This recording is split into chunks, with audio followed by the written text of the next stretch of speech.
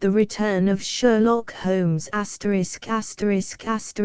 Return of Sherlock Holmes by Sir Arthur Conan Doyle contents the adventure of the empty house, the adventure of the Norwood builder, the adventure of the dancing men, the adventure of the solitary cyclist, the adventure of the priory school, the adventure of Black Peter, the adventure of Charles Augustus Milverton, the adventure of the 6 Napoleons, the adventure of the 3 students, the adventure of the golden pince-nez, the adventure of the missing 3/4, the adventure of the Abbey Grange, the adventure of the second stain.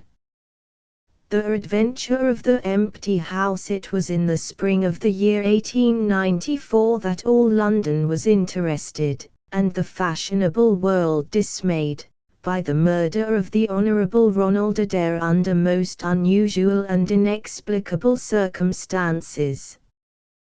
The public has already learned those particulars of the crime which came out in the police investigation, but a good deal was suppressed upon that occasion, since the case for the prosecution was so overwhelmingly strong that it was not necessary to bring forward all the facts. Only now, at the end of nearly 10 years, am I allowed to supply those missing links which make up the whole of that remarkable chain. The crime was of interest in itself, but that interest was as nothing to me compared to the inconceivable sequel, which afforded me the greatest shock and surprise of any event in my adventurous life. Even now, after this long interval, I find myself thrilling as I think of it, and feeling once more that sudden flood of joy, amazement, and incredulity which utterly submerged my mind. Let me say to that public, which has shown some interest in those glimpses which I have occasionally given them of the thoughts and actions of a very remarkable man, that they are not to blame me if I have not shared my knowledge with them, for I should have considered it my first duty to do so, had I not been barred by a positive prohibition from his own lips, which was only withdrawn upon the 3rd of last month. It can be imagined that my close intimacy with Sherlock Holmes had interested me deeply in crime, and that after his disappearance I never failed to read with care the various problems which came before the public.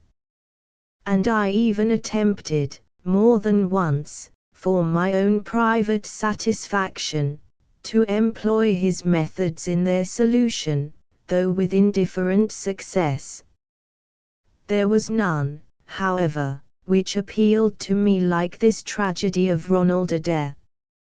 As I read the evidence at the inquest, which led up to a verdict of willful murder against some person or persons unknown, I realized more clearly than I had ever done the loss which the community had sustained by the death of Sherlock Holmes. There were points about this strange business which would, I was sure, have specially appealed to him, and the efforts of the police would have been supplemented, or more probably anticipated, by the trained observation and the alert mind of the first criminal agent in Europe. All day, as I drove upon my round, I turned over the case in my mind and found no explanation which appeared to me to be adequate. At the risk of telling a twice-told tale, I will recapitulate the facts as they were known to the public at the conclusion of the inquest. The Honourable Ronald Adair was the second son of the Earl of Maynooth, at that time governor of one of the Australian colonies. Adair's mother had returned from Australia to undergo the operation for cataract, and she, her son Ronald, and her daughter Hilda were living together at 427 Park Lane. The youth moved in the best society, had, so far as was known, no enemies and no particular vices. He had been engaged to Miss Edith Woodley, of Carstairs, but the engagement had been broken off by mutual consent some months before, and there was no sign that it had left any very profound feeling behind it. For the rest, the man's life moved in a narrow and conventional circle, for his habits were quiet and his nature unemotional. Yet it was upon this easygoing young aristocrat that death came, in most strange and unexpected form, between the hours of 10 and 11:20 on the night of the 30th of March, 1894. Ronald Adair was fond of cards, playing continually, but never for such stakes as would hurt him. He was a member of the Baldwin, the Cavendish, and the Bagatelle card clubs. It was shown that, after dinner on the day of his death, he had played a rubber of whist at the latter club. He had also played there in the afternoon. The evidence of those who had played with him, Mr. Murray, Sir John Hardy, and Colonel Moran, showed that the game was whist, and that there was a fairly equal fall of the cards. Adair might have lost £5, but not more. His fortune was a considerable one, and such a loss could not in any way affect him. He had played nearly every day at one club or other, but he was a cautious player, and usually rose a winner. It came out in evidence that, in partnership with Colonel Moran, he had actually won as much as £420 in a sitting, some weeks before, from Godfrey Milner and Lord Balmoral.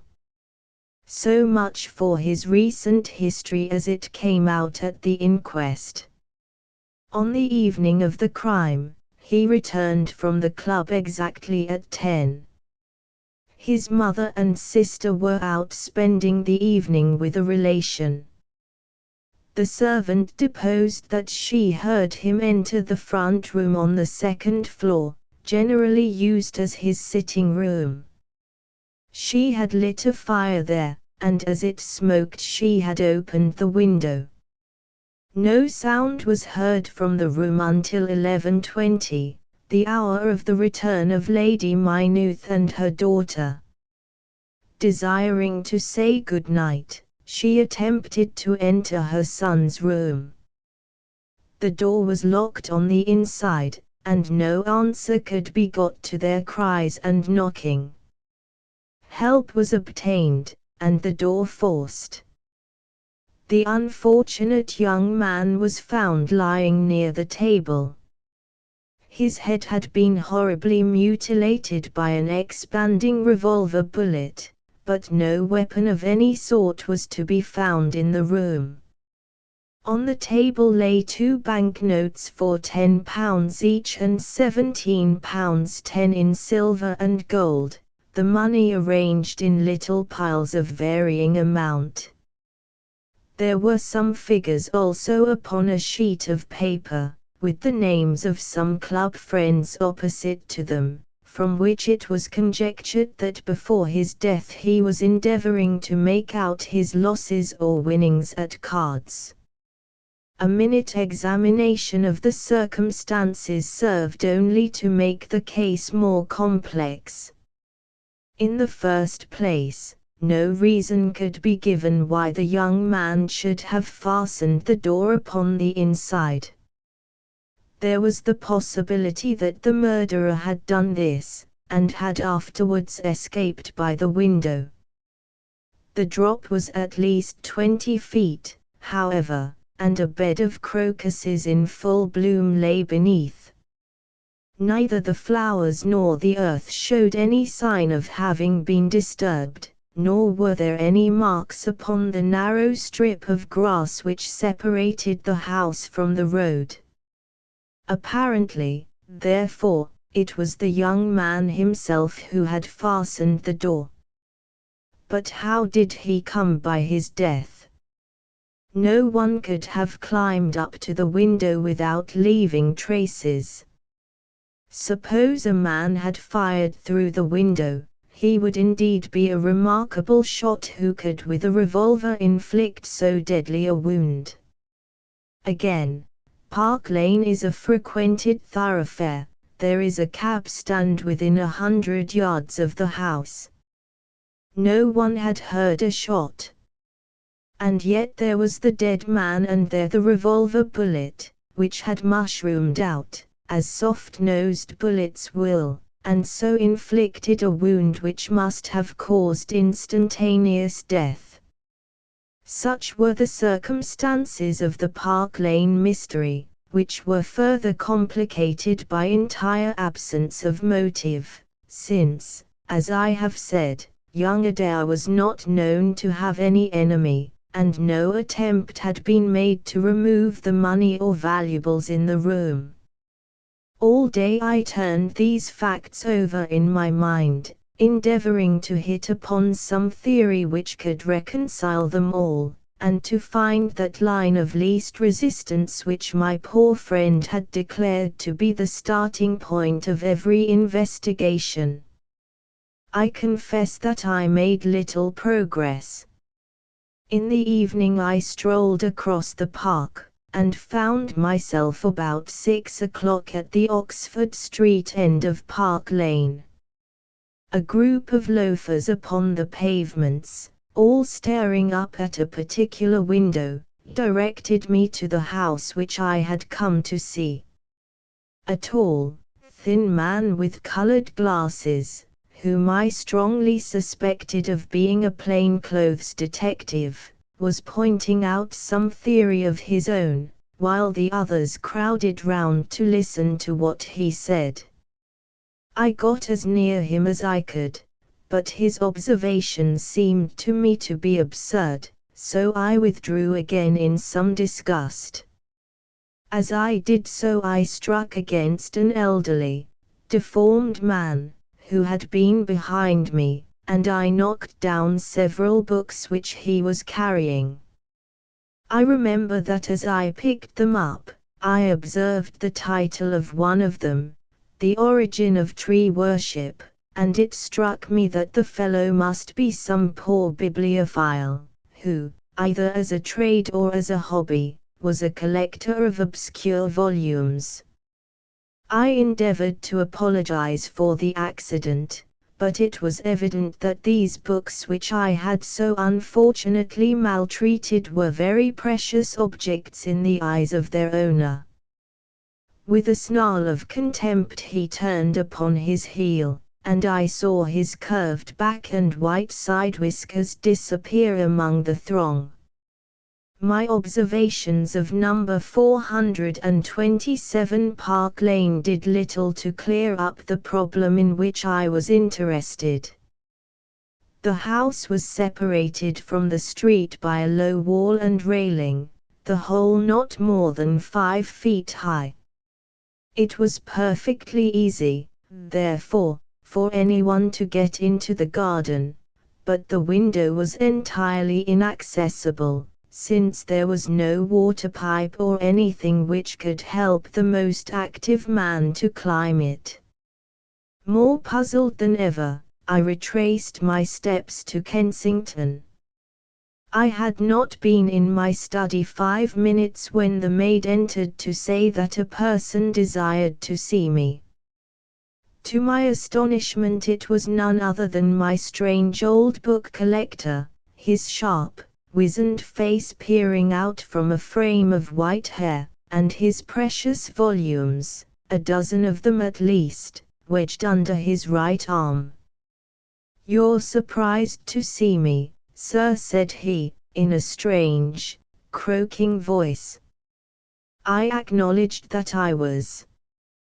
"Well, I've a conscience, sir, and when I chanced to see you go into this house, as I came hobbling after you, I thought to myself, I'll just step in and see that kind gentleman, and tell him that if I was a bit gruff in my manner there was not any harm meant, and that I am much obliged to him for picking up my books. You make too much of a trifle, said I. May I ask how you knew who I was? Well, sir, if it isn't too great a liberty, I am a neighbor of yours, for you'll find my little bookshop at the corner of Church Street, and very happy to see you, I am sure. Maybe you collect yourself, sir. Here's British birds, and Catch-a-Lass, and the Holy War, a bargain, every one of them. With 5 volumes you could just fill that gap on that second shelf. It looks untidy, does it not, sir? I moved my head to look at the cabinet behind me. When I turned again, Sherlock Holmes was standing smiling at me across my study table. I rose to my feet, stared at him for some seconds in utter amazement, and then it appears that I must have fainted for the first and the last time in my life. Certainly a grey mist swirled before my eyes, and when it cleared I found my collar ends undone and the tingling aftertaste of brandy upon my lips. Holmes was bending over my chair, his flask in his hand. "My dear Watson," said the well-remembered voice, "I owe you 1,000 apologies.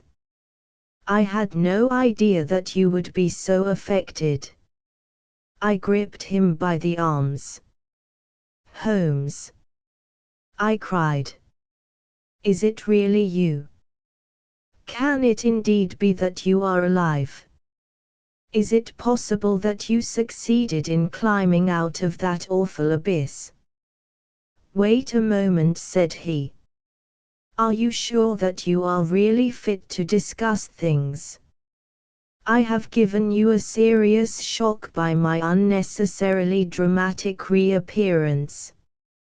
"I am all right, but indeed, Holmes, I can hardly believe my eyes. Good heavens! To think that you of all men, should be standing in my study." Again I gripped him by the sleeve, and felt the thin, sinewy arm beneath it.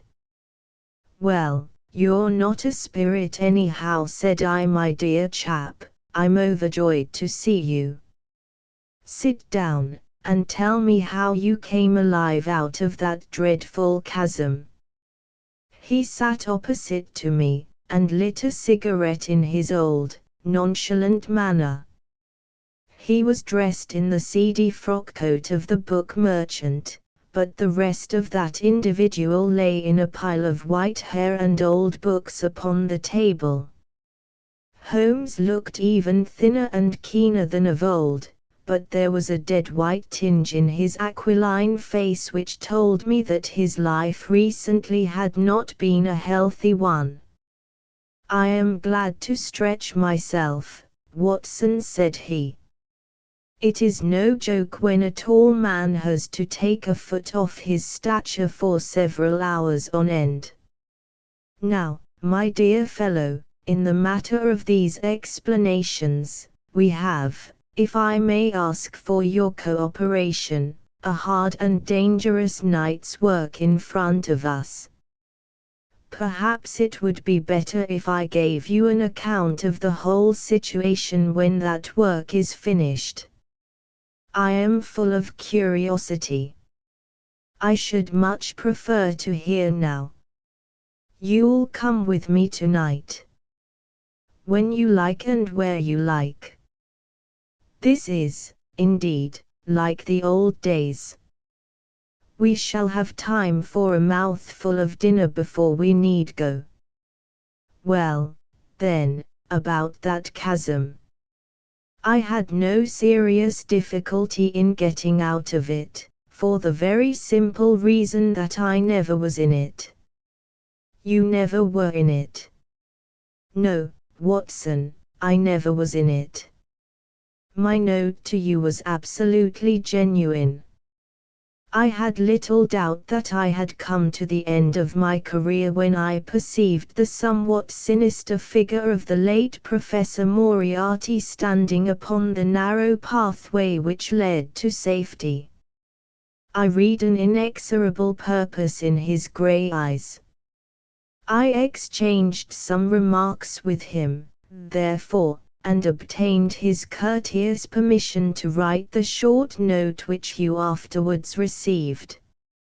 I left it with my cigarette box and my stick, and I walked along the pathway, Moriarty still at my heels. When I reached the end I stood at bay. He drew no weapon, but he rushed at me and threw his long arms around me. He knew that his own game was up, and was only anxious to revenge himself upon me. We tottered together upon the brink of the fall. I have some knowledge, however, of Baratsu, or the Japanese system of wrestling, which has more than once been very useful to me. I slipped through his grip, and he with a horrible scream kicked madly for a few seconds, and clawed the air with both his hands. But for all his efforts he could not get his balance, and over he went. With my face over the brink, I saw him fall for a long way. Then he struck a rock, bounded off, and splashed into the water. I listened with amazement to this explanation, which Holmes delivered between the puffs of his cigarette. "But the tracks?" I cried. "I saw, with my own eyes, that 2 went down the path and none returned. It came about in this way. The instant that the professor had disappeared, it struck me what a really extraordinarily lucky chance fate had placed in my way. I knew that Moriarty was not the only man who had sworn my death. There were at least 3 others whose desire for vengeance upon me would only be increased by the death of their leader. They were all most dangerous men. One or other would certainly get me. On the other hand, if all the world was convinced that I was dead they would take liberties. These men, they would soon lay themselves open, and sooner or later I could destroy them. Then it would be time for me to announce that I was still in the land of the living. So rapidly does the brain act that I believe I had thought this all out before Professor Moriarty had reached the bottom of the Reichenbach fall. I stood up and examined the rocky wall behind me. In your picturesque account of the matter, which I read with great interest some months later, you assert that the wall was sheer. That was not literally true. A few small footholds presented themselves, and there was some indication of a ledge. The cliff is so high that to climb it all was an obvious impossibility, and it was equally impossible to make my way along the wet path without leaving some tracks. I might, it is true, have reversed my boots, as I have done on similar occasions, but the sight of 3 sets of tracks in one direction would certainly have suggested a deception. On the whole, then, it was best that I should risk the climb. It was not a pleasant business, Watson. The fall roared beneath me. I am not a fanciful person, but I give you my word that I seemed to hear Moriarty's voice screaming at me out of the abyss. A mistake would have been fatal. More than once, as tufts of grass came out in my hand or my foot slipped in the wet notches of the rock, I thought that I was gone. But I struggled upward, and at last I reached a ledge several feet deep and covered with soft green moss, where I could lie unseen, in the most perfect comfort. There I was stretched, when you, my dear Watson, and all your following were investigating in the most sympathetic and inefficient manner the circumstances of my death. At last, when you had all formed your inevitable and totally erroneous conclusions, you departed for the hotel, and I was left alone. I had imagined that I had reached the end of my adventures, but a very unexpected occurrence showed me that there were surprises still in store for me. A huge rock, falling from above, boomed past me, struck the path, and bounded over into the chasm. For an instant I thought that it was an accident, but a moment later, looking up, I saw a man's head against the darkening sky, and another stone struck the very ledge upon which I was stretched, within a foot of my head. Of course, the meaning of this was obvious. Moriarty had not been alone. A confederate, and even that one glance had told me how dangerous a man that confederate was, had kept guard while the professor had attacked me. From a distance, unseen by me, he had been a witness of his friend's death and of my escape. He had waited, and then making his way round to the top of the cliff, he had endeavored to succeed where his comrade had failed. I did not take long to think about it, Watson. Again I saw that grim face look over the cliff, and I knew that it was the precursor of another stone. I scrambled down onto the path. I don't think I could have done it in cold blood.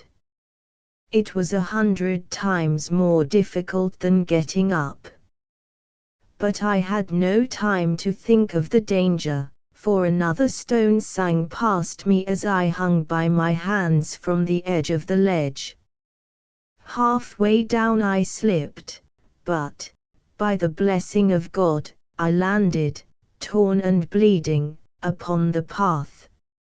I took to my heels, did 10 miles over the mountains in the darkness, and a week later I found myself in Florence, with the certainty that no one in the world knew what had become of me. I had only one confidant, my brother Mycroft.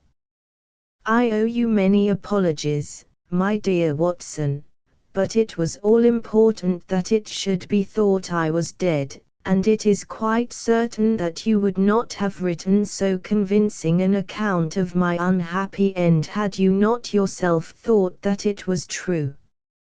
Several times during the last 3 years I have taken up my pen to write to you, but always I feared lest your affectionate regard for me should tempt you to some indiscretion which would betray my secret. For that reason I turned away from you this evening when you upset my books, for I was in danger at the time, and any show of surprise and emotion upon your part might have drawn attention to my identity and led to the most deplorable and irreparable results. As to Mycroft, I had to confide in him in order to obtain the money which I needed. The course of events in London did not run so well as I had hoped, for the trial of the Moriarty gang left 2 of its most dangerous members, my own most vindictive enemies, at liberty. I travelled for 2 years in Tibet, therefore, and amused myself by visiting Lhasa, and spending some days with the head Lama. You may have read of the remarkable explorations of a Norwegian named Sigerson, but I am sure that it never occurred to you that you were receiving news of your friend. I then passed through Persia, looked in at Mecca, and paid a short but interesting visit to the Caliphate at Khartoum, the results of which I have communicated to the Foreign Office. Returning to France, I spent some months in a research into the coal tar derivatives, which I conducted in a laboratory at Montpellier, in the south of France. Having concluded this to my satisfaction and learning that only one of my enemies was now left in London, I was about to return when my movements were hastened by the news of this very remarkable Park Lane mystery, which not only appealed to me by its own merits, but which seemed to offer some most peculiar personal opportunities. I came over at once to London, called in my own person at Baker Street, threw Mrs. Hudson into violent hysterics, and found that Mycroft had preserved my rooms and my papers exactly as they had always been. So it was, my dear Watson, that at 2 o'clock today I found myself in my old armchair in my own old room, and only wishing that I could have seen my old friend Watson in the other chair which he has so often adorned. Such was the remarkable narrative to which I listened on that April evening, a narrative which would have been utterly incredible to me had it not been confirmed by the actual sight of the tall, spare figure and the keen, eager face, which I had never thought to see again.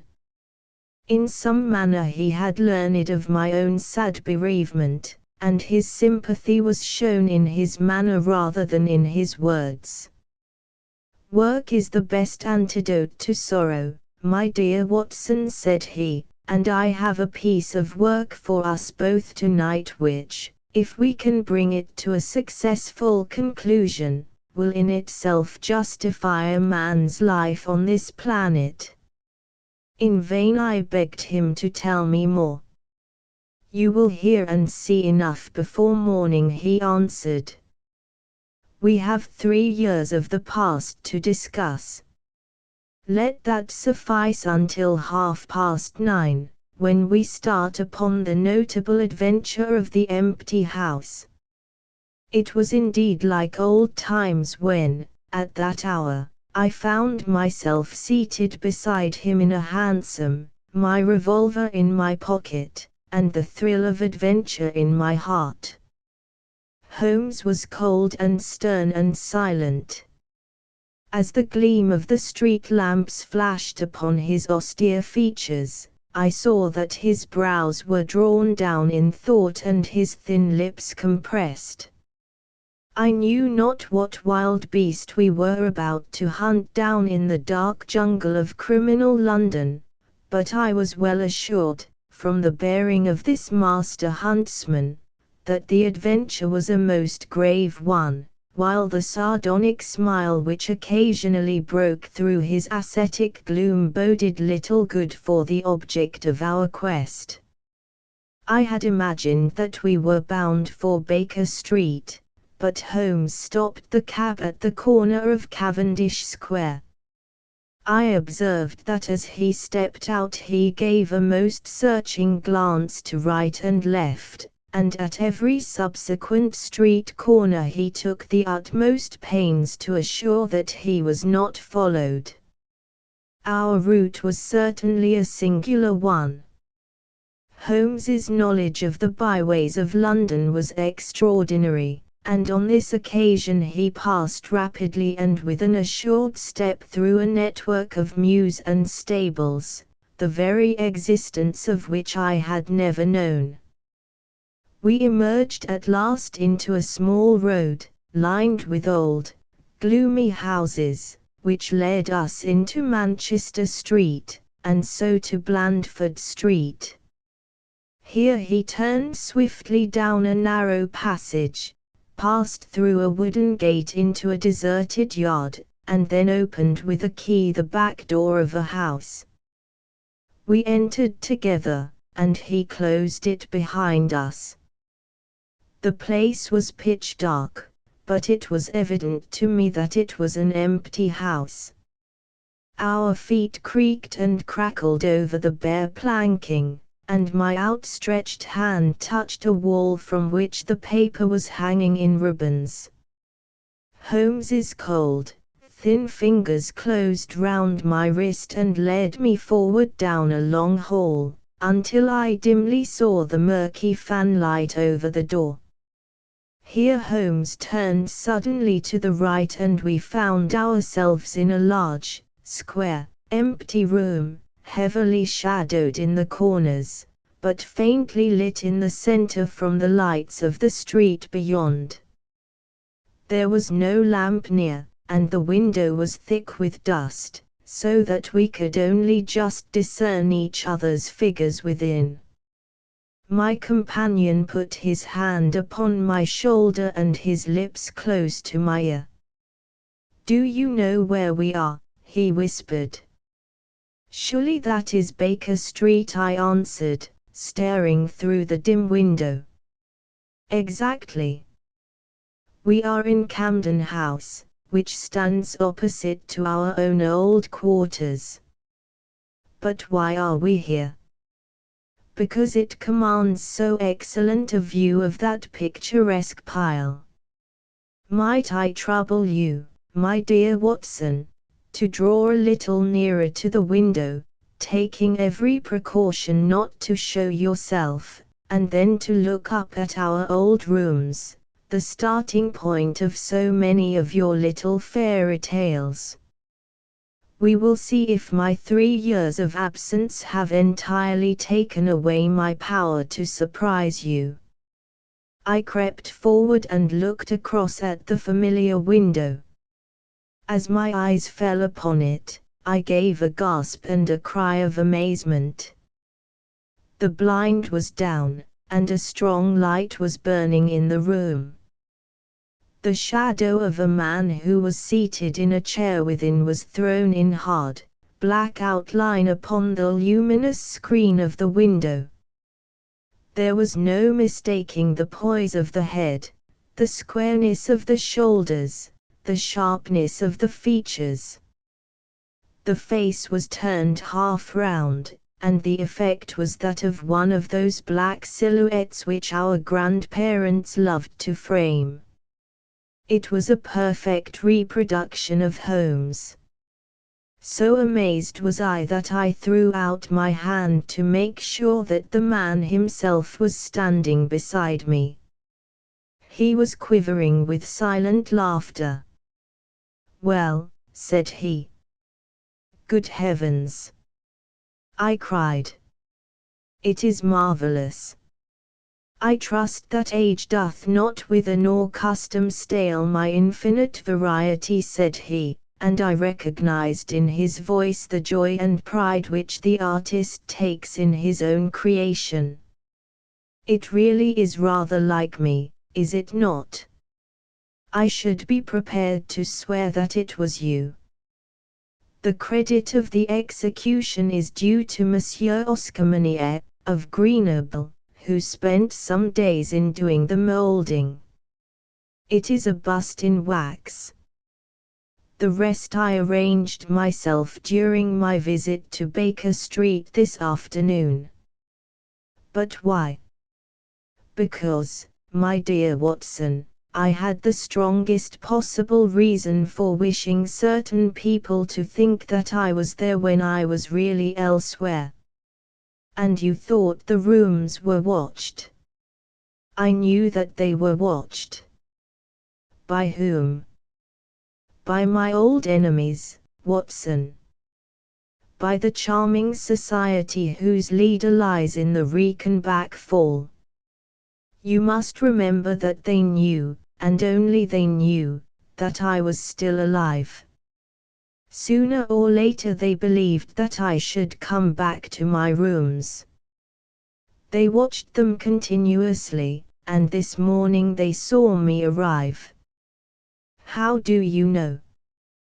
Because I recognized their sentinel when I glanced out of my window.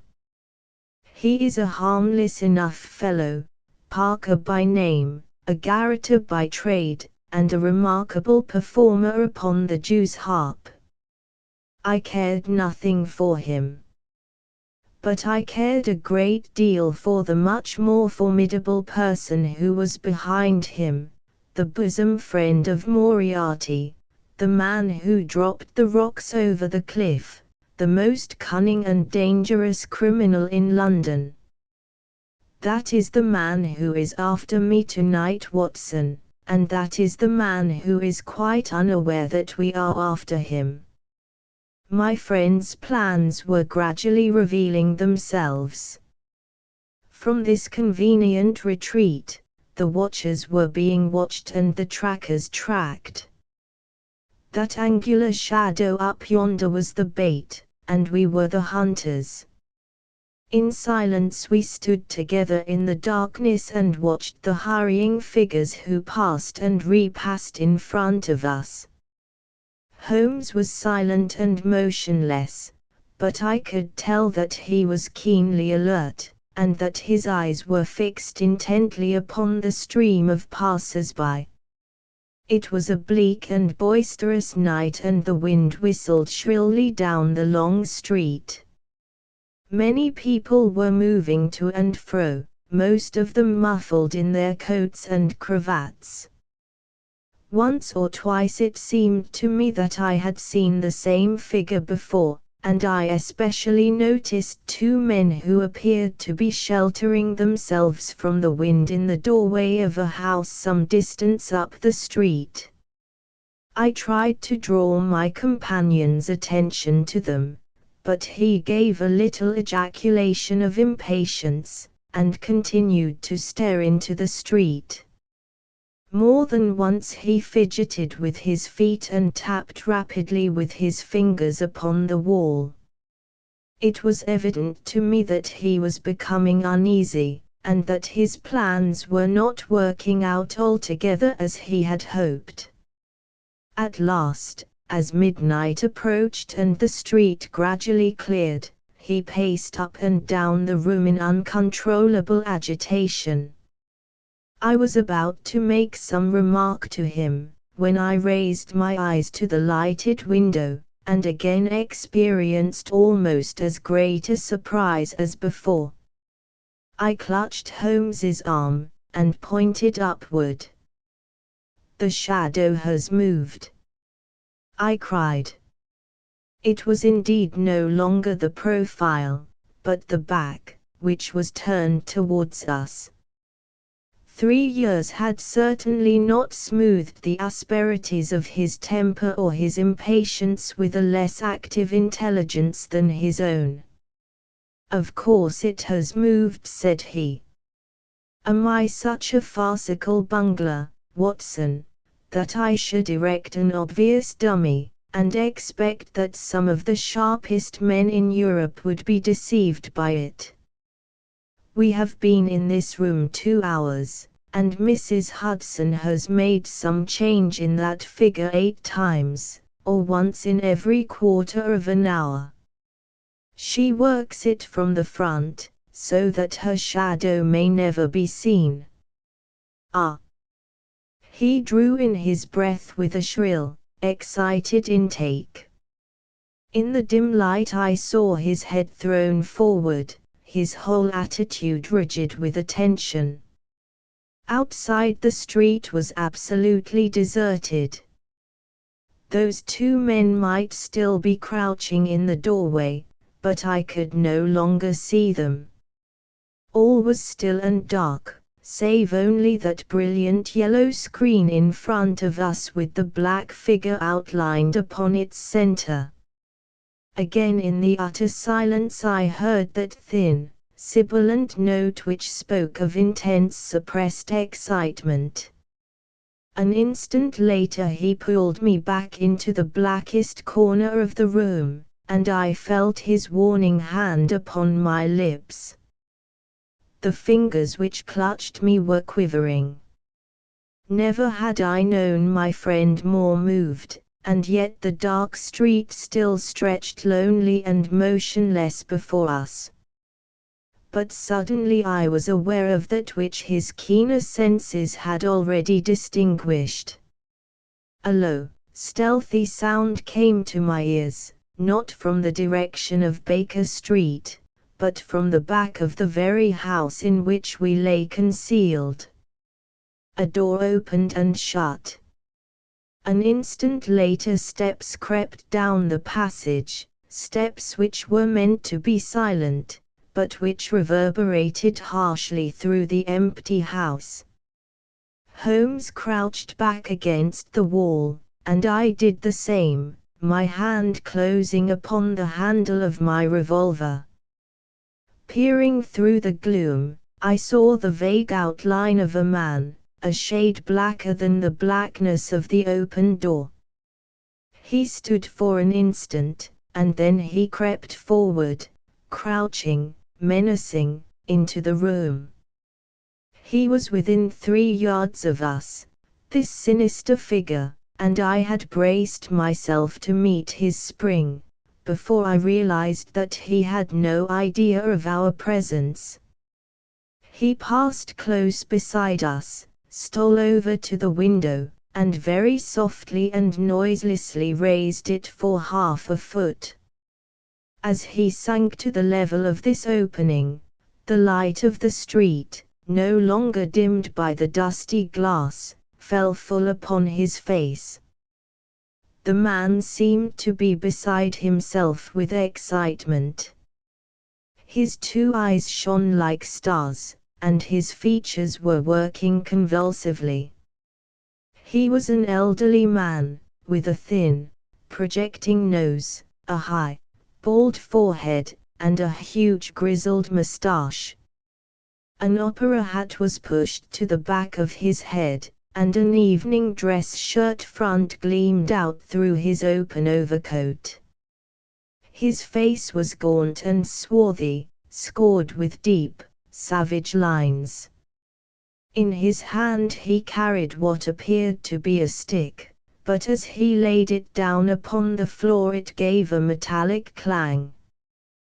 Then from the pocket of his overcoat he drew a bulky object, and he busied himself in some task which ended with a loud, sharp click, as if a spring or bolt had fallen into its place. Still kneeling upon the floor he bent forward and threw all his weight and strength upon some lever, with the result that there came a long, whirling, grinding noise, ending once more in a powerful click. He straightened himself then, and I saw that what he held in his hand was a sort of gun, with a curiously misshapen butt. He opened it at the breech, put something in, and snapped the breech lock. Then, crouching down, he rested the end of the barrel upon the ledge of the open window, and I saw his long moustache droop over the stock and his eye gleam as it peered along the sights. I heard a little sigh of satisfaction as he cuddled the butt into his shoulder, and saw that amazing target, the black man on the yellow ground, standing clear at the end of his foresight. For an instant he was rigid and motionless. Then his finger tightened on the trigger. There was a strange, loud whiz and a long, silvery tinkle of broken glass. At that instant Holmes sprang like a tiger onto the marksman's back, and hurled him flat upon his face. He was up again in a moment, and with convulsive strength he seized Holmes by the throat, but I struck him on the head with the butt of my revolver, and he dropped again upon the floor. I fell upon him, and as I held him my comrade blew a shrill call upon a whistle. There was the clatter of running feet upon the pavement, and 2 policemen in uniform, with 1 plainclothes detective, rushed through the front entrance and into the room. "That you, Lestrade?" said Holmes. "Yes, Mr. Holmes." I took the job myself. It's good to see you back in London, sir. I think you want a little unofficial help. 3 undetected murders in 1 year won't do, Lestrade. But you handled the Molesey mystery with less than your usual, that's to say, you handled it fairly well. We had all risen to our feet, our prisoner breathing hard, with a stalwart constable on each side of him. Already a few loiterers had begun to collect in the street. Holmes stepped up to the window, closed it, and dropped the blinds. Lestrade had produced 2 candles, and the policemen had uncovered their lanterns. I was able at last to have a good look at our prisoner. It was a tremendously virile and yet sinister face which was turned towards us. With the brow of a philosopher above and the jaw of a sensualist below, the man must have started with great capacities for good or for evil. But one could not look upon his cruel blue eyes, with their drooping, cynical lids, or upon the fierce, aggressive nose and the threatening, deep-lined brow, without reading nature's plainest danger signals. He took no heed of any of us, but his eyes were fixed upon Holmes's face with an expression in which hatred and amazement were equally blended. "You fiend," he kept on muttering. "You clever, clever fiend." "Ah, Colonel," said Holmes, arranging his rumpled collar. "Journeys end in lovers' meetings, as the old play says.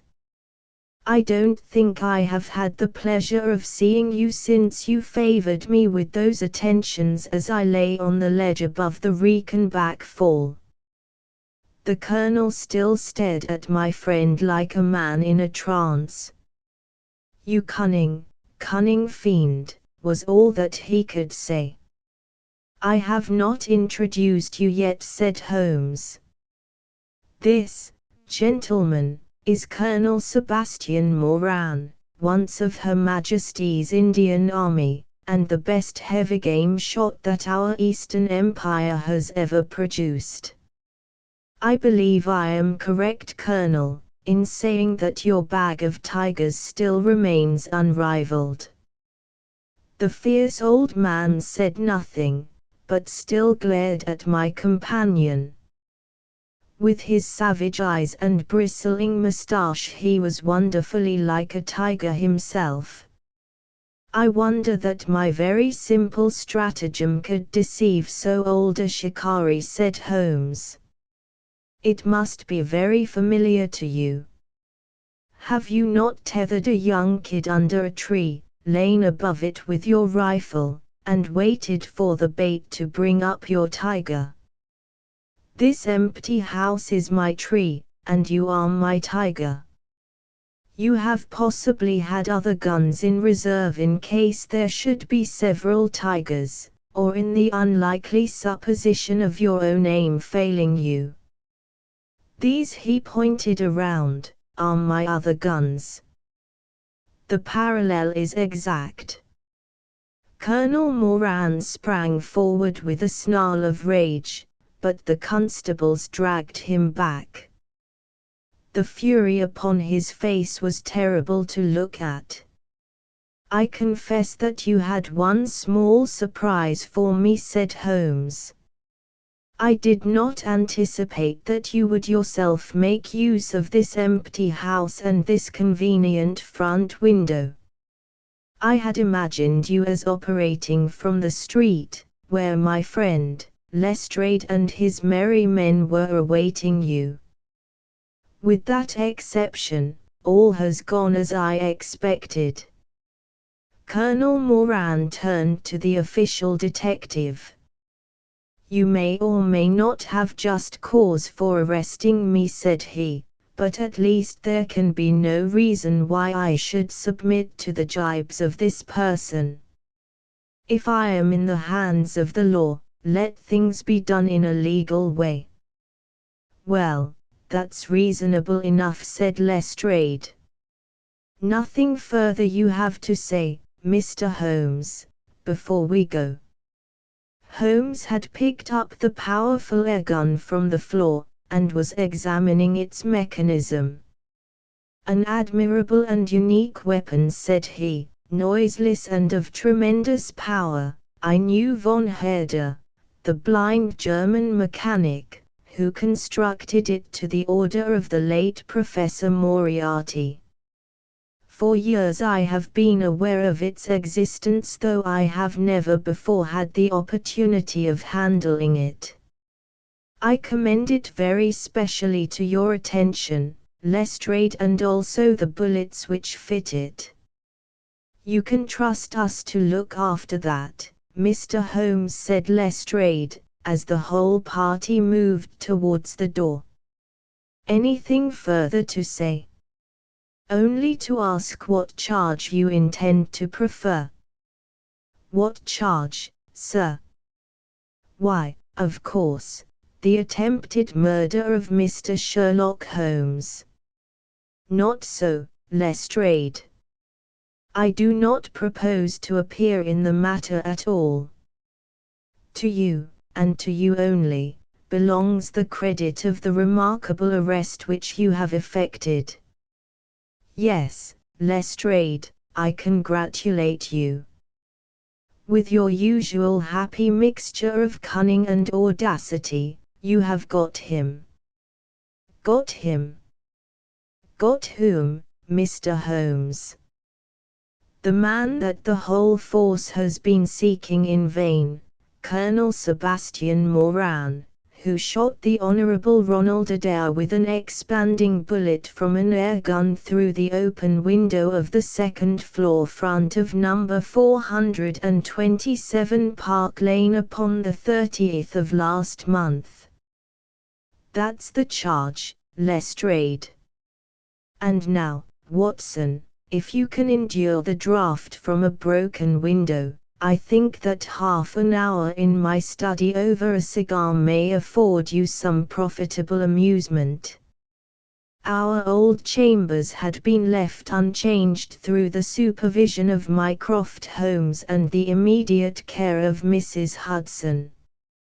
As I entered I saw, it is true, an unwanted tidiness, but the old landmarks were all in their place. There were the chemical corner and the acid-stained, deal-topped table. There upon a shelf was the row of formidable scrapbooks and books of reference which many of our fellow citizens would have been so glad to burn.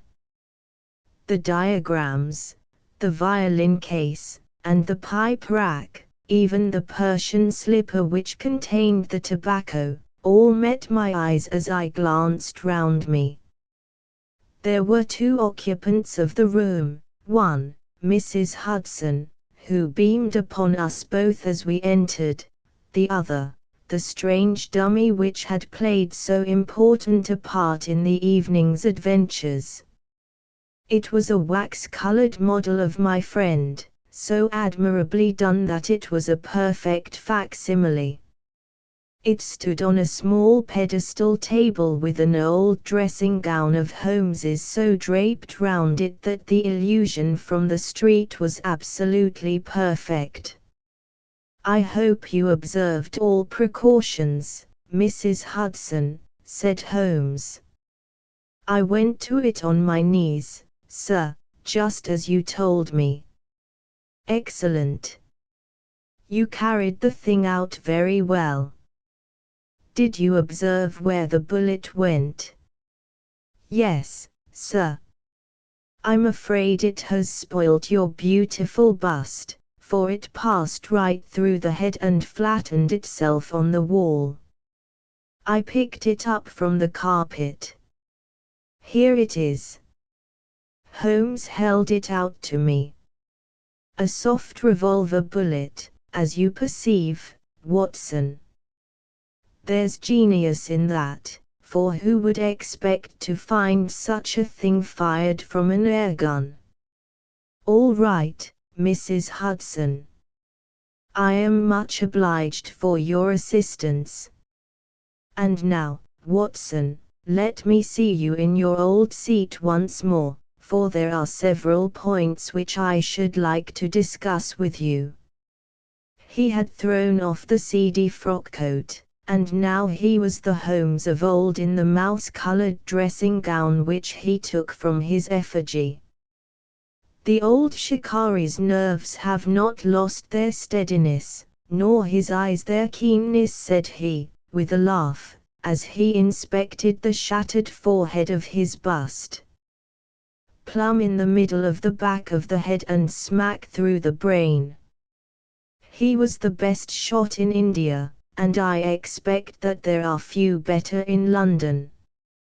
Have you heard the name? No, I have not. Well, well, such is fame. But, then, if I remember right, you had not heard the name of Professor James Moriarty, who had one of the great brains of the century. Just give me down my index of biographies from the shelf. He turned over the pages lazily, leaning back in his chair and blowing great clouds from his cigar. My collection of MS is a fine one, said he. Moriarty himself is enough to make any letter illustrious, and here is Morgan the poisoner, and Merieux of abominable memory, and Matthews, who knocked out my left canine in the waiting room at Charing Cross, and, finally, here is our friend of tonight. He handed over the book, and I read, Moran, Sebastian, Colonel. Unemployed.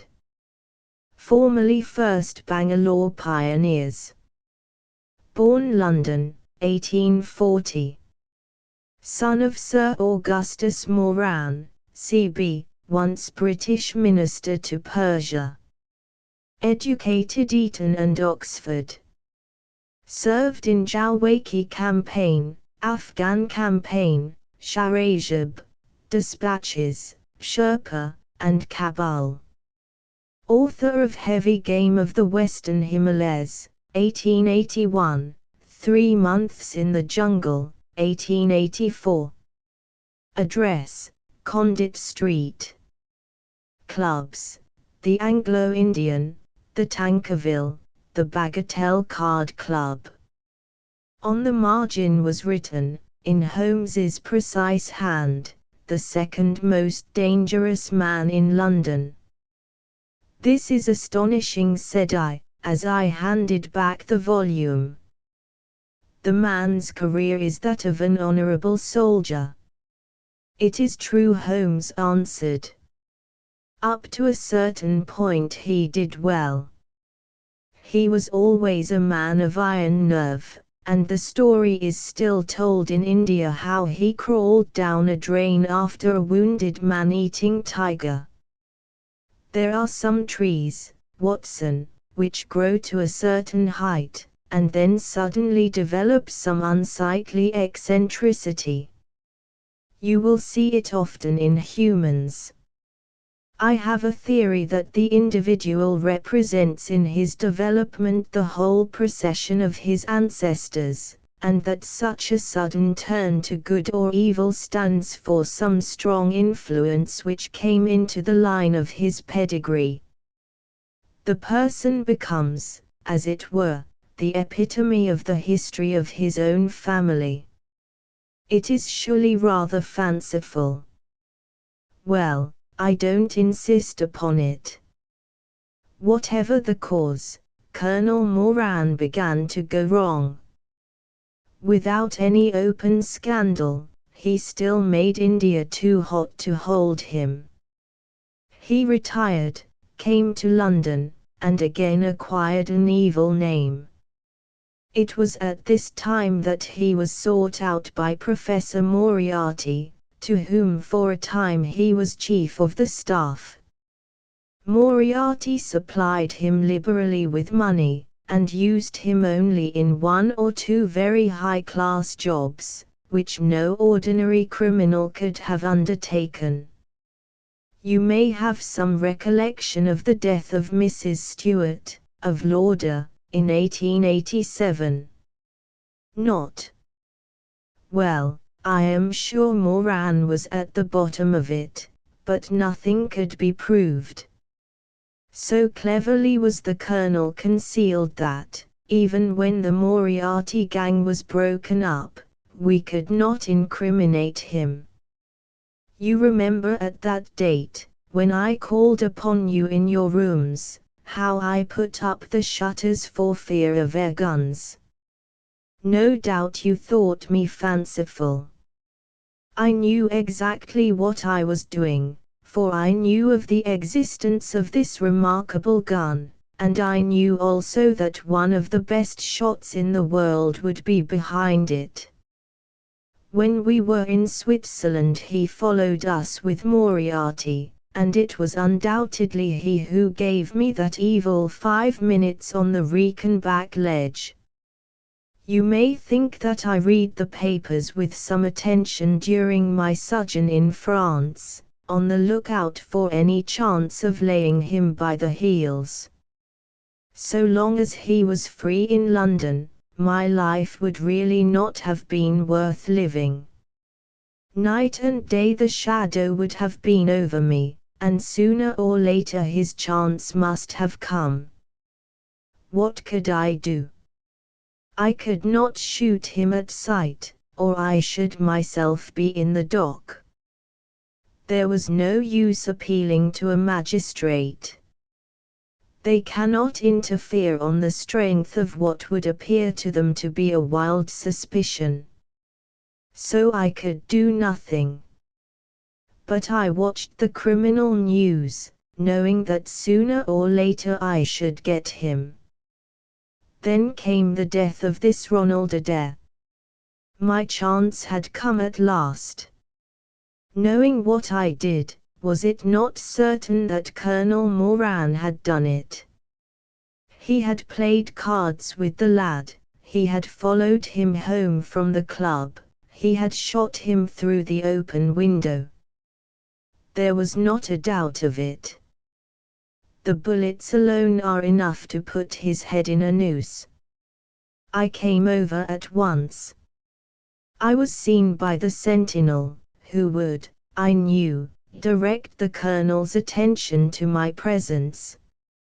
He could not fail to connect my sudden return with his crime, and to be terribly alarmed. I was sure that he would make an attempt to get me out of the way at once, and would bring round his murderous weapon for that purpose.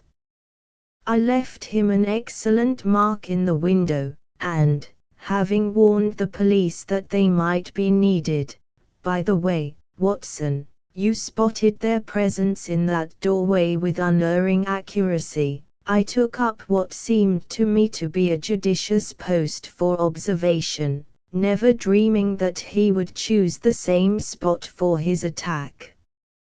Now, my dear Watson, does anything remain for me to explain? Yes, said I, you have not made it clear what was Colonel Moran's motive in murdering the Honourable Ronald Adair. Ah, my dear Watson, there we come into those realms of conjecture, where the most logical mind may be at fault. Each may form his own hypothesis upon the present evidence, and yours is as likely to be correct as mine. You have formed one, then. I think that it is not difficult to explain the facts. It came out in evidence that Colonel Moran and young Adair had, between them, won a considerable amount of money. Now, Moran undoubtedly played foul, of that I have long been aware. I believe that on the day of the murder Adair had discovered that Moran was cheating. Very likely he had spoken to him privately, and had threatened to expose him unless he voluntarily resigned his membership of the club, and promised not to play cards again. It is unlikely that a youngster like Adair would at once make a hideous scandal by exposing a well-known man so much older than himself. Probably he acted as I suggest. The exclusion from his clubs would mean ruin to Moran, who lived by his ill-gotten card gains. He therefore murdered Adair, who at the time was endeavoring to work out how much money he should himself return, since he could not profit by his partner's foul play. He locked the door lest the ladies should surprise him and insist upon knowing what he was doing with these names and coins. Will it pass? I have no doubt that you have hit upon the truth. It will be verified or disproved at the trial. Meanwhile, come what may, Colonel Moran will trouble us no more. The famous air gun of von Herder will embellish the Scotland Yard Museum, and once again Mr. Sherlock Holmes is free to devote his life to examining those interesting little problems which the complex life of London so plentifully presents. The adventure of the Norwood builder from the point of view of the criminal expert, said Mr. Sherlock Holmes. London has become a singularly uninteresting city since the death of the late lamented Professor Moriarty. I can hardly think that you would find many decent citizens to agree with you, I answered. Well, I must not be selfish, said he, with a smile, as he pushed back his chair from the breakfast table. The community is certainly the gainer, and no one the loser, save the poor out-of-work specialist, whose occupation has gone. With that man in the field, one's morning paper presented infinite possibilities.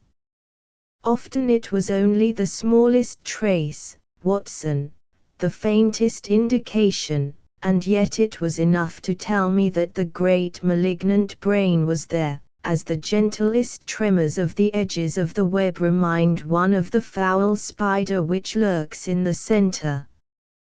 Petty thefts, wanton assaults, purposeless outrage, to the man who held the clue all could be worked into one connected whole.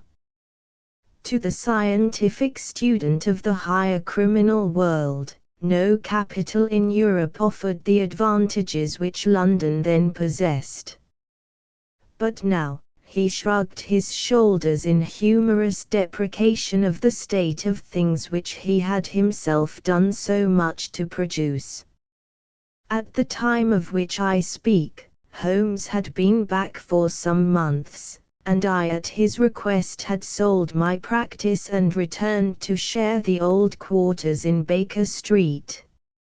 A young doctor, named Werner, had purchased my small Kensington practice, and given with astonishingly little demur the highest price that I ventured to ask, an incident which only explained itself some years later, when I found that Werner was a distant relation of Holmes, and that it was my friend who had really found the money. Our months of partnership had not been so uneventful as he had stated, for I find, on looking over my notes, that this period includes the case of the papers of ex-President Murillo, and also the shocking affair of the Dutch steamship Friesland, which so nearly cost us both our lives. His cold and proud nature was always averse, however, from anything in the shape of public applause, and he bound me in the most stringent terms to say no further word of himself, his methods, or his successes, a prohibition which, as I have explained, has only now been removed. Mr. Sherlock Holmes was leaning back in his chair after his whimsical protest, and was unfolding his morning paper in a leisurely fashion, when our attention was arrested by a tremendous ring at the bell, followed immediately by a hollow drumming sound, as if someone were beating on the outer door with his fist. As it opened, there came a tumultuous rush into the hall, rapid feet clattered up the stair, and an instant later a wild-eyed and frantic young man, pale, disheveled, and palpitating, burst into the room.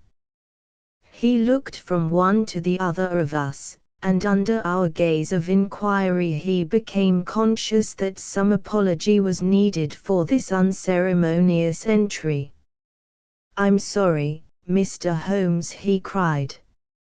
"You mustn't blame me. I am nearly mad. Mr. Holmes, I am the unhappy John Hector MacFarlane." He made the announcement as if the name alone would explain both his visit and its manner, but I could see, by my companion's unresponsive face, that it meant no more to him than to me. "Have a cigarette, Mr. MacFarlane," said he, pushing his case across. "I am sure that, with your symptoms, my friend Dr. Watson here would prescribe a sedative. The weather has been so very warm these last few days. Now, if you feel a little more composed, I should be glad if you would sit down in that chair, and tell us very slowly and quietly who you are, and what it is that you want. You mentioned your name, as if I should recognize it, but I assure you that, beyond the obvious facts that you are a bachelor, a solicitor, a Freemason, and an asthmatic, I know nothing whatever about you." Familiar as I was with my friend's methods, it was not difficult for me to follow his deductions, and to observe the untidiness of attire, the sheaf of legal papers, the watch charm, and the breathing which had prompted them. Our client, however, stared in amazement. "Yes, I am all that, Mr. Holmes, and, in addition, I am the most unfortunate man at this moment in London. For heaven's sake, don't abandon me, Mr. Holmes. If they come to arrest me before I have finished my story, make them give me time, so that I may tell you the whole truth. I could go to jail happy if I knew that you were working for me outside." "Arrest you," said Holmes. "This is really most grotty, most interesting. On what charge do you expect to be arrested?" "Upon the charge of murdering Mr. Jonas Oldacker, of Lower Norwood." My companion's expressive face showed a sympathy which was not, I am afraid, entirely unmixed with satisfaction. "Dear me," said he, "it was only this moment at breakfast that I was saying to my friend, Dr. Watson, that sensational cases had disappeared out of our papers." Our visitor stretched forward a quivering hand and picked up the Daily Telegraph, which still lay upon Holmes's knee. "If you had looked at it, sir, you would have seen at a glance what the errand is on which I have come to you this morning. I feel as if my name and my misfortune must be in every man's mouth." He turned it over to expose the central page. "Here it is, and with your permission I will read it to you. Listen to this, Mr. Holmes. The headlines are, 'Mysterious Affair at Lower Norwood. Disappearance of a well-known builder. Suspicion of murder and arson. A clue to the criminal.' That is the clue which they are already following, Mr. Holmes, and I know that it leads infallibly to me. I have been followed from London Bridge Station, and I am sure that they are only waiting for the warrant to arrest me. It will break my mother's heart, it will break her heart." He wrung his hands in an agony of apprehension, and swayed backward and forward in his chair. I looked with interest upon this man, who was accused of being the perpetrator of a crime of violence. He was flaxen-haired and handsome, in a washed-out negative fashion, with frightened blue eyes, and a clean-shaven face, with a weak, sensitive mouth. His age may have been about 27, his dress and bearing that of a gentleman. From the pocket of his light summer overcoat protruded the bundle of endorsed papers which proclaimed his profession. "We must use what time we have," said Holmes. "Watson, would you have the kindness to take the paper and to read the paragraph in question?" Underneath the vigorous headlines which our client had quoted, I read the following suggestive narrative: "Late last night, or early this morning, an incident occurred at Lower Norwood which points, it is feared, to a serious crime. Mr. Jonas Oldacker is a well-known resident of that suburb, where he has carried on his business as a builder for many years. Mr. Oldacker is a bachelor, 52 years of age, and lives in Deep Dean House, at the Sydenham end of the road of that name. He has had the reputation of being a man of eccentric habits, secretive and retiring. For some years he has practically withdrawn from the business, in which he is said to have amassed considerable wealth. A small timber yard still exists, however, at the back of the house, and last night, about 12 o'clock, an alarm was given that one of the stacks was on fire. The engines were soon upon the spot, but the dry wood burned with great fury, and it was impossible to arrest the conflagration until the stack had been entirely consumed. Up to this point the incident bore the appearance of an ordinary accident, but fresh indications seemed to point to serious crime. Surprise was expressed at the absence of the master of the establishment from the scene of the fire, and an inquiry followed, which showed that he had disappeared from the house. An examination of his room revealed that the bed had not been slept in, that a safe which stood in it was open, that a number of important papers were scattered about the room, and finally, that there were signs of a murderous struggle, slight traces of blood being found within the room, and an oaken walking stick, which also showed stains of blood upon the handle. It is known that Mr. Jonas Oldacker had received a late visitor in his bedroom upon that night, and the stick found has been identified as the property of this person, who is a young London solicitor named John Hector McFarlane, junior partner of Graham and McFarlane, of 426, Gresham Buildings, E.C. The police believe that they have evidence in their possession which supplies a very convincing motive for the crime, and altogether it cannot be doubted that sensational developments will follow. Later.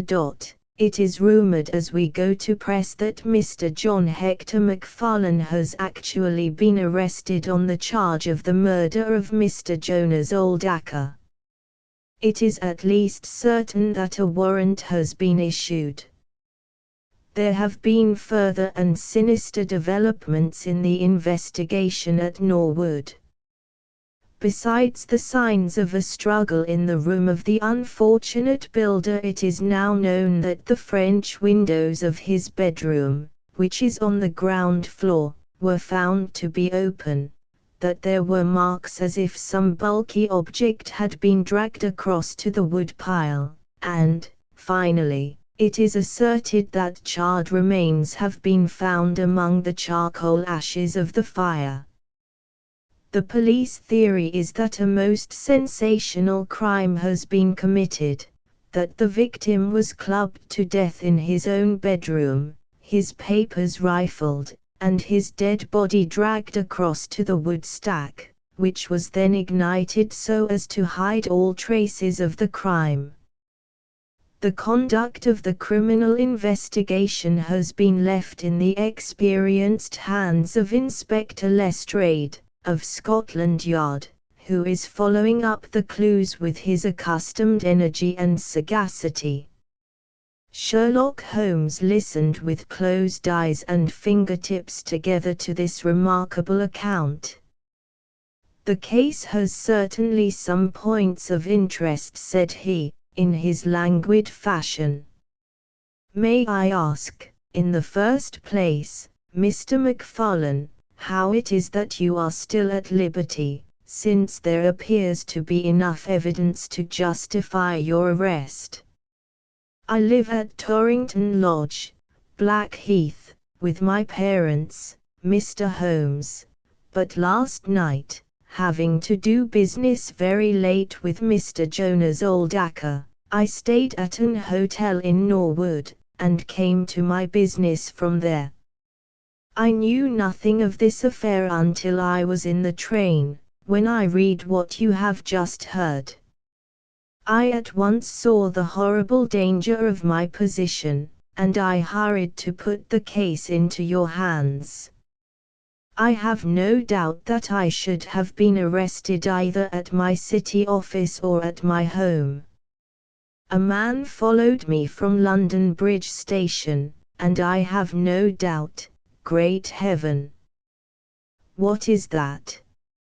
It was a clang of the bell, followed instantly by heavy steps upon the stair. A moment later, our old friend Lestrade appeared in the doorway. Over his shoulder I caught a glimpse of one or two uniformed policemen outside. "Mr. John Hector McFarlane," said Lestrade. Our unfortunate client rose with a ghastly face. "I arrest you for the wilful murder of Mr. Jonas Oldacre, of Lower Norwood." McFarlane turned to us with a gesture of despair, and sank into his chair once more like one who is crushed. "One moment," Lestrade said. "Holmes. Half an hour more or less can make no difference to you, and the gentleman was about to give us an account of this very interesting affair, which might aid us in clearing it up." "I think there will be no difficulty in clearing it up," said Lestrade, grimly. "None the less, with your permission, I should be much interested to hear his account." "Well, Mr. Holmes, it is difficult for me to refuse you anything, for you have been of use to the force once or twice in the past, and we owe you a good turn at Scotland Yard," said Lestrade. "At the same time I must remain with my prisoner, and I am bound to warn him that anything he may say will appear in evidence against him." "I wish nothing better," said our client. "All I ask is that you should hear and recognize the absolute truth." Lestrade looked at his watch. "I'll give you half an hour," said he. "I must explain first," said McFarlane, "that I knew nothing of Mr. Jonas Oldacre.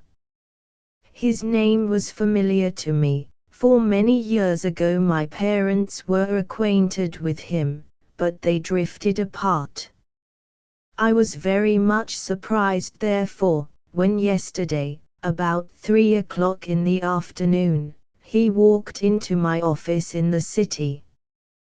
But I was still more astonished when he told me the object of his visit. He had in his hand several sheets of a notebook, covered with scribbled writing. "Here they are," and he laid them on my table. "Here is my will," said he. "I want you, Mr. McFarlane, to cast it into proper legal shape. I will sit here while you do so." I set myself to copy it, and you can imagine my astonishment when I found that, with some reservations, he had left all his property to me. He was a strange little ferret-like man, with white eyelashes, and when I looked up at him I found his keen grey eyes fixed upon me with an amused expression. I could hardly believe my own as I read the terms of the will, but he explained that he was a bachelor with hardly any living relation, that he had known my parents in his youth, and that he had always heard of me as a very deserving young man, and was assured that his money would be in worthy hands. Of course, I could only stammer out my thanks. The will was duly finished, signed, and witnessed by my clerk. This is it on the blue paper, and these slips, as I have explained, are the rough draft.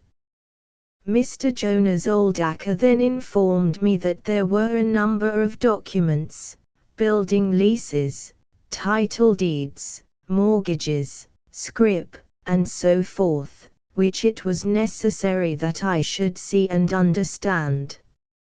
He said that his mind would not be easy until the whole thing was settled, and he begged me to come out to his house at Norwood that night, bringing the will with me, and to arrange matters. "Remember, my boy, not one word to your parents about the affair until everything is settled. We will keep it as a little surprise for them." He was very insistent upon this point, and made me promise it faithfully. You can imagine, Mr. Holmes, that I was not in a humor to refuse him anything that he might ask. He was my benefactor, and all my desire was to carry out his wishes in every particular. I sent a telegram home, therefore, to say that I had important business on hand, and that it was impossible for me to say how late I might be. Mr. Oldacker had told me that he would like me to have supper with him at 9, as he might not be home before that hour. I had some difficulty in finding his house, however, and it was nearly past before I reached it. "I found him, one moment," said Holmes. "Who opened the door?" "A middle-aged woman, who was, I suppose, his housekeeper." "And it was she, I presume, who mentioned your name?" "Exactly," said McFarlane. "Pray proceed." McFarlane wiped his damp brow, and then continued his narrative. "I was shown by this woman into a sitting room, where a frugal supper was laid out. Afterwards, Mr. Jonas Oldacker led me into his bedroom, in which there stood a heavy safe. This he opened and took out a mass of documents, which we went over together. It was between 11 and 12 when we finished. He remarked that we must not disturb the housekeeper. He showed me out through his own French window, which had been open all this time. "Was the blind down?" asked Holmes. "I will not be sure, but I believe that it was only half down." "Yes, I remember how he pulled it up in order to swing open the window. I could not find my stick, and he said, 'Never mind, my boy, I shall see a good deal of you now, I hope, and I will keep your stick until you come back to claim it.' I left him there, the safe open, and the papers made up in packets upon the table. It was so late that I could not get back to Blackheath, so I spent the night at the Annerley Arms, and I knew nothing more until I read of this horrible affair in the morning. Anything more that you would like to ask, Mr. Holmes? Said Lestrade, whose eyebrows had gone up once or twice during this remarkable explanation. Not until I have been to Blackheath. You mean to Norwood? Said Lestrade. Oh, yes, no doubt that is what I must have meant, said Holmes, with his enigmatical smile. Lestrade had learned by more experiences than he would care to acknowledge that brain could cut through that which was impenetrable to him. I saw him look curiously at my companion. I think I should like to have a word with you presently, Mr. Sherlock Holmes, said he. Now, Mr. MacFarlane, 2 of my constables are at the door, and there is a 4-wheeler waiting. The wretched young man arose, and with a last beseeching glance at us walked from the room. The officers conducted him to the cab, but Lestrade remained. Holmes had picked up the pages which formed the rough draft of the will, and was looking at them with the keenest interest upon his face. There are some points about that document, Lestrade, are there not? Said he, pushing them over. The official looked at them with a puzzled expression. I can read the first few lines and these in the middle of the second page, and 1 or 2 at the end. Those are as clear as print, said he, but the writing in between is very bad, and there are 3 places where I cannot read it at all. What do you make of that? Said Holmes. Well, what do you make of it? That it was written in a train. The good writing represents stations, the bad writing movement, and the very bad writing passing over points. A scientific expert would pronounce at once that this was drawn up on a suburban line, since nowhere save in the immediate vicinity of a great city could there be so quick a succession of points. Granting that his whole journey was occupied in drawing up the will, then the train was an express, only stopping once between Norwood and London Bridge. Lestrade began to laugh. You are too many for me when you begin to get on your theories, Mr. Holmes, said he. How does this bear on the case? Well, it corroborates the young man's story to the extent that the will was drawn up by Jonas Oldacre in his journey yesterday. It is curious, is it not, that a man should draw up so important a document in so haphazard a fashion. It suggests that he did not think it was going to be of much practical importance. If a man drew up a will which he did not intend ever to be effective, he might do it so. Well, he drew up his own death warrant at the same time, said Lestrade. Oh, you think so? Don't you? Well, it is quite possible, but the case is not clear to me yet. Not clear? Well, if that isn't clear, what could be clearer? Here is a young man who learns suddenly that, if a certain older man dies, he will succeed to a fortune. What does he do? He says nothing to anyone, but he arranges that he shall go out on some pretext to see his client that night.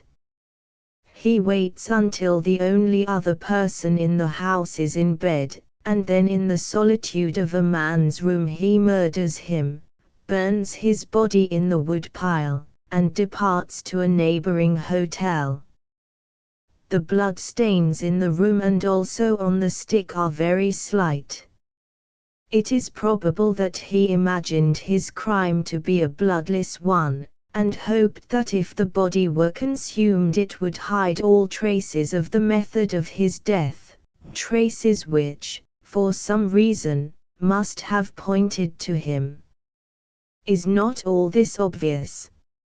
It strikes me, my good Lestrade, as being just a trifle too obvious, said Holmes.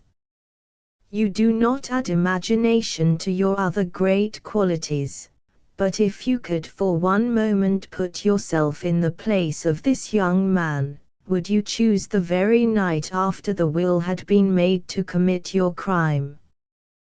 Would it not seem dangerous to you to make so very close a relation between the two incidents? Again, would you choose an occasion when you are known to be in the house, when a servant has let you in? And, finally, would you take the great pains to conceal the body, and yet leave your own stick as a sign that you were the criminal? Confess, Lestrade, that all this is very unlikely. As to the stick, Mr. Holmes, you know as well as I do that a criminal is often flurried, and does such things, which a cool man would avoid. He was very likely afraid to go back to the room. Give me another theory that would fit the facts. I could very easily give you half a dozen, said Holmes.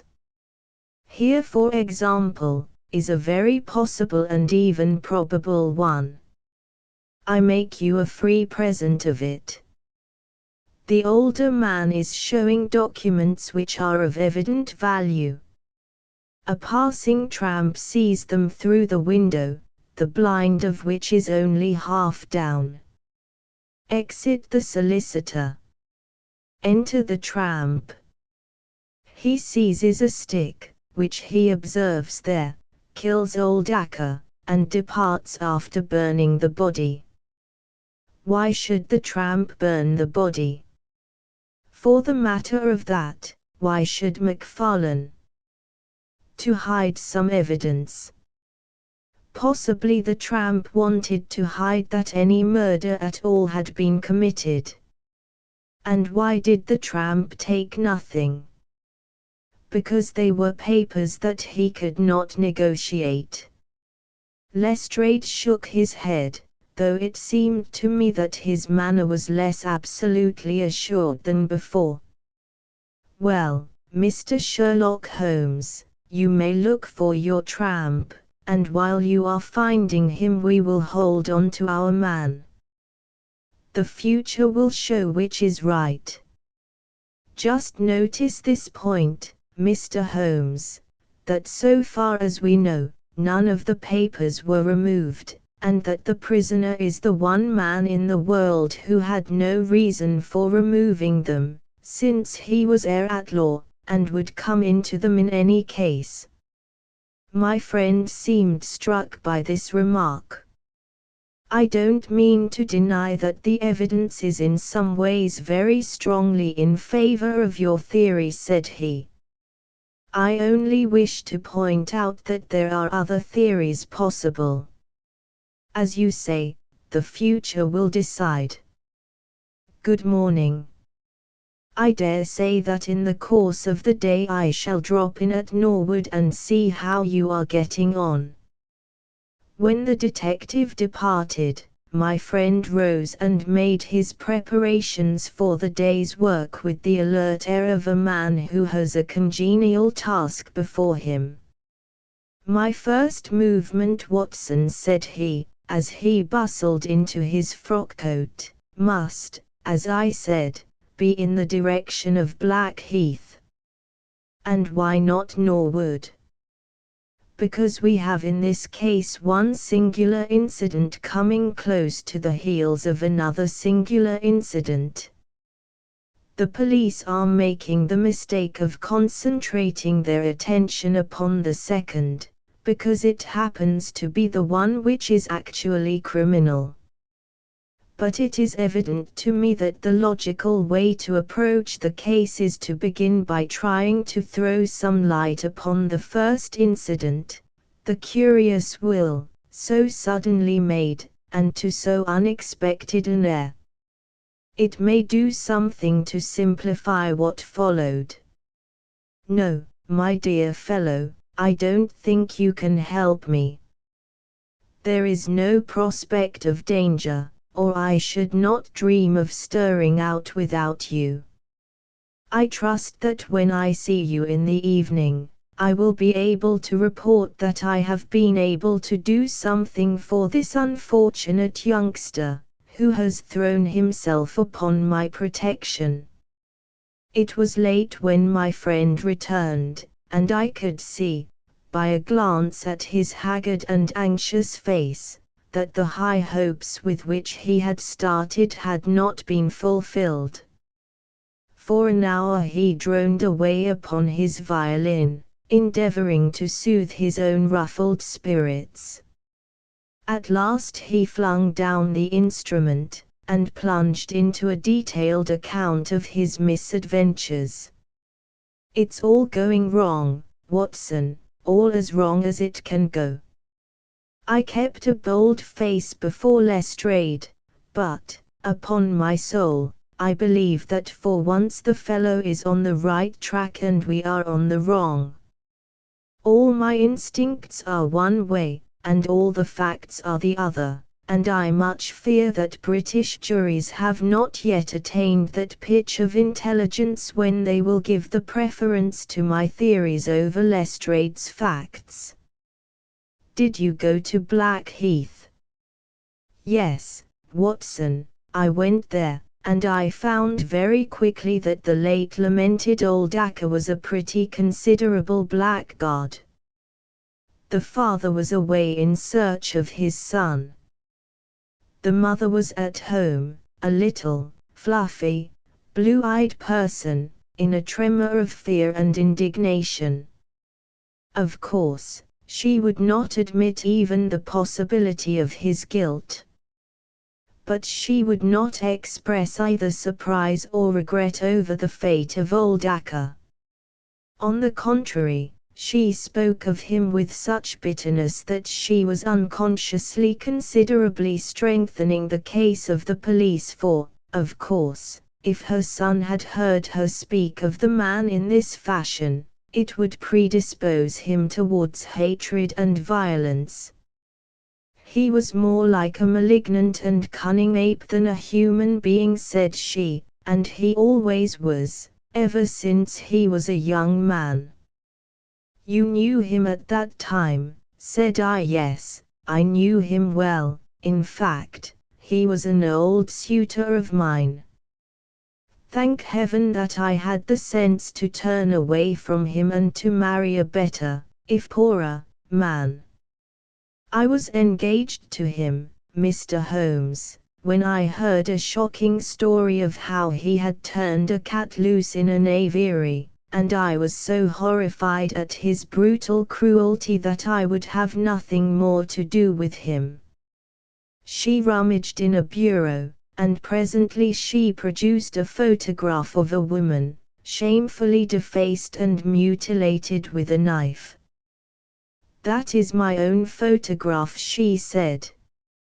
"He sent it to me in that state, with his curse, upon my wedding morning."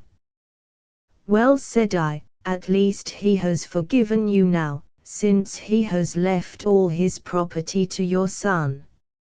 "Neither my son nor I want anything from Jonah's old Acker, dead or alive," she cried, with a proper spirit. "There is a God in heaven, Mr. Holmes, and that same God who has punished that wicked man will show, in his own good time, that my son's hands are guiltless of his blood." Well, I tried 1 or 2 leads, but could get at nothing which would help our hypothesis, and several points which would make against it. I gave it up at last and off I went to Norwood. This place, Deepdene House, is a big modern villa of staring brick, standing back in its own grounds, with a laurel-clumped lawn in front of it. To the right and some distance back from the road was the timber yard which had been the scene of the fire. Here's a rough plan on a leaf of my notebook. This window on the left is the one which opens into old Acker's room. You can look into it from the road, you see. That is about the only bit of consolation I have had today. Lestrade was not there, but his head constable did the honours. They had just found a great treasure trove. They had spent the morning raking among the ashes of the burned wood pile, and besides the charred organic remains they had secured several discoloured metal discs. I examined them with care, and there was no doubt that they were trouser buttons. I even distinguished that one of them was marked with the name of Hyams, who was old Acker's tailor. I then worked the lawn very carefully for signs and traces, but this drought has made everything as hard as iron. Nothing was to be seen save that some body or bundle had been dragged through a low privet hedge which is in a line with the wood pile. All that, of course, fits in with the official theory. I crawled about the lawn with an August sun on my back, but I got up at the end of an hour no wiser than before. Well, after this fiasco I went into the bedroom and examined that also. The bloodstains were very slight, mere smears and discolorations, but undoubtedly fresh. The stick had been removed, but there also the marks were slight. There is no doubt about the stick belonging to our client. He admits it. Footmarks of both men could be made out on the carpet, but none of any third person, which again is a trick for the other side. They were piling up their score all the time and we were at a standstill. Only one little gleam of hope did I get, and yet it amounted to nothing. I examined the contents of the safe, most of which had been taken out and left on the table. The papers had been made up into sealed envelopes, one or two of which had been opened by the police. They were not, so far as I could judge, of any great value, nor did the bank book show that Mr. Oldacker was in such very affluent circumstances.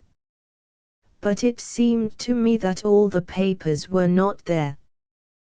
There were allusions to some deeds, possibly the more valuable, which I could not find. This, of course, if we could definitely prove it, would turn Lestrade's argument against himself. For who would steal a thing if he knew that he would shortly inherit it? Finally, having drawn every other cover and picked up no scent, I tried my luck with the housekeeper. Mrs. Lexington is her name, a little, dark, silent person, with suspicious and sidelong eyes. She could tell us something if she would. I am convinced of it. But she was as close as wax. Yes, she had let Mr. MacFarlane in at 9:30. She wished her hand had withered before she had done so. She had gone to bed at 10:30. Her room was at the other end of the house, and she could hear nothing of what had passed.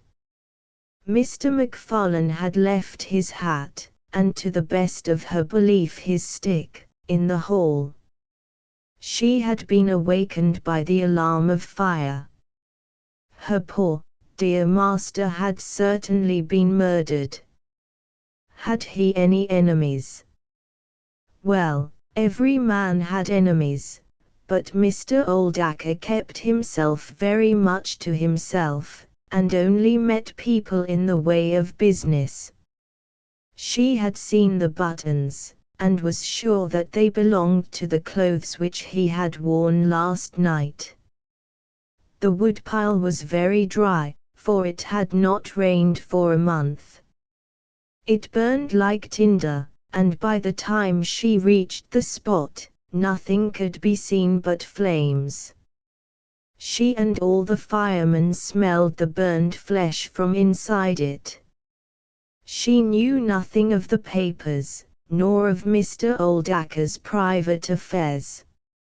So, my dear Watson, there's my report of a failure. And yet, he clenched his thin hands in a paroxysm of conviction, I know it's all wrong. I feel it in my bones. There is something that has not come out, and that housekeeper knows it. There was a sort of sulky defiance in her eyes, which only goes with guilty knowledge. However, there's no good talking any more about it, Watson, but unless some lucky chance comes our way, I fear that the Norwood disappearance case will not figure in that chronicle of our successes which I foresee that a patient public will sooner or later have to endure. Surely, said I, the man's appearance would go far with any jury. That is a dangerous argument, my dear Watson. You remember that terrible murderer, Bert Stevens, who wanted us to get him off in '87. Was there ever a more mild-mannered, Sunday school young man? It is true. Unless we succeed in establishing an alternative theory, this man is lost. You can hardly find a flaw in the case which can now be presented against him, and all further investigation has served to strengthen it. By the way, there is one curious little point about those papers which may serve us as the starting point for an inquiry. On looking over the bank book, I found that the low state of the balance was principally due to large checks which have been made out during the last year to Mr. Cornelius. I confess that I should be interested to know who this Mr. Cornelius may be with whom a retired builder has such very large transactions. Is it possible that he has had a hand in the affair? Cornelius might be a broker, but we have found no scrip to correspond with these large payments. Failing any other indication, my researches must now take the direction of an inquiry at the bank for the gentleman who has cashed these checks. But I fear, my dear fellow, that our case will end ingloriously by Lestrade hanging our client, which will certainly be a triumph for Scotland Yard. I do not know how far Sherlock Holmes took any sleep that night, but when I came down to breakfast I found him pale and harassed, his bright eyes the brighter for the dark shadows round them. The carpet round his chair was littered with cigarette ends and with the early editions of the morning papers. An open telegram lay upon the table. "What do you think of this, Watson?" he asked, tossing it across. It was from Norwood, and ran as follows: important fresh evidence to hand. McFarlane's guilt definitely established.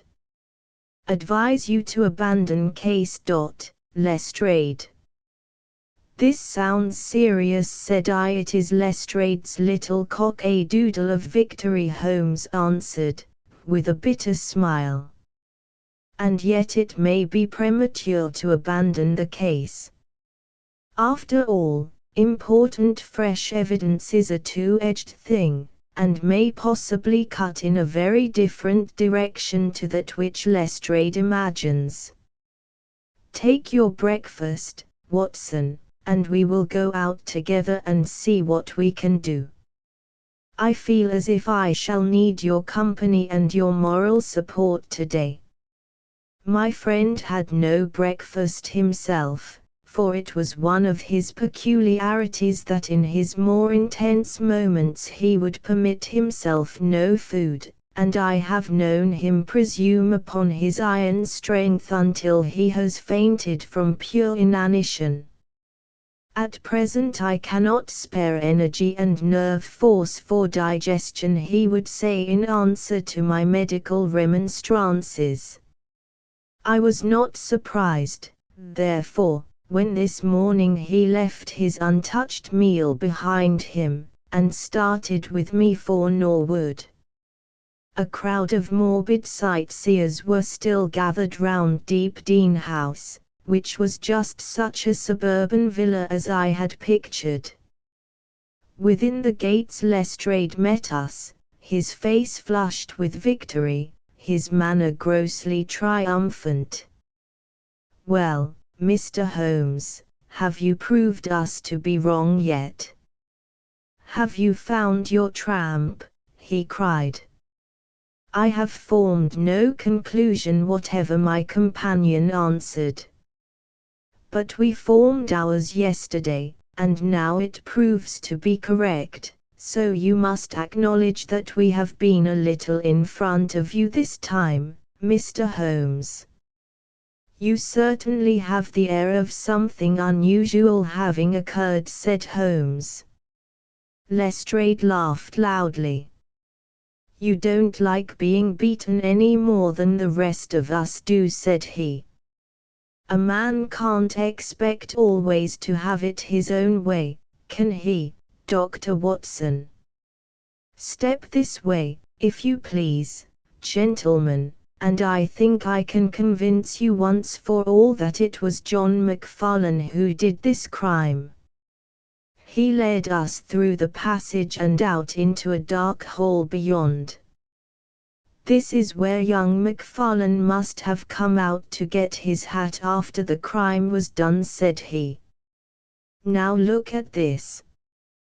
With dramatic suddenness he struck a match, and by its light exposed a stain of blood upon the whitewashed wall. As he held the match nearer, I saw that it was more than a stain. It was the well-marked print of a thumb. "Look at that with your magnifying glass, Mr. Holmes." "Yes, I am doing so." "You are aware that no two thumb marks are alike?" "I have heard something of the kind." "Well, then, will you please compare that print with this wax impression of young McFarlane's right thumb, taken by my orders this morning?" As he held the waxen print close to the blood stain, it did not take a magnifying glass to see that the two were undoubtedly from the same thumb. It was evident to me that our unfortunate client was lost. "That is final," said Lestrade. "Yes, that is final," I involuntarily echoed. "It is final," said Holmes. Something in his tone caught my ear, and I turned to look at him. An extraordinary change had come over his face. It was writhing with inward merriment. His two eyes were shining like stars. It seemed to me that he was making desperate efforts to restrain a convulsive attack of laughter. "Dear me! Dear me!" he said at last. "Well, now, who would have thought it? And how deceptive appearances may be, to be sure. Such a nice young man to look at. It is a lesson to us not to trust our own judgment, is it not, Lestrade?" "Yes," some of us are a little too much inclined to be cocksure, Mr. Holmes said Lestrade. The man's insolence was maddening, but we could not resent it. What a providential thing that this young man should press his right thumb against the wall in taking his hat from the peg. Such a very natural action, too, if you come to think of it. Holmes was outwardly calm, but his whole body gave a wriggle of suppressed excitement as he spoke. By the way, Lestrade, who made this remarkable discovery? It was the housekeeper, Mrs. Lexington, who drew the night constable's attention to it. Where was the night constable? He remained on guard in the bedroom where the crime was committed, so as to see that nothing was touched. But why didn't the police see this mark yesterday? Well, we had no particular reason to make a careful examination of the hall. Besides, it's not in a very prominent place, as you see. No, of course not. I suppose there is no doubt that the mark was there yesterday. Lestrade looked at Holmes as if he thought he was going out of his mind. I confess that I was myself surprised both at his hilarious manner and at his rather wild observation. I don't know whether you think that Macfarlane came out of jail in the dead of the night in order to strengthen the evidence against himself, said Lestrade. I leave it to any expert in the world whether that is not the mark of his thumb. It is unquestionably the mark of his thumb. There, that's enough, said Lestrade. I am a practical man, Mr. Holmes, and when I have got my evidence I come to my conclusions. If you have anything to say, you will find me writing my report in the sitting room. Holmes had recovered his equanimity, though I still seemed to detect gleams of amusement in his expression. Dear me, this is a very sad development, Watson, is it not? Said he. And yet there are singular points about it which hold out some hopes for our client. I am delighted to hear it, said I, heartily. I was afraid it was all up with him. I would hardly go so far as to say that, my dear Watson. The fact is that there is one really serious flaw in this evidence to which our friend attaches so much importance. Indeed, Holmes. What is it? Only this, that I know that mark was not there when I examined the hall yesterday. And now, Watson, let us have a little stroll round in the sunshine. With a confused brain, but with a heart into which some warmth of hope was returning, I accompanied my friend in a walk round the garden. Holmes took each face of the house in turn, and examined it with great interest. He then led the way inside, and went over the whole building from basement to attic. Most of the rooms were unfurnished, but nonetheless Holmes inspected them all minutely. Finally, on the top corridor, which ran outside 3 untenanted bedrooms, he again was seized with a spasm of merriment. There are really some very unique features about this case, Watson, said he. I think it is time now that we took our friend Lestrade into our confidence. He has had his little smile at our expense, and perhaps we may do as much by him, if my reading of this problem proves to be correct. Yes, I think I see how we should approach it. The Scotland Yard inspector was still writing in the parlour when Holmes interrupted him. "I understood that you were writing a report of this case," said he. "So I am. Don't you think it may be a little premature? I can't help thinking that your evidence is not complete." Lestrade knew my friend too well to disregard his words. He laid down his pen and looked curiously at him. "What do you mean, Mr. Holmes?" "Only that there is an important witness whom you have not seen." "Can you produce him?" "I think I can." "Then do so." "I will do my best."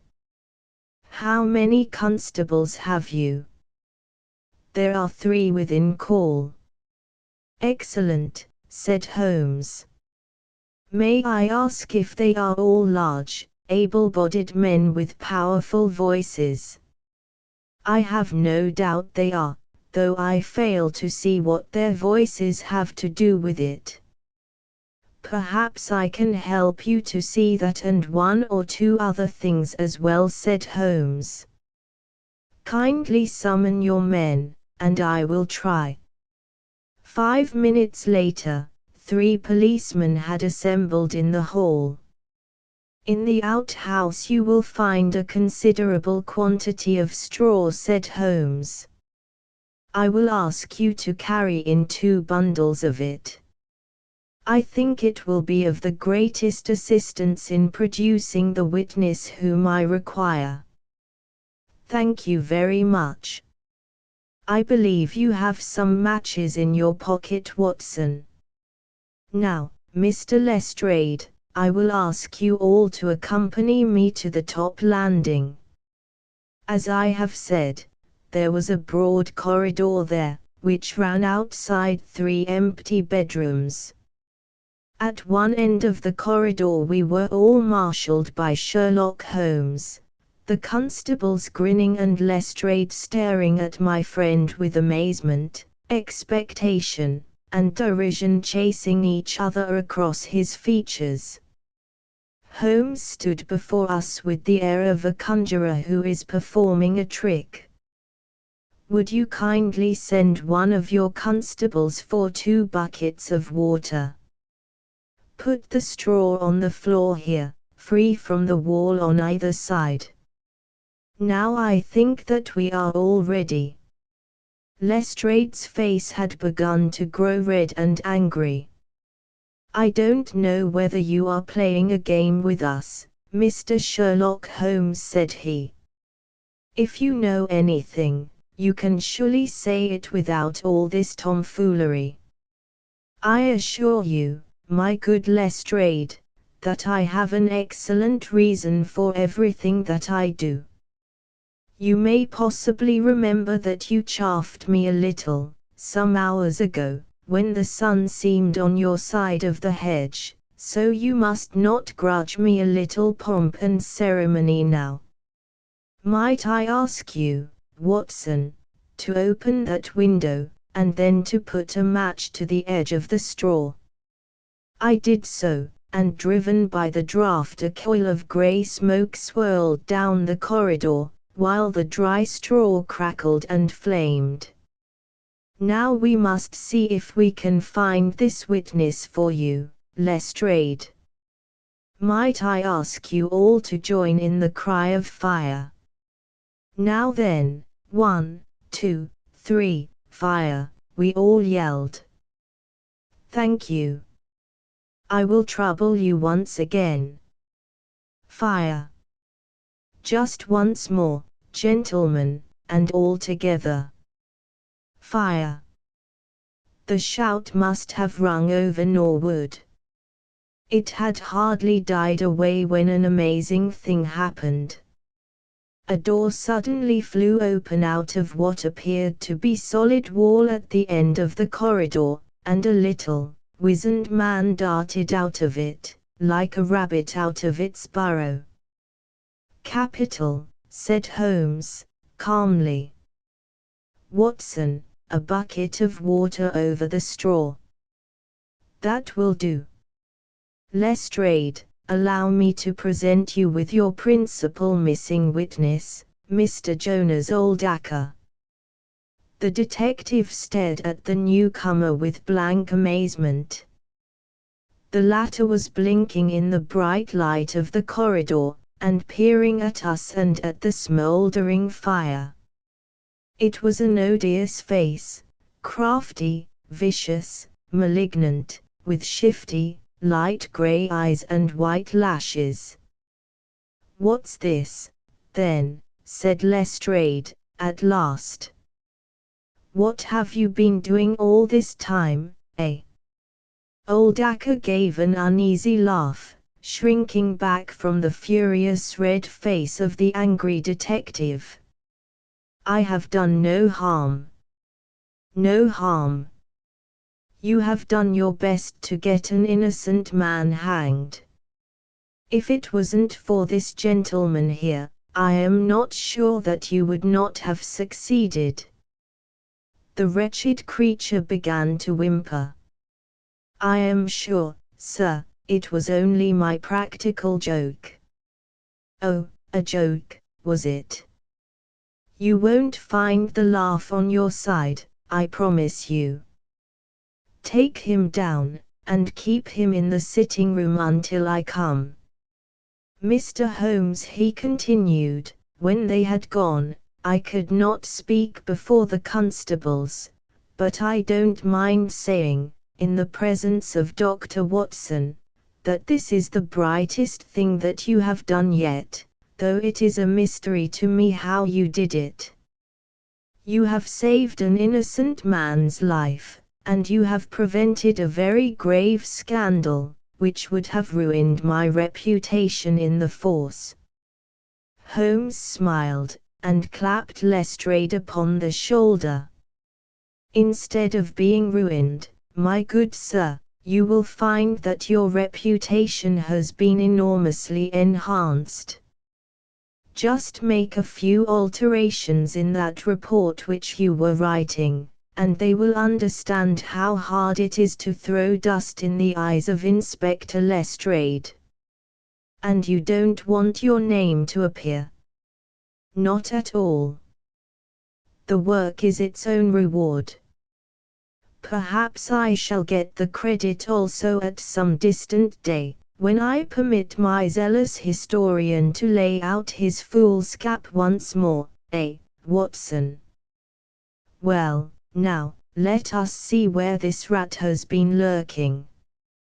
A lath and plaster partition had been run across the passage 6 feet from the end, with a door cunningly concealed in it. It was lit within by slits under the eaves.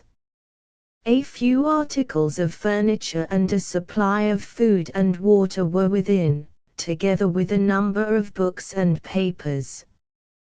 "There's the advantage of being a builder," said Holmes, as we came out. He was able to fix up his own little hiding place without any confederate, save, of course, that precious housekeeper of his, whom I should lose no time in adding to your bag, Lestrade. I'll take your advice. But how did you know of this place, Mr. Holmes?" "I made up my mind that the fellow was in hiding in the house. When I paced one corridor and found it 6 feet shorter than the corresponding one below, it was pretty clear where he was. I thought he had not the nerve to lie quiet before an alarm of fire. We could, of course, have gone in and taken him, but it amused me to make him reveal himself. Besides, I owed you a little mystification, Lestrade, for your chaff in the morning." "Well, sir, you certainly got equal with me on that. But how in the world did you know that he was in the house at all?" "The thumb mark, Lestrade. You said it was final, and so it was, in a very different sense. I knew it had not been there the day before. I pay a good deal of attention to matters of detail, as you may have observed, and I had examined the hall, and was sure that the wall was clear. Therefore, it had been put on during the night. But how? Very simply. When those packets were sealed up, Jonas Oldacre got McFarlane to secure one of the seals by putting his thumb upon the soft wax. It would be done so quickly and so naturally, that I dare say the young man himself has no recollection of it. Very likely it just so happened, and Oldacre had himself no notion of the use he would put it to. Brooding over the case in that den of his, it suddenly struck him what absolutely damning evidence he could make against McFarlane by using that thumb mark. It was the simplest thing in the world for him to take a wax impression from the seal, to moisten it in as much blood as he could get from a pinprick, and to put the mark upon the wall during the night, either with his own hand or with that of his housekeeper.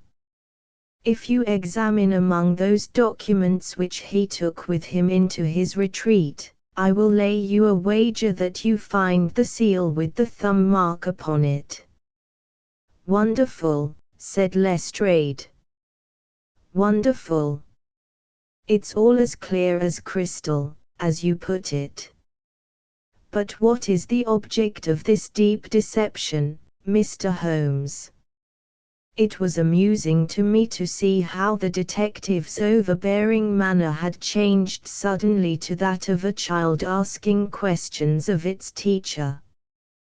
Well, I don't think that is very hard to explain. A very deep, malicious, vindictive person is the gentleman who is now waiting us downstairs.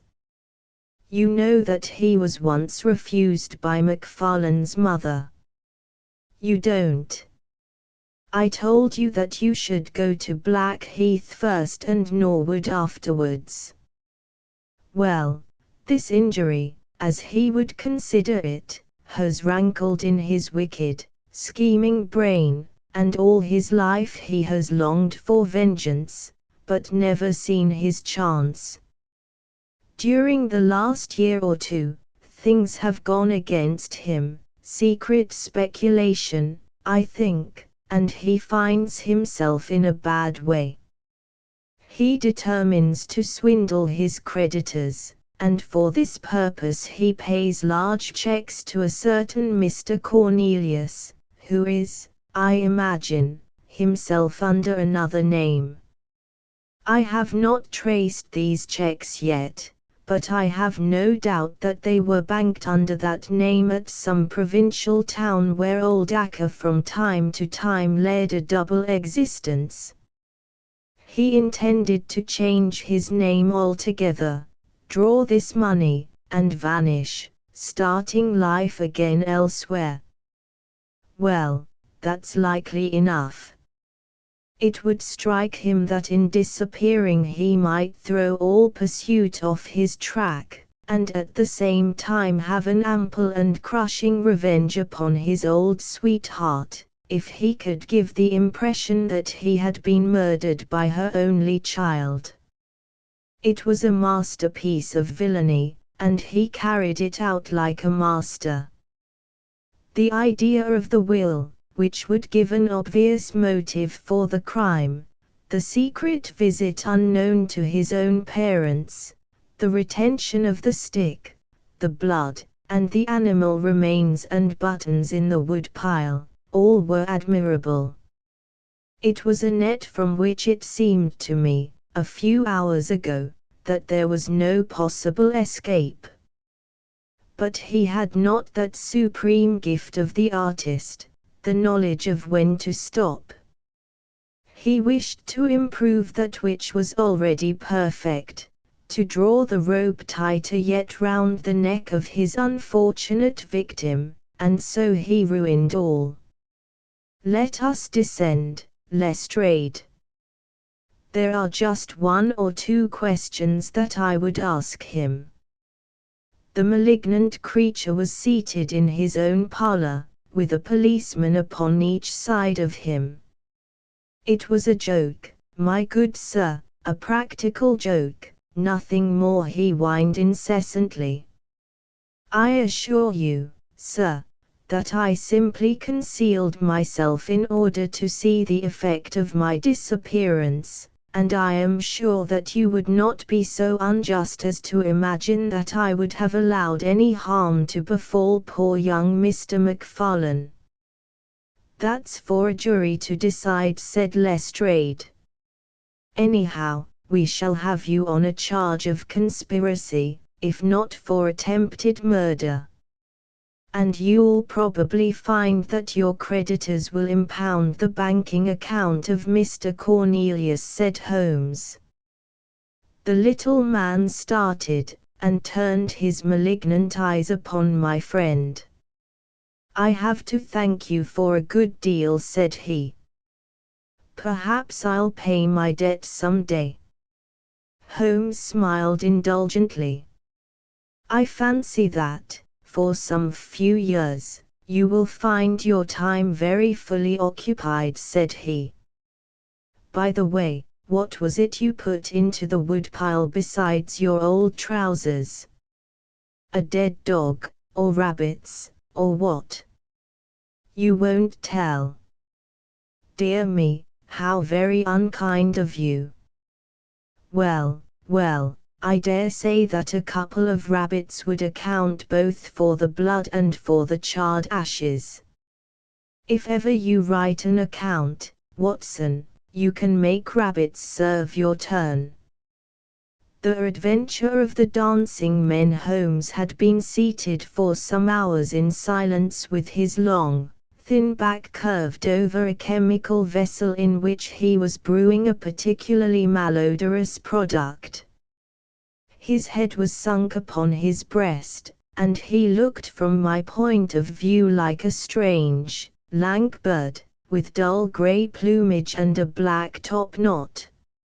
So, Watson, said he, suddenly, you do not propose to invest in South African securities? I gave a start of astonishment. Accustomed as I was to Holmes's curious faculties, this sudden intrusion into my most intimate thoughts was utterly inexplicable. How on earth do you know that? I asked. He wheeled round upon his stool, with a steaming test tube in his hand, and a gleam of amusement in his deep-set eyes. Now, Watson, confess yourself utterly taken aback, said he. I am. I ought to make you sign a paper to that effect. Why? Because in 5 minutes you will say that it is all so absurdly simple. I am sure that I shall say nothing of the kind. You see, my dear Watson, he propped his test tube in the rack, and began to lecture with the air of a professor addressing his class. It is not really difficult to construct a series of inferences, each dependent upon its predecessor and each simple in itself. If, after doing so, one simply knocks out all the central inferences and presents one's audience with the starting point and the conclusion, one may produce a startling, though possibly a meretricious, effect. Now, it was not really difficult, by an inspection of the groove between your left forefinger and thumb, to feel sure that you did not propose to invest your small capital in the gold fields. I see no connection. Very likely not, but I can quickly show you a close connection. Here are the missing links of the very simple chain. 1. You had chalk between your left finger and thumb when you returned from the club last night. 2. You put chalk there when you play billiards, to steady the cue. 3. You never play billiards except with Thurston. 4. You told me, 4 weeks ago, that Thurston had an option on some South African property which would expire in a month, and which he desired you to share with him. 5. Your checkbook is locked in my drawer, and you have not asked for the key. 6. You do not propose to invest your money in this manner. How absurdly simple! I cried. Quite so, said he, a little nettled. Every problem becomes very childish when once it is explained to you. Here is an unexplained one. See what you can make of that, friend Watson. He tossed a sheet of paper upon the table, and turned once more to his chemical analysis. I looked with amazement at the absurd hieroglyphics upon the paper. Why, Holmes, it is a child's drawing, I cried. Oh, that's your idea. What else should it be? That is what Mr. Hilton Cubitt, of Ridingthorpe Manor, Norfolk, is very anxious to know. This little conundrum came by the first post, and he was to follow by the next train. There's a ring at the bell, Watson. I should not be very much surprised if this were he. A heavy step was heard upon the stairs, and an instant later there entered a tall, ruddy, clean-shaven gentleman, whose clear eyes and florid cheeks told of a life led far from the fogs of Baker Street. He seemed to bring a whiff of his strong, fresh, bracing, East Coast air with him as he entered. Having shaken hands with each of us, he was about to sit down, when his eye rested upon the paper with the curious markings, which I had just examined and left upon the table. Well, Mr. Holmes, what do you make of these? He cried. They told me that you were fond of queer mysteries, and I don't think you can find a queerer one than that. I sent the paper on ahead, so that you might have time to study it before I came. It is certainly rather a curious production, said Holmes. At first sight it would appear to be some childish prank. It consists of a number of absurd little figures dancing across the paper upon which they are drawn. Why should you attribute any importance to so grotesque an object? I never should, Mr. Holmes. But my wife does. It is frightening her to death. She says nothing, but I can see terror in her eyes. That's why I want to sift the matter to the bottom. Holmes held up the paper so that the sunlight shone full upon it. It was a page torn from a notebook. The markings were done in pencil, and ran in this way. Here Abeslany Holmes examined it for some time, and then, folding it carefully up, he placed it in his pocket-book. This promises to be a most interesting and unusual case, said he. You gave me a few particulars in your letter, Mr. Hilton Cubitt, but I should be very much obliged if you would kindly go over it all again for the benefit of my friend, Dr. Watson. I'm not much of a storyteller, said our visitor, nervously clasping and unclasping his great, strong hands. You'll just ask me anything that I don't make clear. I'll begin at the time of my marriage last year, but I want to say first of all that, though I'm not a rich man, My people have been at Ridingthorpe for a matter of 5 centuries, and there is no better known family in the county of Norfolk. Last year I came up to London for the Jubilee, and I stopped at a boarding house in Russell Square, because Parker, the vicar of our parish, was staying in it. There was an American young lady there, Patrick was the name, Elsie Patrick. In some way we became friends. Until before my month was up I was as much in love as a man could be. We were quietly married at a registry office, and we returned to Norfolk a wedded couple. You'll think it very mad, Mr. Holmes, that a man of a good old family should marry a wife in this fashion, knowing nothing of her past or of her people, but if you saw her and knew her, it would help you to understand. She was very straight about it, was Elsie. I can't say that she did not give me every chance of getting out of it if I wished to do so. I have had some very disagreeable associations in my life, said she. I wish to forget all about them. I would rather never allude to the past, for it is very painful to me. If you take me, Hilton, you will take a woman who has nothing that she need be personally ashamed of, but you will have to be content with my word for it, and to allow me to be silent as to all that passed up to the time when I became yours. If these conditions are too hard, then go back to Norfolk, and leave me to the lonely life in which you found me.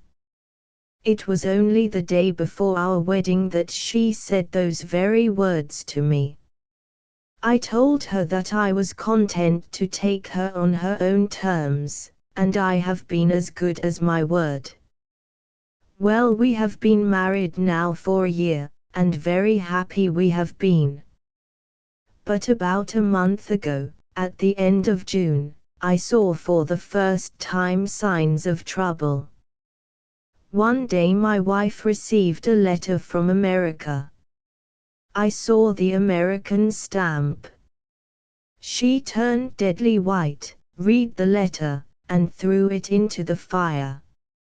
She made no allusion to it afterwards, and I made none, for a promise is a promise, but she has never known an easy hour from that moment. There is always a look of fear upon her face, a look as if she were waiting and expecting. She would do better to trust me. She would find that I was her best friend. But until she speaks, I can say nothing. Mind you, she is a truthful woman, Mr. Holmes, and whatever trouble there may have been in her past life, it has been no fault of hers. I am only a simple Norfolk squire, but there is not a man in England who ranks his family honour more highly than I do. She knows it well, and she knew it well before she married me. She would never bring any stain upon it, of that I am sure. Well, now I come to the queer part of my story.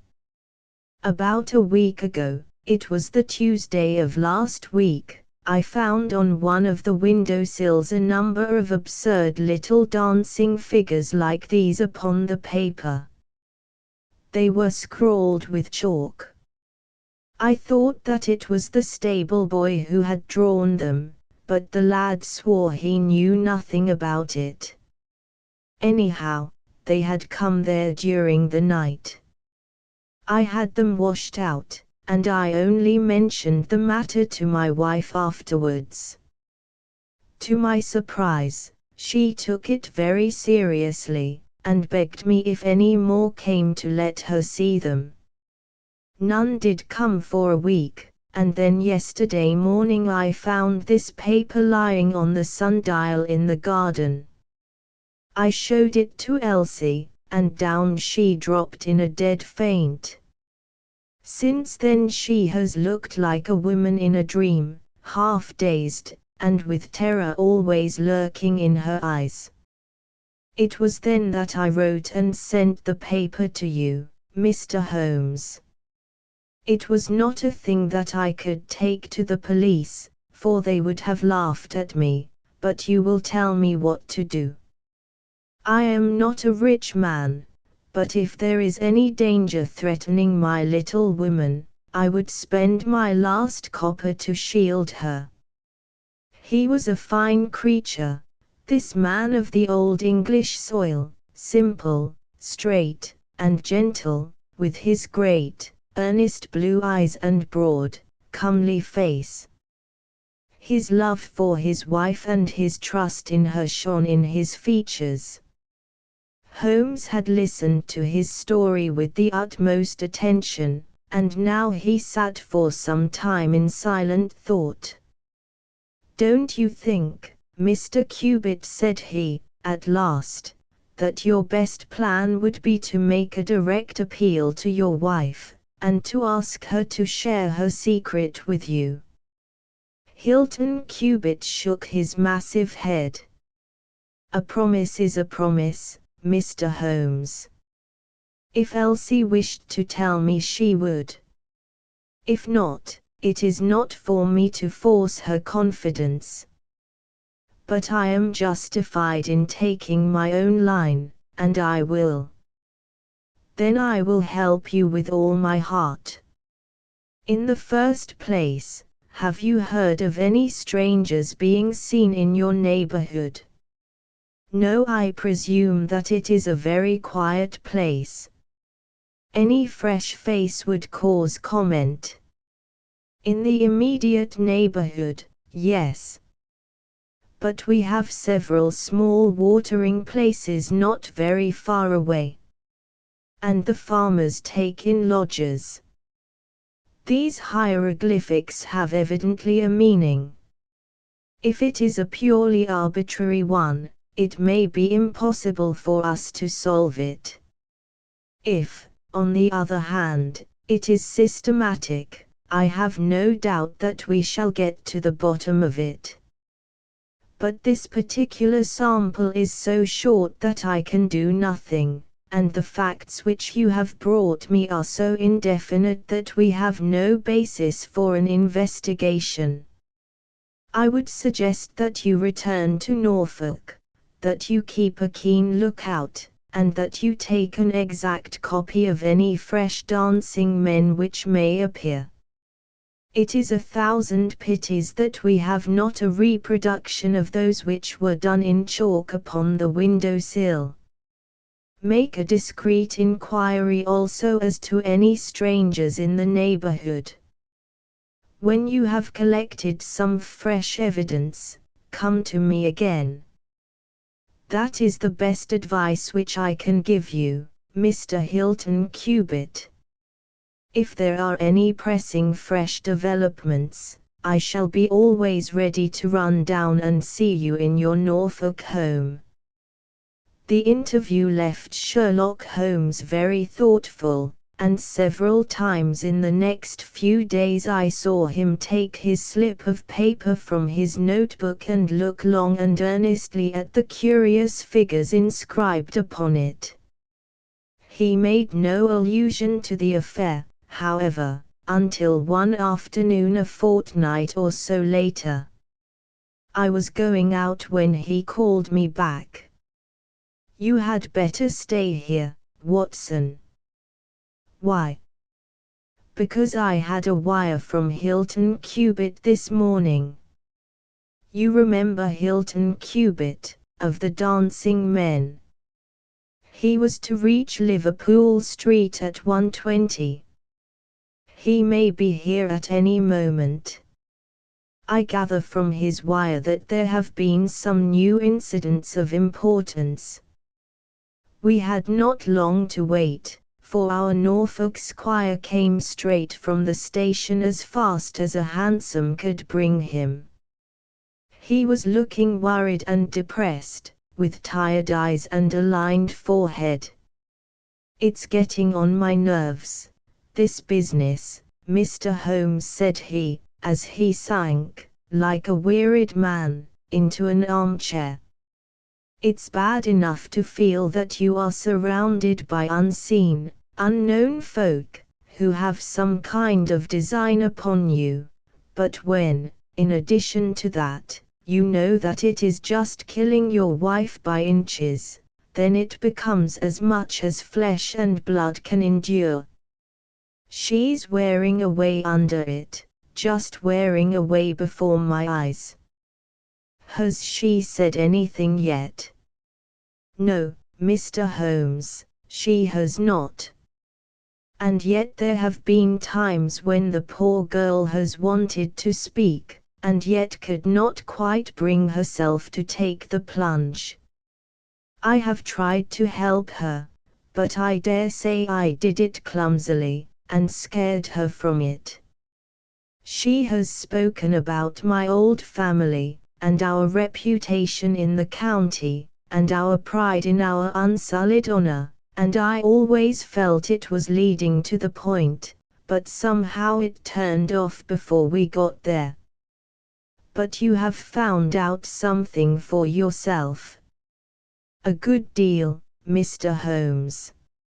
I have several fresh dancing men pictures for you to examine, and, what is more important, I have seen the fellow. What, the man who draws them?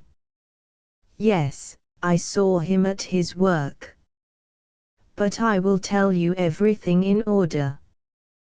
When I got back after my visit to you, the very first thing I saw next morning was a fresh crop of dancing men.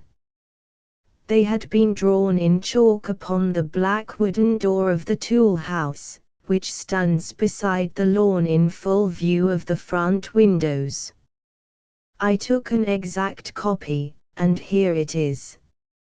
He unfolded a paper and laid it upon the table. Here is a copy of the hieroglyphics. Athelridge is excellent, said Holmes. Excellent. Pray continue. When I had taken the copy, I rubbed out the marks, but, 2 mornings later, a fresh inscription had appeared.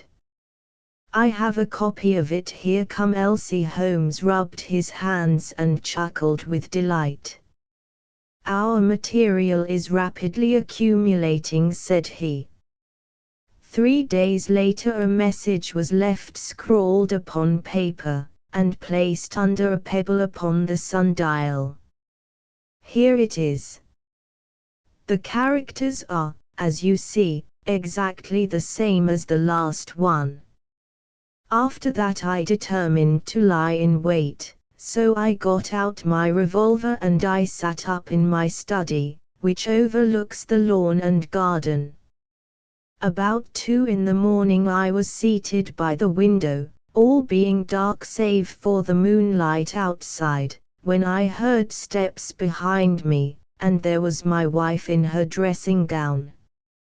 She implored me to come to bed. I told her frankly that I wished to see who it was who played such absurd tricks upon us. She answered that it was some senseless practical joke, and that I should not take any notice of it. If it really annoys you, Hilton, we might go and travel, you and I, and so avoid this nuisance. What? Be driven out of our own house by a practical joker, said I. Why, we should have the whole county laughing at us. Well, come to bed, said she, and we can discuss it in the morning.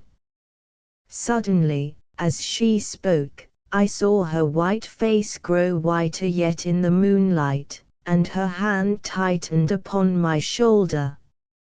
Something was moving in the shadow of the tool house. I saw a dark, creeping figure which crawled round the corner and squatted in front of the door. Seizing my pistol, I was rushing out, when my wife threw her arms round me and held me with convulsive strength. I tried to throw her off, but she clung to me most desperately.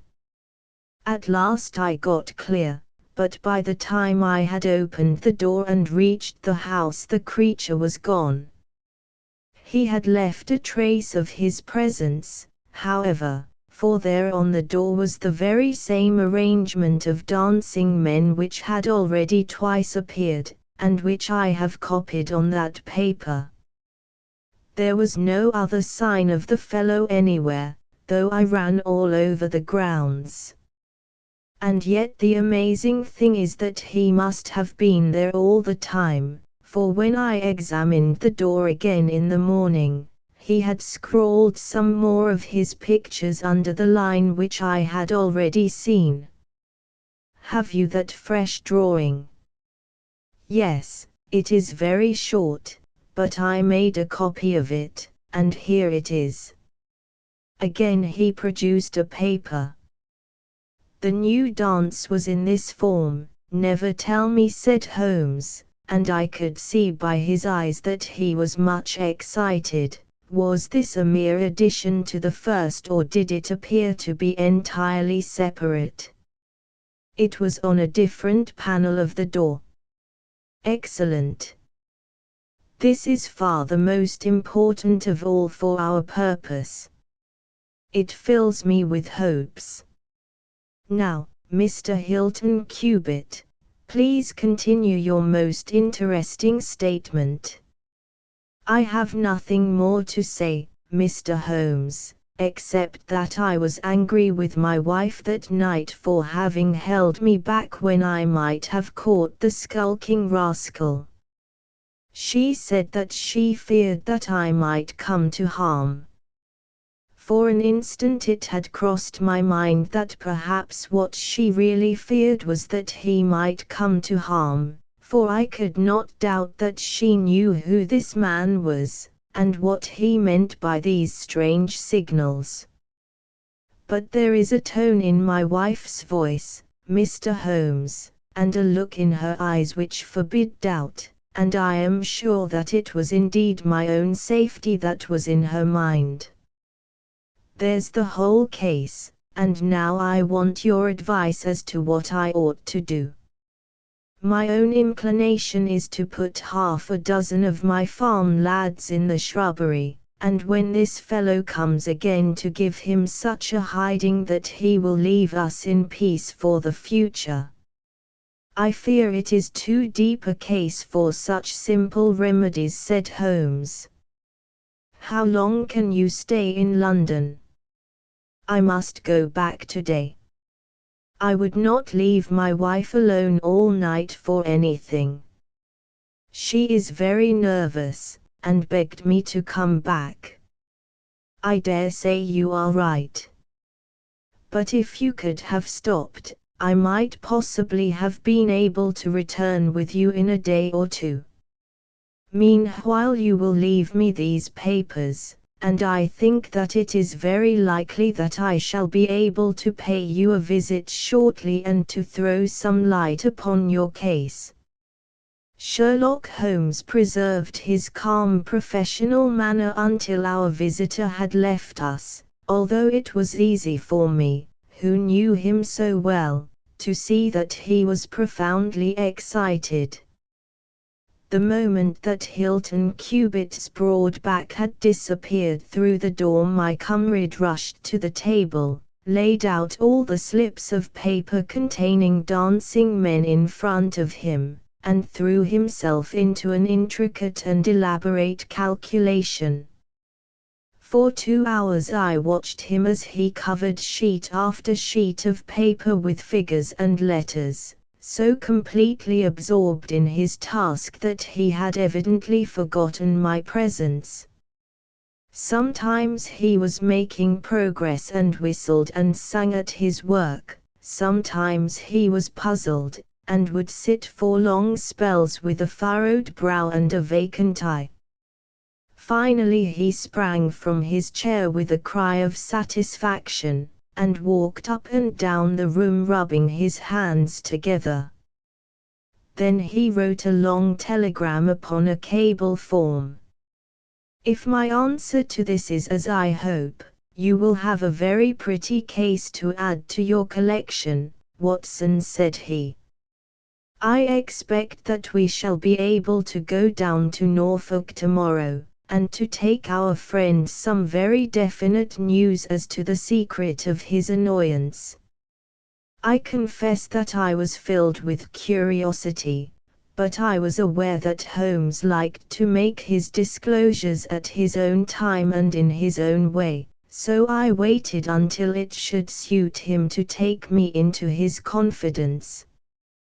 But there was a delay in that answering telegram, and 2 days of impatience followed, during which Holmes pricked up his ears at every ring of the bell.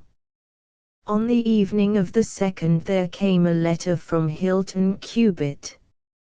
All was quiet with him, save that a long inscription had appeared that morning upon the pedestal of the sundial. He enclosed a copy of it, which is here reproduced. "Elsa, prepare to meet thy God." Holmes bent over this grotesque frieze for some minutes, and then suddenly sprang to his feet with an exclamation of surprise and dismay. His face was haggard with anxiety. "We have let this affair go far enough," said he. "Is there a train to North Walsham tonight?" I turned up the timetable. The last had just gone. "Then we shall breakfast early and take the very first in the morning," said Holmes. "Our presence is most urgently needed. Ah! Here is our expected cablegram. One moment, Mrs. Hudson, there may be an answer. No, that is quite as I expected. This message makes it even more essential that we should not lose an hour in letting Hilton Cubitt know how matters stand, for it is a singular and a dangerous web in which our simple Norfolk squire is entangled." So, indeed, it proved, and as I come to the dark conclusion of a story which had seemed to me to be only childish and bizarre, I experience once again the dismay and horror with which I was filled. Would that I had some brighter ending to communicate to my readers, but these are the chronicles of fact, and I must follow to their dark crisis the strange chain of events which for some days made Ridingthorpe Manor a household word through the length and breadth of England. We had hardly alighted at North Walsham, and mentioned the name of our destination, when the station master hurried towards us. "I suppose that you are the detectives from London," said he. A look of annoyance passed over Holmes's face. "What makes you think such a thing?" "Because Inspector Martin from Norwich has just passed through." "But maybe you are the surgeons." "She's not dead, or wasn't by last accounts." "You may be in time to save her yet, though it be for the gallows." Holmes's brow was dark with anxiety. "We are going to Ridingthorpe Manor," said he, "but we have heard nothing of what has passed there." "It's a terrible business," said the station master. "They are shot, both Mr. Hilton Cubitt and his wife. She shot him and then herself, so the servants say. He's dead and her life is despaired of. Dear, dear, one of the oldest families in the county of Norfolk, and one of the most honored." Without a word Holmes hurried to a carriage, and during the long 7 miles drive he never opened his mouth. Seldom have I seen him so utterly despondent. He had been uneasy during all our journey from town, and I had observed that he had turned over the morning papers with anxious attention, but now this sudden realization of his worst fears left him in a blank melancholy. He leaned back in his seat, lost in gloomy speculation. Yet there was much around to interest us, for we were passing through as singular a countryside as any in England, where a few scattered cottages represented the population of today, while on every hand enormous square-towered churches bristled up from the flat green landscape and told of the glory and prosperity of old East Anglia. At last the violet rim of the German Ocean appeared over the green edge of the Norfolk coast, and the driver pointed with his whip to two old brick and timber gables which projected from a grove of trees. "That's Ridingthorpe Manor," said he.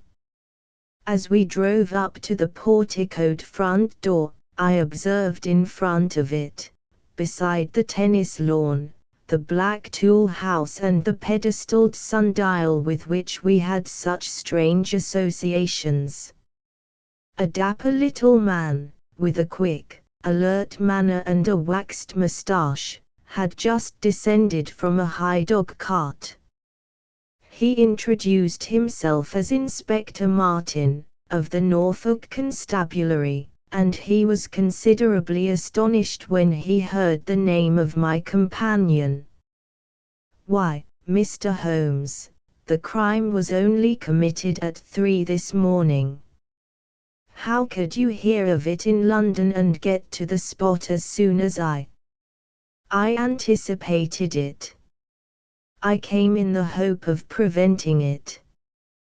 "Then you must have important evidence, of which we are ignorant, for they were said to be a most united couple."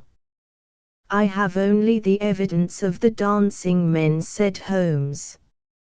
"I will explain the matter to you later. Meanwhile, since it is too late to prevent this tragedy, I am very anxious that I should use the knowledge which I possess in order to ensure that justice be done. Will you associate me in your investigation, or will you prefer that I should act independently?" "I should be proud to feel that we were acting together, Mr. Holmes," said the inspector, earnestly. "In that case I should be glad to hear the evidence and to examine the premises without an instant of unnecessary delay." Inspector Martin had the good sense to allow my friend to do things in his own fashion, and contented himself with carefully noting the results. The local surgeon, an old, white-haired man, had just come down from Mrs. Hilton Cubitt's room, and he reported that her injuries were serious, but not necessarily fatal. The bullet had passed through the front of her brain, and it would probably be some time before she could regain consciousness. On the question of whether she had been shot or had shot herself, he would not venture to express any decided opinion. Certainly the bullet had been discharged at very close quarters. There was only the one pistol found in the room, 2 barrels of which had been emptied. Mr. Hilton Cubitt had been shot through the heart. It was equally conceivable that he had shot her and then himself, or that she had been the criminal, for the revolver lay upon the floor midway between them. "Has he been moved?" asked Holmes. "We have moved nothing except the lady. We could not leave her lying wounded upon the floor." "How long have you been here, doctor?" "Since 4 o'clock. Anyone else?" "Yes, the constable here." "And you have touched nothing?" "Nothing." You have acted with great discretion. Who sent for you? The housemaid, Saunders. Was it she who gave the alarm? She and Mrs. King, the cook. Where are they now? In the kitchen, I believe. Then I think we had better hear their story at once. The old hall, oak-panelled and high-windowed, had been turned into a court of investigation. Holmes sat in a great, old-fashioned chair, his inexorable eyes gleaming out of his haggard face. I could read in them a set purpose to devote his life to this quest until the client whom he had failed to save should at last be avenged. The trim Inspector Martin, the old, grey-headed country doctor, myself, and a stolid village policeman made up the rest of that strange company. The two women told their story clearly enough. They had been aroused from their sleep by the sound of an explosion, which had been followed a minute later by a second one.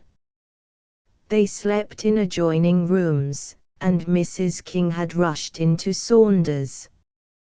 Together they had descended the stairs. The door of the study was open, and a candle was burning upon the table. Their master lay upon his face in the center of the room. He was quite dead. Near the window his wife was crouching, her head leaning against the wall. She was horribly wounded, and the side of her face was red with blood.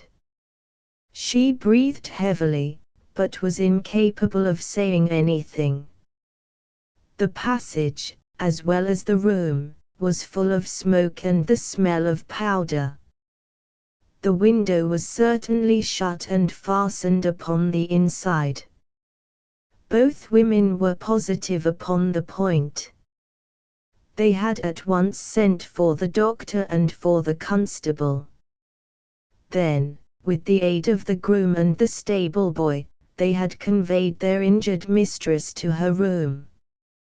Both she and her husband had occupied the bed. She was clad in her dress, he in his dressing gown, over his night clothes. Nothing had been moved in the study. So far as they knew, there had never been any quarrel between husband and wife. They had always looked upon them as a very united couple. These were the main points of the servants' evidence. In answer to Inspector Martin, they were clear that every door was fastened upon the inside, and that no one could have escaped from the house. In answer to Holmes, they both remembered that they were conscious of the smell of powder from the moment that they ran out of their rooms upon the top floor. I commend that fact very carefully to your attention, said Holmes to his professional colleague. And now I think that we are in a position to undertake a thorough examination of the room. The study proved to be a small chamber, lined on three sides with books, and with a writing table facing an ordinary window, which looked out upon the garden. Our first attention was given to the body of the unfortunate squire, whose huge frame lay stretched across the room. His disordered dress showed that he had been hastily aroused from sleep. The bullet had been fired at him from the front, and had remained in his body, after penetrating the heart. His death had certainly been instantaneous and painless. There was no powder marking either upon his dressing gown or on his hands. According to the country surgeon, the lady had stains upon her face, but none upon her hand. The absence of the latter means nothing, though its presence may mean everything, said Holmes. Unless the powder from a badly fitting cartridge happens to spurt backward, one may fire many shots without leaving a sign. I would suggest that Mr. Cubitt's body may now be removed. I suppose, Doctor, you have not recovered the bullet which wounded the lady. A serious operation will be necessary before that can be done. But there are still 4 cartridges in the revolver. 2 have been fired and 2 wounds inflicted, so that each bullet can be accounted for. So it would seem, said Holmes. Perhaps you can account also for the bullet which has so obviously struck the edge of the window. He had turned suddenly, and his long, thin finger was pointing to a hole which had been drilled right through the lower window sash, about an inch above the bottom. "By George!" cried the inspector. "However did you see that?" "Because I looked for it." "Wonderful," said the country doctor. "You are certainly right, sir. Then a 3rd shot has been fired, and therefore a 3rd person must have been present. But who could that have been, and how could he have got away?" "That is the problem which we are now about to solve," said Sherlock Holmes. "You remember, Inspector Martin, when the servants said that on leaving their room they were at once conscious of a smell of powder. I remarked that the point was an extremely important one." "Yes, sir, but I confess I did not quite follow you." "It suggested that at the time of the firing, the window as well as the door of the room had been open. Otherwise the fumes of powder could not have been blown so rapidly through the house. A draught in the room was necessary for that. Both door and window were only open for a very short time, however." "How do you prove that?" "Because the candle was not guttered." "Capital!" cried the inspector. "Capital!" Feeling sure that the window had been open at the time of the tragedy, I conceived that there might have been a 3rd person in the affair, who stood outside this opening and fired through it. Any shot directed at this person might hit the sash. I looked, and there, sure enough, was the bullet mark. But how came the window to be shut and fastened? The woman's first instinct would be to shut and fasten the window. But, hullo! What is this? It was a lady's handbag which stood upon the study table, a trim little handbag of crocodile skin and silver. Holmes opened it and turned the contents out. There were 20 £50 notes of the Bank of England, held together by an india-rubber band, nothing else. "This must be preserved, for it will figure in the trial," said Holmes, as he handed the bag with its contents to the inspector. "It is now necessary that we should try to throw some light upon this 3rd bullet, which has clearly, from the splintering of the wood, been fired from inside the room. I should like to see Mrs. King, the cook, again. You said, Mrs. King, that you were awakened by a loud explosion. When you said that, did you mean that it seemed to you to be louder than the 2nd one?" "Well, sir, it wakened me from my sleep, so it is hard to judge. But it did seem very loud." "You don't think that it might have been 2 shots fired almost at the same instant?" "I am sure I couldn't say, sir. I believe that it was undoubtedly so." I rather think, Inspector Martin, that we have now exhausted all that this room can teach us.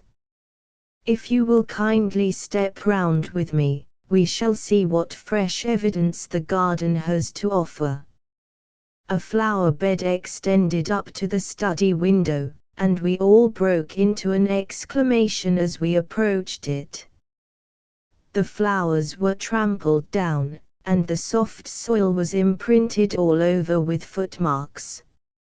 Large, masculine feet they were, with peculiarly long, sharp toes.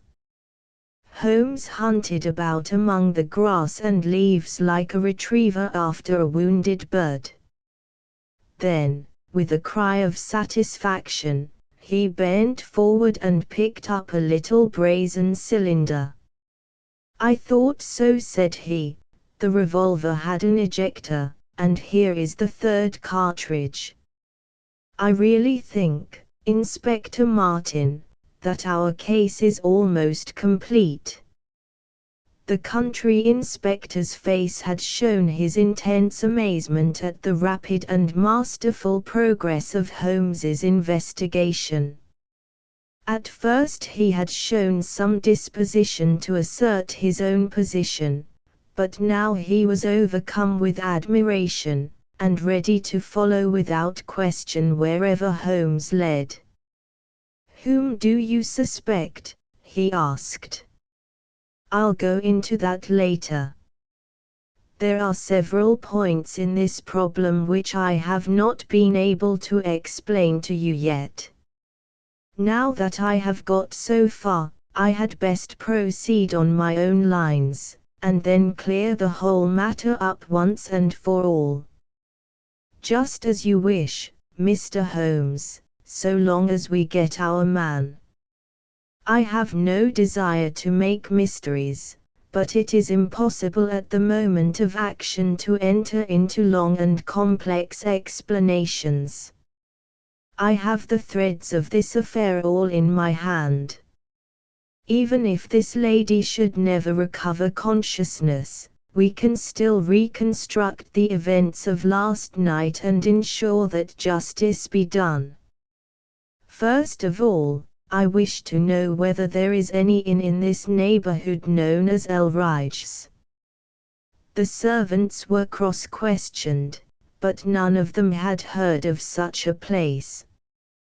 The stable boy threw a light upon the matter by remembering that a farmer of that name lived some miles off, in the direction of East Ruston. "Is it a lonely farm?" "Very lonely, sir." "Perhaps they have not heard yet of all that happened here during the night." "Maybe not, sir." Holmes thought for a little, and then a curious smile played over his face. "Saddle a horse, my lad," said he. "I shall wish you to take a note to Elridge's farm." He took from his pocket the various slips of the dancing men. With these in front of him, he worked for some time at the study table.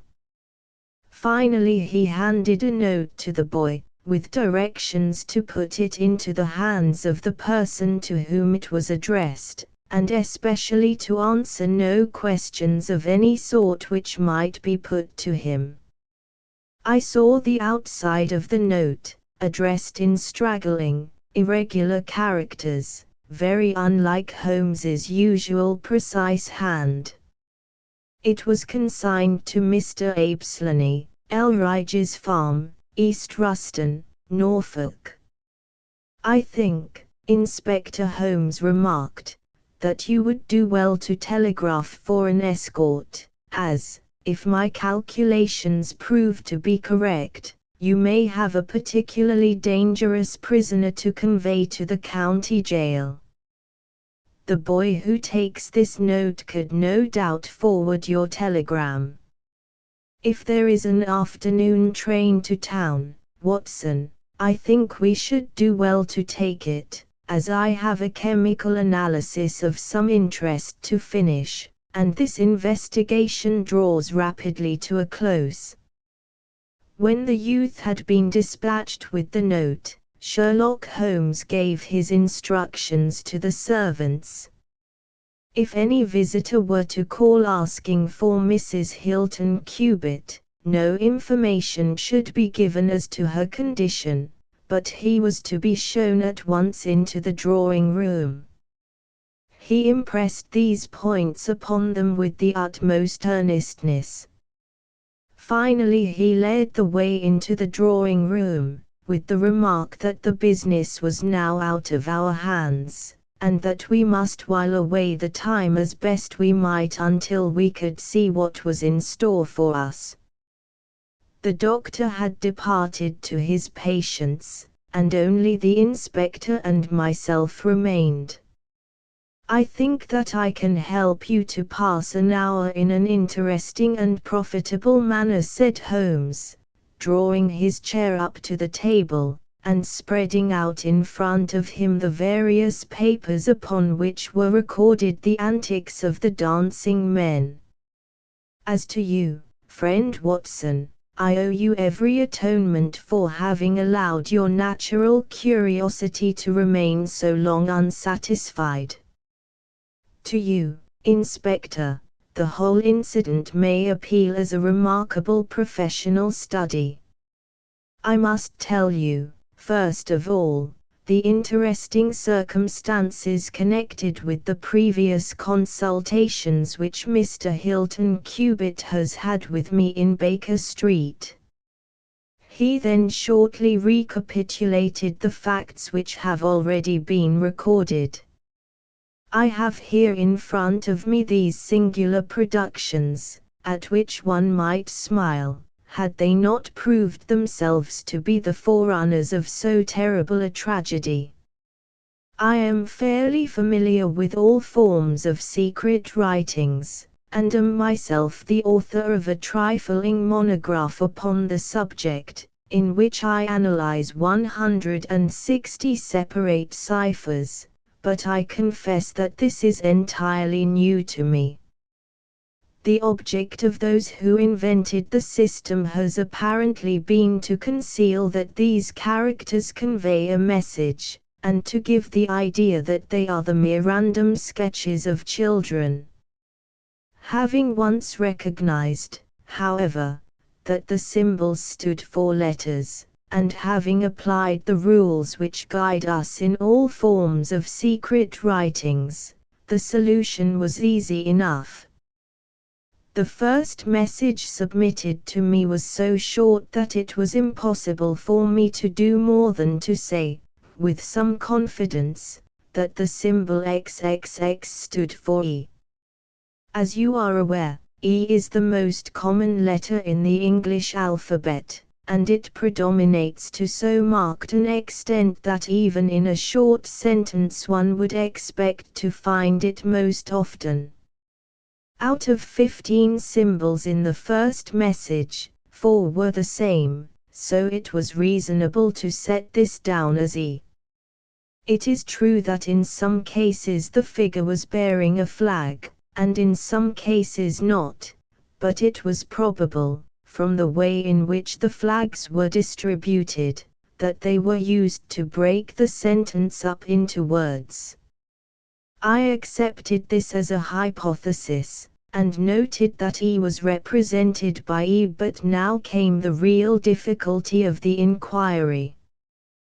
The order of the English letters after E is by no means well marked, and any preponderance which may be shown in an average of a printed sheet may be reversed in a single short sentence. Speaking roughly, T, A, O, I, N, S, H, R, D, and L are the numerical order in which letters occur, but T, A, O, and I are very nearly abreast of each other, and it would be an endless task to try each combination until a meaning was arrived at. I therefore waited for fresh material. In my second interview with Mr. Hilton Cubitt, he was able to give me 2 other short sentences and 1 message, which appeared, since there was no flag, to be a single word. Here are the symbols. Now, in the single word I have already got the 2 E's coming second and fourth in a word of 5 letters. It might be sever or lever or never. There can be no question that the latter as a reply to an appeal is far the most probable, and the circumstances pointed to its being a reply written by the lady. Accepting it as correct, we are now able to say that the symbols stand respectively for N, V, and RNVR. Even now I was in considerable difficulty, but a happy thought put me in possession of several other letters. It occurred to me that if these appeals came, as I expected, from someone who had been intimate with the lady in her early life, a combination which contained 2 E's with 3 letters between might very well stand for the name Elsie. On examination I found that such a combination formed the termination of the message, which was 3 times repeated. It was certainly some appeal to Elsie. In this way I had got my L, S, and I. But what appeal could it be? There were only 4 letters in the word which preceded Elsie, and it ended in E. Surely the word must be come. I tried all other 4 letters ending in E, but could find none to fit the case. So now I was in possession of C, O, and M, and I was in a position to attack the first message once more, dividing it into words and putting dots for each symbol which was still unknown. So treated, it worked out in this fashion: .m.resl.ne. Now the first letter can only be A, which is a most useful discovery, since it occurs no fewer than 3 times in this short sentence, and the H is also apparent in the second word. Now it becomes Here.Eastland. Or, filling in the obvious vacancies in the name, Here Abeslany. I had so many letters now that I could proceed with considerable confidence to the second message, which worked out in this fashion: A Ellery. S. Here I could only make sense by putting T and G for the missing letters, and supposing that the name was that of some house or inn at which the writer was staying. Inspector Martin and I had listened with the utmost interest to the full and clear account of how my friend had produced results which had led to so complete a command over our difficulties. "What did you do then, sir?" asked the inspector. I had every reason to suppose that this Abeslany was an American, since Abe is an American contraction, and since a letter from America had been the starting point of all the trouble. I had also every cause to think that there was some criminal secret in the matter. The lady's allusions to her past, and her refusal to take her husband into her confidence, both pointed in that direction. I therefore cabled to my friend, Wilson Hargreave, of the New York Police Bureau, who has more than once made use of my knowledge of London crime. I asked him whether the name of Abeslany was known to him. Here is his reply: "The most dangerous crook in Chicago." On the very evening upon which I had his answer, Hilton Cubitt sent me the last message from Slaney. Working with known letters, it took this form: Elsie.re.r to meet thy go. The addition of AP and AD completed a message which showed me that the rascal was proceeding from persuasion to threats, and my knowledge of the crooks of Chicago prepared me to find that he might very rapidly put his words into action. I at once came to Norfolk with my friend and colleague, Dr. Watson, but, unhappily, only in time to find that the worst had already occurred. "It is a privilege to be associated with you in the handling of a case," said the inspector, warmly. "You will excuse me, however, if I speak frankly to you. You are only answerable to yourself, but I have to answer to my superiors. If this Apslany, living at Elridge's, is indeed the murderer, and if he has made his escape while I am seated here, I should certainly get into serious trouble. You need not be uneasy. He will not try to escape." "How do you know?" "To fly would be a confession of guilt." "Then let us go arrest him. I expect him here every instant." "But why should he come?" "Because I have written and asked him." "But this is incredible, Mr. Holmes." "Why should he come because you have asked him? Would not such a request rather rouse his suspicions and cause him to fly?" "I think I have known how to frame the letter," said Sherlock Holmes. "In fact, if I am not very much mistaken, here is the gentleman himself coming up the drive."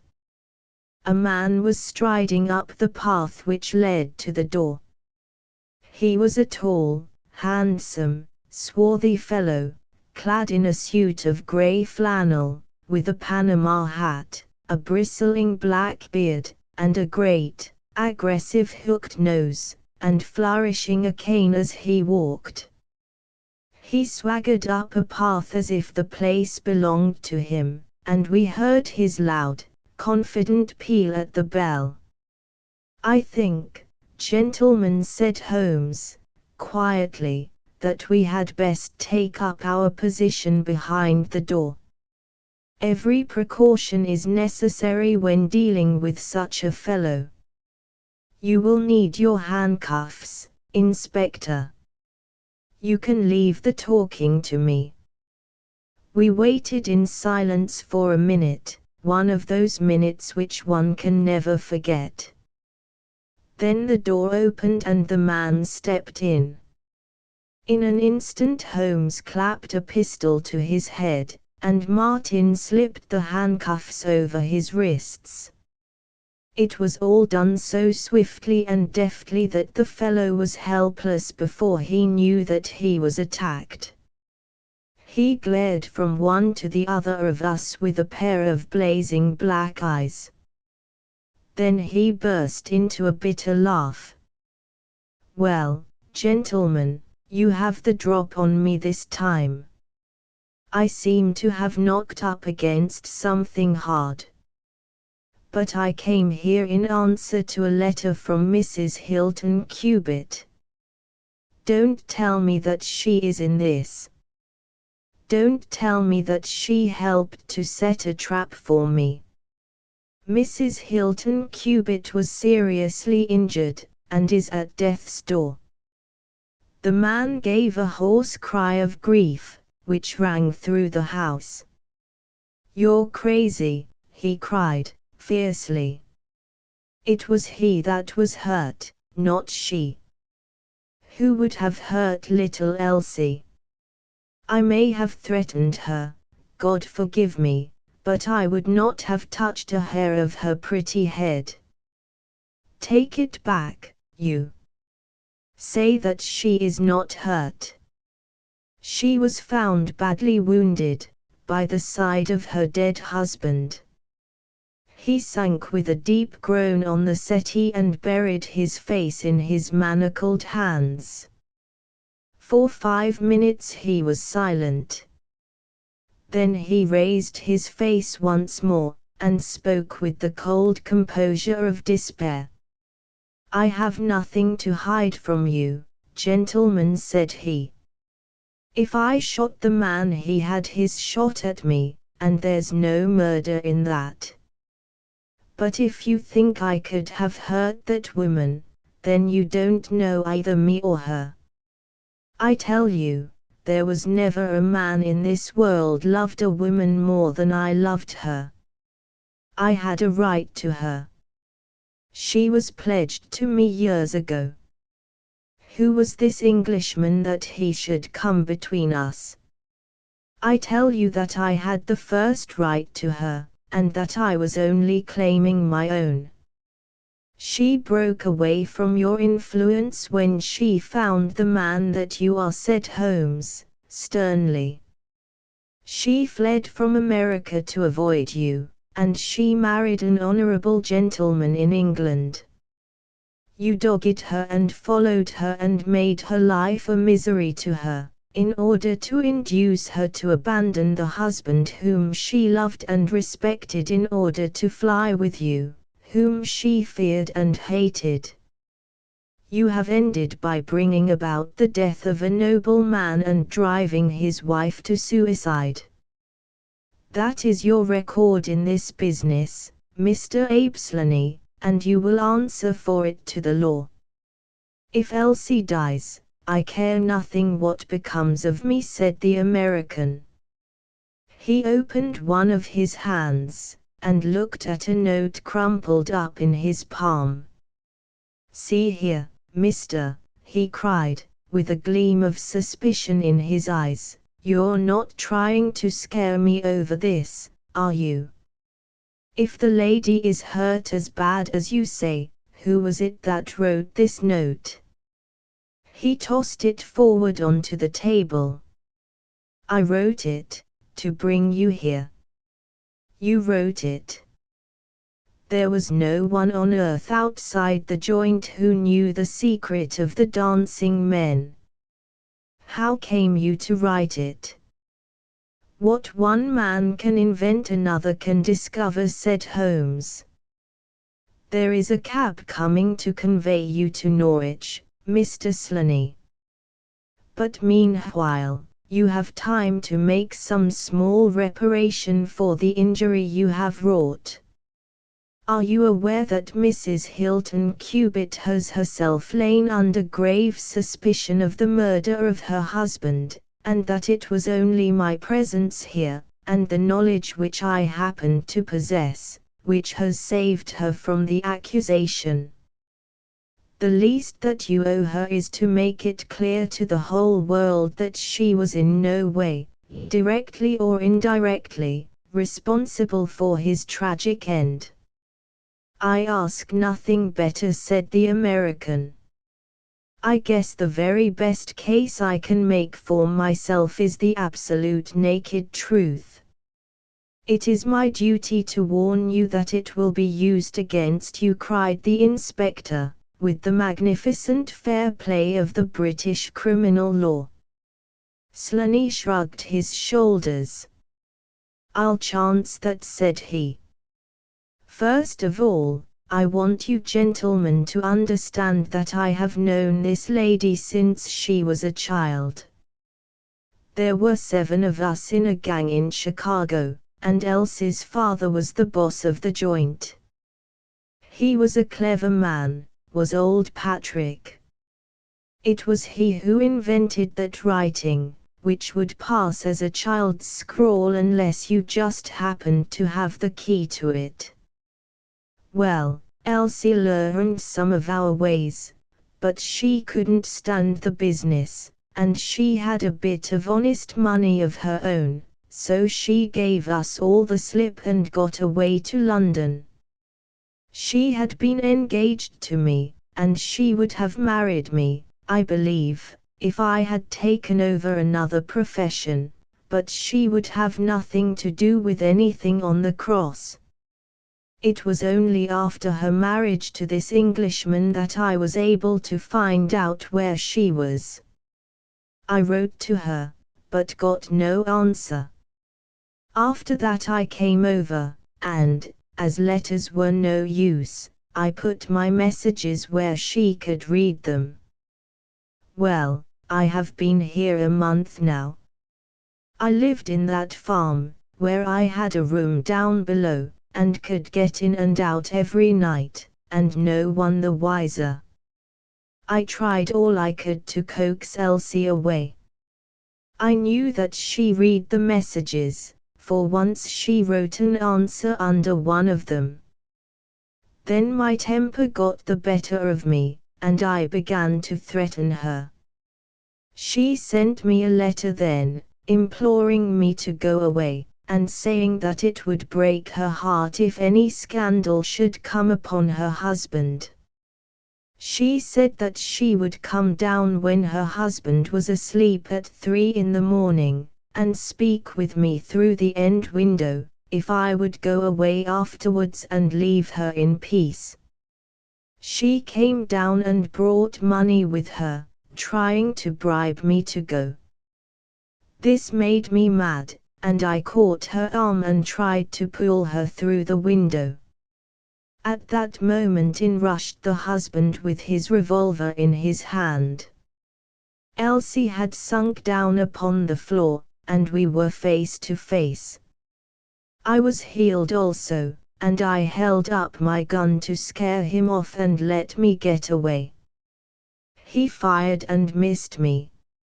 I pulled off almost at the same instant, and down he dropped. I made a way across the garden, and as I went I heard the window shut behind me.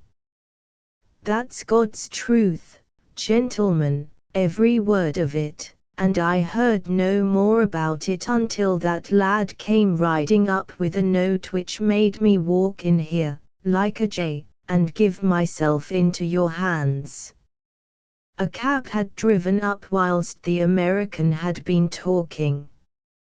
2 uniformed policemen sat inside. Inspector Martin rose and touched his prisoner on the shoulder. It is time for us to go. Can I see her first? No, she is not conscious. Mr. Sherlock Holmes, I only hope that if ever again I have an important case, I shall have the good fortune to have you by my side. We stood at the window and watched the cab drive away. As I turned back, my eye caught the pellet of paper which the prisoner had tossed upon the table. It was the note with which Holmes had decoyed him. "See if you can read it, Watson," said he, with a smile.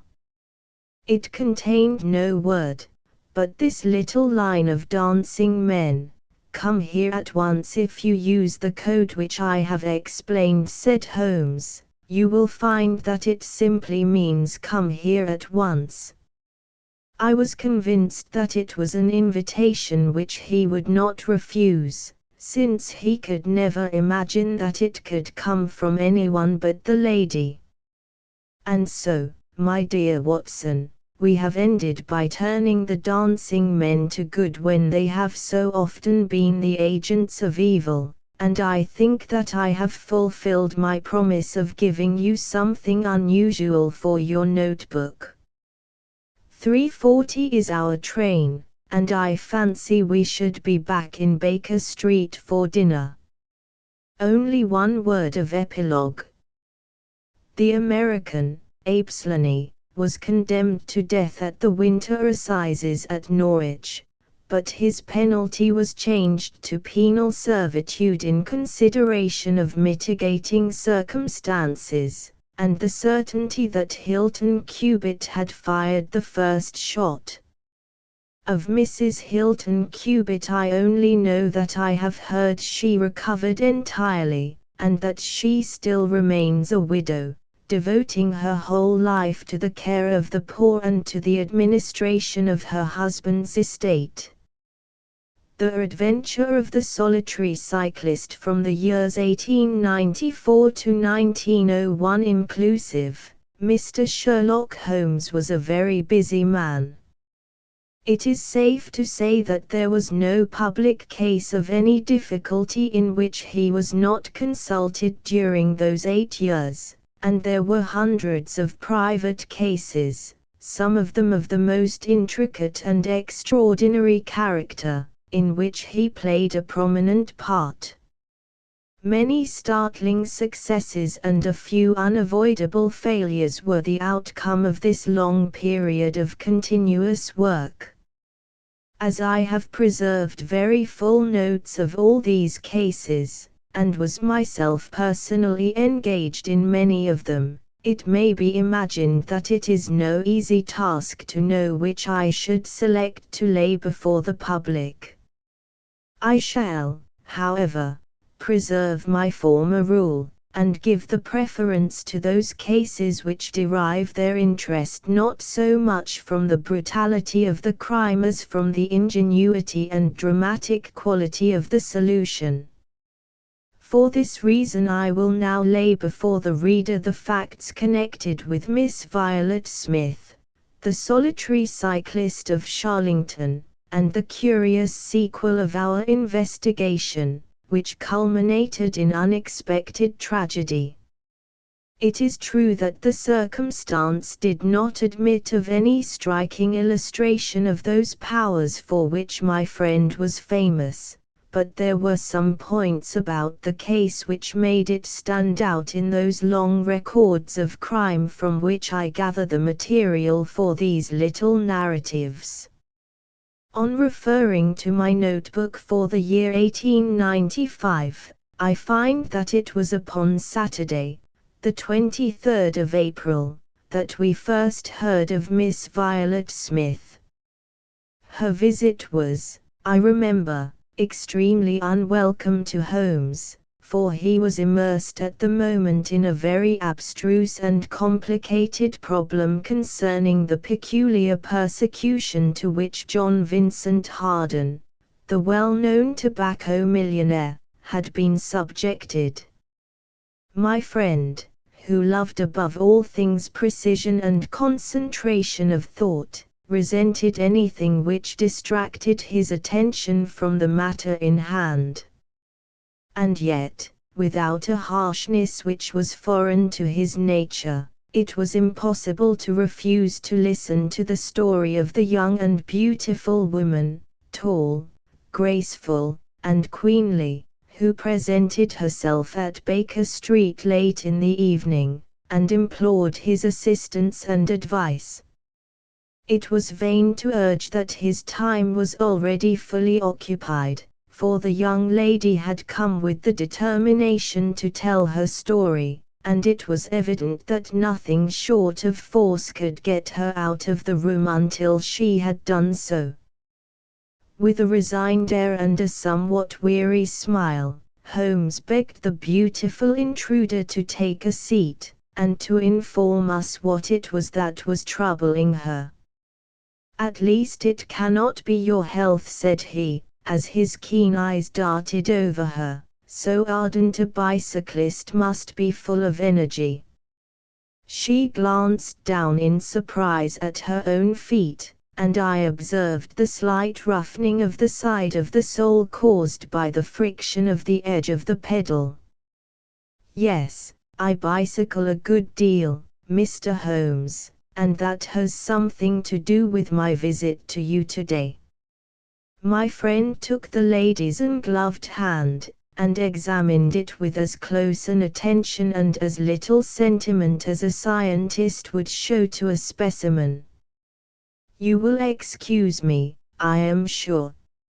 "It is my business," said he, as he dropped it. "I nearly fell into the error of supposing that you were typewriting. Of course, it is obvious that it is music. You observe the spatulate finger ends, Watson, which is common to both professions. There is a spirituality about the face, however." She gently turned it towards the light, which the typewriter does not generate. "This lady is a musician." "Yes, Mr. Holmes, I teach music." In the country, I presume, from your complexion. Yes, sir, near Farnham, on the borders of Surrey. A beautiful neighbourhood, and full of the most interesting associations. You remember, Watson, that it was near there that we took Archie Stamford, the forger. Now, Miss Violet, what has happened to you, near Farnham, on the borders of Surrey? The young lady, with great clearness and composure, made the following curious statement: "My father is dead, Mr. Holmes. He was James Smith, who conducted the orchestra at the old Imperial Theatre. My mother and I were left without a relation in the world except one uncle, Ralph Smith, who went to Africa 25 years ago, and we have never had a word from him since. When father died, we were left very poor, but one day we were told that there was an advertisement in the Times, inquiring for our whereabouts. You can imagine how excited we were, for we thought that someone had left us a fortune. We went at once to the lawyer whose name was given in the paper. There we met two gentlemen, Mr. Carruthers and Mr. Woodley, who were home on a visit from South Africa.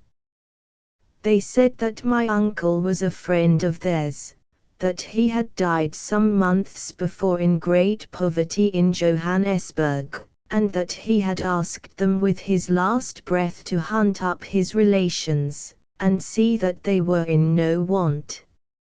It seemed strange to us that Uncle Ralph, who took no notice of us when he was alive, should be so careful to look after us when he was dead, but Mr. Carruthers explained that the reason was that my uncle had just heard of the death of his brother, and so felt responsible for our fate. "Excuse me," said Holmes. "When was this interview?" "Last December, 4 months ago." "Pray proceed." "Mr. Woodley seemed to me to be a most odious person. He was forever making eyes at me, a coarse, puffer-faced, red-moustached young man, with his hair plastered down on each side of his forehead. I thought that he was perfectly hateful, and I was sure that Cyril would not wish me to know such a person." "Oh, Cyril is his name," said Holmes, smiling. The young lady blushed and laughed. "Yes, Mr. Holmes, Cyril Morton, an electrical engineer, and we hope to be married at the end of the summer." Dear me, how did I get talking about him? What I wished to say was that Mr. Woodley was perfectly odious, but that Mr. Carruthers, who was a much older man, was more agreeable. He was a dark, sallow, clean-shaven, silent person, but he had polite manners and a pleasant smile. He inquired how we were left, and on finding that we were very poor, he suggested that I should come and teach music to his only daughter, aged 10. I said that I did not like to leave my mother, on which he suggested that I should go home to her every weekend, and he offered me 100 a year, which was certainly splendid pay. So it ended by my accepting, and I went down to Chiltern Grange, about 6 miles from Farnham. Mr. Carruthers was a widower, but he had engaged a lady housekeeper, a very respectable, elderly person, called Mrs. Dixon, to look after his establishment. The child was a dear, and everything promised well. Mr. Carruthers was very kind and very musical, and we had most pleasant evenings together. Every weekend I went home to my mother in town. The first flaw in my happiness was the arrival of the red-moustached Mr. Woodley. He came for a visit of a week, and oh, it seemed 3 months to me. He was a dreadful person, a bully to everyone else, but to me something infinitely worse. He made odious love to me, boasted of his wealth, said that if I married him I could have the finest diamonds in London, and finally, when I would have nothing to do with him, he seized me in his arms one day after dinner. He was hideously strong, and swore that he would not let me go until I had kissed him. Mr. Carruthers came in and tore him from me, on which he turned upon his own host, knocking him down and cutting his face open. That was the end of his visit, as you can imagine. Mr. Carruthers apologized to me next day, and assured me that I should never be exposed to such an insult again. I have not seen Mr. Woodley since. And now, Mr. Holmes, I come at last to the special thing which has caused me to ask your advice today. You must know that every Saturday forenoon I ride on my bicycle to Farnham Station, in order to get the 12:22 to town.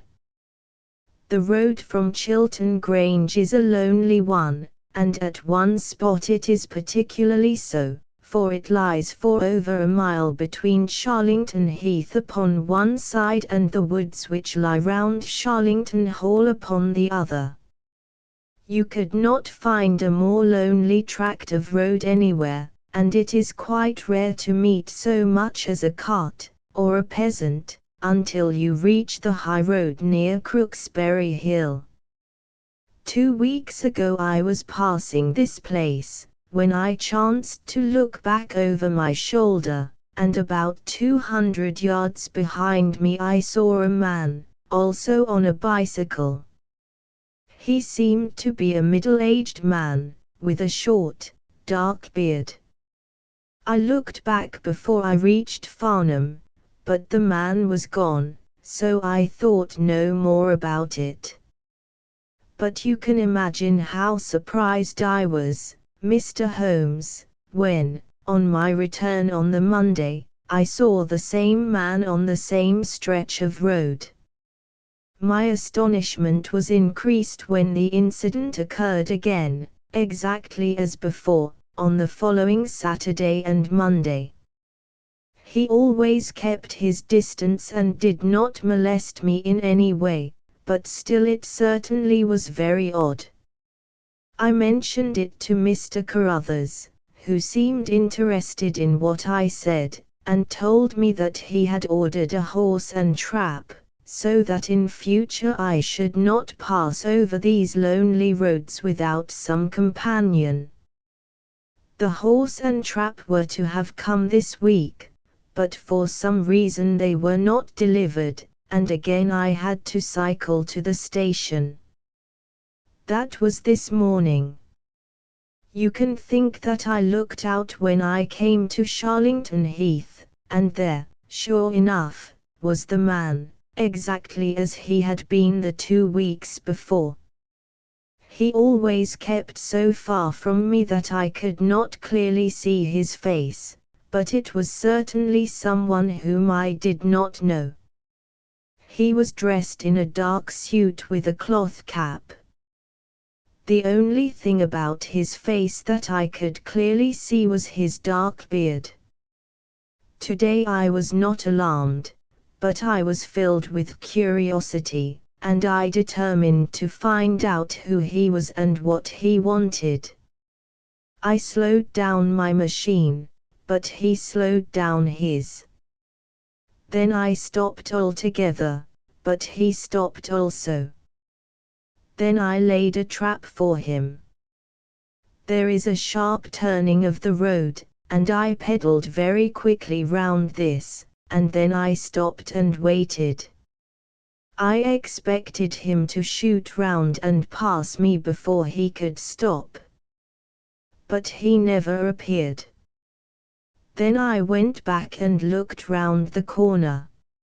I could see a mile of road, but he was not on it. To make it the more extraordinary, there was no side road at this point down which he could have gone. Holmes chuckled and rubbed his hands. "This case certainly presents some features of its own," said he. "How much time elapsed between your turning the corner and your discovery that the road was clear?" 2 or 3 minutes. "Then he could not have retreated down the road, and you say that there are no side roads?" "None." "Then he certainly took a footpath on one side or the other. It could not have been on the side of the heath, or I should have seen him. So, by the process of exclusion, we arrive at the fact that he made his way toward Sharlington Hall, which, as I understand, is situated in its own grounds on one side of the road. Anything else?" "Nothing, Mr. Holmes, save that I was so perplexed that I felt I should not be happy until I had seen you and had your advice." Holmes sat in silence for some little time.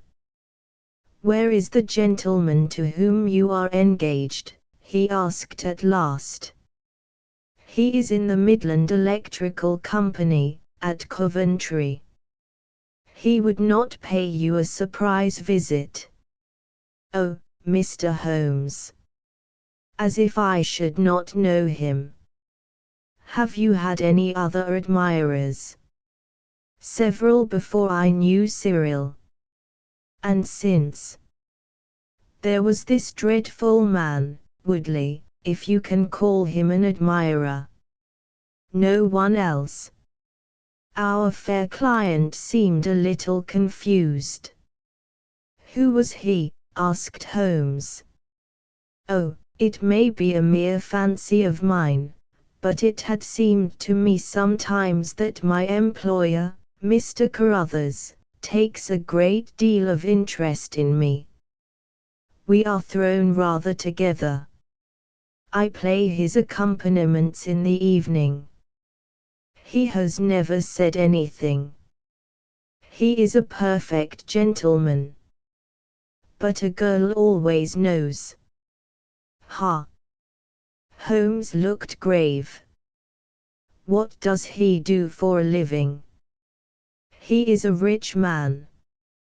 "No carriages or horses?" "Well, at least he is fairly well-to-do.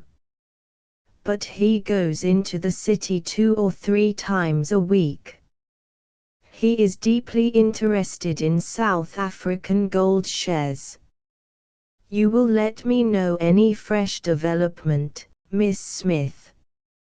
I am very busy just now, but I will find time to make some inquiries into your case. In the meantime, take no step without letting me know. Goodbye, and I trust that we shall have nothing but good news from you." "It is part of the settled order of nature that such a girl should have followers," said Holmes. He pulled at his meditative pipe, "but for choice not on bicycles in lonely country roads. Some secretive lover, beyond all doubt. But there are curious and suggestive details about the case, Watson. That he should appear only at that point." "Exactly. Our first effort must be to find who are the tenants of Sharlington Hall. Then, again, how about the connection between Carruthers and Woodley, since they appear to be men of such a different type? How came they both to be so keen upon looking up Ralph Smith's relations? One more point. What sort of a menage is it which pays double the market price for a governess but does not keep a horse, although 6 miles from the station? Odd, Watson, very odd. You will go down.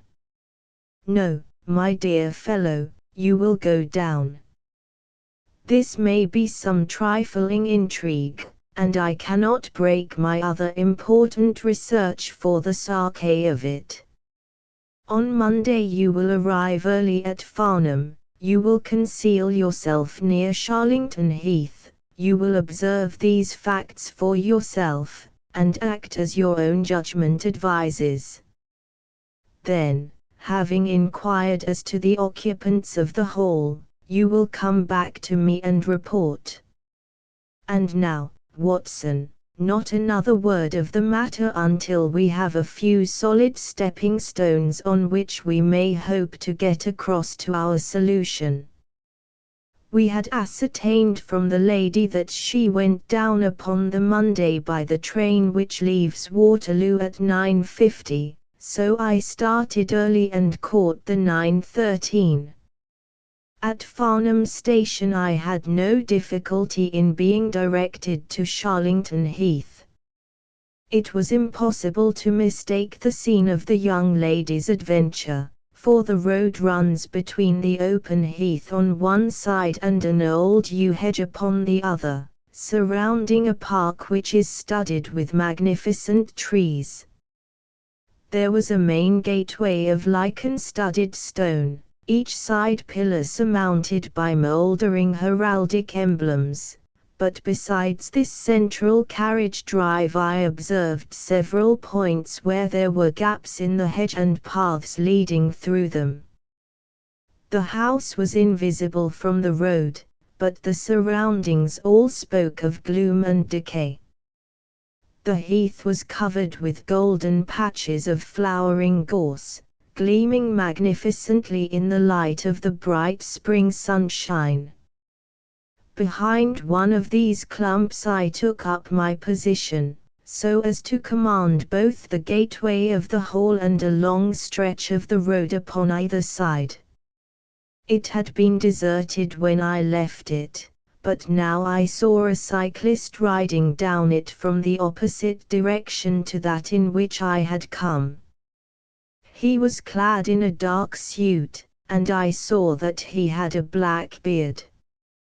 On reaching the end of the Charlington grounds, he sprang from his machine and led it through a gap in the hedge, disappearing from my view. A quarter of an hour passed, and then a second cyclist appeared. This time it was the young lady coming from the station. I saw her look about her as she came to the Charlington hedge.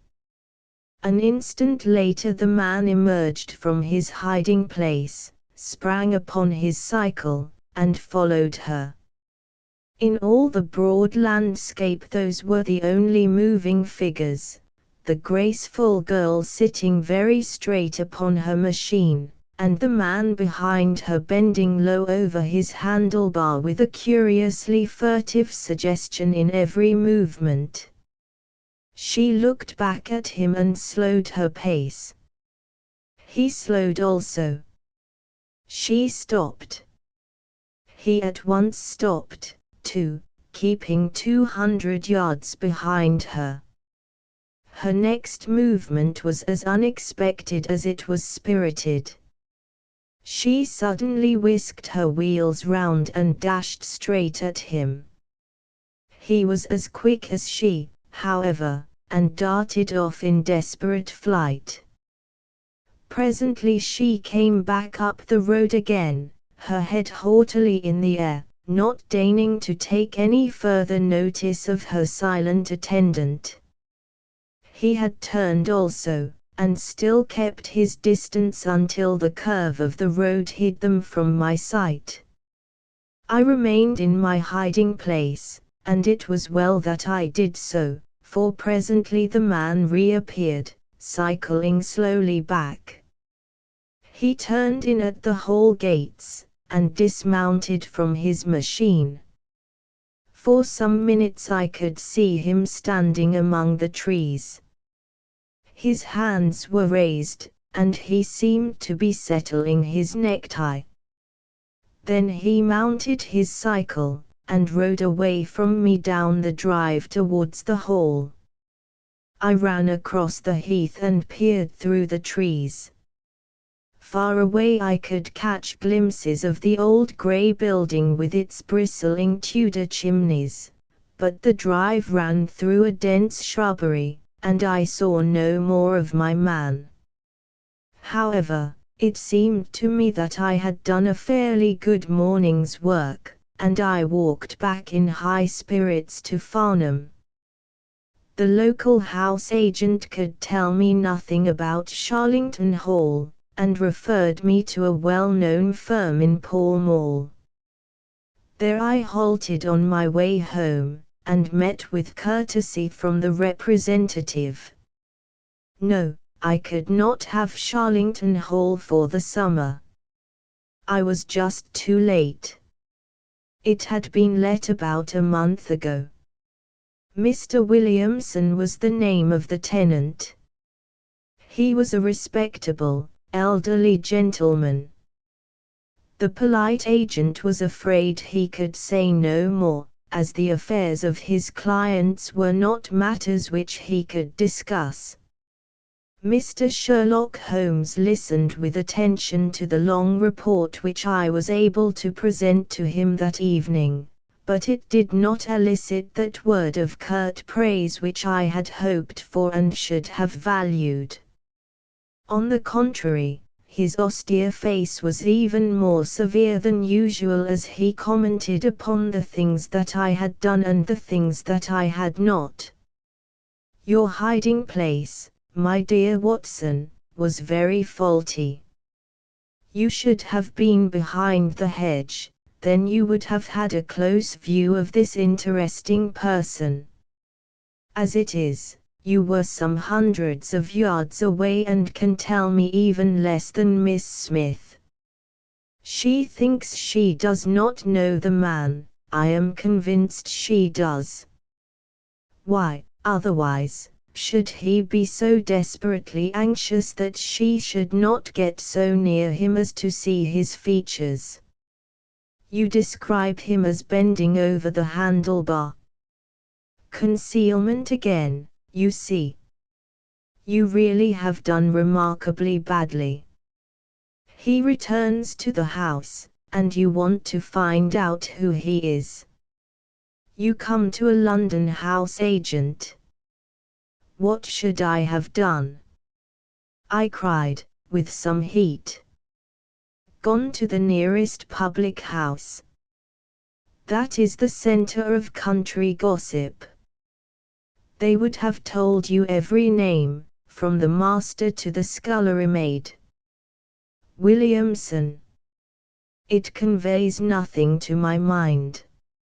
If he is an elderly man, he is not this active cyclist who sprints away from that young lady's athletic pursuit. What have we gained by your expedition? The knowledge that the girl's story is true. I never doubted it. That there is a connection between the cyclist and the Hall. I never doubted that either.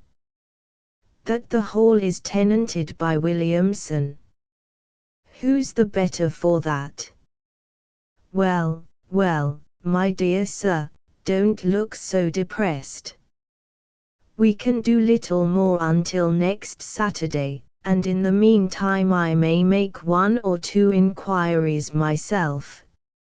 Next morning, we had a note from Miss Smith, recounting shortly and accurately the very incidents which I had seen, but the pith of the letter lay in the postscript. I am sure that you will respect my confidence, Mr. Holmes, when I tell you that my place here has become difficult, owing to the fact that my employer has proposed marriage to me. I am convinced that his feelings are most deep and most honorable. At the same time, my promise is of course given. He took my refusal very seriously, but also very gently. You can understand, however, that the situation is a little strained. Our young friend seems to be getting into deep waters, said Holmes, thoughtfully, as he finished the letter. The case certainly presents more features of interest and more possibility of development than I had originally thought. I should be none the worse for a quiet, peaceful day in the country, and I am inclined to run down this afternoon and test one or two theories which I have formed. Holmes's quiet day in the country had a singular termination, for he arrived at Baker Street late in the evening, with a cut lip and a discolored lump upon his forehead, besides a general air of dissipation which would have made his own person the fitting object of a Scotland Yard investigation. He was immensely tickled by his own adventures and laughed heartily as he recounted them. I get so little active exercise that it is always a treat, said he. You are aware that I have some proficiency in the good old British sport of boxing. Occasionally, it is of service. Today, for example, I should have come to very ignominious grief without it. I begged him to tell me what had occurred. I found that country pub which I had already recommended to your notice, and there I made my discreet inquiries. I was in the bar, and a garrulous landlord was giving me all that I wanted.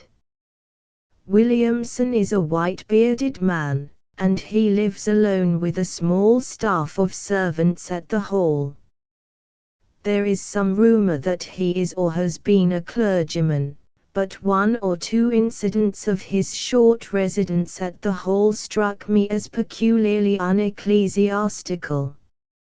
I have already made some inquiries at a clerical agency, and they tell me that there was a man of that name in orders, whose career has been a singularly dark one. The landlord further informed me that there are usually week-end visitors, a warm lot, sir, at the Hall, and especially one gentleman with a red moustache, Mr. Woodley by name, who was always there. We had got as far as this, when who should walk in but the gentleman himself, who had been drinking his beer in the tap-room and had heard the whole conversation. Who was I? What did I want? What did I mean by asking questions? He had a fine flow of language, and his adjectives were very vigorous. He ended a string of abuse by a vicious backhander, which I failed to entirely avoid. The next few minutes were delicious.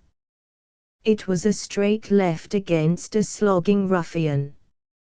I emerged as you see me. Mr. Woodley went home in a cart. So ended my country trip, and it must be confessed that, however enjoyable, my day on the Surrey border has not been much more profitable than your own. The Thursday brought us another letter from our client.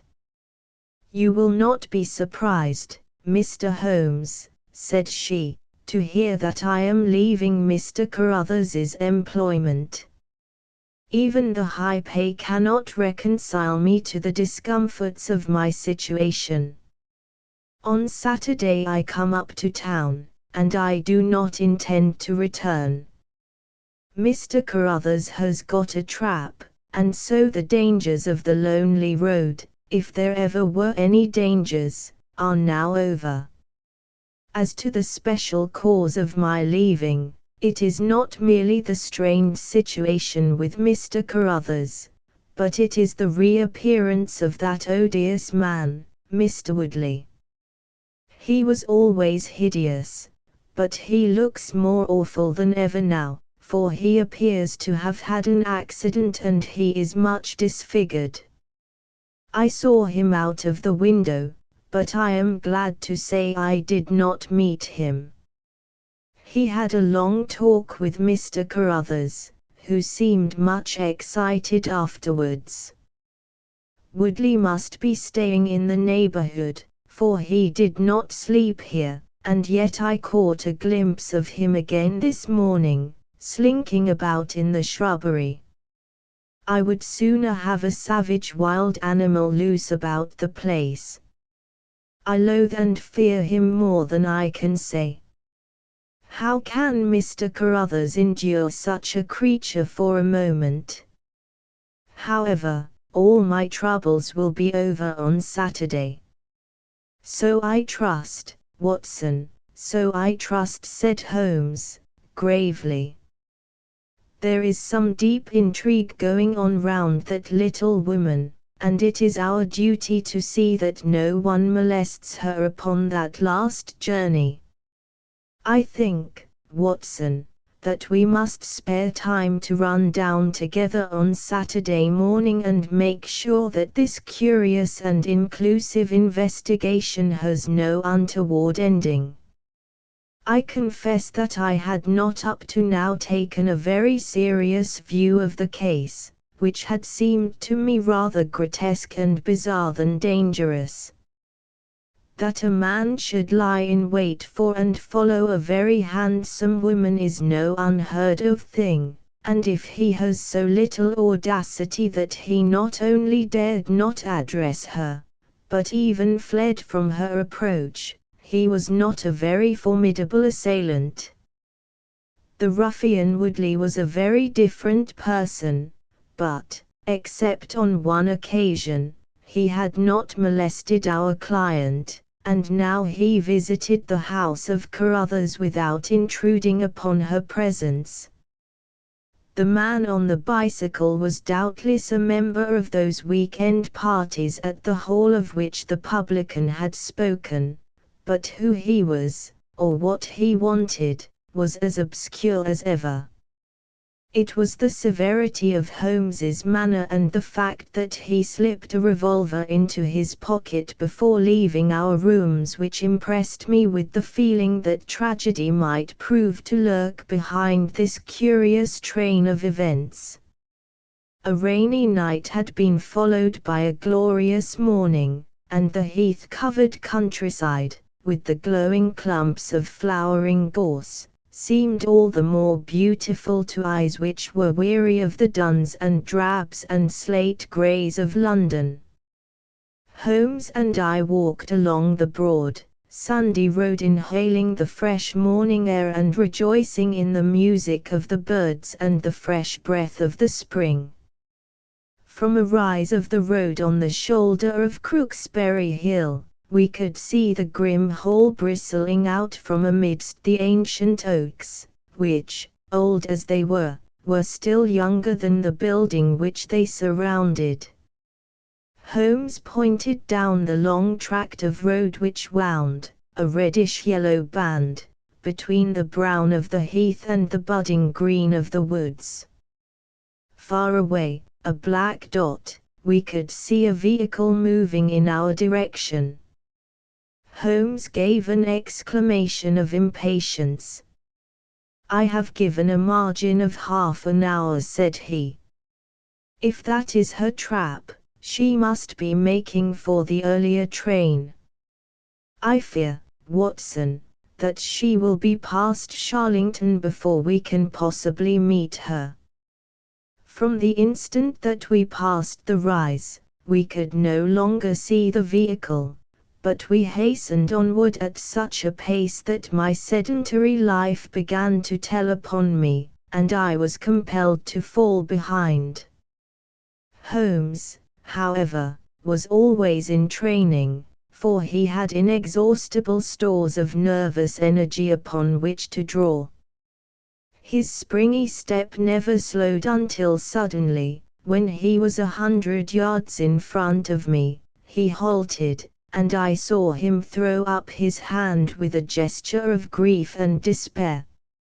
At the same instant an empty dog-cart, the horse cantering, the reins trailing, appeared round the curve of the road and rattled swiftly towards us. "Too late, Watson, too late," cried Holmes, as I ran panting to his side. Fool that I was not to allow for that earlier train. "It's abduction, Watson, abduction. Murder. Heaven knows what. Block the road. Stop the horse. That's right. Now, jump in, and let us see if I can repair the consequences of my own blunder." We had sprung into the dog-cart, and Holmes, after turning the horse, gave it a sharp cut with the whip, and we flew back along the road. As we turned the curve, the whole stretch of road between the hall and the heath was opened up. I grasped Holmes's arm.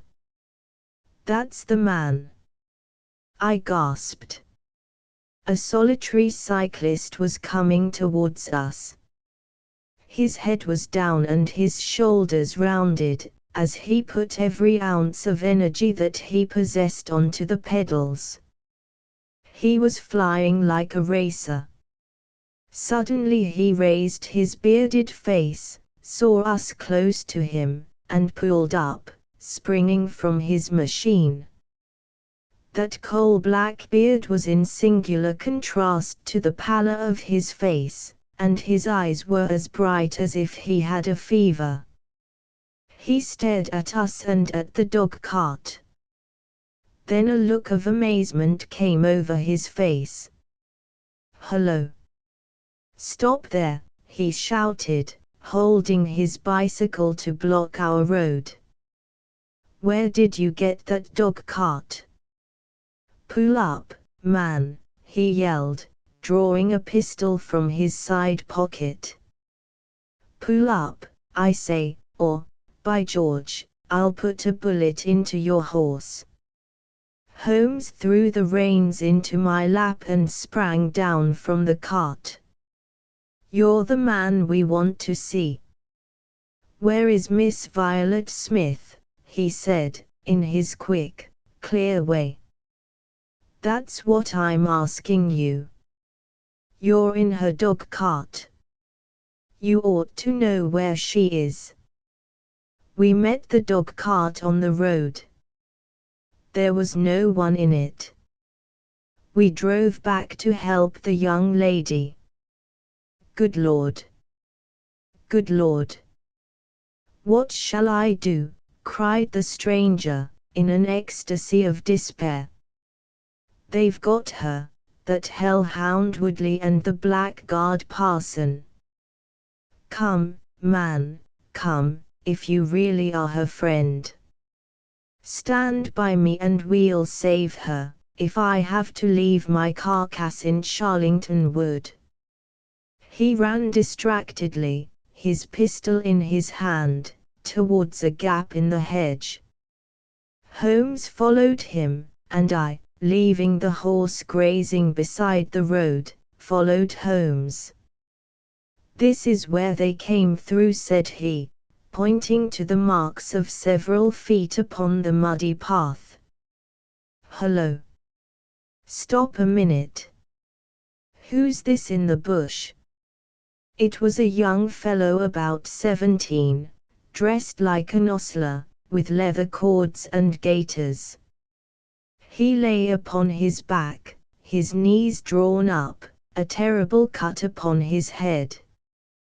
He was insensible, but alive. A glance at his wound told me that it had not penetrated the bone. "That's Peter," the groom cried the stranger. "He drove her. The beasts have pulled him off and clubbed him. Let him lie, we can't do him any good, but we may save her from the worst fate that can befall a woman." We ran frantically down the path, which wound among the trees. We had reached the shrubbery which surrounded the house when Holmes pulled up. They didn't go to the house. Here are their marks on the left, here, beside the laurel bushes. Ah! I said so.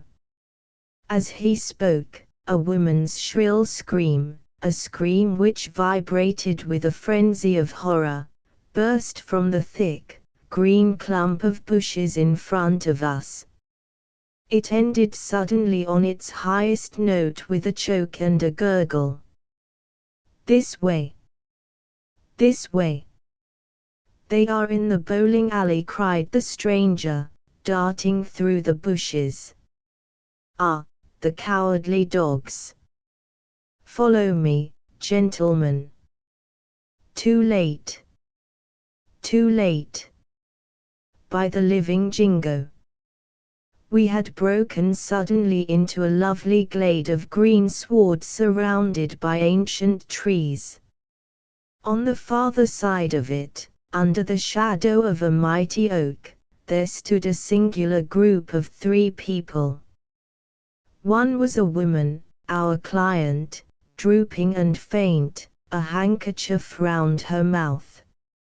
Opposite her stood a brutal, heavy-faced, red-moustached young man, his gaitered legs parted wide, one arm akimbo, the other waving a riding crop, his whole attitude suggestive of triumphant bravado.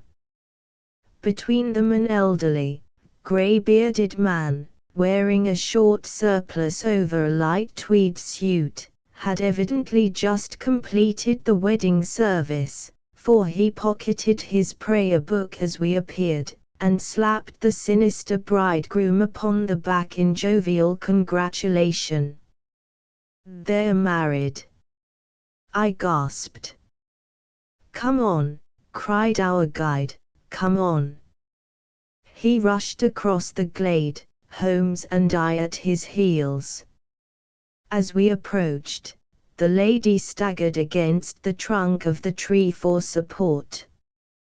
Williamson, the ex-clergyman, bowed to us with mock politeness, and the bully, Woodley, advanced with a shout of brutal and exultant laughter. "You can take your beard off, Bob," said he. "I know you, right enough. Well, you and your pals have just come in time for me to be able to introduce you to Mrs. Woodley." Our guide's answer was a singular one. He snatched off the dark beard which had disguised him and threw it on the ground, disclosing a long, sallow, clean-shaven face below it.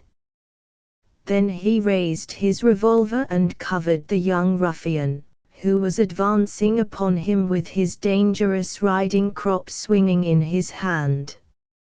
"Yes," said our ally, "I am Bob Carruthers, and I'll see this woman righted, if I have to swing for it.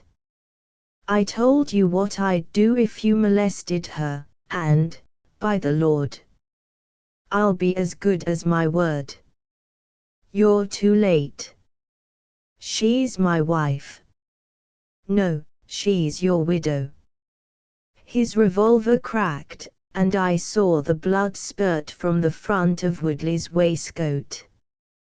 He spun round with a scream and fell upon his back, his hideous red face turning suddenly to a dreadful mottled pallor.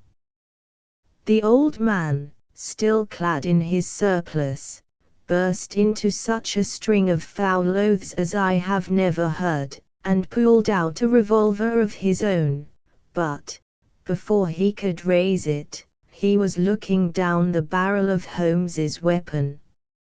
"Enough of this," said my friend, coldly. "Drop that pistol. Watson, pick it up. Hold it to his head. Thank you. You, Carruthers, give me that revolver. We'll have no more violence." Come, hand it over. Who are you, then? My name is Sherlock Holmes. Good Lord. You have heard of me, I see. I will represent the official police until their arrival. Here, you, he shouted to a frightened groom, who had appeared at the edge of the glade. Come here. Take this note as hard as you can ride to Farnham. He scribbled a few words upon a leaf from his notebook. Give it to the superintendent at the police station. Until he comes, I must detain you all under my personal custody. The strong, masterful personality of Holmes dominated the tragic scene, and all were equally puppets in his hands. Williamson and Carruthers found themselves carrying the wounded Woodley into the house, and I gave my arm to the frightened girl. The injured man was laid on his bed, and at Holmes's request I examined him. I carried my report to where he sat in the old tapestry-hung dining room with his 2 prisoners before him. He will live, said I. What? Cried Carruthers, springing out of his chair. I'll go upstairs and finish him first. Do you tell me that that angel is to be tied to Roaring Jack Woodley for life? You need not concern yourself about that, said Holmes. There are 2 very good reasons why she should, under no circumstances, be his wife. In the first place, we are very safe in questioning Mr. Williamson's right to solemnize a marriage. I have been ordained, cried the old rascal. And also unfrocked. Once a clergyman, always a clergyman. I think not. How about the license? We had a license for the marriage. I have it here in my pocket. Then you got it by trick. But, in any case, a forced marriage is no marriage, but it is a very serious felony, as you will discover before you have finished. You'll have time to think the point out during the next 10 years or so, unless I am mistaken. As to you, Carruthers, you would have done better to keep your pistol in your pocket. I begin to think so, Mr. Holmes, but when I thought of all the precaution I had taken to shield this girl, for I loved her, Mr. Holmes, and it is the only time that ever I knew what love was, it fairly drove me mad to think that she was in the power of the greatest brute and bully in South Africa, a man whose name is a holy terror from Kimberley to Johannesburg. Why, Mr. Holmes, you'll hardly believe it, but ever since that girl has been in my employment I never once let her go past this house, where I knew the rascals were lurking, without following her on my bicycle, just to see that she came to no harm. I kept my distance from her, and I wore a beard, so that she should not recognize me, for she is a good and high-spirited girl, and she wouldn't have stayed in my employment long if she had thought that I was following her about the country roads. Why didn't you tell her of her danger? Because then, again, she would have left me, and I couldn't bear to face that. Even if she couldn't love me, it was a great deal to me just to see her dainty form about the house, and to hear the sound of her voice. Well, said I, you call that love, Mr. Carruthers, but I should call it selfishness. Maybe the 2 things go together. Anyhow, I couldn't let her go. Besides, with this crowd about, it was well that she should have someone near to look after her. Then, when the cable came, I knew they were bound to make a move. What cable? Carruthers took a telegram from his pocket. That's it, said he. It was short and concise. The old man is dead. Said Holmes. I think I see how things worked, and I can understand how this message would, as you say, bring them to a head. But while you wait, you might tell me what you can. The old reprobate with the surplice burst into a volley of bad language. By heaven, said he, if you squeal on us, Bob Carruthers, I'll serve you as you served Jack Woodley. You can bleat about the girl to your heart's content, for that's your own affair, but if you round on your pals to this plainclothes copper, it will be the worst day's work that ever you did. Your reverence need not be excited, said Holmes, lighting a cigarette. The case is clear enough against you, and all I ask is a few details for my private curiosity.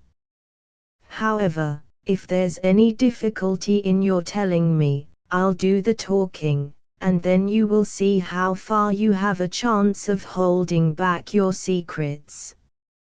In the first place, 3 of you came from South Africa on this game, you Williamson, you Carruthers, and Woodley. Lie number 1, said the old man, I never saw either of them until 2 months ago, and I have never been in Africa in my life, so you can put that in your pipe and smoke it, Mr. Busybody Holmes. What he says is true, said Carruthers. Well, 2 of you came over. His Reverence is our own homemade article. You had known Ralph Smith in South Africa. You had reason to believe he would not live long. You found out that his niece would inherit his fortune. How's that, eh? Carruthers nodded and Williamson swore. She was next of kin, no doubt, and you were aware that the old fellow would make no will. Couldn't read or write, said Carruthers. So you came over, the 2 of you, and hunted up the girl. The idea was that one of you was to marry her, and the other have a share of the plunder. For some reason, Woodley was chosen as the husband. Why was that? We played cards for her on the voyage. He won. I see. You got the young lady into your service, and there Woodley was to do the courting. She recognized the drunken brute that he was, and would have nothing to do with him. Meanwhile, your arrangement was rather upset by the fact that you had yourself fallen in love with the lady. You could no longer bear the idea of this ruffian owning her. No, by George, I couldn't. There was a quarrel between you. He left you in a rage, and began to make his own plans independently of you. It strikes me, Williamson, there isn't very much that we can tell this gentleman, cried Carruthers, with a bitter laugh. Yes, we quarreled, and he knocked me down. I am level with him on that, anyhow. Then I lost sight of him. That was when he picked up with this outcast padre here. I found that they had set up housekeeping together at this place on the line that she had to pass for the station. I kept my eye on her after that, for I knew there was some devilry in the wind. I saw them from time to time, for I was anxious to know what they were after. 2 days ago Woodley came up to my house with this cable, which showed that Ralph Smith was dead. He asked me if I would stand by the bargain. I said I would not. He asked me if I would marry the girl myself and give him a share. I said I would willingly do so, but that she would not have me. He said, "Let us get her married first, and after a week or two she may see things a bit different." I said I would have nothing to do with violence. So he went off cursing, like the foul-mouthed blackguard that he was, and swearing that he would have her yet. She was leaving me this weekend, and I had got a trap to take her to the station, but I was so uneasy in my mind that I followed her on my bicycle. She had got a start, however, and before I could catch her, the mischief was done. The first thing I knew about it was when I saw you two gentlemen driving back in her dog-cart. Holmes rose and tossed the end of his cigarette into the grate. "I have been very obtuse, Watson," said he. "When in your report you said that you had seen the cyclist as you thought arrange his necktie in the shrubbery, that alone should have told me all. However, we may congratulate ourselves upon a curious and, in some respects, a unique case. I perceive 3 of the county constabulary in the drive, and I am glad to see that the little ostler is able to keep pace with them, so it is likely that neither he nor the interesting bridegroom will be permanently damaged by their morning's adventures. I think, Watson, that in your medical capacity, you might wait upon Miss Smith and tell her that if she is sufficiently recovered, we shall be happy to escort her to her mother's home. If she is not quite convalescent, you will find that a hint that we were about to telegraph to a young electrician in the Midlands would probably complete the cure. As to you, Mr. Carruthers, I think that you have done what you could to make amends for your share in an evil plot. There is my card, sir, and if my evidence can be of help in your trial, it shall be at your disposal. In the whirl of our incessant activity, it has often been difficult for me, as the reader has probably observed, to round off my narratives, and to give those final details which the curious might expect.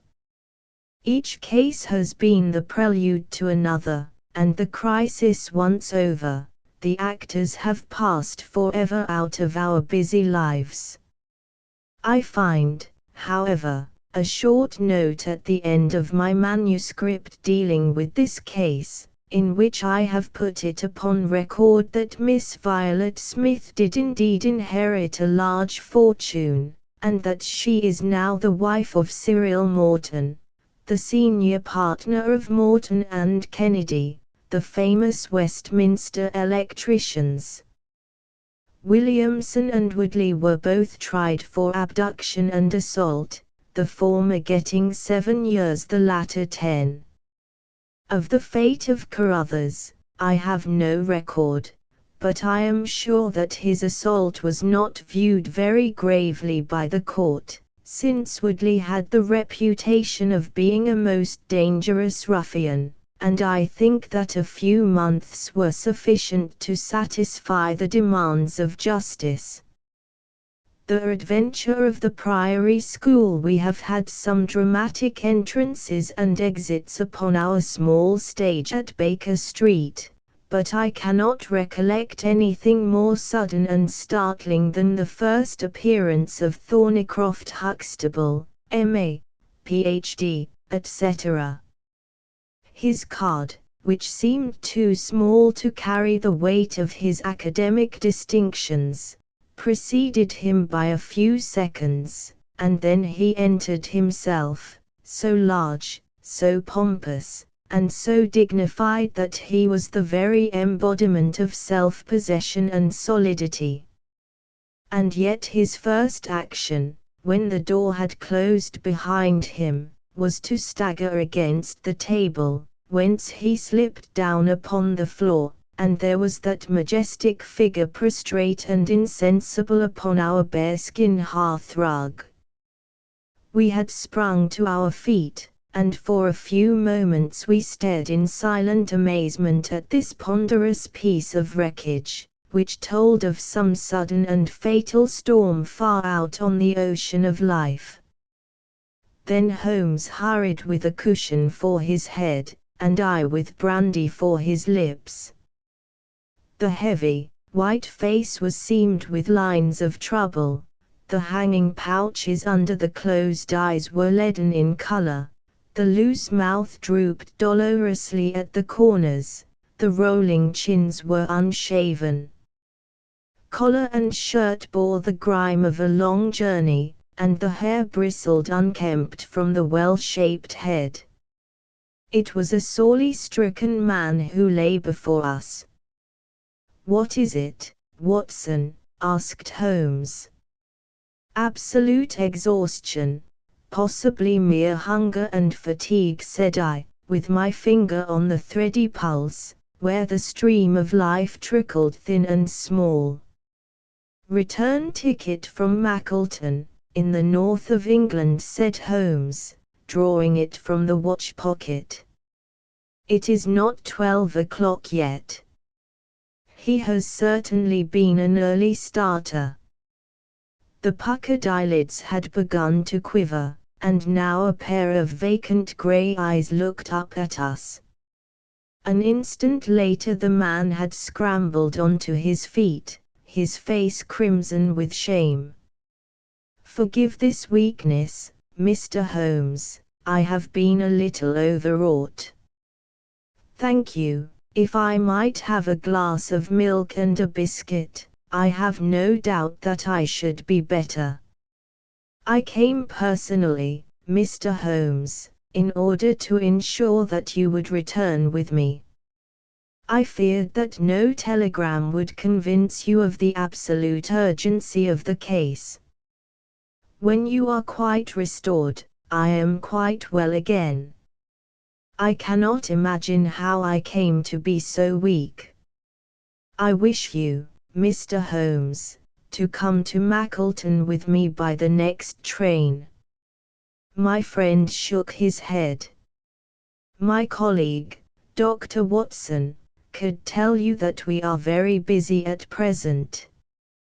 I am retained in this case of the Ferrers documents, and the Abergavenny murder is coming up for trial. Only a very important issue could call me from London at present." "Important?" Our visitor threw up his hands. "Have you heard nothing of the abduction of the only son of the Duke of Holderness?" "What, the late cabinet minister?" "Exactly. We had tried to keep it out of the papers, but there was some rumor in the Globe last night. I thought it might have reached your ears." Holmes shot out his long, thin arm and picked out volume H in his Encyclopedia of Reference. "Holderness, 6th Duke, K.G., P.C. Half the alphabet. Baron Beverley, Earl of Carston, dear me, what a list. Lord Lieutenant of Hallamshire since 1900. Married Edith, daughter of Sir Charles Appledore, 1888. Heir and only child, Lord Saltire. Owns about 250,000 acres. Minerals in Lancashire and Wales. Address, Carlton House Terrace, Holderness Hall, Hallamshire, Carston Castle, Bangor, Wales. Lord of the Admiralty, 1872, Chief Secretary of State for, well, this man is certainly one of the greatest subjects of the Crown. The greatest and perhaps the wealthiest. I am aware, Mr. Holmes, that you take a very high line in professional matters, and that you are prepared to work for the work's sake. I may tell you, however, that His Grace has already intimated that a cheque for £5,000 will be handed over to the person who can tell him where his son is, and another 1,000 to him who can name the man or men who have taken him. It is a princely offer, said Holmes. Watson, I think that we shall accompany Dr. Huxtable back to the north of England. And now, Dr. Huxtable, when you have consumed that milk, you will kindly tell me what has happened, when it happened, how it happened, and, finally, what Dr. Thornycroft Huxtable, of the Priory School, near Mackleton, has to do with the matter, and why he comes 3 days after an event, the state of your chin gives the date, to ask for my humble services. Our visitor had consumed his milk and biscuits. The light had come back to his eyes and the color to his cheeks, as he set himself with great vigor and lucidity to explain the situation. I must inform you, gentlemen, that the Priory is a preparatory school, of which I am the founder and principal. Huxtable's sidelights on Horace may possibly recall my name to your memories. The Priory is, without exception, the best and most select preparatory school in England. Lord Leverstoke, the Earl of Blackwater, Sir Cathcart Soames, they all have entrusted their sons to me. But I felt that my school had reached its zenith when, weeks ago, the Duke of Holderness sent Mr. James Wilder, his secretary, with intimation that young Lord Saltire, 10 years old, his only son and heir, was about to be committed to my charge. Little did I think that this would be the prelude to the most crushing misfortune of my life. On the 1st of May the boy arrived, that being the beginning of the summer term. He was a charming youth, and he soon fell into our ways. I may tell you, I trust that I am not indiscreet, but half-confidences are absurd in such a case, that he was not entirely happy at home. It is an open secret that the Duke's married life had not been a peaceful one, and the matter had ended in a separation by mutual consent, the Duchess taking up her residence in the south of France. This had occurred very shortly before, and the boy's sympathies are known to have been strongly with his mother. He moped after her departure from Holderness Hall, and it was for this reason that the Duke desired to send him to my establishment. In a fortnight the boy was quite at home with us and was apparently absolutely happy. He was last seen on the night of May 13th, that is, the night of last Monday. His room was on the second floor and was approached through another larger room, in which 2 boys were sleeping. These boys saw and heard nothing, so that it is certain that young Saltire did not pass out that way. His window was open, and there is a stout ivy plant leading to the ground. We could trace no footmarks below, but it is sure that this is the only possible exit. His absence was discovered at 7 o'clock on Tuesday morning. His bed had been slept in. He had dressed himself fully, before going off, in his usual school suit of black Eton jacket and dark grey trousers. There were no signs that anyone had entered the room, and it is quite certain that anything in the nature of cries or a struggle would have been heard, since Conter, the elder boy in the inner room, is a very light sleeper. When Lord Saltire's disappearance was discovered, I at once called a roll of the whole establishment, boys, masters, and servants. It was then that we ascertained that Lord Saltire had not been alone in his flight. Heidegger, the German master, was missing. His room was on the second floor, at the farther end of the building, facing the same way as Lord Saltire's. His bed had also been slept in, but he had apparently gone away partly dressed, since his shirt and socks were lying on the floor. He had undoubtedly let himself down by the ivy, for we could see the marks of his feet where he had landed on the lawn. His bicycle was kept in a small shed beside this lawn, and it also was gone.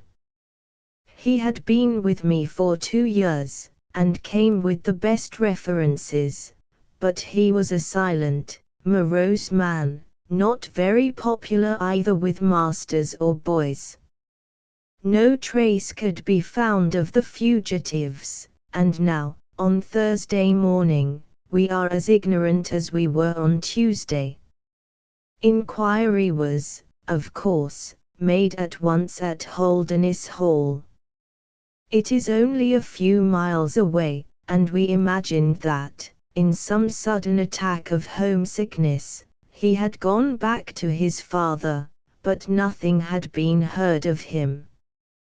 The Duke is greatly agitated, and, as to me, you have seen yourselves the state of nervous prostration to which the suspense and the responsibility have reduced me. Mr. Holmes, if ever you put forward your full powers, I implore you to do so now, for never in your life could you have a case which is more worthy of them. Sherlock Holmes had listened with the utmost intentness to the statement of the unhappy schoolmaster.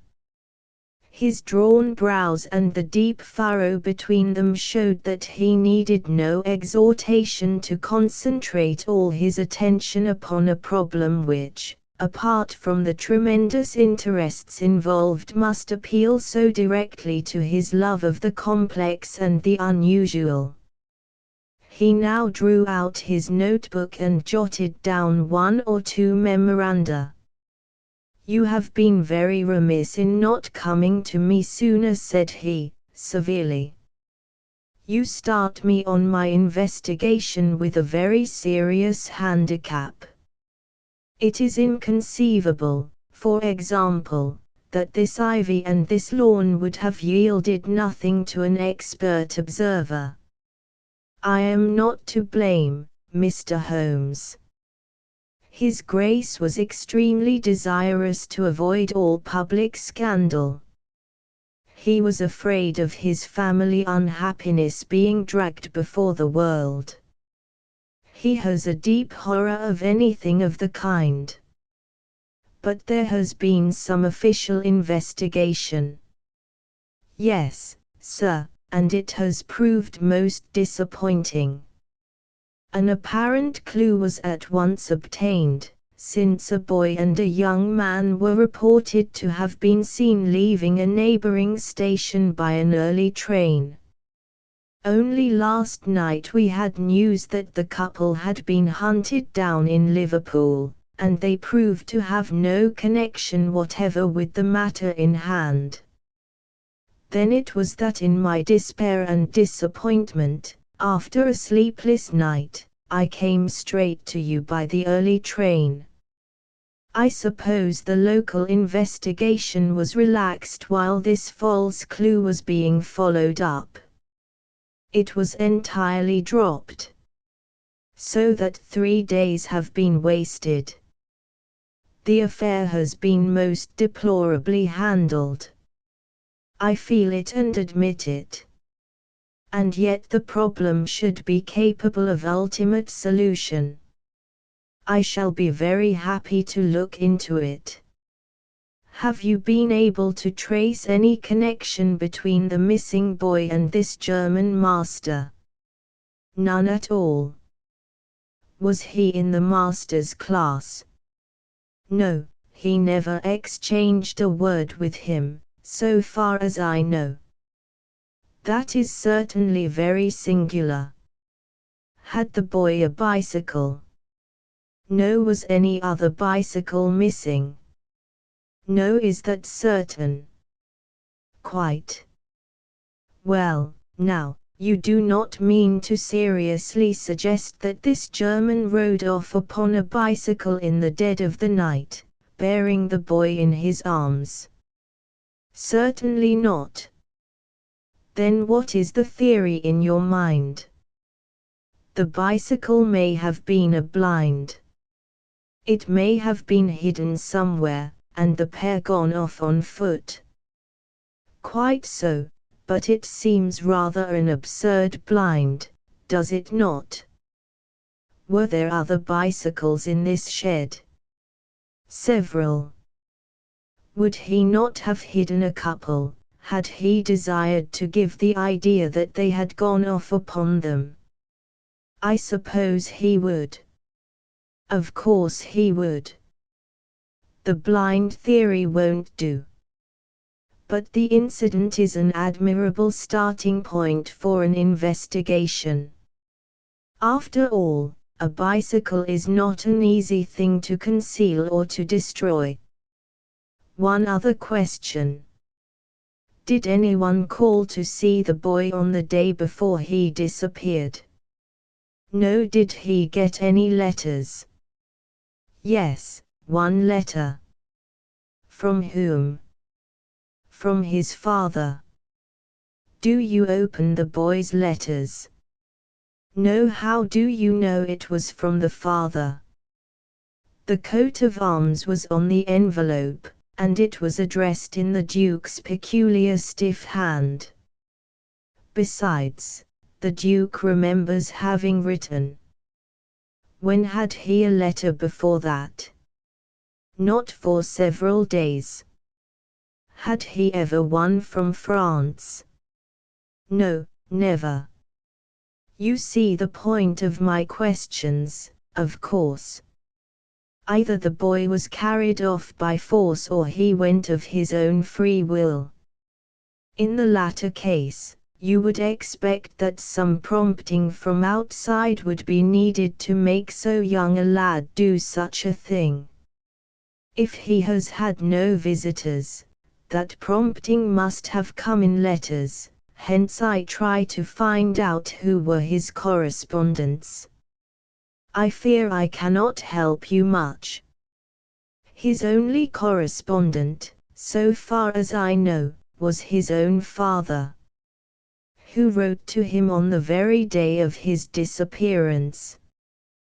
Were the relations between father and son very friendly? His Grace is never very friendly with anyone.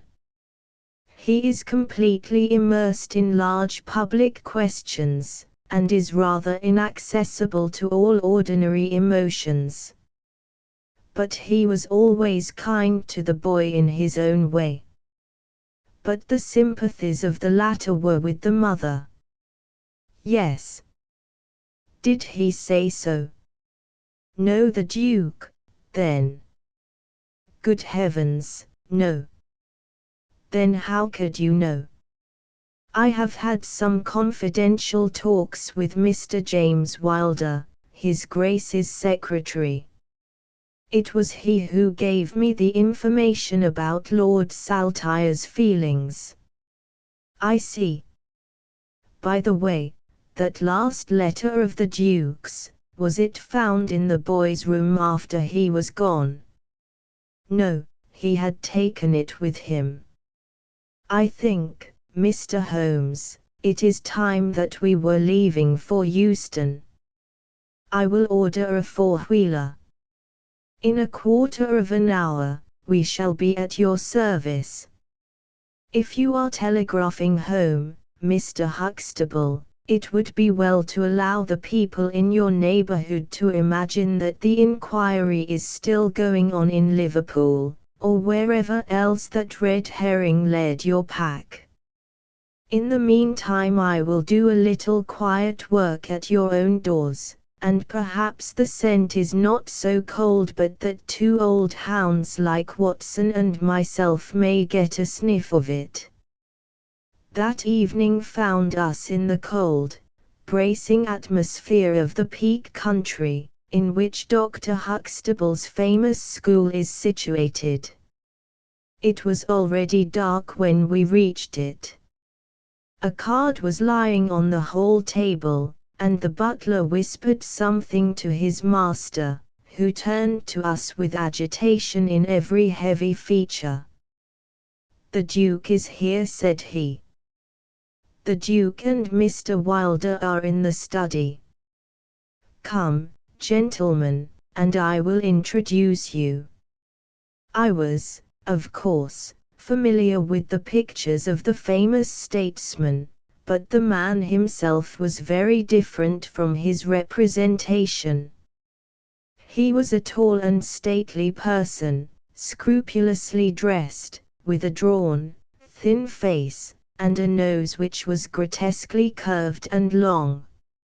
His complexion was of a dead pallor, which was more startling by contrast with a long, dwindling beard of vivid red, which flowed down over his white waistcoat with his watch chain gleaming through its fringe. Such was the stately presence who looked stonily at us from the centre of Dr. Huxtable's hearthrug. Beside him stood a very young man, whom I understood to be Wilder, the private secretary. He was small, nervous, alert with intelligent light blue eyes and mobile features. It was he who at once, in an incisive and positive tone, opened the conversation. "I called this morning, Dr. Huxtable, too late to prevent you from starting for London. I learned that your object was to invite Mr. Sherlock Holmes to undertake the conduct of this case. His Grace is surprised, Dr. Huxtable, that you should have taken such a step without consulting him.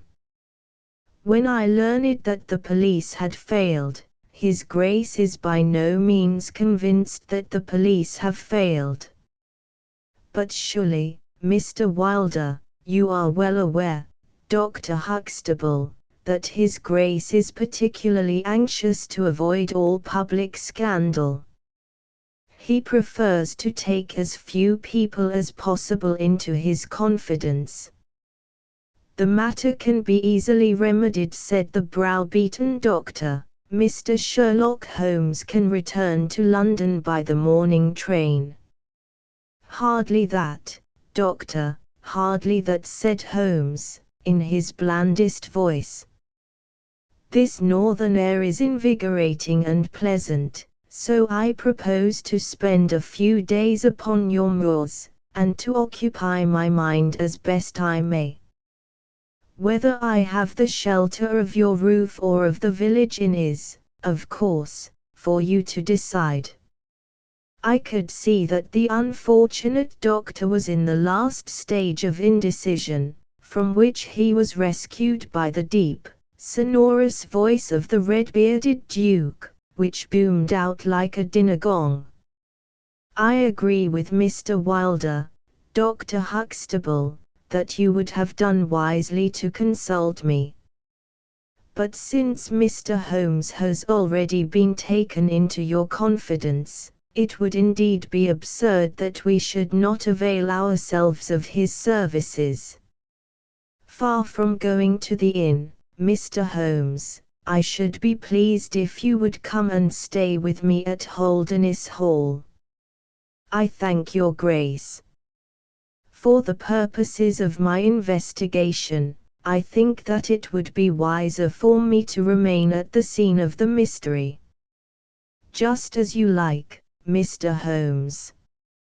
Any information which Mr. Wilder or I can give you is, of course, at your disposal.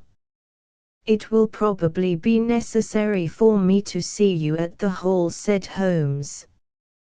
I would only ask you now, sir, whether you have formed any explanation in your own mind as to the mysterious disappearance of your son. No, sir, I have not. Excuse me if I allude to that which is painful to you, but I have no alternative. Do you think that the Duchess had anything to do with the matter? The great minister showed perceptible hesitation. I do not think so, he said, at last. The other most obvious explanation is that the child has been kidnapped for the purpose of levying ransom. You have not had any demand of the sort? No, sir. One more question, Your Grace. I understand that you wrote to your son upon the day when this incident occurred. No, I wrote upon the day before. Exactly. But he received it on that day. Yes. Was there anything in your letter which might have unbalanced him or induced him to take such a step? No, sir, certainly not. Did you post that letter yourself? The nobleman's reply was interrupted by his secretary, who broke in with some heat. His Grace is not in the habit of posting letters himself, said he. This letter was laid with others upon the study table, and I myself put them in the post bag. You are sure this one was among them? Yes, I observed it. How many letters did your Grace write that day? 20 or 30. I have a large correspondence. But surely this is somewhat irrelevant. Not entirely, said Holmes. For my own part, the Duke continued, I have advised the police to turn their attention to the south of France.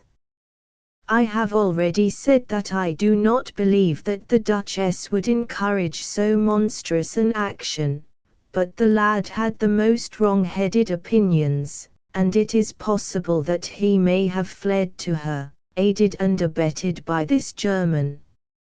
I think, Dr. Huxtable, that we will now return to the Hall. I could see that there were other questions which Holmes would have wished to put, but the nobleman's abrupt manner showed that the interview was at an end. It was evident that to his intensely aristocratic nature this discussion of his intimate family affairs with a stranger was most abhorrent, and that he feared lest every fresh question would throw a fiercer light into the discreetly shadowed corners of his ducal history.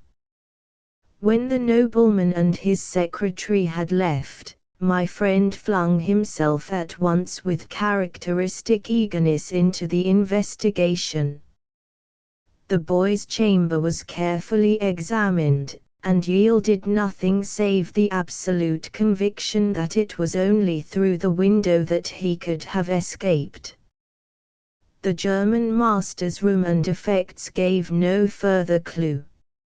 In his case a trailer of ivy had given way under his weight, and we saw by the light of a lantern the mark on the lawn where his heels had come down. That one dint in the short, green grass was the only material witness left of this inexplicable nocturnal flight. Sherlock Holmes left the house alone, and only returned after 11.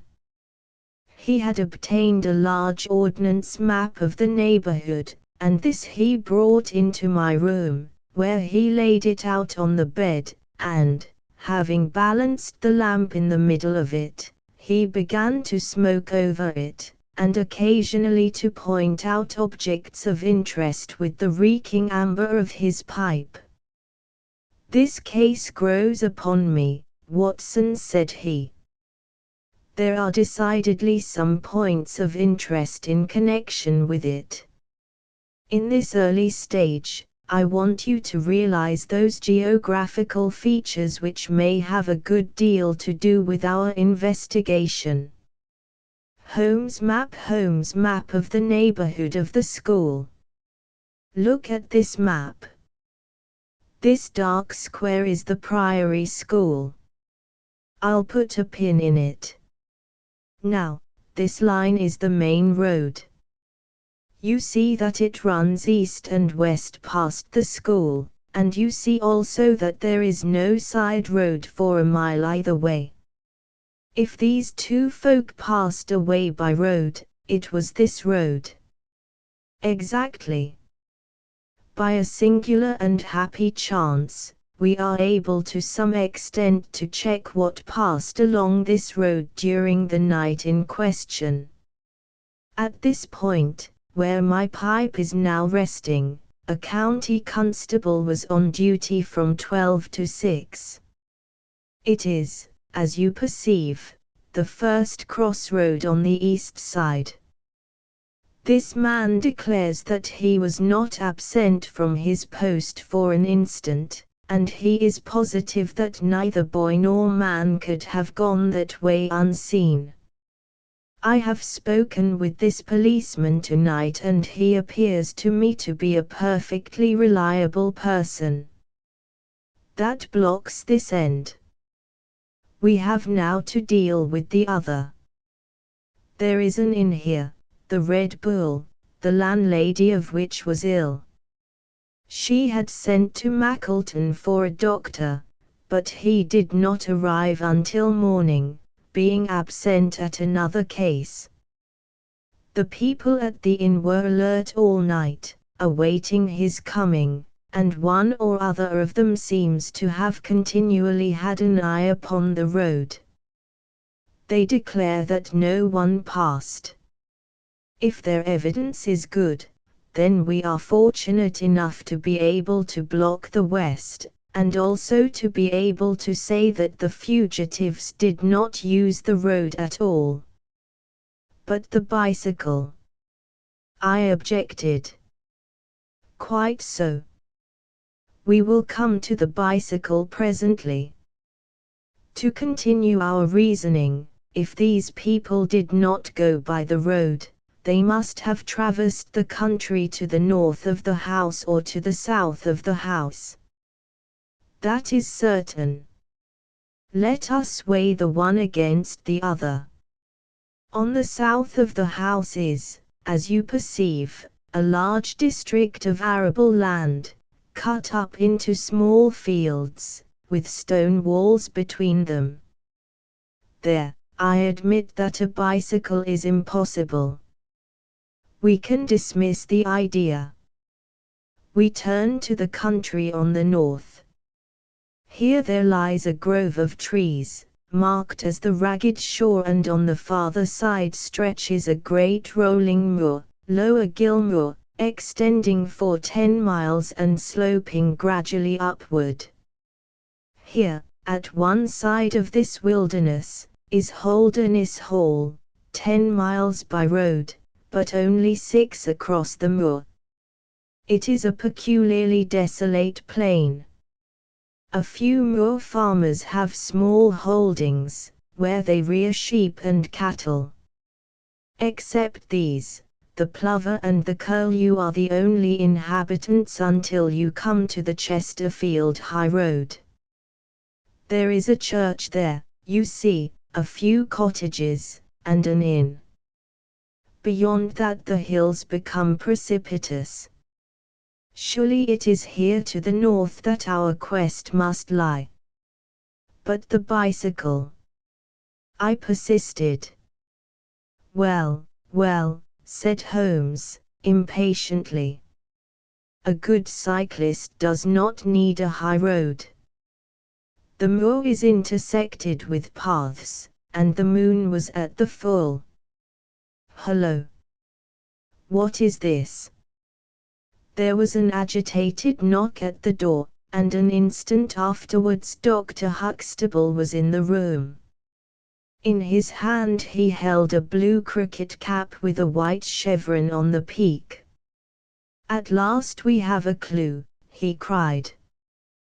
"Thank heaven, at last we are on the dear boy's track. It is his cap. Where was it found?" "In the van of the gypsies who camped on the moor. They left on Tuesday. Today the police traced them down and examined their caravan. This was found. How do they account for it? They shuffled and lied, said that they found it on the moor on Tuesday morning. They know where he is, the rascals. Thank goodness, they are all safe under lock and key. Either the fear of the law or the Duke's purse will certainly get out of them all that they know." "So far, so good," said Holmes, when the doctor had at last left the room. "It at least bears out the theory that it is on the side of the lower Gilmoor that we must hope for results. The police have really done nothing locally, save the arrest of these gypsies. Look here, Watson. There is a watercourse across the moor. You see it marked here in the map. In some parts it widens into a morass. This is particularly so in the region between Holderness Hall and the school. It is vain to look elsewhere for tracks in this dry weather, but at that point there is certainly a chance of some record being left. I will call you early tomorrow morning, and you and I will try if we can throw some little light upon the mystery." The day was just breaking when I woke to find the long, thin form of Holmes by my bedside. He was fully dressed, and had apparently already been out. "I have done the lawn and the bicycle shed," said he. "I have also had a rumble through the ragged shore. Now, Watson, there is cocoa ready in the next room. I must beg you to hurry, for we have a great day before us." His eyes shone, and his cheek was flushed with the exhilaration of the master workman who sees his work lie ready before him. A very different Holmes, this active, alert man, from the introspective and pallid dreamer of Baker Street. I felt, as I looked upon that supple figure, alive with nervous energy, that it was indeed a strenuous day that awaited us. And yet it opened in the blackest disappointment. With high hopes we struck across the peaty, russet moor, intersected with 1,000 sheep paths, until we came to the broad, light green belt which marked the morass between us and Holderness. Certainly, if the lad had gone homeward, he must have passed this, and he could not pass it without leaving his traces. But no sign of him or the German could be seen. With a darkening face my friend strode along the margin, eagerly observant of every muddy stain upon the mossy surface. Sheep marks there were in profusion, and at one place, some miles down, cows had left their tracks. Nothing more. "Check number 1," said Holmes, looking gloomily over the rolling expanse of the moor. "There is another morass down yonder, and a narrow neck between. Hullo! Hullo! Hullo! What have we here?" We had come on a small black ribbon of pathway. In the middle of it, clearly marked on the sodden soil, was the track of a bicycle. "Hurrah!" I cried. "We have it." But Holmes was shaking his head, and his face was puzzled and expectant rather than joyous. "A bicycle, certainly, but not the bicycle," said he. "I am familiar with 42 different impressions left by tires. This, as you perceive, is a Dunlop, with a patch upon the outer cover. Heidegger's tires were Palmer's, leaving longitudinal stripes. Aveling, the mathematical master, was sure upon the point. Therefore, it is not Heidegger's track." The boys, then. "Possibly, if we could prove a bicycle to have been in his possession. But this we have utterly failed to do. This track, as you perceive, was made by a rider who was going from the direction of the school. Or towards it. No, no, my dear Watson. The more deeply sunk impression is, of course, the hind wheel, upon which the weight rests. You perceive several places where it has passed across and obliterated the more shallow mark of the front one. It was undoubtedly heading away from the school. It may or may not be connected with our inquiry, but we will follow it backwards before we go any farther." We did so, and at the end of a few hundred yards lost the tracks as we emerged from the boggy portion of the moor. Following the path backwards, we picked out another spot, where a spring trickled across it.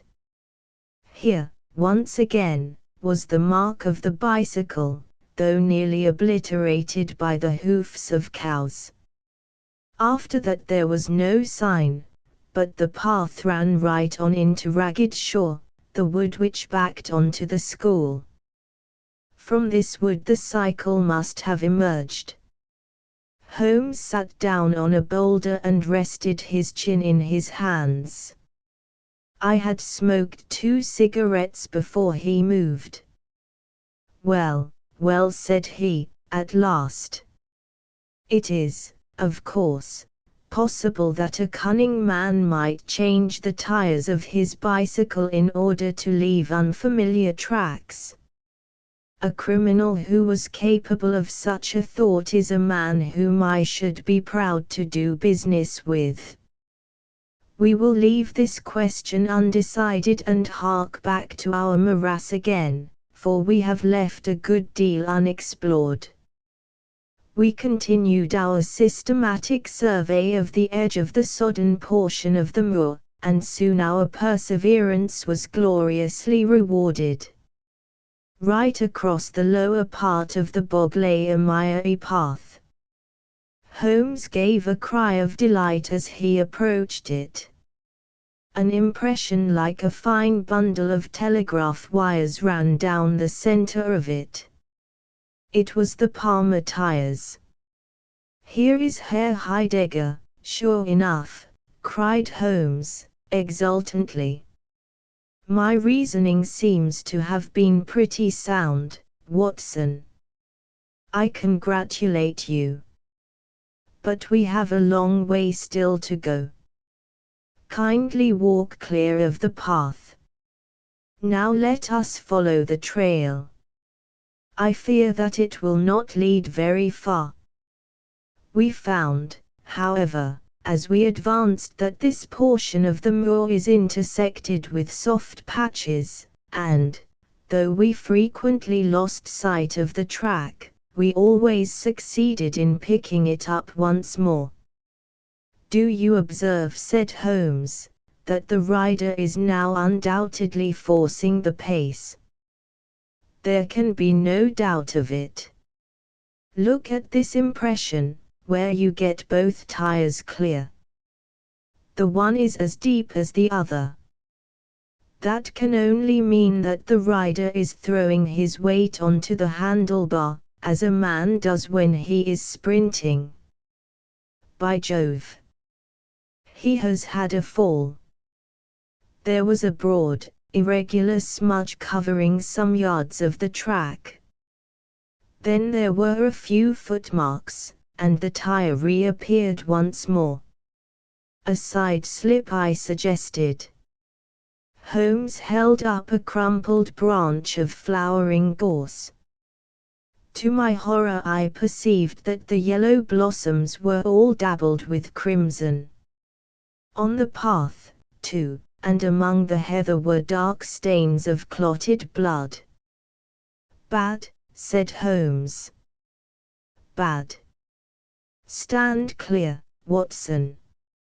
Not an unnecessary footstep. What do I read here? He fell wounded, he stood up, he remounted, he proceeded. But there is no other track. Cattle on this side path. He was surely not gored by a bull. Impossible.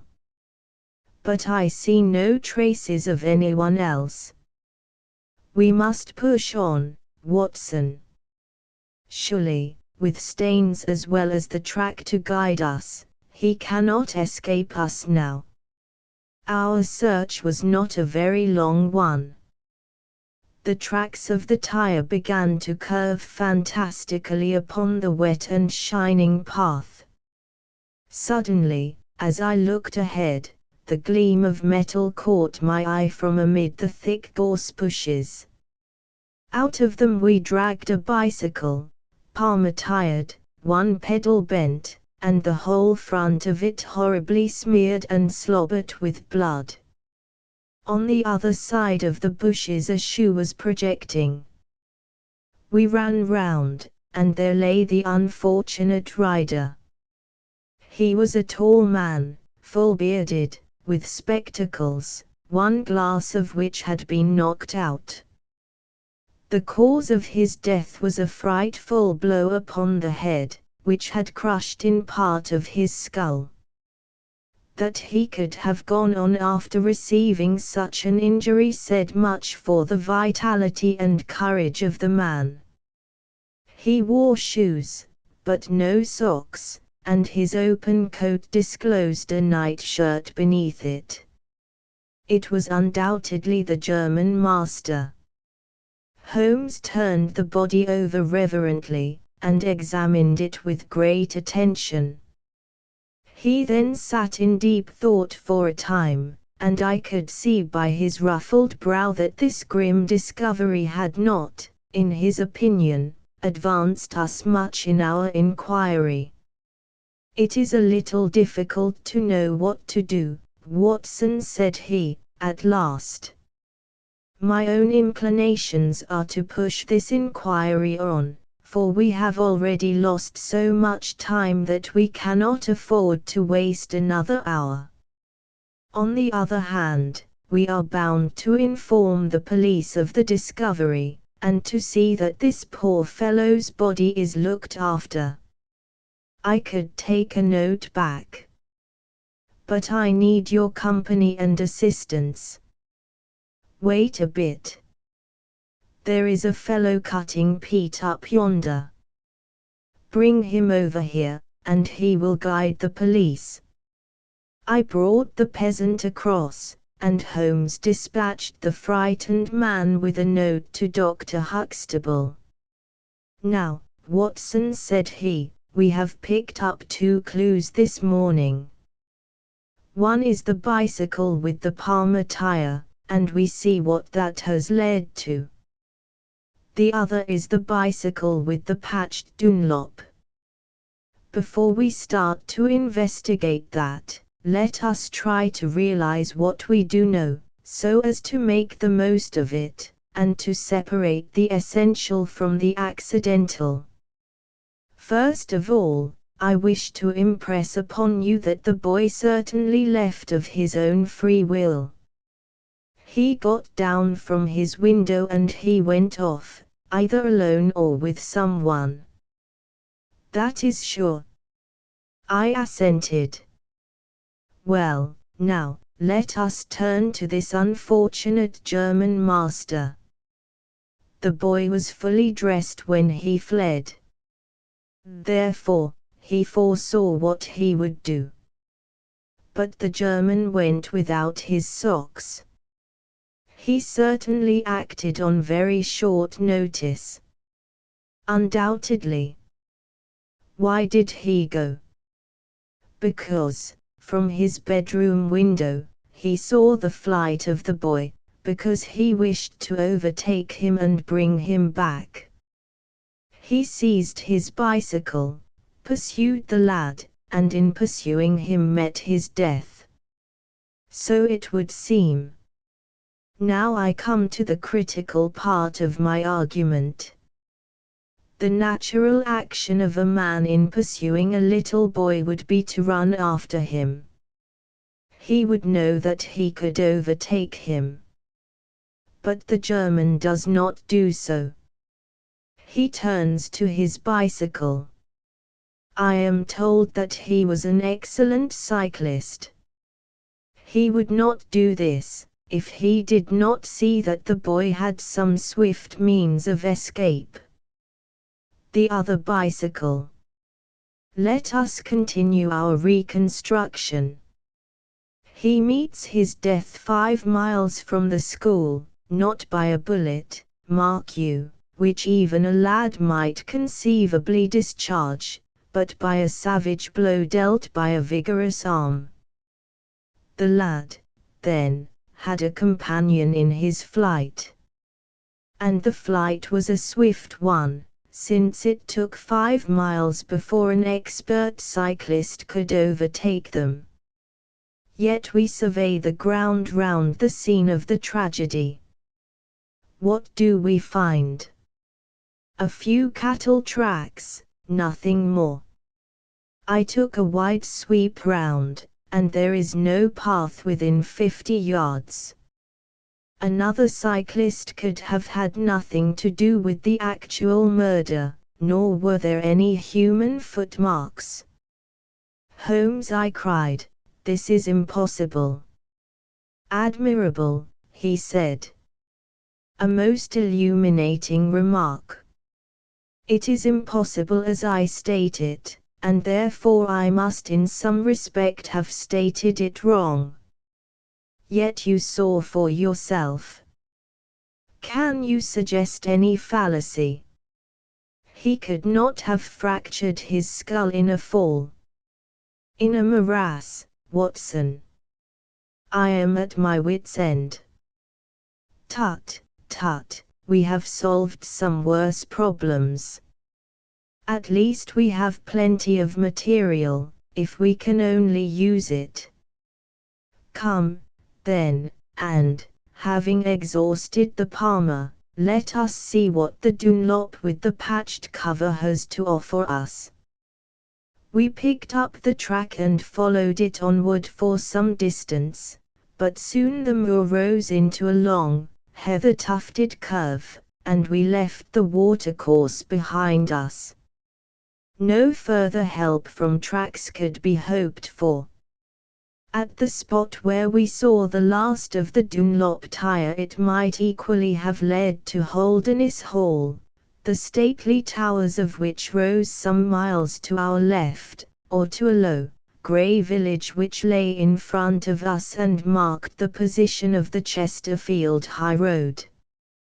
As we approached the forbidding and squalid inn, with the sign of a gamecock above the door, Holmes gave a sudden groan, and clutched me by the shoulder to save himself from falling. He had had one of those violent strains of the ankle which leave a man helpless. With difficulty he limped up to the door, where a squat, dark, elderly man was smoking a black clay pipe. "How are you, Mr. Reuben Hayes?" said Holmes. "Who are you, and how do you get my name so pat?" the countryman answered, with a suspicious flash of a pair of cunning eyes. Well, it's printed on the board above your head. It's easy to see a man who is master of his own house. I suppose you haven't such a thing as a carriage in your stables? No, I have not. I can hardly put my foot to the ground. Don't put it to the ground. But I can't walk. Well, then hop. Mr. Reuben Hayes's manner was far from gracious, but Holmes took it with admirable good humor. Look here, my man, said he. This is really rather an awkward fix for me. I don't mind how I get on. Neither do I, said the morose landlord. The matter is very important. I would offer you a sovereign for the use of a bicycle. The landlord pricked up his ears. Where do you want to go? To Holderness Hall. Pals of the Duke, I suppose, said the landlord, surveying our mud-stained garments with ironical eyes. Holmes laughed good-naturedly. He'll be glad to see us, anyhow. Why? Because we bring him news of his lost son. The landlord gave a very visible start. What, you're on his track? He has been heard of in Liverpool. They expect to get him every hour. Again a swift change passed over the heavy, unshaven face. His manner was suddenly genial.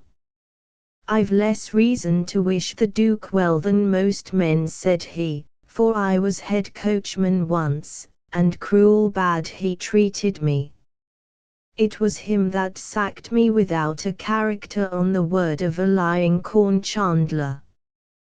But I'm glad to hear that the young lord was heard of in Liverpool, and I'll help you to take the news to the Hall.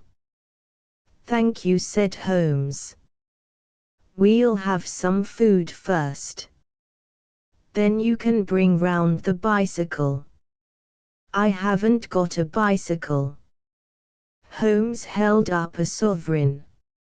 I tell you, man, that I haven't got one. I'll let you have 2 horses as far as the Hall. Well, well, said Holmes, we'll talk about it when we've had something to eat.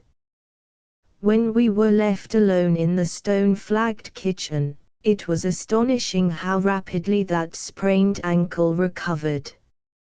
It was nearly nightfall, and we had eaten nothing since early morning, so that we spent some time over our meal. Holmes was lost in thought, and once or twice he walked over to the window and stared earnestly out.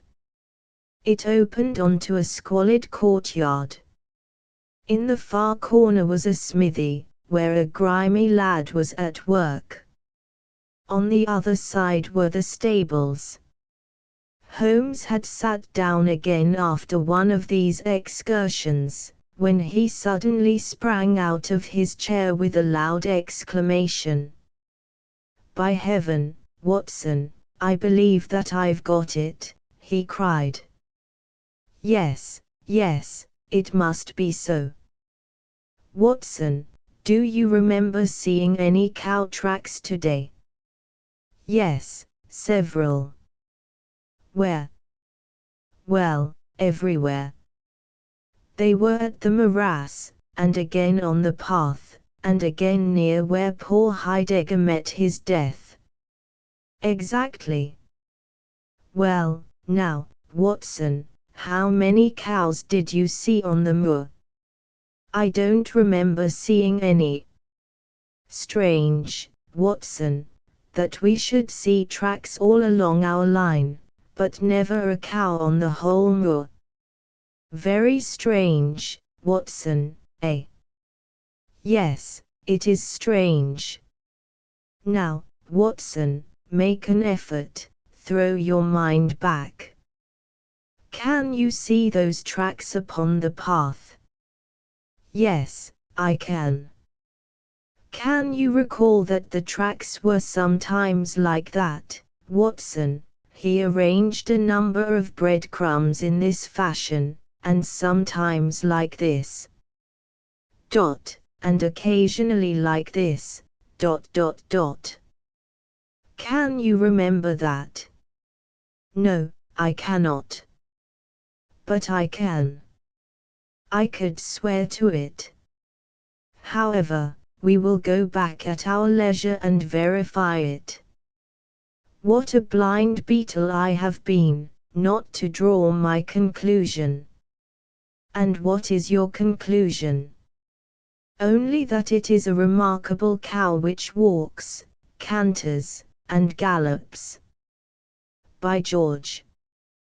Watson, it was no brain of a country publican that thought out such a blind as that. The coast seems to be clear, save for that lad in the smithy. Let us slip out and see what we can see. There were 2 rough-haired, unkempt horses in the tumble-down stable. Holmes raised the hind leg of one of them and laughed aloud. Old shoes, but newly shod, old shoes, but new nails. This case deserves to be a classic. Let us go across to the smithy. The lad continued his work without regarding us. I saw Holmes's eye darting to right and left among the litter of iron and wood which was scattered about the floor. Suddenly, however, we heard a step behind us, and there was the landlord, his heavy eyebrows drawn over his savage eyes, his swarthy features convulsed with passion. He held a short, metal-headed stick in his hand, and he advanced in so menacing a fashion that I was right glad to feel the revolver in my pocket. "You infernal spies!" the man cried. "What are you doing there?" "Why, Mr. Reuben Hayes," said Holmes, coolly, "one might think that you were afraid of our finding something out." The man mastered himself with a violent effort, and his grim mouth loosened into a false laugh, which was more menacing than his frown. "You're welcome to all you can find out in my smithy," said he. "But look here, mister, I don't care for folk poking about my place without my leave, so the sooner you pay your score and get out of this the better I shall be pleased." "All right, Mr. Hayes, no harm meant," said Holmes. "We have been having a look at your horses, but I think I'll walk, after all. It's not far, I believe. Not more than 2 miles to the Hall gates. That's the road to the left." He watched us with sullen eyes until we had left his premises. We did not go very far along the road, for Holmes stopped the instant that the curve hid us from the landlord's view. "We were warm, as the children say, at that inn," said he. "I seem to grow colder every step that I take away from it. No, no, I can't possibly leave it. I am convinced," said I, "that this Reuben Hayes knows all about it. A more self-evident villain I never saw." "Oh, he impressed you in that way, did he? There are the horses, there is the smithy."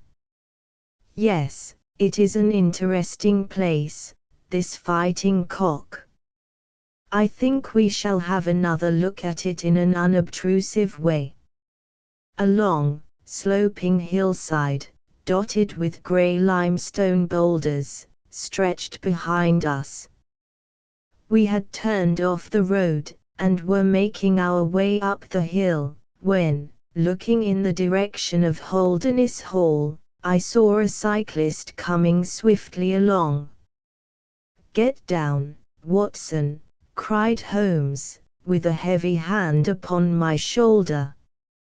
We had hardly sunk from view when the man flew past us on the road. Amid a rolling cloud of dust, I caught a glimpse of a pale, agitated face, a face with horror in every lineament, the mouth open, the eyes staring wildly in front. It was like some strange caricature of the dapper James Wilder whom we had seen the night before. "The Duke's secretary," cried Holmes. "Come, Watson, let us see what he does." We scrambled from rock to rock, until in a few moments we had made our way to a point from which we could see the front door of the inn. Wilder's bicycle was leaning against the wall beside it. No one was moving about the house, nor could we catch a glimpse of any faces at the windows. Slowly the twilight crept down as the sun sank behind the high towers of Holderness Hall. Then, in the gloom, we saw the two side lamps of a trap light up in the stable yard of the inn, and shortly afterwards heard the rattle of hoofs, as it wheeled out into the road and tore off at a furious pace in the direction of Chesterfield. "What do you make of that, Watson?" Holmes whispered. "It looks like a flight. A single man in a dog cart, so far as I could see." "Well, it certainly was not Mr. James Wilder, for there he is at the door." A red square of light had sprung out of the darkness. In the middle of it was the black figure of the secretary, his head advanced, peering out into the night. It was evident that he was expecting someone. Then at last there were steps in the road, a second figure was visible for an instant against the light, the door shut, and all was black once more. 5 minutes later a lamp was lit in a room upon the first floor. "It seems to be a curious class of custom that is done by the Fighting Cock," said Holmes. "The bar is on the other side." "Quite so. These are what one may call the private guests. Now, what in the world is Mr. James Wilder doing in that den at this hour of night, and who is the companion who comes to meet him there? Come, Watson, we must really take a risk and try to investigate this a little more closely." Together we stole down to the road and crept across to the door of the inn. The bicycle still leaned against the wall. Holmes struck a match and held it to the back wheel, and I heard him chuckle as the light fell upon a patched Dunlop tire. Up above us was the lighted window. "I must have a peep through that, Watson. If you bend your back and support yourself upon the wall, I think that I can manage." An instant later, his feet were on my shoulders, but he was hardly up before he was down again. "Come, my friend," said he, "our day's work has been quite long enough. I think that we have gathered all that we can. It's a long walk to the school, and the sooner we get started the better."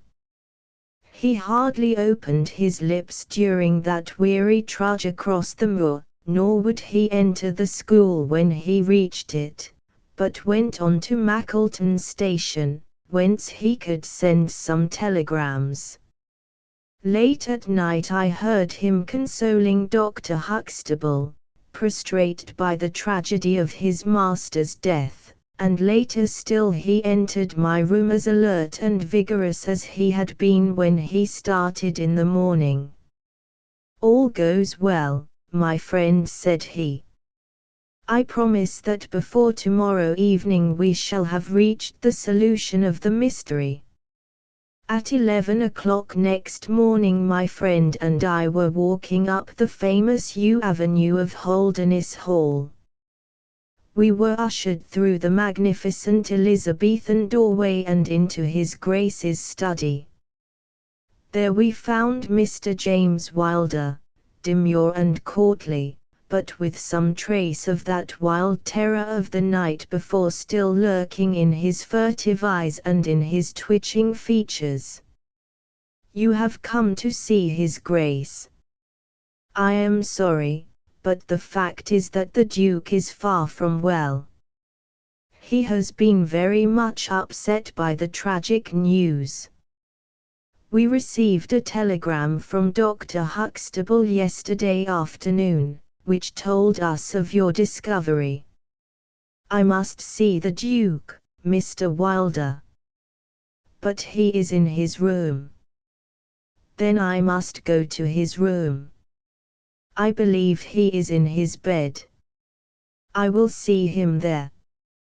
Holmes's cold and inexorable manner showed the secretary that it was useless to argue with him.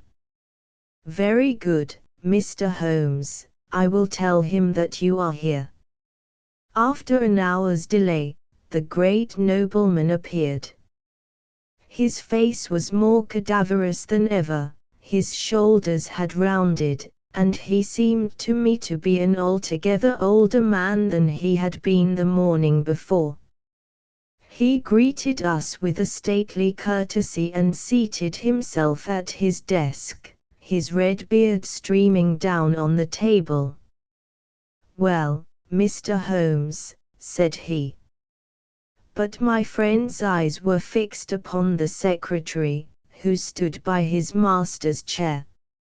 I think, Your Grace, that I could speak more freely in Mr. Wilder's absence. The man turned a shade paler and cast a malignant glance at Holmes. If Your Grace wishes, yes, you had better go. Now, Mr. Holmes, what have you to say? My friend waited until the door had closed behind the retreating secretary. The fact is, Your Grace, said he, that my colleague, Dr. Watson, and myself had an assurance from Dr. Huxtable that a reward had been offered in this case. I should like to have this confirmed from your own lips. Certainly, Mr. Holmes. It amounted, if I am correctly informed, to £5,000 to anyone who will tell you where your son is. Exactly. And another 1,000 to the man who will name the person or persons who keep him in custody. Exactly. Under the latter heading is included, no doubt, not only those who may have taken him away, but also those who conspire to keep him in his present position. Yes, cried the Duke, impatiently. If you do your work well, Mr. Sherlock Holmes, you will have no reason to complain of niggardly treatment. My friend rubbed his thin hands together with an appearance of avidity which was a surprise to me, who knew his frugal tastes. I fancy that I see Your Grace's cheque-book upon the table, said he. I should be glad if you would make me out a cheque for £6,000. It would be as well, perhaps, for you to cross it. The Capital and Counties Bank, Oxford Street branch are my agents. His Grace sat very stern and upright in his chair and looked stonily at my friend. Is this a joke, Mr. Holmes? It is hardly a subject for pleasantry. Not at all, Your Grace. I was never more earnest in my life. What do you mean, then? I mean that I have earned the reward. I know where your son is, and I know some, at least, of those who are holding him. The Duke's beard had turned more aggressively red than ever against his ghastly white face. Where is he? He gasped. He is, or was last night, at the Fighting Cock Inn, about 2 miles from your park gate. The Duke fell back in his chair. And whom do you accuse? Sherlock Holmes's answer was an astounding one. He stepped swiftly forward and touched the Duke upon the shoulder. I accuse you, said he. And now, Your Grace, I'll trouble you for that check. Never shall I forget the Duke's appearance as he sprang up and clawed with his hands, like one who is sinking into an abyss. Then, with an extraordinary effort of aristocratic self-command, he sat down and sank his face in his hands. It was some minutes before he spoke. How much do you know? He asked at last, without raising his head. I saw you together last night. Does anyone else beside your friend know? I have spoken to no one. The Duke took a pen in his quivering fingers and opened his checkbook. I shall be as good as my word, Mr. Holmes. I am about to write your check, however unwelcome the information which you have gained may be to me. When the offer was first made, I little thought the turn which events might take. But you and your friend are men of discretion, Mr. Holmes. I hardly understand your Grace. I must put it plainly, Mr. Holmes. If only you two know of this incident, there is no reason why it should go any farther. I think £12,000 is the sum that I owe you, is it not? But Holmes smiled and shook his head. I fear, Your Grace, that matters can hardly be arranged so easily. There is the death of this schoolmaster to be accounted for. But James knew nothing of that. You cannot hold him responsible for that. It was the work of this brutal ruffian whom he had the misfortune to employ. I must take the view, Your Grace, that when a man embarks upon a crime, he is morally guilty of any other crime which may spring from it. Morally, Mr. Holmes. No doubt you are right. But surely not in the eyes of the law. A man cannot be condemned for a murder at which he was not present, and which he loathes and abhors as much as you do. The instant that he heard of it he made a complete confession to me, so filled was he with horror and remorse. He lost not an hour in breaking entirely with the murderer. Oh, Mr. Holmes, you must save him, you must save him. I tell you that you must save him. The Duke had dropped the last attempt at self-command, and was pacing the room with a convulsed face and with his clenched hands raving in the air. At last he mastered himself and sat down once more at his desk. I appreciate your conduct in coming here before you spoke to anyone else, said he. At least, we may take counsel how far we can minimize this hideous scandal. Exactly, said Holmes. I think, Your Grace, that this can only be done by absolute frankness between us. I am disposed to help Your Grace to the best of my ability, but, in order to do so, I must understand to the last detail how the matter stands. I realize that your words applied to Mr. James Wilder, and that he is not the murderer. No, the murderer has escaped. Sherlock Holmes smiled demurely. Your Grace can hardly have heard of any small reputation which I possess, or you would not imagine that it is so easy to escape me. Mr. Reuben Hayes was arrested at Chesterfield, on my information, at 11 o'clock last night. I had a telegram from the head of the local police before I left the school this morning. The Duke leaned back in his chair and stared with amazement at my friend. You seem to have powers that are hardly human, said he. So Reuben Hayes is taken. I am right glad to hear it, if it will not react upon the fate of James. Your secretary? No, sir, my son. It was Holmes's turn to look astonished. I confess that this is entirely new to me, Your Grace. I must beg you to be more explicit. I will conceal nothing from you.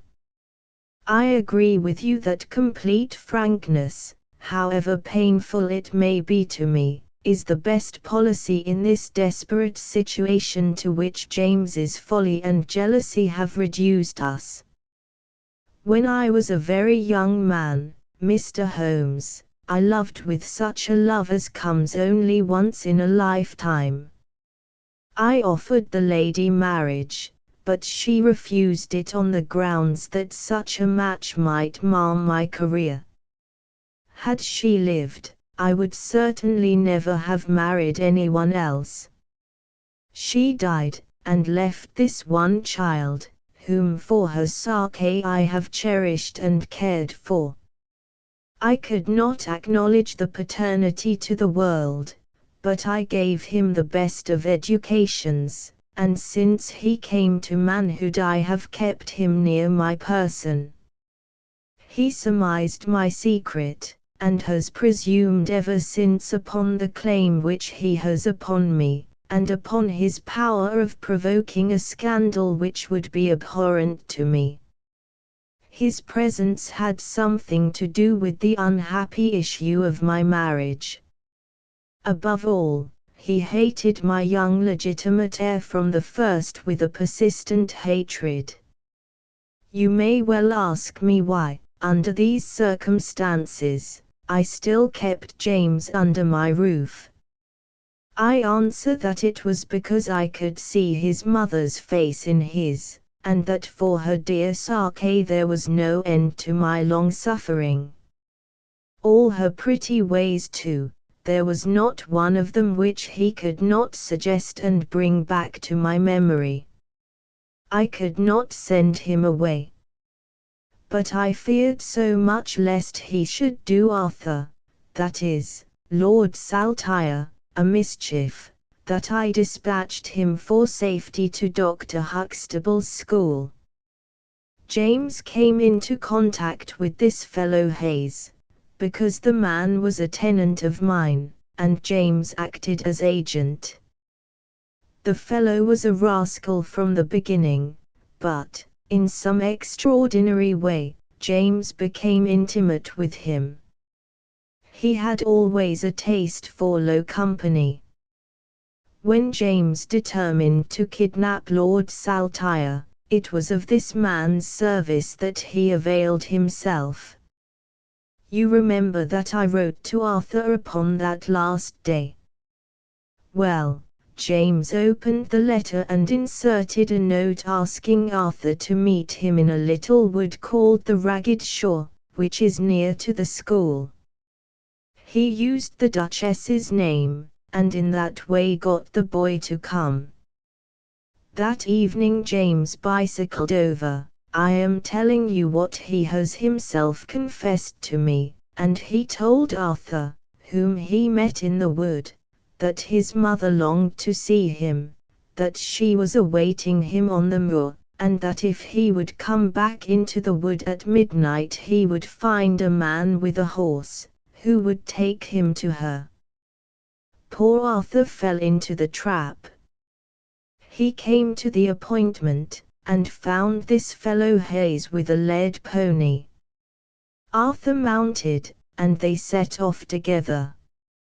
It appears, though this James only heard yesterday, that they were pursued, that Hayes struck the pursuer with his stick, and that the man died of his injuries.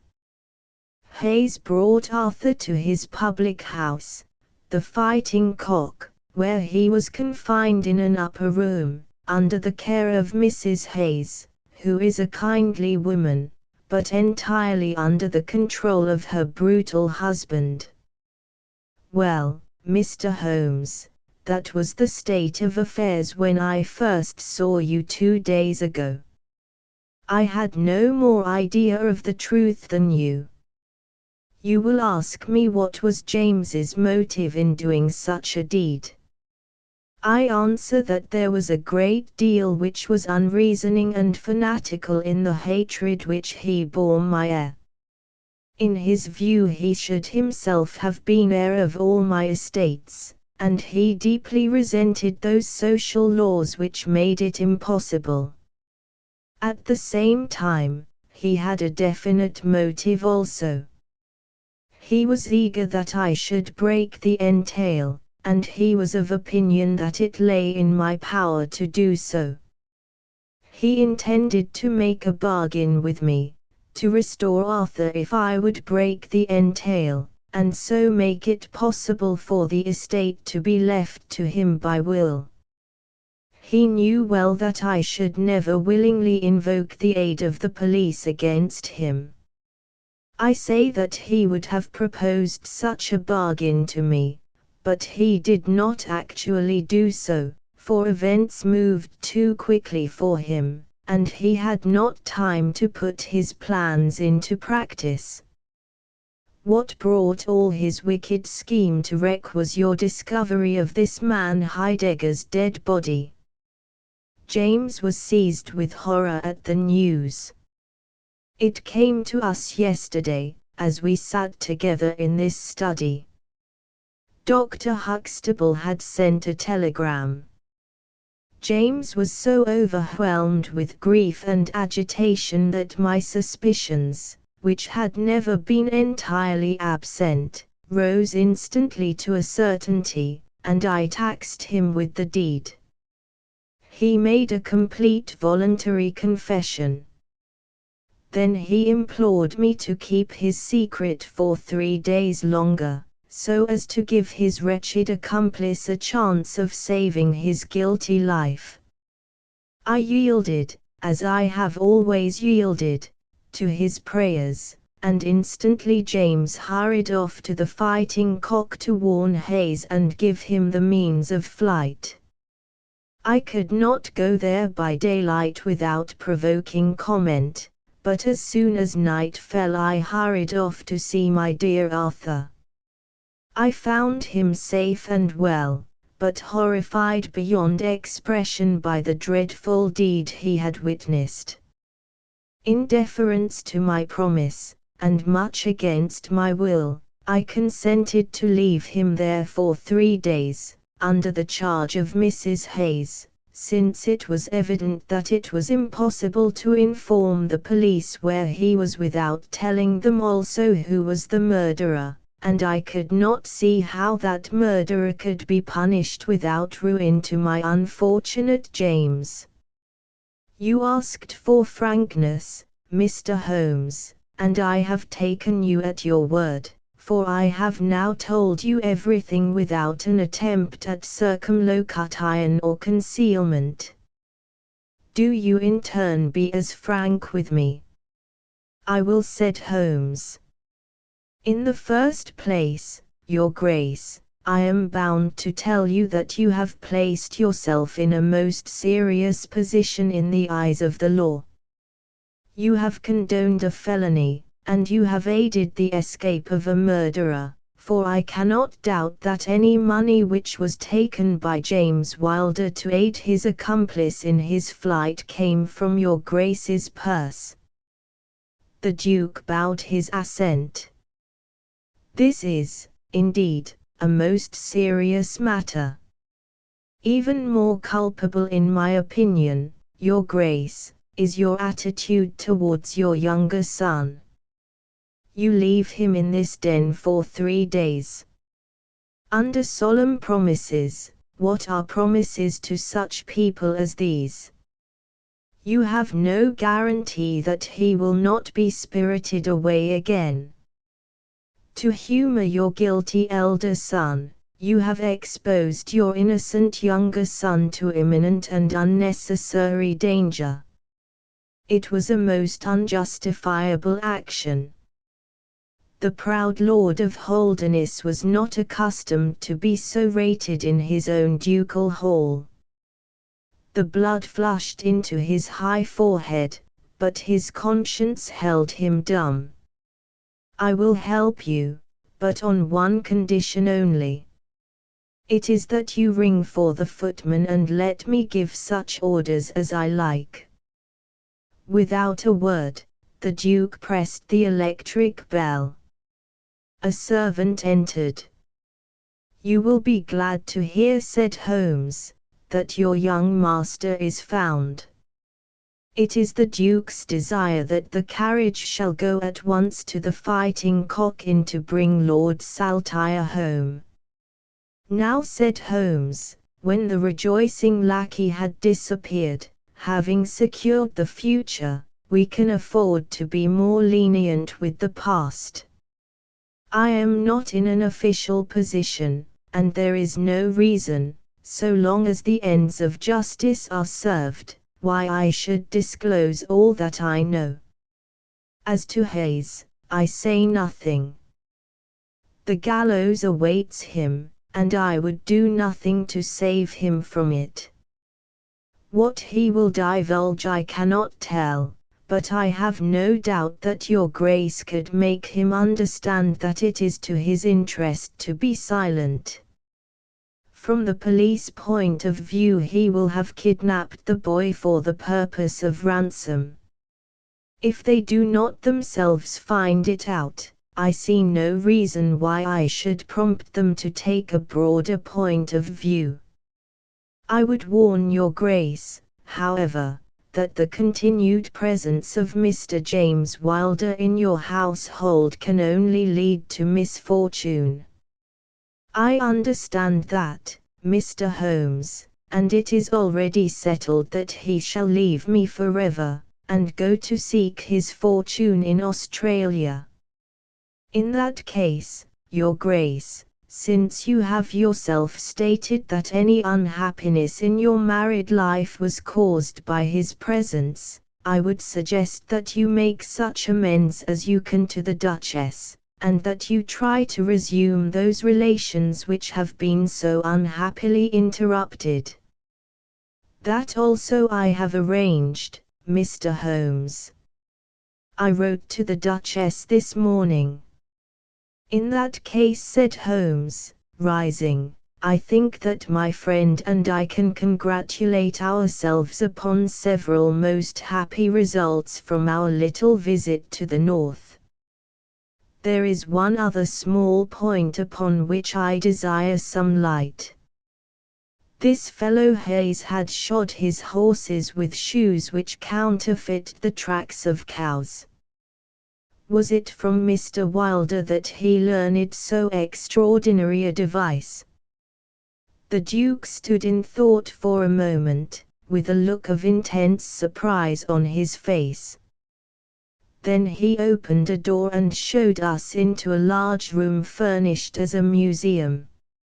He led the way to a glass case in a corner, and pointed to the inscription.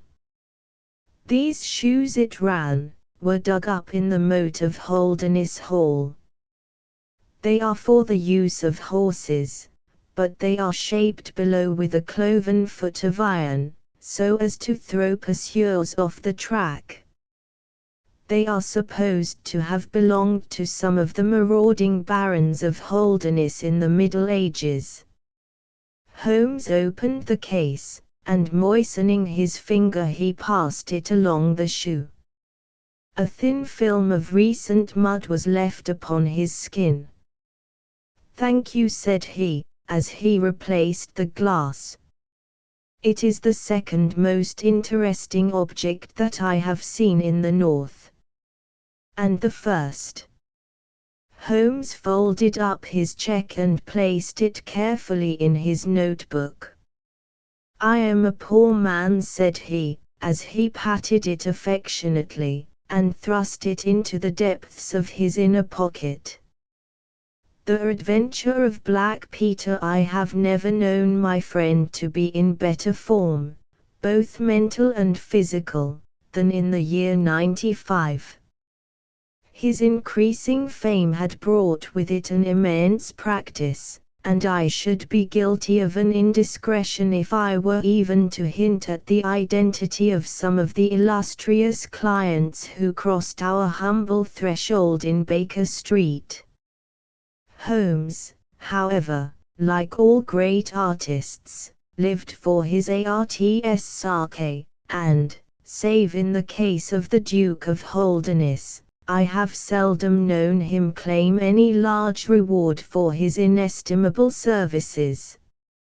So unworldly was he, or so capricious, that he frequently refused his help to the powerful and wealthy where the problem made no appeal to his sympathies, while he would devote weeks of most intense application to the affairs of some humble client whose case presented those strange and dramatic qualities which appealed to his imagination and challenged his ingenuity. In this memorable year '95, a curious and incongruous succession of cases had engaged his attention, ranging from his famous investigation of the sudden death of Cardinal Tosca, an inquiry which was carried out by him at the express desire of His Holiness the Pope, down to his arrest of Wilson, the notorious canary trainer, which removed a plague spot from the East End of London. Close on the heels of these two famous cases came the tragedy of Woodman's Lee, and the very obscure circumstances which surrounded the death of Captain Peter Carey. No record of the doings of Mr. Sherlock Holmes would be complete which did not include some account of this very unusual affair. During the first week of July, my friend had been absent so often and so long from our lodgings that I knew he had something on hand. The fact that several rough-looking men called during that time and inquired for Captain Basil made me understand that Holmes was working somewhere under one of the numerous disguises and names with which he concealed his own formidable identity. He had at least 5 small refuges in different parts of London, in which he was able to change his personality. He said nothing of his business to me, and it was not my habit to force a confidence. The first positive sign which he gave me of the direction which his investigation was taking was an extraordinary one. He had gone out before breakfast, and I had sat down to mine when he strode into the room, his hat upon his head and a huge barbed-headed spear tucked like an umbrella under his arm. "Good gracious, Holmes!" I cried. "You don't mean to say that you have been walking about London with that thing?" "I drove to the butcher's and back." "The butcher's? And I return with an excellent appetite." "There can be no question, my dear Watson, of the value of exercise before breakfast. But I am prepared to bet that you will not guess the form that my exercise has taken." "I will not attempt it." He chuckled as he poured out the coffee. If you could have looked into Alardist's back shop, you would have seen a dead pig swung from a hook in the ceiling, and a gentleman in his shirt sleeves furiously stabbing at it with this weapon. I was that energetic person, and I have satisfied myself that by no exertion of my strength can I transfix the pig with a single blow. Perhaps you would care to try. Not for worlds. But why were you doing this? Because it seemed to me to have an indirect bearing upon the mystery of Woodman's Lee. Ah, Hopkins, I got your wire last night, and I have been expecting you. Come and join us.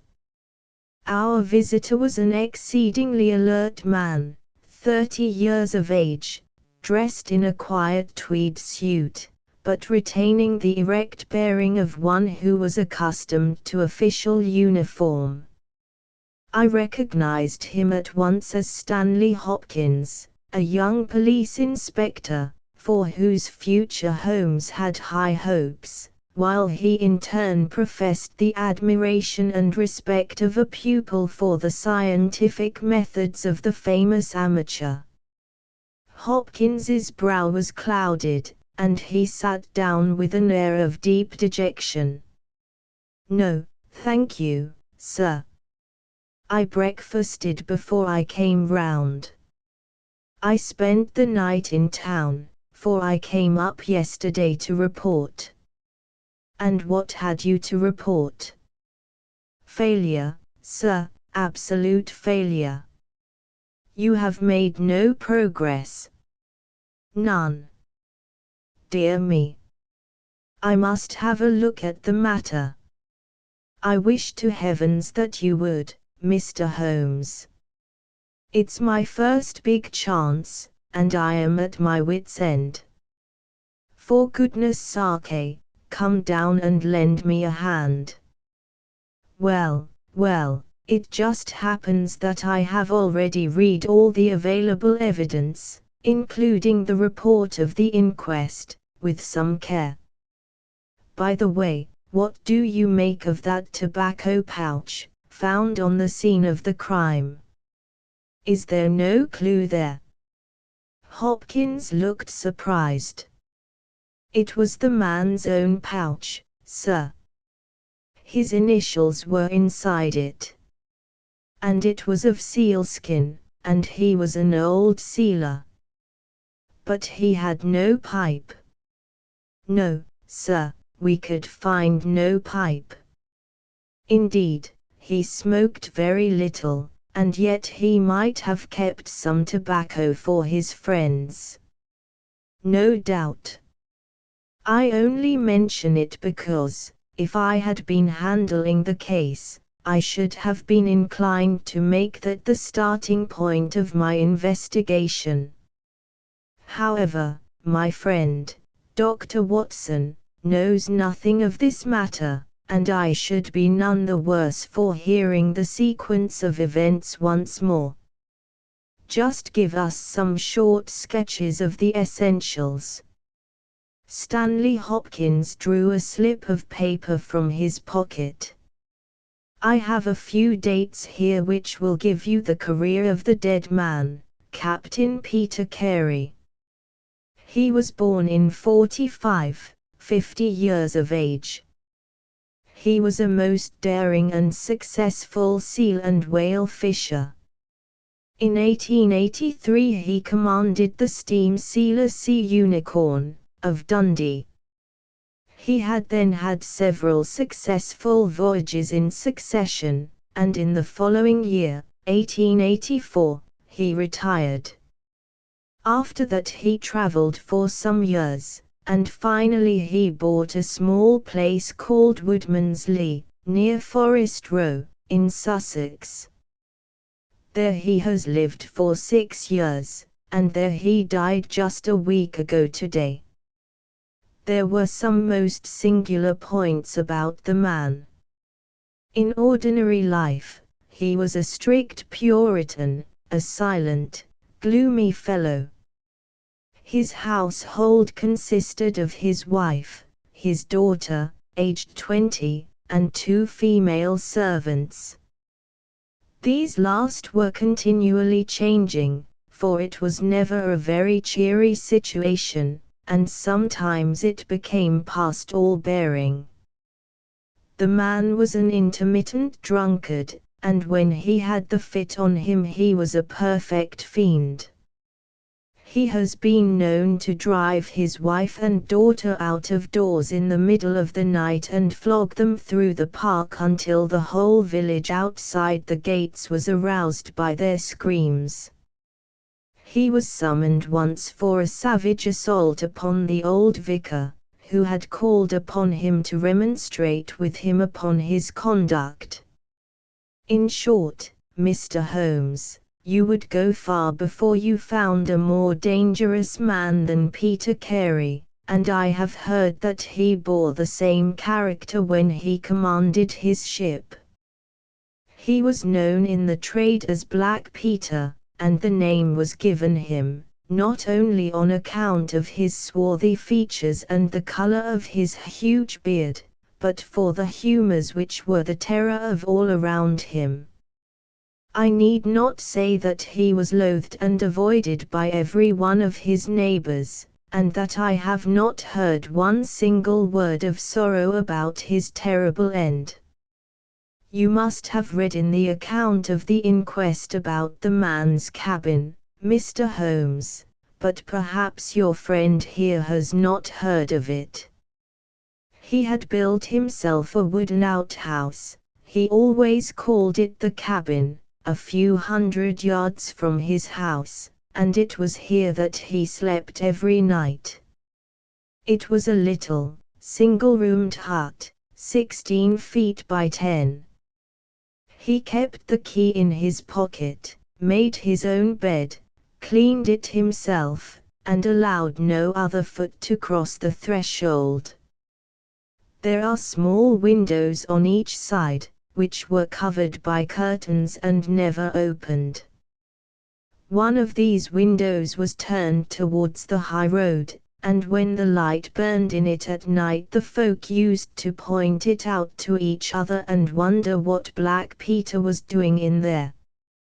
That's the window, Mr. Holmes, which gave us one of the few bits of positive evidence that came out at the inquest. You remember that a stonemason, named Slater, walking from Forest Row about 1 o'clock in the morning, 2 days before the murder, stopped as he passed the grounds and looked at the square of light still shining among the trees.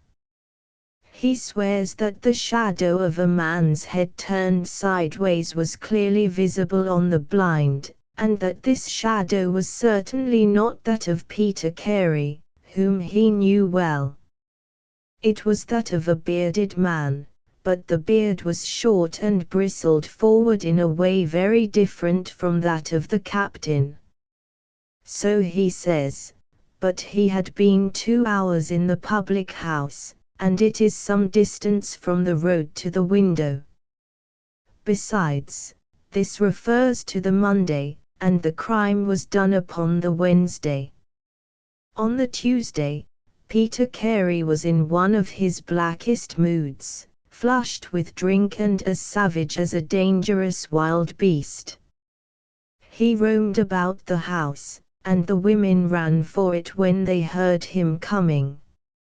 Late in the evening, he went down to his own hut. About 2 o'clock the following morning, his daughter, who slept with her window open, heard a most fearful yell from that direction, but it was no unusual thing for him to bawl and shout when he was in drink, so no notice was taken. On rising at 7, one of the maids noticed that the door of the hut was open, but so great was the terror which the man caused that it was midday before anyone would venture down to see what had become of him. Peeping into the open door, they saw a sight which sent them flying, with white faces, into the village. Within an hour, I was on the spot and had taken over the case. Well, I have fairly steady nerves, as you know, Mr. Holmes, but I give you my word that I got a shake when I put my head into that little house. It was droning like a harmonium with the flies and blue bottles, and the floor and walls were like a slaughterhouse. He had called it a cabin, and a cabin it was, sure enough, for you would have thought that you were in a ship. There was a bunk at one end, a sea chest, maps and charts, a picture of the sea unicorn, a line of logbooks on a shelf, all exactly as one would expect to find it in a captain's room. And there, in the middle of it, was the man himself, his face twisted like a lost soul in torment, and his great brindled beard stuck upward in his agony. Right through his broad breast a steel harpoon had been driven, and it had sunk deep into the wood of the wall behind him. He was pinned like a beetle on a card. Of course, he was quite dead, and had been so from the instant that he had uttered that last yell of agony. I know your methods, sir, and I applied them. Before I permitted anything to be moved, I examined most carefully the ground outside, and also the floor of the room. There were no footmarks. Meaning that you saw none. I assure you, sir, that there were none. My good Hopkins, I have investigated many crimes, but I have never yet seen one which was committed by a flying creature. As long as the criminal remains upon two legs, so long must there be some indentation, some abrasion, some trifling displacement which can be detected by the scientific searcher. It is incredible that this blood-bespattered room contained no trace which could have aided us.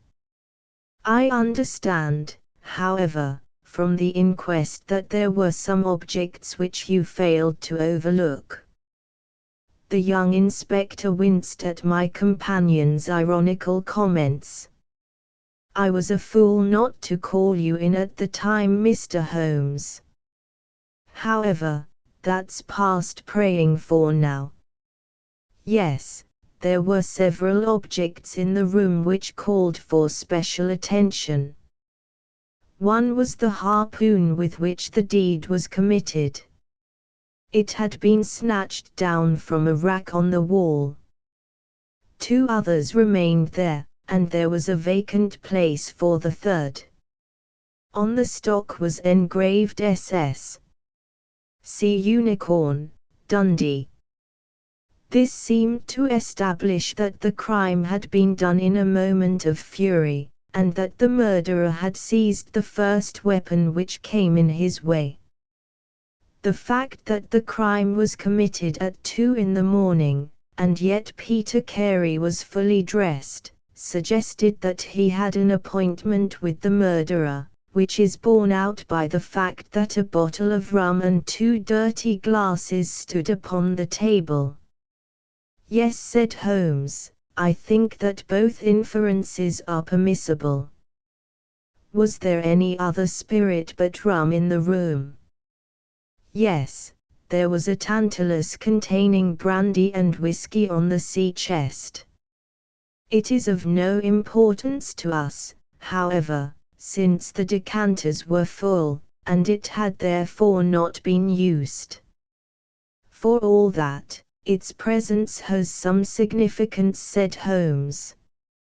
However, let us hear some more about the objects which do seem to you to bear upon the case. There was this tobacco pouch upon the table. What part of the table? It lay in the middle. It was of course sealskin, the straight-haired skin, with a leather thong to bind it. Inside was P.C. on the flap. There was half an ounce of strong ship's tobacco in it. Excellent. What more? Stanley Hopkins drew from his pocket a drab-covered notebook. The outside was rough and worn, the leaves discolored. On the first page were written the initials J.H.N and the date 1883. Holmes laid it on the table and examined it in his minute way, while Hopkins and I gazed over each shoulder. On the second page were the printed letters C.P.R, and then came several sheets of numbers. Another heading was Argentine, another Costa Rica, and another San Paulo, each with pages of signs and figures after it. "What do you make of these?" asked Holmes. "They appear to be lists of stock exchange securities. I thought that J.H.N were the initials of a broker, and that C.P.R may have been his client." "Try Canadian Pacific Railway," said Holmes. Stanley Hopkins swore between his teeth, and struck his thigh with his clenched hand. "What a fool I have been," he cried. "Of course, it is as you say. Then J.H.N are the only initials we have to solve.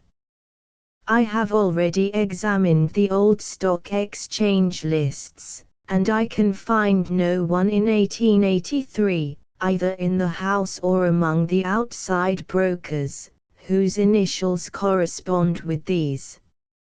Yet I feel that the clue is the most important one that I hold.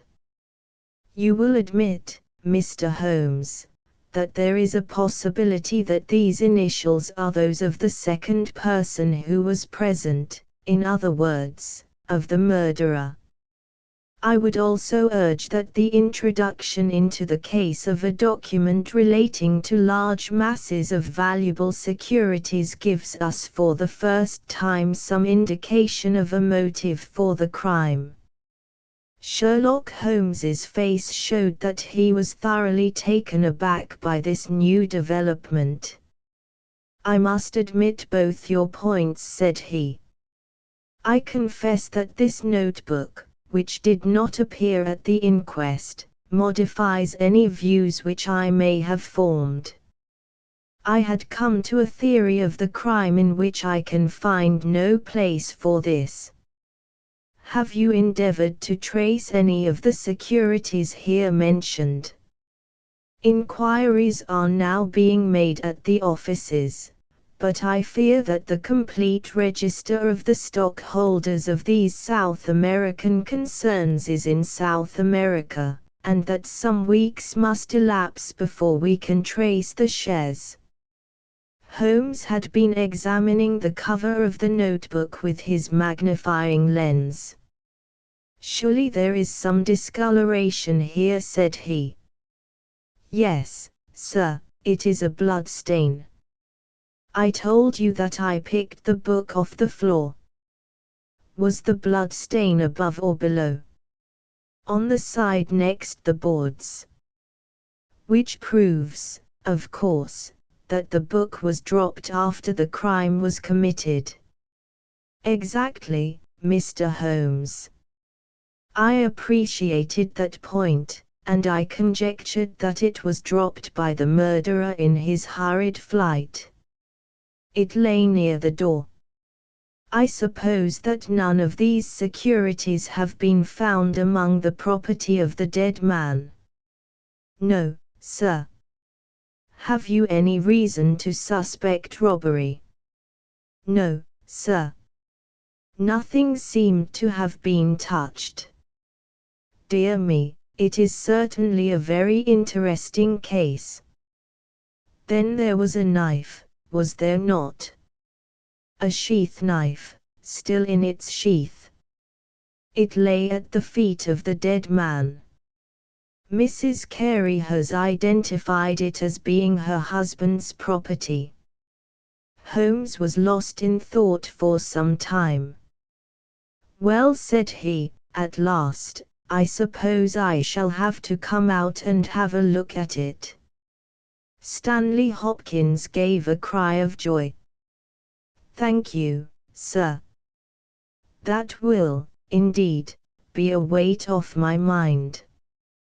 Holmes shook his finger at the inspector. "It would have been an easier task a week ago," said he. "But even now my visit may not be entirely fruitless. Watson, if you can spare the time, I should be very glad of your company. If you will call a four-wheeler, Hopkins, we shall be ready to start for Forest Row in a quarter of an hour." Alighting at the small wayside station, we drove for some miles through the remains of widespread woods, which were once part of that great forest which for so long held the Saxon invaders at bay, the impenetrable weald for 60 years the bulwark of Britain. Vast sections of it have been cleared, for this is the seat of the first iron works of the country, and the trees have been felled to smelt the ore. Now the richer fields of the north have absorbed the trade, and nothing save these ravaged groves and great scars in the earth show the work of the past. Here, in a clearing upon the green slope of a hill, stood a long, low, stone house, approached by a curving drive running through the fields. Nearer the road, and surrounded on three sides by bushes, was a small outhouse, one window and the door facing in our direction. It was the scene of the murder. Stanley Hopkins led us first to the house, where he introduced us to a haggard, grey-haired woman, the widow of the murdered man, whose gaunt and deep-lined face, with the furtive look of terror in the depths of her red-rimmed eyes, told of the years of hardship and ill-usage which she had endured. With her was her daughter, a pale, fair-haired girl, whose eyes blazed defiantly at us as she told us that she was glad that her father was dead, and that she blessed the hand which had struck him down. It was a terrible household that Black Peter Carey had made for himself, and it was with a sense of relief that we found ourselves in the sunlight again and making our way along a path which had been worn across the fields by the feet of the dead man. The outhouse was the simplest of dwellings, wooden-walled, shingle-roofed, one window beside the door and one on the farther side. Stanley Hopkins drew the key from his pocket and had stooped to the lock, when he paused with a look of attention and surprise upon his face. "Someone has been tampering with it," he said. There could be no doubt of the fact. The woodwork was cut, and the scratches showed white through the paint, as if they had been that instant done. Holmes had been examining the window. "Someone has tried to force this also. Whoever it was has failed to make his way in. He must have been a very poor burglar." "This is a most extraordinary thing," said the inspector. "I could swear that these marks were not here yesterday evening. Some curious person from the village, perhaps," I suggested. "Very unlikely. Few of them would dare to set foot in the grounds, far less try to force their way into the cabin. What do you think of it, Mr. Holmes?" "I think that fortune is very kind to us." "You mean that the person will come again?" "It is very probable. He came expecting to find the door open. He tried to get in with the blade of a very small penknife. He could not manage it. What would he do? Come again next night with a more useful tool. So I should say. It will be our fault if we are not there to receive him. Meanwhile, let me see the inside of the cabin. The traces of the tragedy had been removed, but the furniture within the little room still stood as it had been on the night of the crime. For 2 hours, with most intense concentration, Holmes examined every object in turn, but his face showed that his quest was not a successful one. Once only he paused in his patient investigation. "Have you taken anything off this shelf, Hopkins?" "No, I have moved nothing." "Something has been taken." "There is less dust in this corner of the shelf than elsewhere." "It may have been a book lying on its side." "It may have been a box." Well, I can do nothing more. Let us walk in these beautiful woods, Watson, and give a few hours to the birds and the flowers. We shall meet you here later, Hopkins, and see if we can come to closer quarters with the gentleman who has paid this visit in the night. It was past 11 o'clock when we formed our little ambuscade. Hopkins was for leaving the door of the hut open, but Holmes was of the opinion that this would rouse the suspicions of the stranger. The lock was a perfectly simple one, and only a strong blade was needed to push it back. Holmes also suggested that we should wait, not inside the hut, but outside it, among the bushes which grew round the farther window. In this way we should be able to watch our man if he struck a light, and see what his object was in this stealthy nocturnal visit. It was a long and melancholy vigil, and yet brought with it something of the thrill which the hunter feels when he lies beside the water pool, and waits for the coming of the thirsty beast of prey. What savage creature was it which might steal upon us out of the darkness?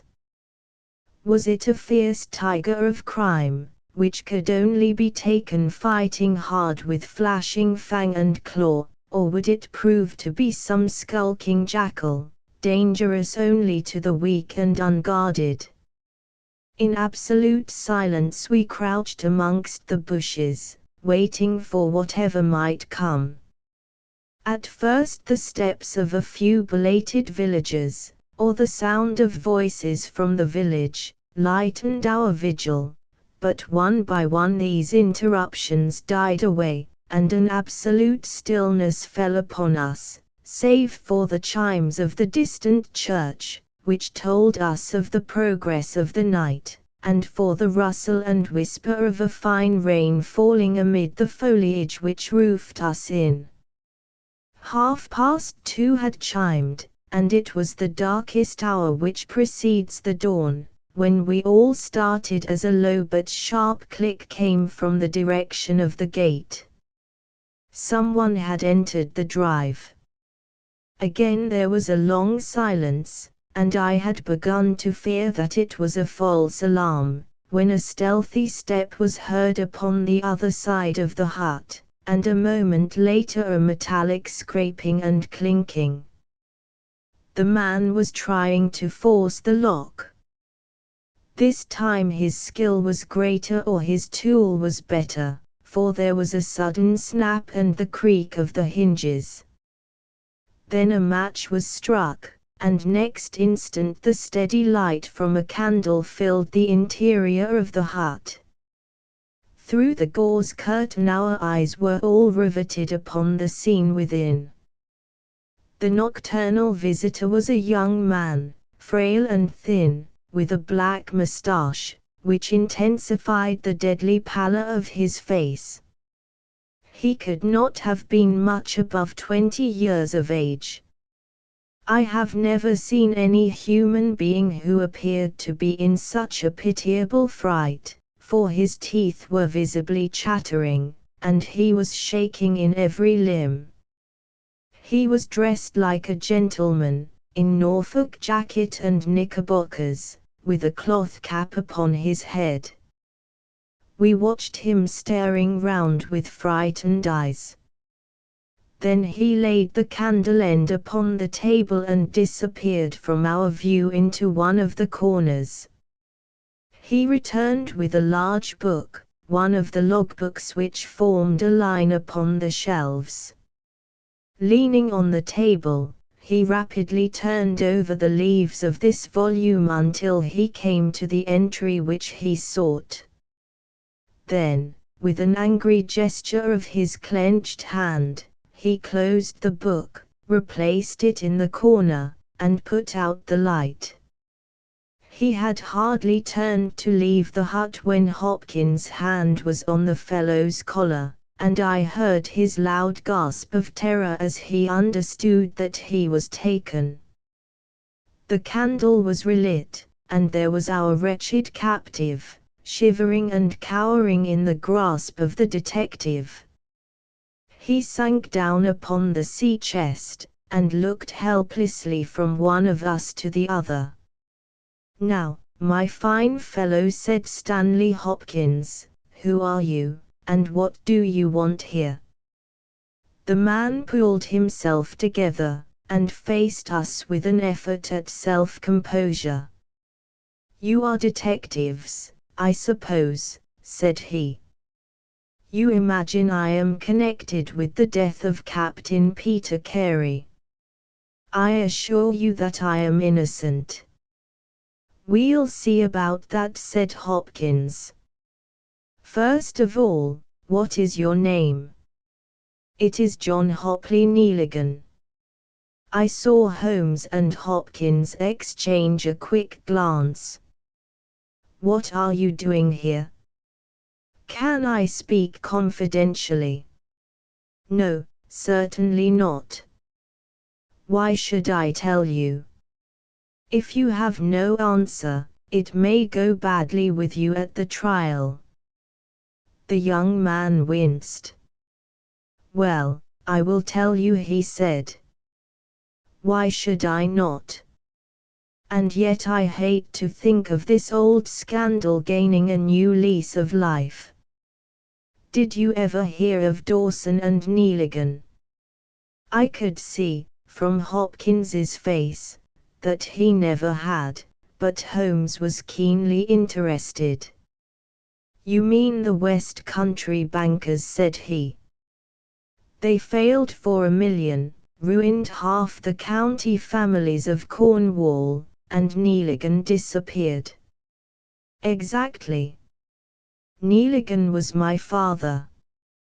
At last we were getting something positive, and yet it seemed a long gap between an absconding banker and Captain Peter Carey pinned against the wall with one of his own harpoons.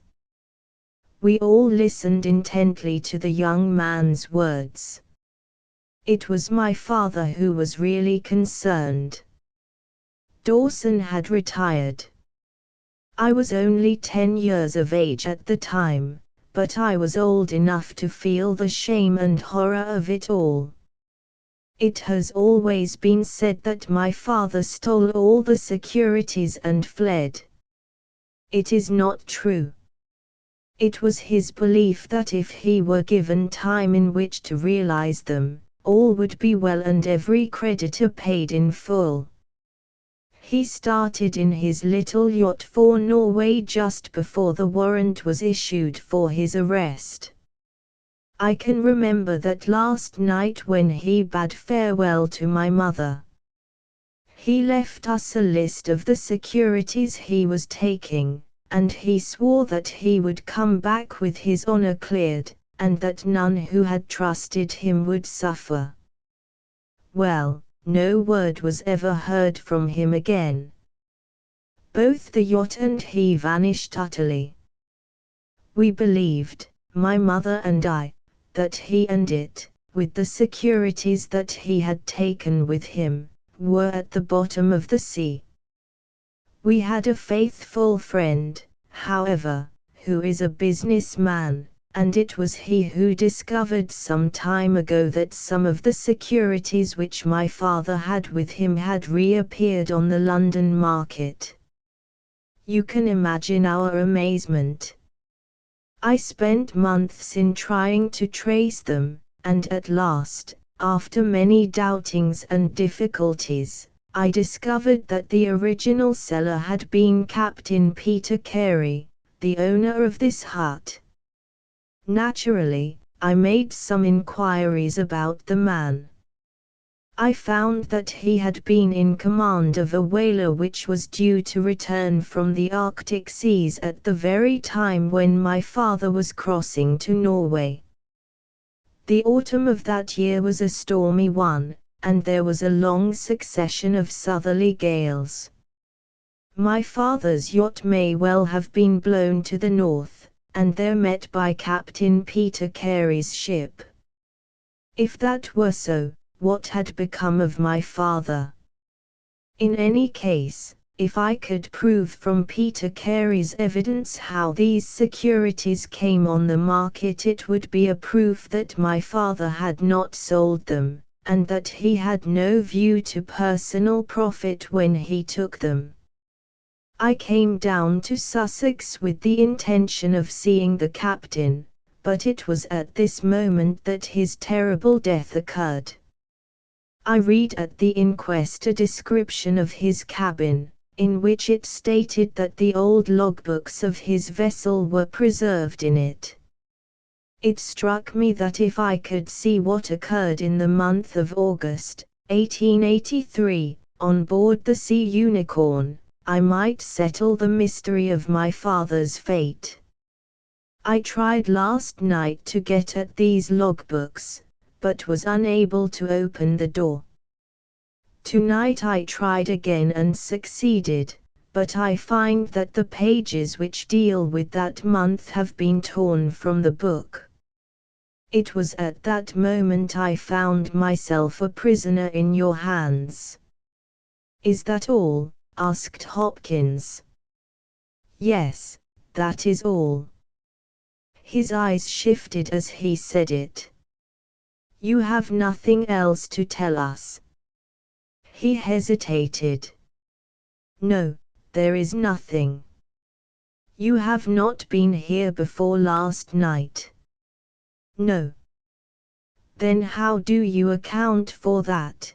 Cried Hopkins, as he held up the damning notebook, with the initials of our prisoner on the first leaf and the blood stain on the cover. The wretched man collapsed. He sank his face in his hands, and trembled all over.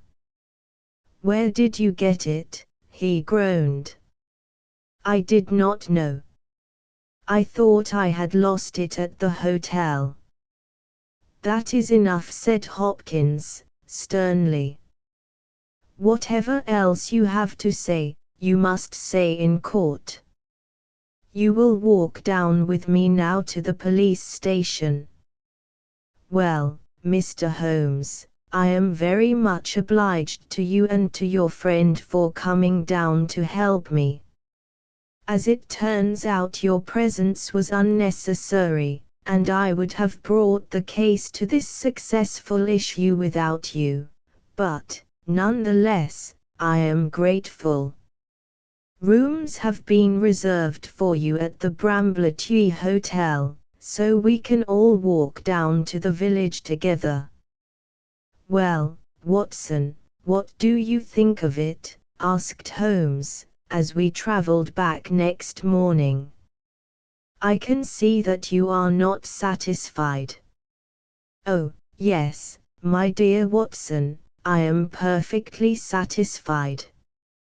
At the same time, Stanley Hopkins's methods do not commend themselves to me. I am disappointed in Stanley Hopkins. I had hoped for better things from him. One should always look for a possible alternative, and provide against it. It is the first rule of criminal investigation. What, then, is the alternative? The line of investigation which I have myself been pursuing. It may give us nothing. I cannot tell. But at least I shall follow it to the end.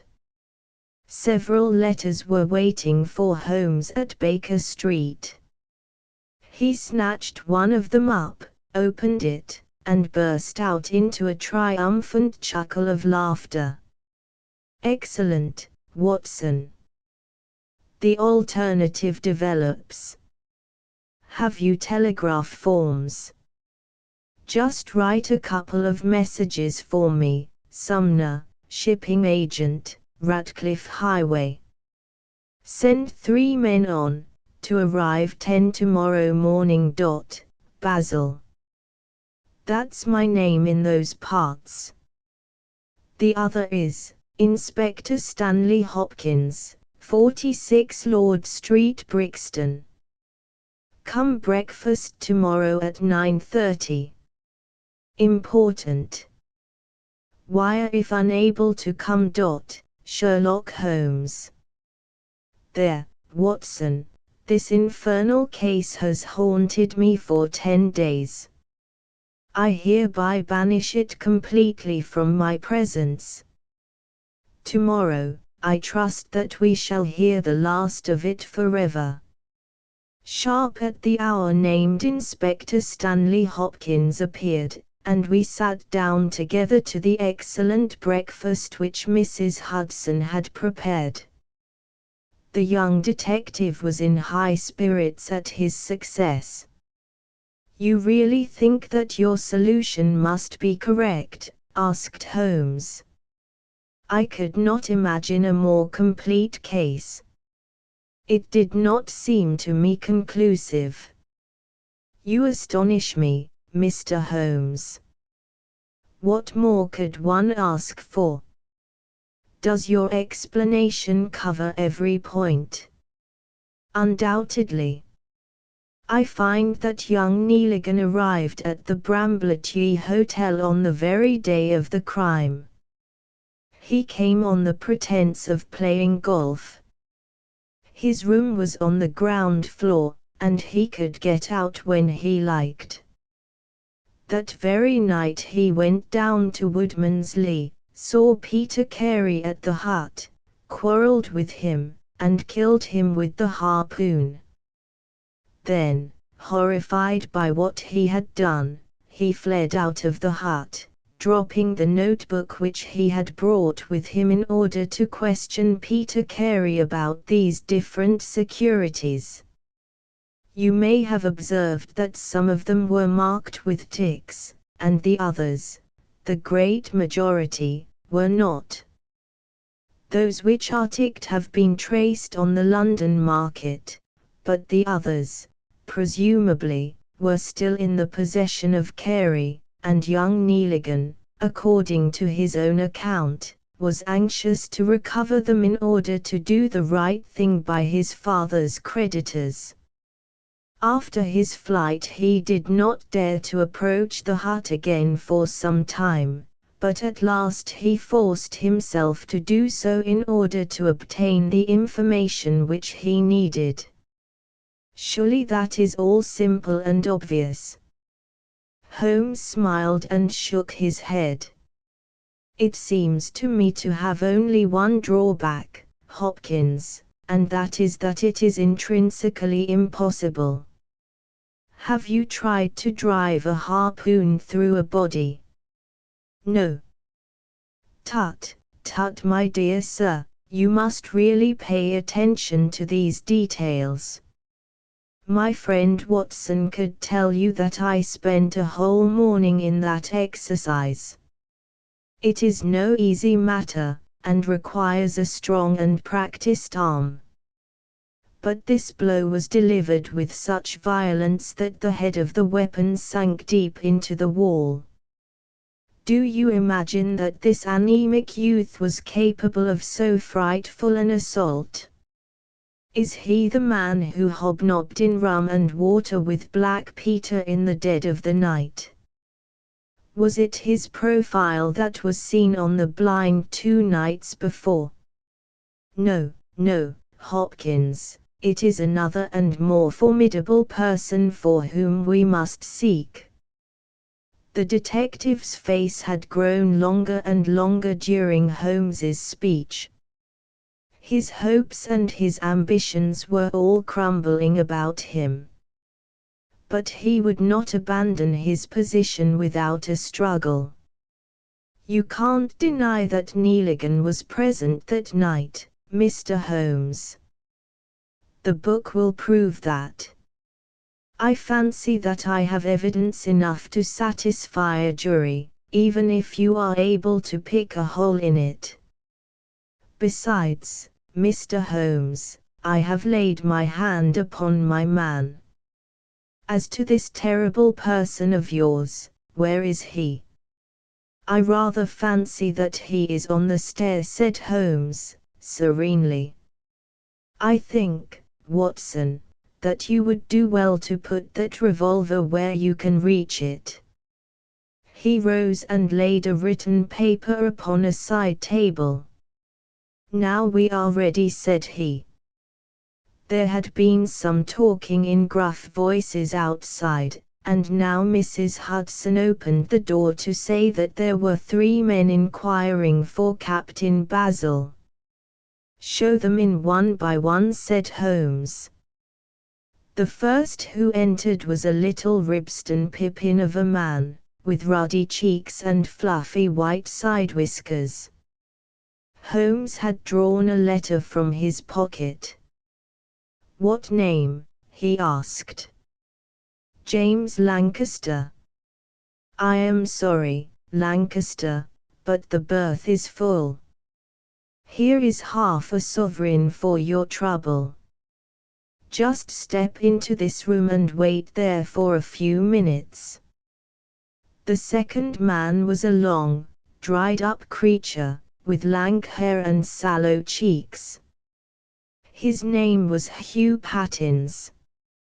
He also received his dismissal, his half-sovereign, and the order to wait. The third applicant was a man of remarkable appearance. A fierce bulldog face was framed in a tangle of hair and beard, and 2 bold, dark eyes gleamed behind the cover of thick, tufted, overhung eyebrows. He saluted and stood sailor fashion, turning his cap round in his hands. Your name? asked Holmes. Patrick Cairns. Harpooner. Yes, sir. 26 voyages. Dundee, I suppose. Yes, sir. And ready to start with an exploring ship. Yes, sir. What wages? £8 a month. Could you start at once?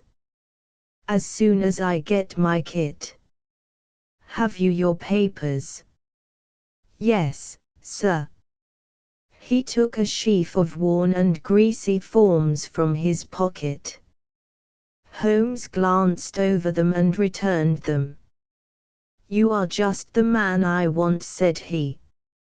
Here's the agreement on the side table. If you sign it, the whole matter will be settled. The seaman lurched across the room and took up the pen. Shall I sign here? He asked, stooping over the table. Holmes leaned over his shoulder and passed both hands over his neck. This will do, said he. I heard a click of steel and a bellow like an enraged bull. The next instant Holmes and the seaman were rolling on the ground together.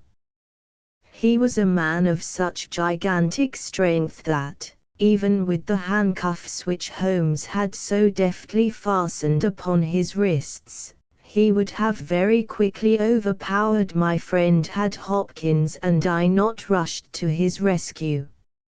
Only when I pressed the cold muzzle of the revolver to his temple did he at last understand that resistance was vain.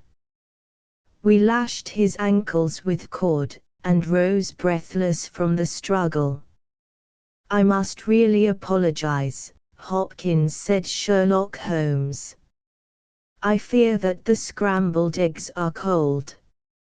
However, you will enjoy the rest of your breakfast all the better, will you not, for the thought that you have brought your case to a triumphant conclusion?" Stanley Hopkins was speechless with amazement. "I don't know what to say, Mr. Holmes," he blurted out at last, with a very red face. "It seems to me that I have been making a fool of myself from the beginning. I understand now, what I should never have forgotten, that I am the pupil and you are the master. Even now I see what you have done, but I don't know how you did it or what it signifies." "Well, well," said Holmes, good-humoredly. "We all learn by experience, and your lesson this time is that you should never lose sight of the alternative. You were so absorbed in young Nealigan that you could not spare a thought to Patrick Cairns, the true murderer of Peter Carey." The hoarse voice of the seaman broke in on our conversation. "See here, mister," said he, "I make no complaint of being manhandled in this fashion, but I would have you call things by their right names. You say I murdered Peter Carey, I say I killed Peter Carey, and there's all the difference. Maybe you don't believe what I say. Maybe you think I am just slinging you a yarn." "Not at all," said Holmes. "Let us hear what you have to say." "It's soon told, and, by the Lord, every word of it is truth. I knew Black Peter, and when he pulled out his knife I whipped a harpoon through him sharp, for I knew that it was him or me. That's how he died. You can call it murder. Anyhow, I'd as soon die with a rope round my neck as with Black Peter's knife in my heart." "How came you there?" asked Holmes. "I'll tell it you from the beginning. Just sit me up a little, so as I can speak easy. It was in '83 that it happened, August of that year. Peter Carey was master of the Sea Unicorn, and I was spare harpooner. We were coming out of the ice pack on our way home, with headwinds and a week's southerly gale, when we picked up a little craft that had been blown north. There was one man on her, a landsman. The crew had thought she would founder and had made for the Norwegian coast in the dinghy. I guess they were all drowned. Well, we took him on board, this man, and he and the skipper had some long talks in the cabin. All the baggage we took off with him was one tin box. So far as I know, the man's name was never mentioned, and on the second night he disappeared as if he had never been. It was given out that he had either thrown himself overboard or fallen overboard in the heavy weather that we were having. Only one man knew what had happened to him, and that was me, for, with my own eyes, I saw the skipper tip up his heels and put him over the rail in the middle watch of a dark night, 2 days before we sighted the Shetland lights. Well, I kept my knowledge to myself, and waited to see what would come of it. When we got back to Scotland it was easily hushed up, and nobody asked any questions. A stranger died by accident and it was nobody's business to inquire. Shortly after Peter Carey gave up the sea, and it was long years before I could find where he was. I guessed that he had done the deed for the sake of what was in that tin box, and that he could afford now to pay me well for keeping my mouth shut. I found out where he was through a sailor man that had met him in London, and down I went to squeeze him. The first night he was reasonable enough, and was ready to give me what would make me free of the sea for life. We were to fix it all 2 nights later. When I came, I found him 3 parts drunk and in a vile temper. We sat down and we drank and we yarned about old times, but the more he drank the less I liked the look on his face. I spotted that harpoon upon the wall, and I thought I might need it before I was through. Then at last he broke out at me, spitting and cursing, with murder in his eyes and a great clasp knife in his hand. He had not time to get it from the sheath before I had the harpoon through him. Heavens! What a yell he gave! And his face gets between me and my sleep. I stood there, with his blood splashing round me, and I waited for a bit, but all was quiet, so I took heart once more. I looked round, and there was the tin box on the shelf. I had as much right to it as Peter Carey, anyhow, so I took it with me and left the hut. Like a fool I left my baccy pouch upon the table. Now I'll tell you the queerest part of the whole story. I had hardly got outside the hut when I heard someone coming, and I hid among the bushes.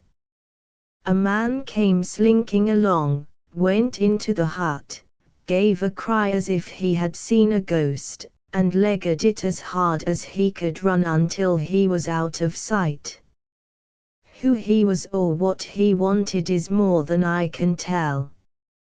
For my part I walked 10 miles, got a train at Tunbridge Wells, and so reached London, and no one the wiser. Well, when I came to examine the box I found there was no money in it, and nothing but papers that I would not dare to sell. I had lost my hold on Black Peter and was stranded in London without a shilling. There was only my trade left. I saw these advertisements about harpooners, and high wages, so I went to the shipping agents, and they sent me here. That's all I know, and I say again that if I killed Black Peter, the law should give me thanks, for I saved them the price of a hempen rope. A very clear statement, said Holmes, rising and lighting his pipe. I think, Hopkins, that you should lose no time in conveying your prisoner to a place of safety. This room is not well adapted for a cell, and Mr. Patrick Cairns occupies too large a proportion of our carpet. Mr. Holmes, said Hopkins, I do not know how to express my gratitude. Even now I do not understand how you attained this result. Simply by having the good fortune to get the right clue from the beginning. It is very possible if I had known about this notebook it might have led away my thoughts, as it did yours. But all I heard pointed in the one direction. The amazing strength, the skill in the use of the harpoon, the rum and water, the sealskin tobacco pouch with the coarse tobacco, all these pointed to a seaman, and one who had been a whaler. I was convinced that the initials P.C. upon the pouch were a coincidence, and not those of Peter Carey, since he seldom smoked, and no pipe was found in his cabin. You remember that I asked whether whiskey and brandy were in the cabin. You said they were. How many landsmen are there who would drink rum when they could get these other spirits? Yes, I was certain it was a seaman. And how did you find him? My dear sir, the problem had become a very simple one. If it were a seaman, it could only be a seaman who had been with him on the Sea Unicorn. So far as I could learn, he had sailed in no other ship. I spent 3 days in wiring to Dundee, and at the end of that time I had ascertained the names of the crew of the Sea Unicorn in 1883. When I found Patrick Cairns among the harpooners, my research was nearing its end. I argued that the man was probably in London, and that he would desire to leave the country for a time. I therefore spent some days in the East End, devised an Arctic expedition, put forth tempting terms for harpooners who would serve under Captain Basil, and behold the result. "Wonderful," cried Hopkins. "Wonderful. You must obtain the release of young Nealigan as soon as possible," said Holmes. "I confess that I think you owe him some apology. The tin box must be returned to him, but, of course, the securities which Peter Carey has sold are lost forever. There's the cab, Hopkins, and you can remove your man. If you want me for the trial, my address and that of Watson will be somewhere in Norway. I'll send particulars later. The Adventure of Charles Augustus Milverton. It is years since the incidents of which I speak took place, and yet it is with diffidence that I allude to them. For a long time, even with the utmost discretion and reticence, it would have been impossible to make the facts public, but now the principal person concerned is beyond the reach of human law, and with due suppression the story may be told in such fashion as to injure no one. It records an absolutely unique experience in the career both of Mr. Sherlock Holmes and of myself. The reader will excuse me if I conceal the date or any other fact by which he might trace the actual occurrence. We had been out for one of our evening rambles, Holmes and I, and had returned about 6 o'clock on a cold, frosty winter's evening. As Holmes turned up the lamp, the light fell upon a card on the table. He glanced at it, and then, with an ejaculation of disgust, threw it on the floor. I picked it up and read, "Charles Augustus Milverton, Appledore Towers, Hampstead. Agent." "Who is he?" I asked. "The worst man in London," Holmes answered, as he sat down and stretched his legs before the fire. "Is anything on the back of the card?" I turned it over. "Will call at 6:30, C.M. I read. He's about due. Do you feel a creeping, shrinking sensation, Watson, when you stand before the serpents in the zoo, and see the slithery, gliding, venomous creatures, with their deadly eyes and wicked, flattened faces? Well, that's how Milverton impresses me. I've had to do with 50 murderers in my career, but the worst of them never gave me the repulsion which I have for this fellow. And yet I can't get out of doing business with him. Indeed, he is here at my invitation. But who is he? I'll tell you, Watson. He is the king of all the blackmailers. Heaven help the man, and still more the woman, whose secret and reputation come into the power of Milverton. With a smiling face and a heart of marble, he will squeeze and squeeze until he has drained them dry. The fellow is a genius in his way, and would have made his mark in some more savory trade. His method is as follows: he allows it to be known that he is prepared to pay very high sums for letters which compromise people of wealth and position. He receives these wares not only from treacherous valets or maids, but frequently from genteel ruffians, who have gained the confidence and affection of trusting women. He deals with no niggard hand. I happen to know that he paid £700 to a footman for a note 2 lines in length, and that the ruin of a noble family was the result. Everything which is in the market goes to Milverton, and there are hundreds in this great city who turn white at his name. No one knows where his grip may fall, for he is far too rich and far too cunning to work from hand to mouth. He will hold a card back for years in order to play it at the moment when the stake is best worth winning. I have said that he is the worst man in London, and I would ask you how could one compare the ruffian, who in hot blood bludgeons his mate, with this man, who methodically and at his leisure tortures the soul and wrings the nerves in order to add to his already swollen moneybags. I had seldom heard my friend speak with such intensity of feeling. But surely, said I, the fellow must be within the grasp of the law.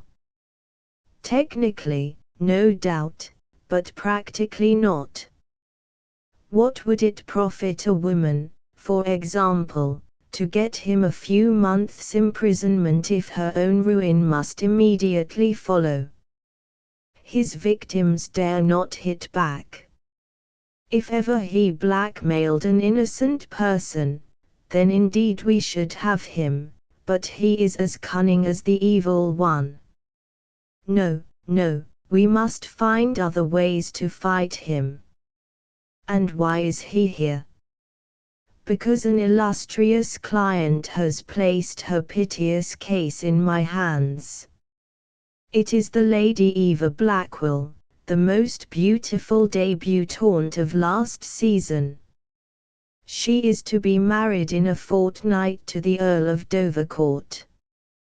This fiend has several imprudent letters, imprudent, Watson, nothing worse, which were written to an impecunious young squire in the country. They would suffice to break off the match. Milverton will send the letters to the Earl unless a large sum of money is paid him.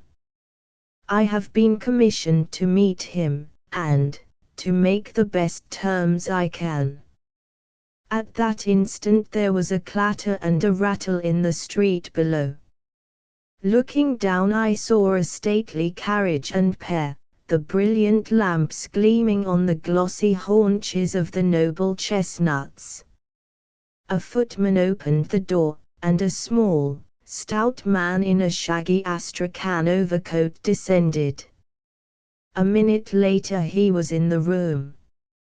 Charles Augustus Milverton was a man of 50, with a large, intellectual head, a round, plump, hairless face, a perpetual frozen smile, and 2 keen grey eyes, which gleamed brightly from behind broad, gold-rimmed glasses. There was something of Mr. Pickwick's benevolence in his appearance, marred only by the insincerity of the fixed smile and by the hard glitter of those restless and penetrating eyes. His voice was as smooth and suave as his countenance, as he advanced with a plump little hand extended, murmuring his regret for having missed us at his first visit. Holmes disregarded the outstretched hand and looked at him with a face of granite. Milverton's smile broadened. He shrugged his shoulders, removed his overcoat, folded it with great deliberation over the back of a chair, and then took a seat. "This gentleman," said he, with a wave in my direction. "Is it discreet? Is it right? Dr. Watson is my friend and partner." "Very good, Mr. Holmes. It is only in your client's interests that I protested. The matter is so very delicate, Dr. Watson has already heard of it. Then we can proceed to business. You say that you are acting for Lady Eva. Has she empowered you to accept my terms?" "What are your terms?" £7,000. "And the alternative?" "My dear sir, it is painful for me to discuss it, but if the money is not paid on the 14th, there certainly will be no marriage on the 18th. His insufferable smile was more complacent than ever. Holmes thought for a little. "You appear to me," he said, at last, "to be taking matters too much for granted. I am, of course, familiar with the contents of these letters. My client will certainly do what I may advise. I shall counsel her to tell her future husband the whole story and to trust to his generosity." Milverton chuckled. "You evidently do not know the Earl," said he. From the baffled look upon Holmes's face, I could see clearly that he did. "What harm is there in the letters?" he asked. "They are sprightly, very sprightly," Milverton answered. "The lady was a charming correspondent. But I can assure you that the Earl of Dovercourt would fail to appreciate them. However, since you think otherwise, we will let it rest at that. It is purely a matter of business. If you think that it is in the best interests of your client that these letters should be placed in the hands of the Earl, then you would indeed be foolish to pay so large a sum of money to regain them." He rose and seized his astrakhan coat. Holmes was grey with anger and mortification. "Wait a little," he said. "You go too fast. We should certainly make every effort to avoid scandal in so delicate a matter." Milverton relapsed into his chair. "I was sure that you would see it in that light," he purred. At the same time Holmes continued, "Lady Eva is not a wealthy woman. I assure you that £2,000 would be a drain upon her resources, and that the sum you name is utterly beyond her power. I beg, therefore, that you will moderate your demands, and that you will return the letters at the price I indicate, which is, I assure you, the highest that you can get." Milverton's smile broadened and his eyes twinkled humorously. "I am aware that what you say is true about the lady's resources," said he. "At the same time you must admit that the occasion of a lady's marriage is a very suitable time for her friends and relatives to make some little effort upon her behalf. They may hesitate as to an acceptable wedding present. Let me assure them that this little bundle of letters would give more joy than all the candelabra and butter dishes in London." "It is impossible," said Holmes. Dear me, how unfortunate," cried Milverton, taking out a bulky pocket book. "I cannot help thinking that ladies are ill-advised in not making an effort. Look at this." He held up a little note with a coat of arms upon the envelope. "That belongs to, well, perhaps it is hardly fair to tell the name until tomorrow morning. But at that time it will be in the hands of the lady's husband. And all because she will not find a beggarly sum which she could get by turning her diamonds into paste. It is such a pity. Now, you remember the sudden end of the engagement between the Honourable Miss Miles and Colonel Dorking.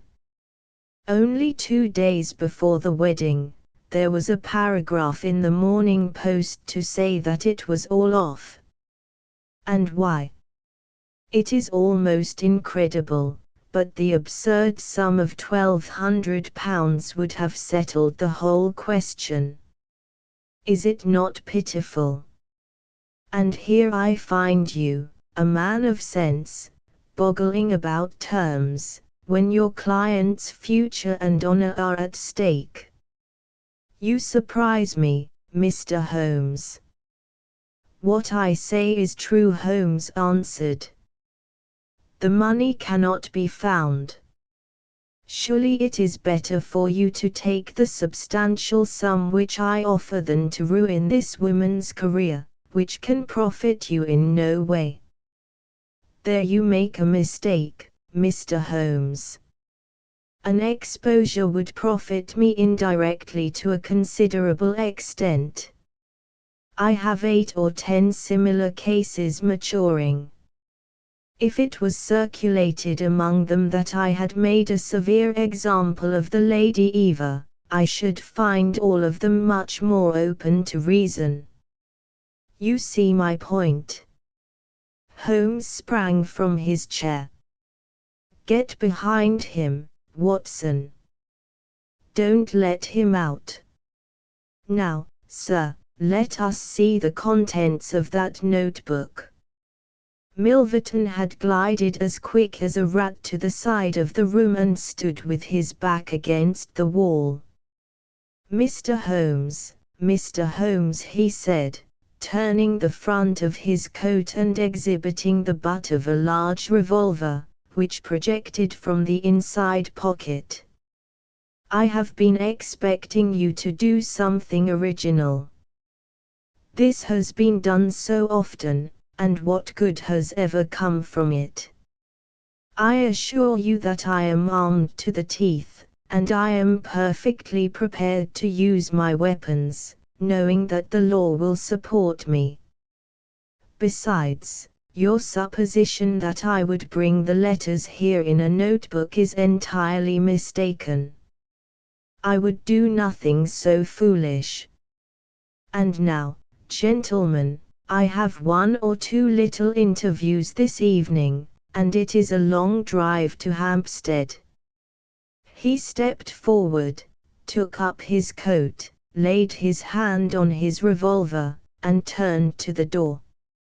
I picked up a chair, but Holmes shook his head, and I laid it down again. With a smile, and a twinkle, Milverton was out of the room, and a few moments after we heard the slam of the carriage door and the rattle of the wheels as he drove away.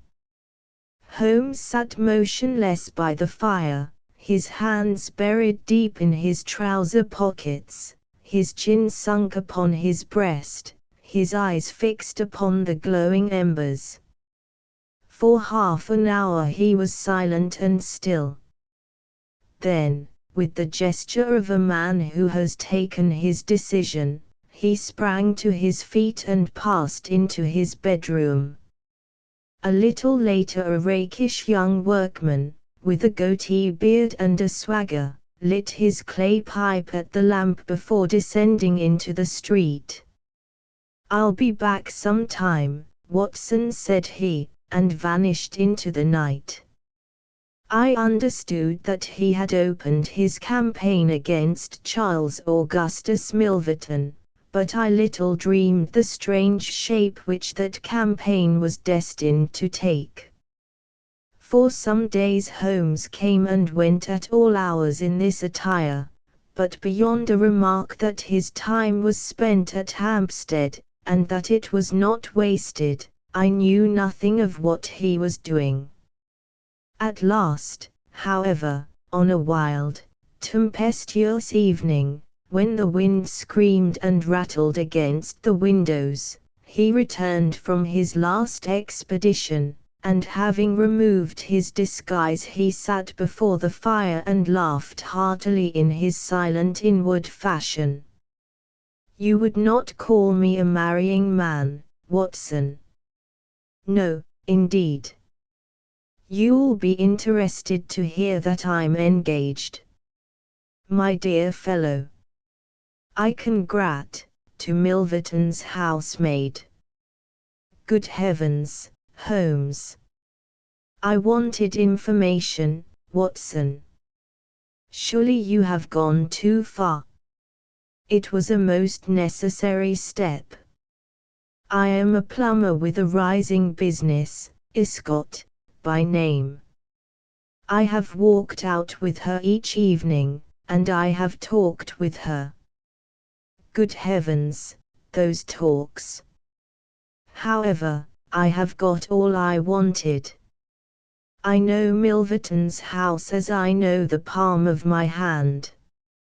"But the girl, Holmes?" He shrugged his shoulders. "You can't help it, my dear Watson. You must play your cards as best you can when such a stake is on the table. However, I rejoice to say that I have a hated rival, who will certainly cut me out the instant that my back is turned. What a splendid night it is! You like this weather? It suits my purpose. Watson, I mean to burgle Milverton's house tonight." I had a catching of the breath, and my skin went cold at the words, which were slowly uttered in a tone of concentrated resolution. As a flash of lightning in the night shows up in an instant every detail of a wild landscape, so at one glance I seemed to see every possible result of such an action: the detection, the capture, the honored career ending in irreparable failure and disgrace, my friend himself lying at the mercy of the odious Milverton. "For heaven's sake, Holmes, think what you are doing," I cried. "My dear fellow, I have given it every consideration. I am never precipitate in my actions, nor would I adopt so energetic and, indeed, so dangerous a course, if any other were possible. Let us look at the matter clearly and fairly. I suppose that you will admit that the action is morally justifiable, though technically criminal. To burgle his house is no more than to forcibly take his pocket-book, an action in which you were prepared to aid me." I turned it over in my mind. "Yes," I said, "it is morally justifiable so long as our object is to take no articles save those which are used for an illegal purpose." "Exactly. Since it is morally justifiable, I have only to consider the question of personal risk. Surely a gentleman should not lay much stress upon this, when a lady is in most desperate need of his help. You will be in such a false position." "Well, that is part of the risk. There is no other possible way of regaining these letters." The unfortunate lady has not the money, and there are none of her people in whom she could confide. Tomorrow is the last day of grace, and unless we can get the letters tonight, this villain will be as good as his word and will bring about her ruin. I must, therefore, abandon my client to her fate, or I must play this last card. Between ourselves, Watson, it's a sporting duel between this fellow Milverton and me. He had, as you saw, the best of the first exchanges, but my self-respect and my reputation are concerned to fight it to a finish. Well, I don't like it, but I suppose it must be said. When do we start? You are not coming. Then you are not going, said I give you my word of honor, and I never broke it in my life, that I will take a cab straight to the police station and give you away, unless you let me share this adventure with you. You can't help me. How do you know that? You can't tell what may happen. Anyway, my resolution is taken. Other people besides you have self-respect, and even reputations. Holmes had looked annoyed, but his brow cleared, and he clapped me on the shoulder. Well, well, my dear fellow, be it so. We have shared this same room for some years, and it would be amusing if we ended by sharing the same cell. You know, Watson, I don't mind confessing to you that I have always had an idea that I would have made a highly efficient criminal. This is the chance of my lifetime in that direction. See here. He took a neat little leather case out of a drawer, and opening it he exhibited a number of shining instruments.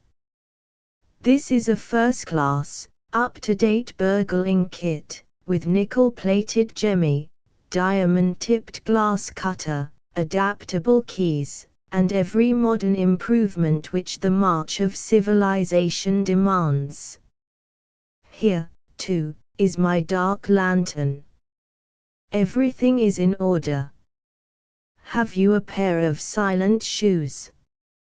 I have rubber-soled tennis shoes. Excellent. And a mask. I can make a couple out of black silk. I can see that you have a strong, natural turn for this sort of thing. Very good, do you make the masks? We shall have some cold supper before we start. It is now 9:30. At 11 we shall drive as far as Church Row. It is a quarter of an hour's walk from there to Appledore Towers. We shall be at work before midnight. Milverton is a heavy sleeper, and retires punctually at 10:30. With any luck we should be back here by 2, with the Lady Eva's letters in my pocket. Holmes and I put on our dress clothes, so that we might appear to be two theatre-goers homeward bound. In Oxford Street we picked up a hansom and drove to an address in Hampstead. Here we paid off our cab, and with our greatcoats buttoned up, for it was bitterly cold, and the wind seemed to blow through us, we walked along the edge of the heath. It's a business that needs delicate treatment, said Holmes. These documents are contained in a safe in the fellow's study, and the study is the anteroom of his bedchamber. On the other hand, like all these stout, little men who do themselves well, he is a plethoric sleeper. Agatha, that's my fiancé, says it is a joke in the servants' hall that it's impossible to wake the master. He has a secretary who is devoted to his interests, and never budges from the study all day. That's why we are going at night. Then he has a beast of a dog which roams the garden. I met Agatha late the last 2 evenings, and she locks the brute up so as to give me a clear run. This is the house, this big one in its own grounds. Through the gate, now to the right among the laurels. We might put on our masks here, I think. You see, there is not a glimmer of light in any of the windows, and everything is working splendidly. With our black silk face coverings, which turned us into 2 of the most truculent figures in London, we stole up to the silent, gloomy house. A sort of tiled veranda extended along one side of it, lined by several windows and 2 doors. That's his bedroom, Holmes whispered. This door opens straight into the study. It would suit us best, but it is bolted as well as locked, and we should make too much noise getting in. Come round here. There's a greenhouse which opens into the drawing room. The place was locked, but Holmes removed a circle of glass and turned the key from the inside. An instant afterwards he had closed the door behind us, and we had become felons in the eyes of the law. The thick, warm air of the conservatory and the rich, choking fragrance of exotic plants took us by the throat. He seized my hand in the darkness and led me swiftly past banks of shrubs which brushed against our faces. Holmes had remarkable powers, carefully cultivated, of seeing in the dark. Still holding my hand in one of his, he opened a door, and I was vaguely conscious that we had entered a large room in which a cigar had been smoked not long before. He felt his way among the furniture, opened another door, and closed it behind us. Putting out my hand, I felt several coats hanging from the wall, and I understood that I was in a passage. We passed along it, and Holmes very gently opened a door upon the right-hand side. Something rushed out at us and my heart sprang into my mouth, but I could have laughed when I realized that it was the cat. A fire was burning in this new room, and again the air was heavy with tobacco smoke. Holmes entered on tiptoe, waited for me to follow, and then very gently closed the door. We were in Milverton's study, and a portiere at the farther side showed the entrance to his bedroom. It was a good fire, and the room was illuminated by it. Near the door I saw the gleam of an electric switch, but it was unnecessary, even if it had been safe, to turn it on.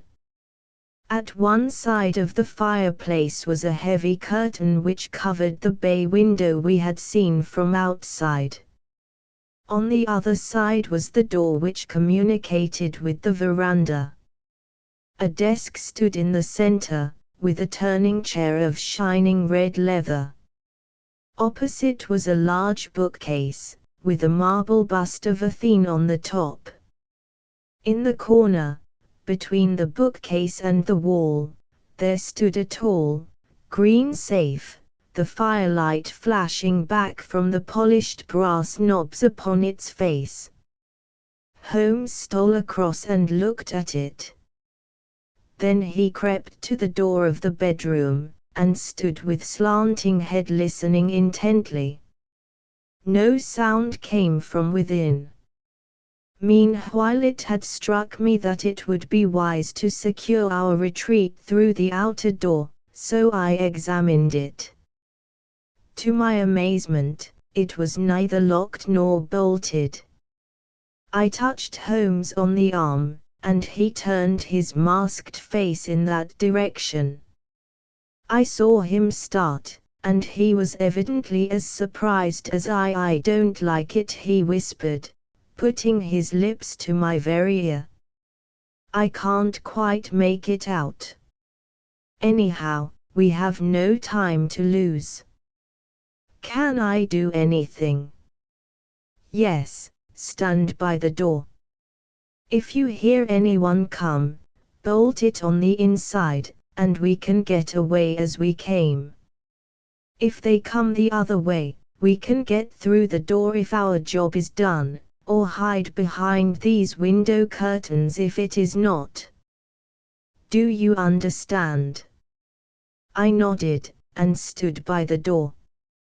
My first feeling of fear had passed away, and I thrilled now with a keener zest than I had ever enjoyed when we were the defenders of the law instead of its defiers.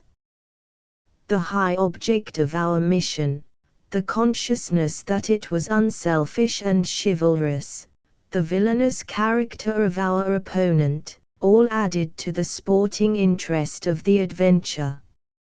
Far from feeling guilty, I rejoiced and exulted in our dangers. With a glow of admiration I watched Holmes unrolling his case of instruments and choosing his tool with the calm, scientific accuracy of a surgeon who performs a delicate operation. I knew that the opening of safes was a particular hobby with him, and I understood the joy which it gave him to be confronted with this green and gold monster, the dragon which held in its maw the reputations of many fair ladies. Turning up the cuffs of his dress coat, he had placed his overcoat on a chair. Holmes laid out 2 drills, a jemmy, and several skeleton keys. I stood at the center door with my eyes glancing at each of the others, ready for any emergency, though, indeed, my plans were somewhat vague as to what I should do if we were interrupted. For half an hour, Holmes worked with concentrated energy, laying down one tool, picking up another, handling each with the strength and delicacy of the trained mechanic. Finally I heard a click, the broad green door swung open, and inside I had a glimpse of a number of paper packets, each tied, sealed, and inscribed. Holmes picked one out, but it was as hard to read by the flickering fire, and he drew out his little dark lantern, for it was too dangerous, with Milverton in the next room, to switch on the electric light. Suddenly I saw him halt, listen intently, and then in an instant he had swung the door of the safe to, picked up his coat, stuffed his tools into the pockets, and darted behind the window curtain, motioning me to do the same. It was only when I had joined him there that I heard what had alarmed his quicker senses. There was a noise somewhere within the house. A door slammed in the distance. Then a confused, dull murmur broke itself into the measured thud of heavy footsteps rapidly approaching. They were in the passage outside the room. They paused at the door. The door opened. There was a sharp snick as the electric light was turned on. The door closed once more, and the pungent reek of a strong cigar was borne to our nostrils. Then the footsteps continued backward and forward, within a few yards of us. Finally there was a creak from a chair, and the footsteps ceased. Then a key clicked in a lock, and I heard the rustle of papers.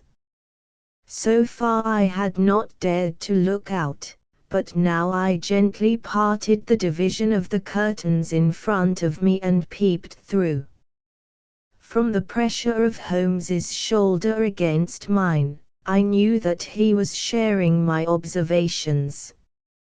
Right in front of us, and almost within our reach, was the broad, rounded back of Milverton. It was evident that we had entirely miscalculated his movements, that he had never been to his bedroom, but that he had been sitting up in some smoking or billiard room in the farther wing of the house, the windows of which we had not seen. His broad, grizzled head, with its shining patch of baldness, was in the immediate foreground of our vision.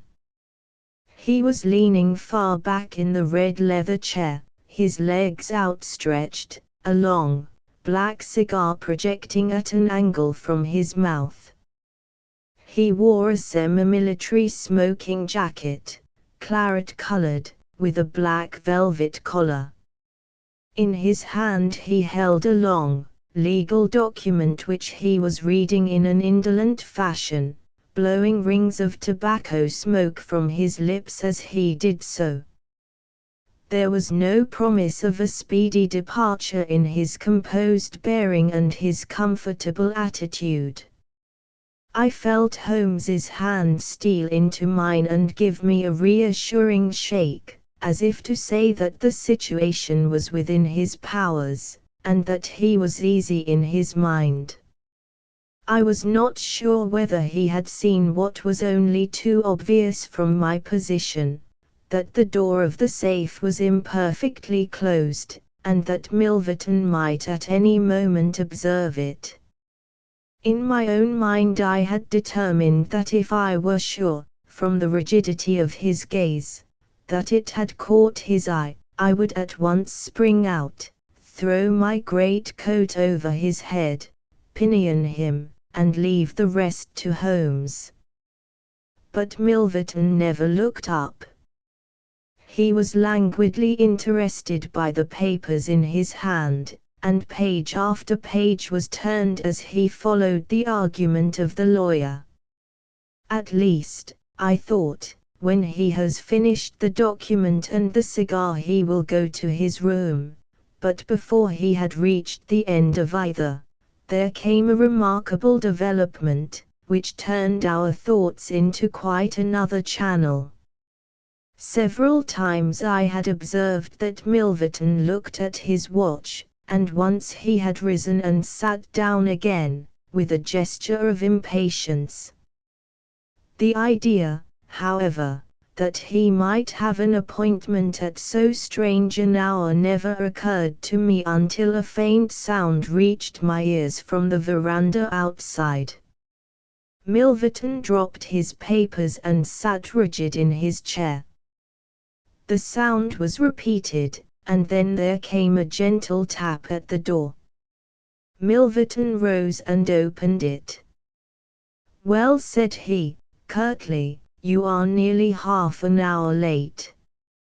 So this was the explanation of the unlocked door and of the nocturnal vigil of Milverton. There was the gentle rustle of a woman's dress. I had closed the slit between the curtains as Milverton's face had turned in our direction, but now I ventured very carefully to open it once more. He had resumed his seat, the cigar still projecting at an insolent angle from the corner of his mouth. In front of him, in the full glare of the electric light, there stood a tall, slim, dark woman, a veil over her face, a mantle drawn round her chin. Her breath came quick and fast, and every inch of the lithe figure was quivering with strong emotion. "Well," said Milverton, "you made me lose a good night's rest, my dear. I hope you'll prove worth it. You couldn't come any other time, eh?" The woman shook her head. "Well, if you couldn't, you couldn't.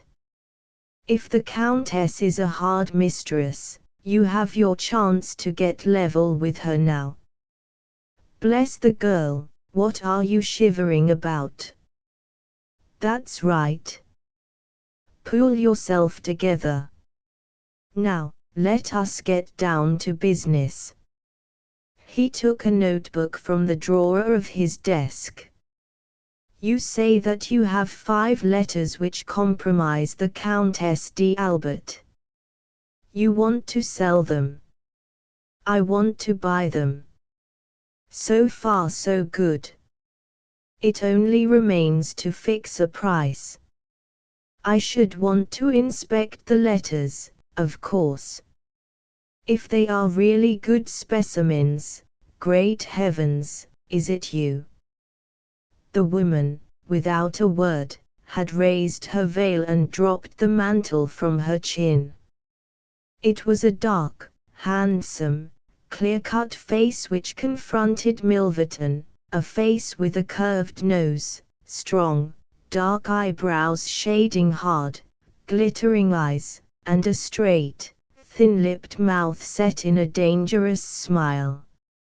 It is I, she said, the woman whose life you have ruined.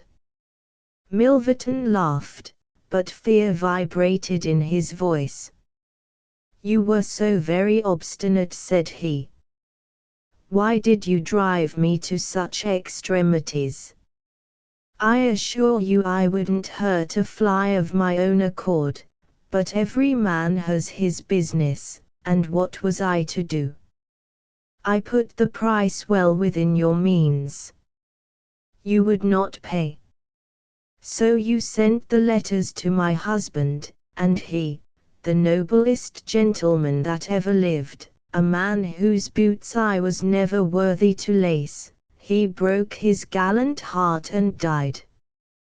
You remember that last night, when I came through that door, I begged and prayed you for mercy, and you laughed in my face as you are trying to laugh now, only your coward heart cannot keep your lips from twitching.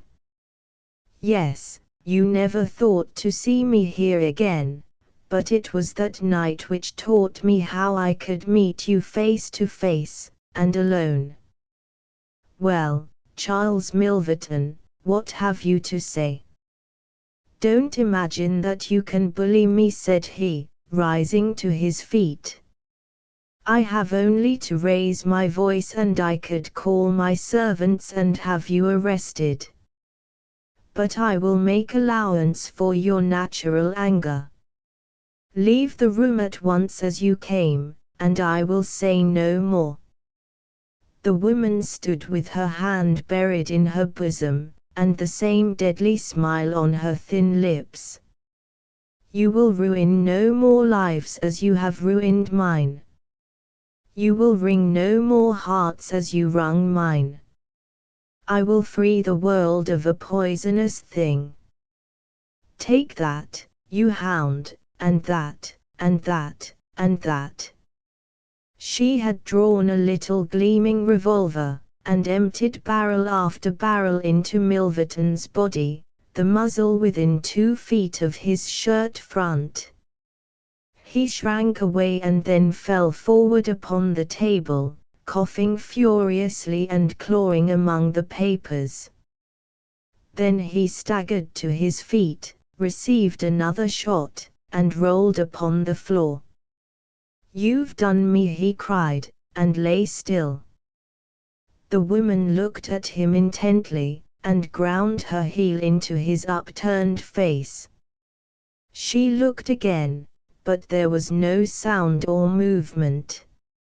I heard a sharp rustle, the night air blew into the heated room, and the avenger was gone.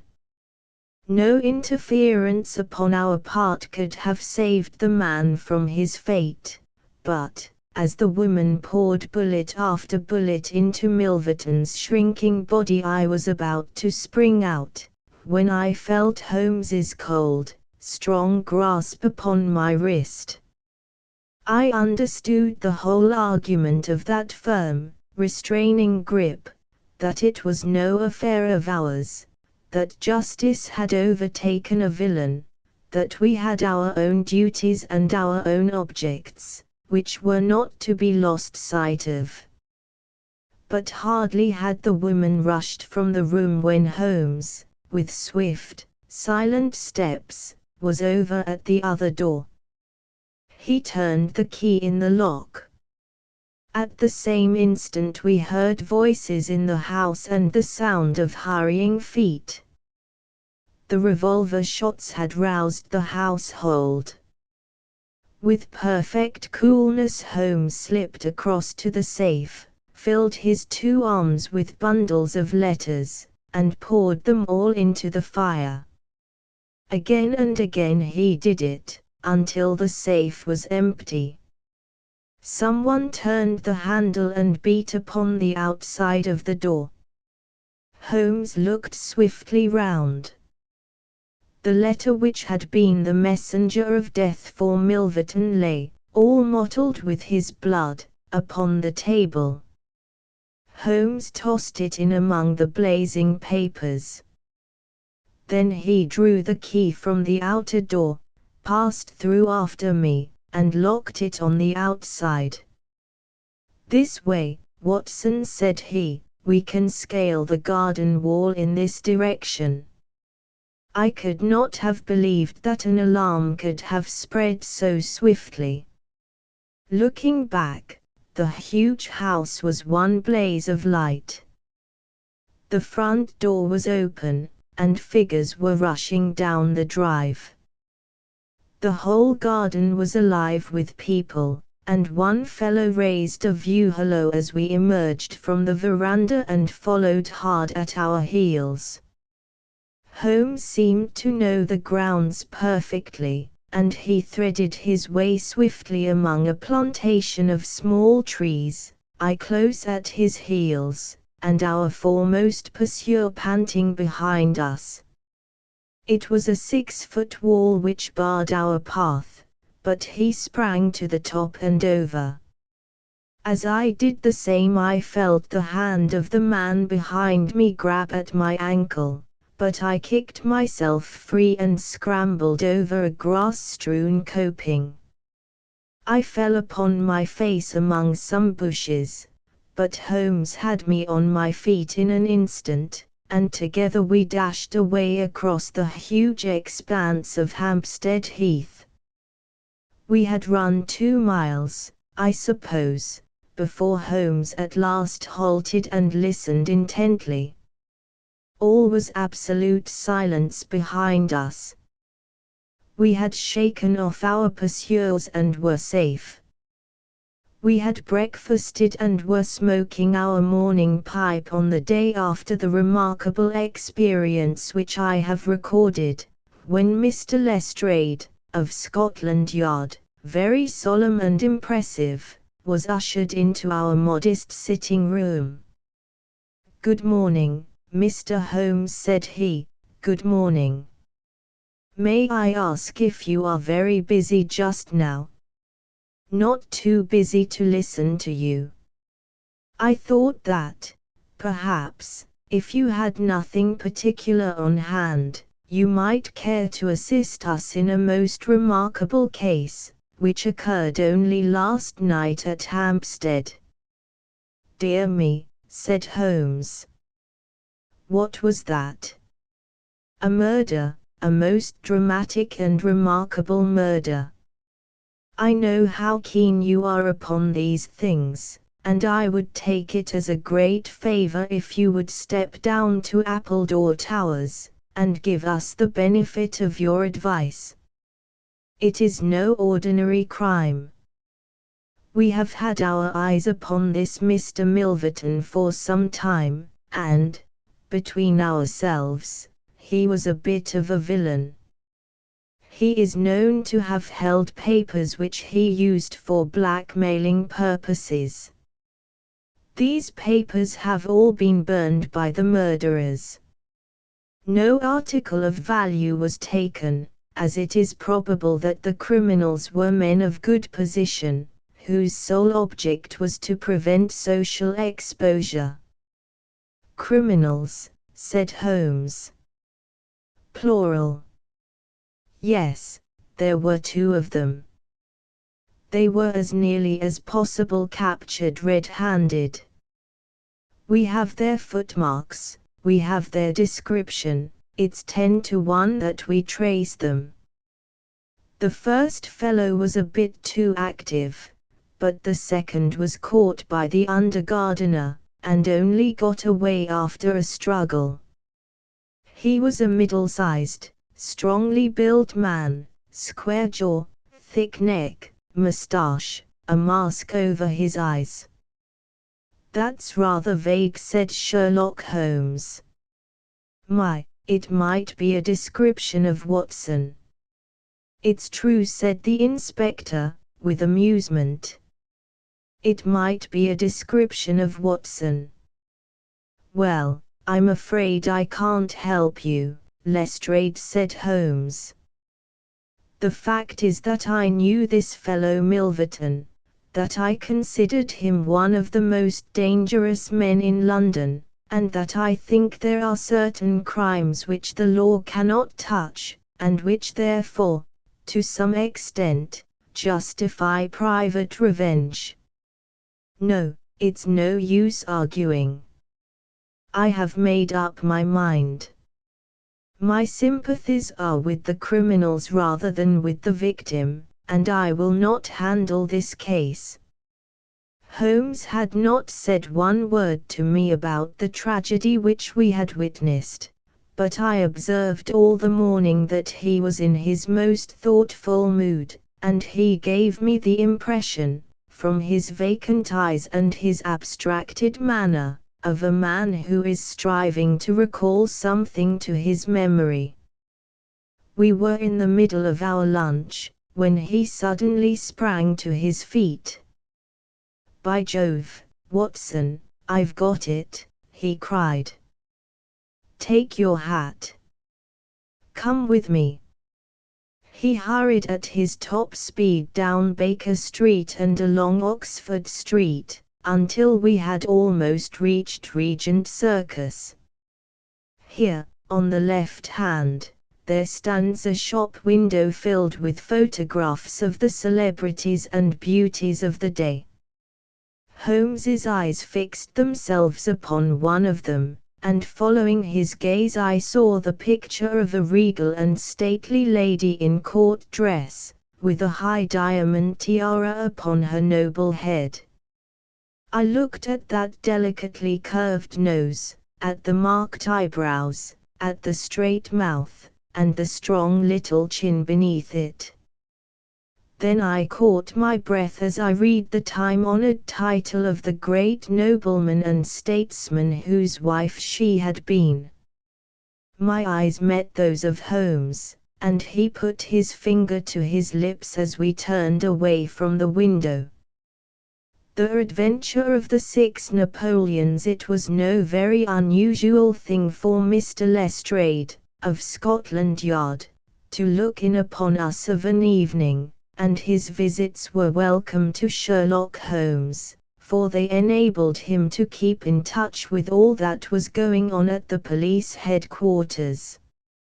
In return for the news which Lestrade would bring, Holmes was always ready to listen with attention to the details of any case upon which the detective was engaged, and was able occasionally, without any active interference, to give some hint or suggestion drawn from his own vast knowledge and experience. On this particular evening, Lestrade had spoken of the weather and the newspapers. Then he had fallen silent, puffing thoughtfully at his cigar. Holmes looked keenly at him. "Anything remarkable on hand?" he asked. "Oh, no, Mr. Holmes, nothing very particular." "Then tell me about it." Lestrade laughed. "Well, Mr. Holmes, there is no use denying that there is something on my mind. And yet it is such an absurd business, that I hesitated to bother you about it. On the other hand, although it is trivial, it is undoubtedly queer, and I know that you have a taste for all that is out of the common. But, In my opinion, it comes more in Dr. Watson's line than ours. Disease, said I. Madness, anyhow. And a queer madness, too. You wouldn't think there was anyone living at this time of day who had such a hatred of Napoleon I that he would break any image of him that he could see. Holmes sank back in his chair. That's no business of mine, said he. Exactly. That's what I said. But then, when the man commits burglary in order to break images which are not his own, that brings it away from the doctor and on to the policeman. Holmes sat up again. Burglary. This is more interesting. Let me hear the details. Lestrade took out his official notebook and refreshed his memory from its pages. The first case reported was 4 days ago, said he. It was at the shop of Morse Hudson, who has a place for the sale of pictures and statues in the Kennington Road. The assistant had left the front shop for an instant, when he heard a crash, and hurrying in he found a plaster bust of Napoleon, which stood with several other works of art upon the counter, lying shivered into fragments. He rushed out into the road, but, although several passers-by declared that they had noticed a man run out of the shop, he could neither see anyone nor could he find any means of identifying the rascal.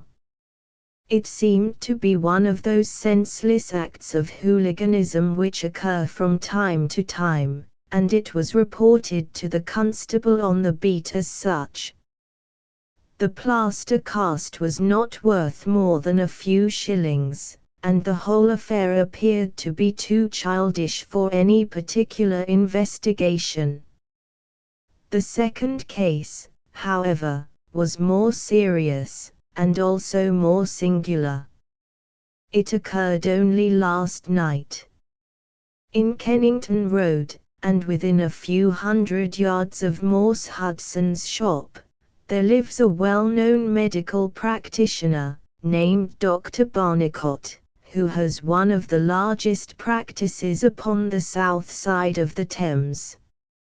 His residence and principal consulting room is at Kennington Road, but he has a branch surgery and dispensary at Lower Brixton Road, 2 miles away. This Dr. Barnicot is an enthusiastic admirer of Napoleon, and his house is full of books, pictures, and relics of the French Emperor. Some little time ago he purchased from Morse Hudson 2 duplicate plaster casts of the famous head of Napoleon by the French sculptor, Devine. One of these he placed in his hall in the house at Kennington Road, and the other on the mantelpiece of the surgery at Lower Brixton. Well, when Dr. Barnicot came down this morning he was astonished to find that his house had been burgled during the night, but that nothing had been taken save the plaster head from the hall. It had been carried out and had been dashed savagely against the garden wall, under which its splintered fragments were discovered. Holmes rubbed his hands. "This is certainly very novel," said he. "I thought it would please you. But I have not got to the end yet." Dr. Barnicot was due at his surgery at 12 o'clock. And you can imagine his amazement when, on arriving there, he found that the window had been opened in the night and that the broken pieces of his second bust were strewn all over the room. It had been smashed to atoms where it stood.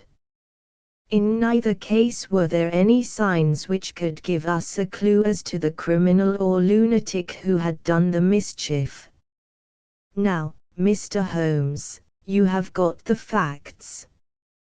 They are singular, not to say grotesque, said Holmes.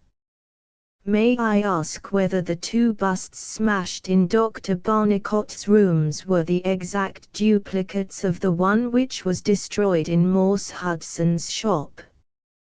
They were taken from the same mold. Such a fact must tell against the theory that the man who breaks them is influenced by any general hatred of Napoleon.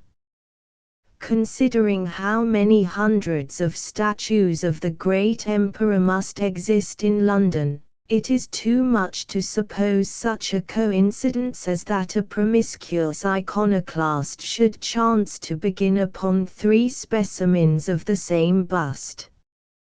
Well, I thought as you do, said Lestrade.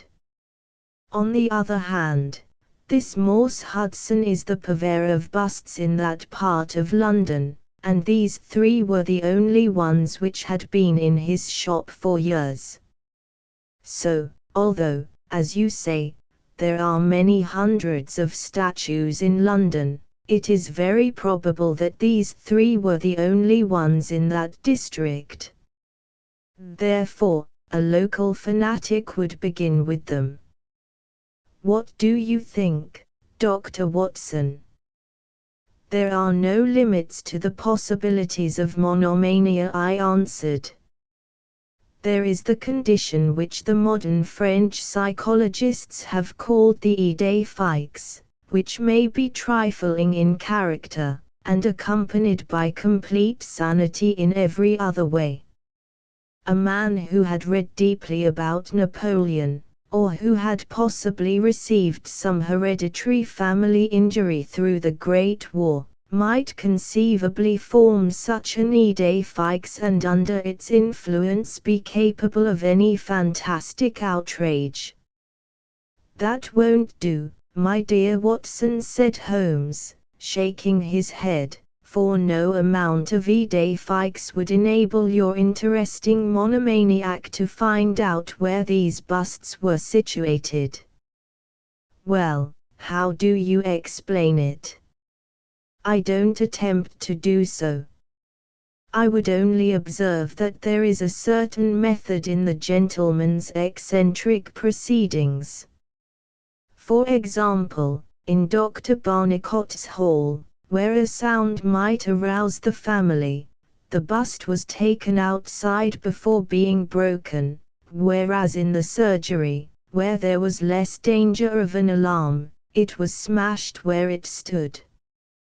The affair seems absurdly trifling, and yet I dare call nothing trivial when I reflect that some of my most classic cases have had the least promising commencement. You will remember, Watson, how the dreadful business of the Abernethy family was first brought to my notice by the depth which the parsley had sunk into the butter upon a hot day. I can't afford, therefore, to smile at your 3 broken busts, Lestrade, and I shall be very much obliged to you if you will let me hear of any fresh development of so singular a chain of events. The development for which my friend had asked came in a quicker and an infinitely more tragic form than he could have imagined. I was still dressing in my bedroom next morning, when there was a tap at the door and Holmes entered, a telegram in his hand. He read it aloud. Come instantly, 131 Pitt Street, Kensington. Lestrade. What is it, then? I asked. Don't know, maybe anything.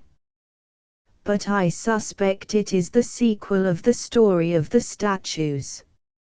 In that case our friend the image breaker has begun operations in another quarter of London.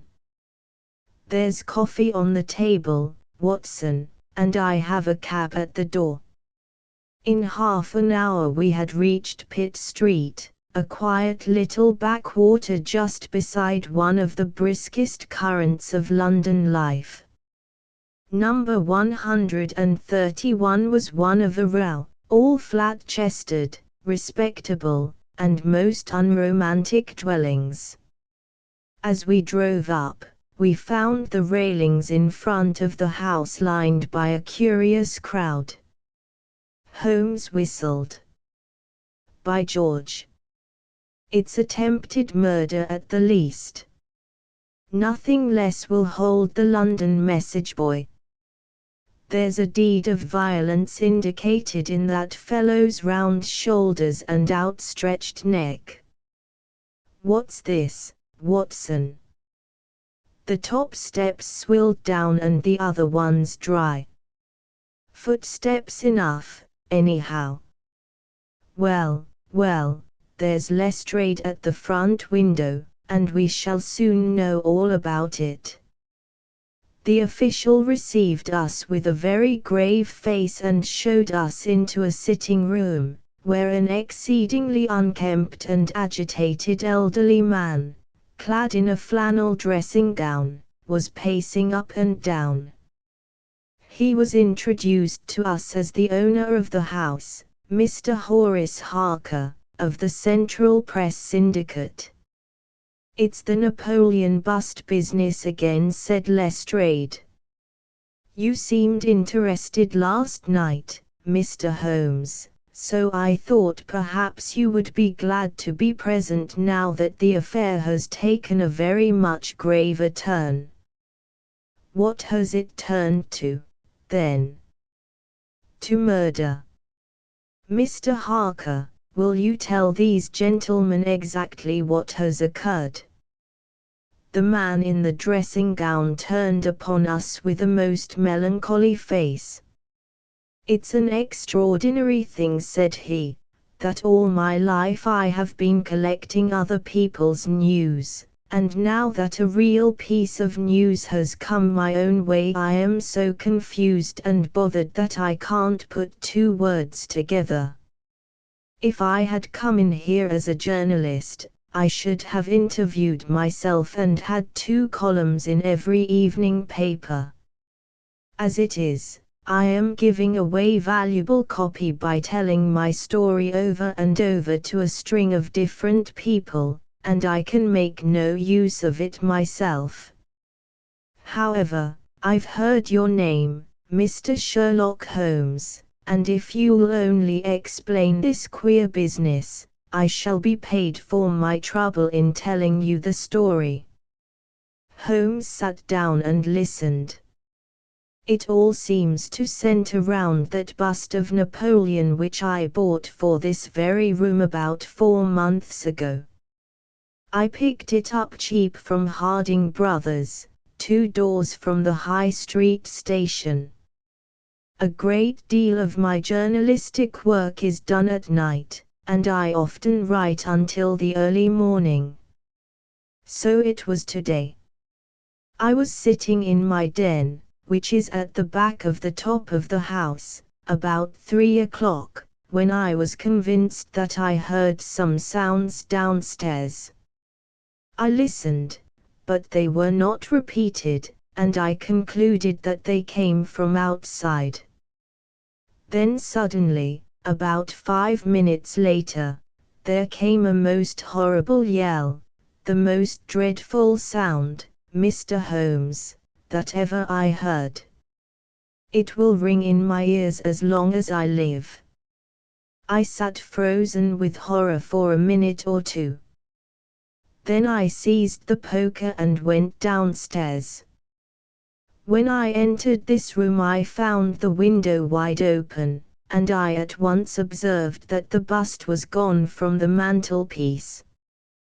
Why any burglar should take such a thing passes my understanding, for it was only a plaster cast and of no real value whatever. You can see for yourself that anyone going out through that open window could reach the front doorstep by taking a long stride. This was clearly what the burglar had done, so I went round and opened the door. Stepping out into the dark, I nearly fell over a dead man, who was lying there. I ran back for a light and there was the poor fellow, a great gash in his throat and the whole place swimming in blood. He lay on his back, his knees drawn up, and his mouth horribly open. I shall see him in my dreams. I had just time to blow on my police whistle, and then I must have fainted, for I knew nothing more until I found the policeman standing over me in the hall.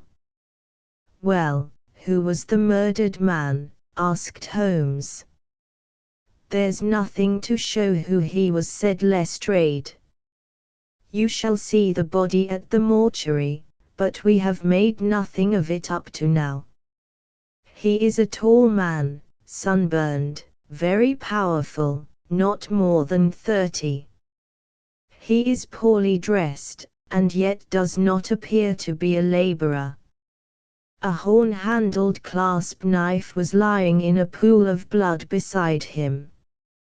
Whether it was the weapon which did the deed, or whether it belonged to the dead man, I do not know. There was no name on his clothing, and nothing in his pockets save an apple, some string, a shilling map of London, and a photograph. Here it is. It was evidently taken by a snapshot from a small camera. It represented an alert, sharp-featured simian man, with thick eyebrows and a very peculiar projection of the lower part of the face, like the muzzle of a baboon. "And what became of the bust?" asked Holmes, after a careful study of this picture. "We had news of it just before you came. It has been found in the front garden of an empty house in Camden House Road. It was broken into fragments. I am going round now to see it. Will you come?" "Certainly. I must just take one look round." He examined the carpet and the window. "The fellow had either very long legs or was a most active man," said he. "With an area beneath, it was no mean feat to reach that window ledge and open that window. Getting back was comparatively simple. Are you coming with us to see the remains of your bust, Mr. Harker?" The disconsolate journalist had seated himself at a writing table. "I must try and make something of it," said he, "though I have no doubt that the first editions of the evening papers are out already with full details. It's like my luck. You remember when the Stand fell at Doncaster? Well, I was the only journalist in the Stand, and my journal the only one that had no account of it, for I was too shaken to write it. And now I'll be too late with a murder done on my own doorstep." As we left the room, we heard his pen travelling shrilly over the foolscap. The spot where the fragments of the bust had been found was only a few hundred yards away. For the first time our eyes rested upon this presentment of the great emperor, which seemed to raise such frantic and destructive hatred in the mind of the unknown. It lay scattered, in splintered shards, upon the grass. Holmes picked up several of them and examined them carefully. I was convinced, from his intent face and his purposeful manner, that at last he was upon a clue. "Well?" asked Lestrade. Holmes shrugged his shoulders. "We have a long way to go yet," said he. And yet, well, we have some suggestive facts to act upon. The possession of this trifling bust was worth more, in the eyes of this strange criminal, than a human life. That is one point. Then there is the singular fact that he did not break it in the house, or immediately outside the house, if to break it was his sole object. He was rattled and bustled by meeting this other fellow. He hardly knew what he was doing. Well, that's likely enough. But I wish to call your attention very particularly to the position of this house, in the garden of which the bust was destroyed. Lestrade looked about him. It was an empty house, and so he knew that he would not be disturbed in the garden. Yes, but there is another empty house farther up the street which he must have passed before he came to this one. Why did he not break it there, since it is evident that every yard that he carried it increased the risk of someone meeting him? I give it up, said Lestrade. Holmes pointed to the street lamp above our heads. He could see what he was doing here, and he could not there. That was his reason. By Jove, that's true, said the detective. Now that I come to think of it, Dr. Barnicot's bust was broken not far from his red lamp. Well, Mr. Holmes, what are we to do with that fact? To remember it, to docket it. We may come on something later which will bear upon it. What steps do you propose to take now, Lestrade? The most practical way of getting at it, in my opinion, is to identify the dead man. There should be no difficulty about that. When we have found who he is and who his associates are, we should have a good start in learning what he was doing in Pitt Street last night, and who it was who met him and killed him on the doorstep of Mr. Horace Harker. Don't you think so?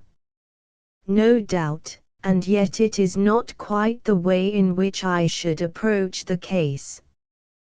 What would you do then? Oh, you must not let me influence you in any way. I suggest that you go on your line and I on mine. We can compare notes afterwards, and each will supplement the other. Very good, said Lestrade.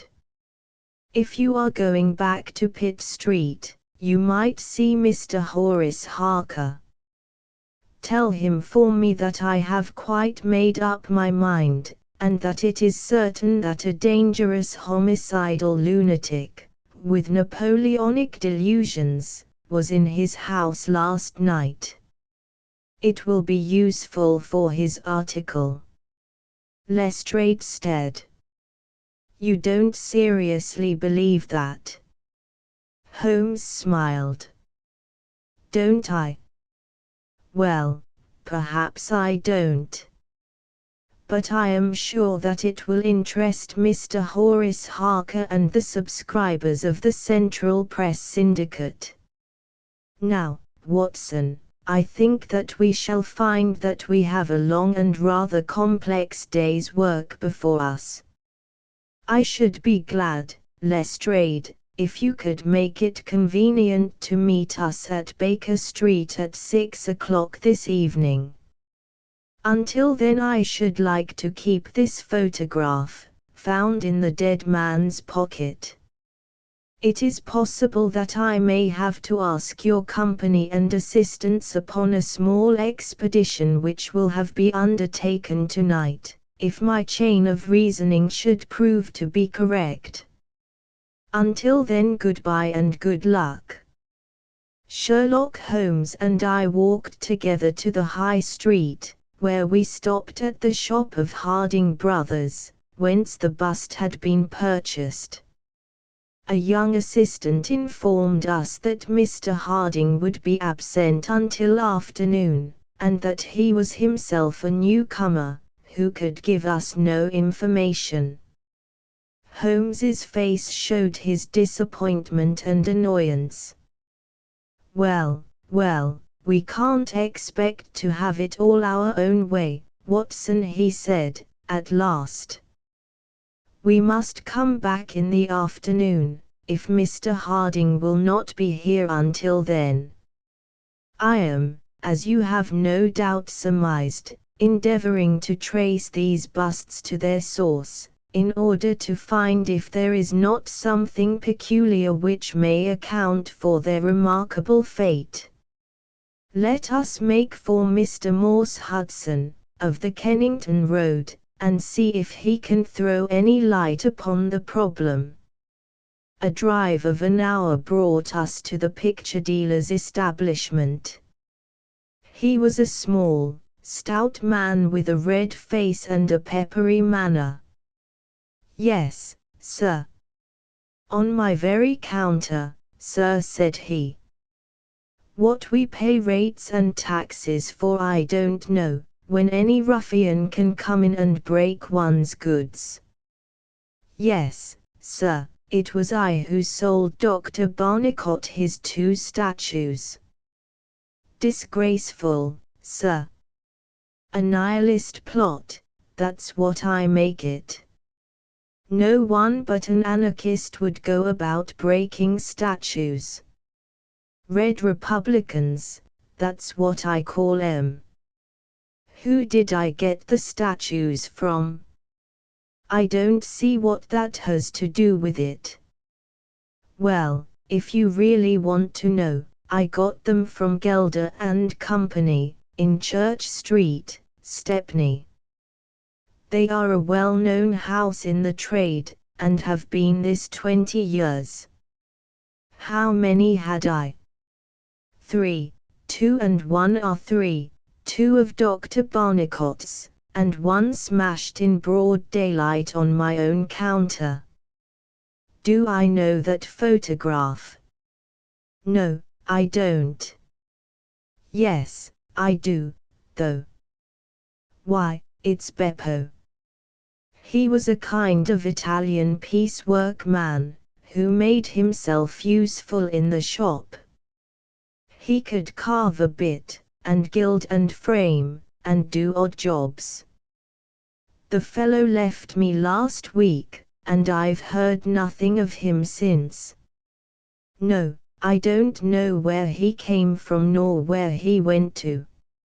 I had nothing against him while he was here.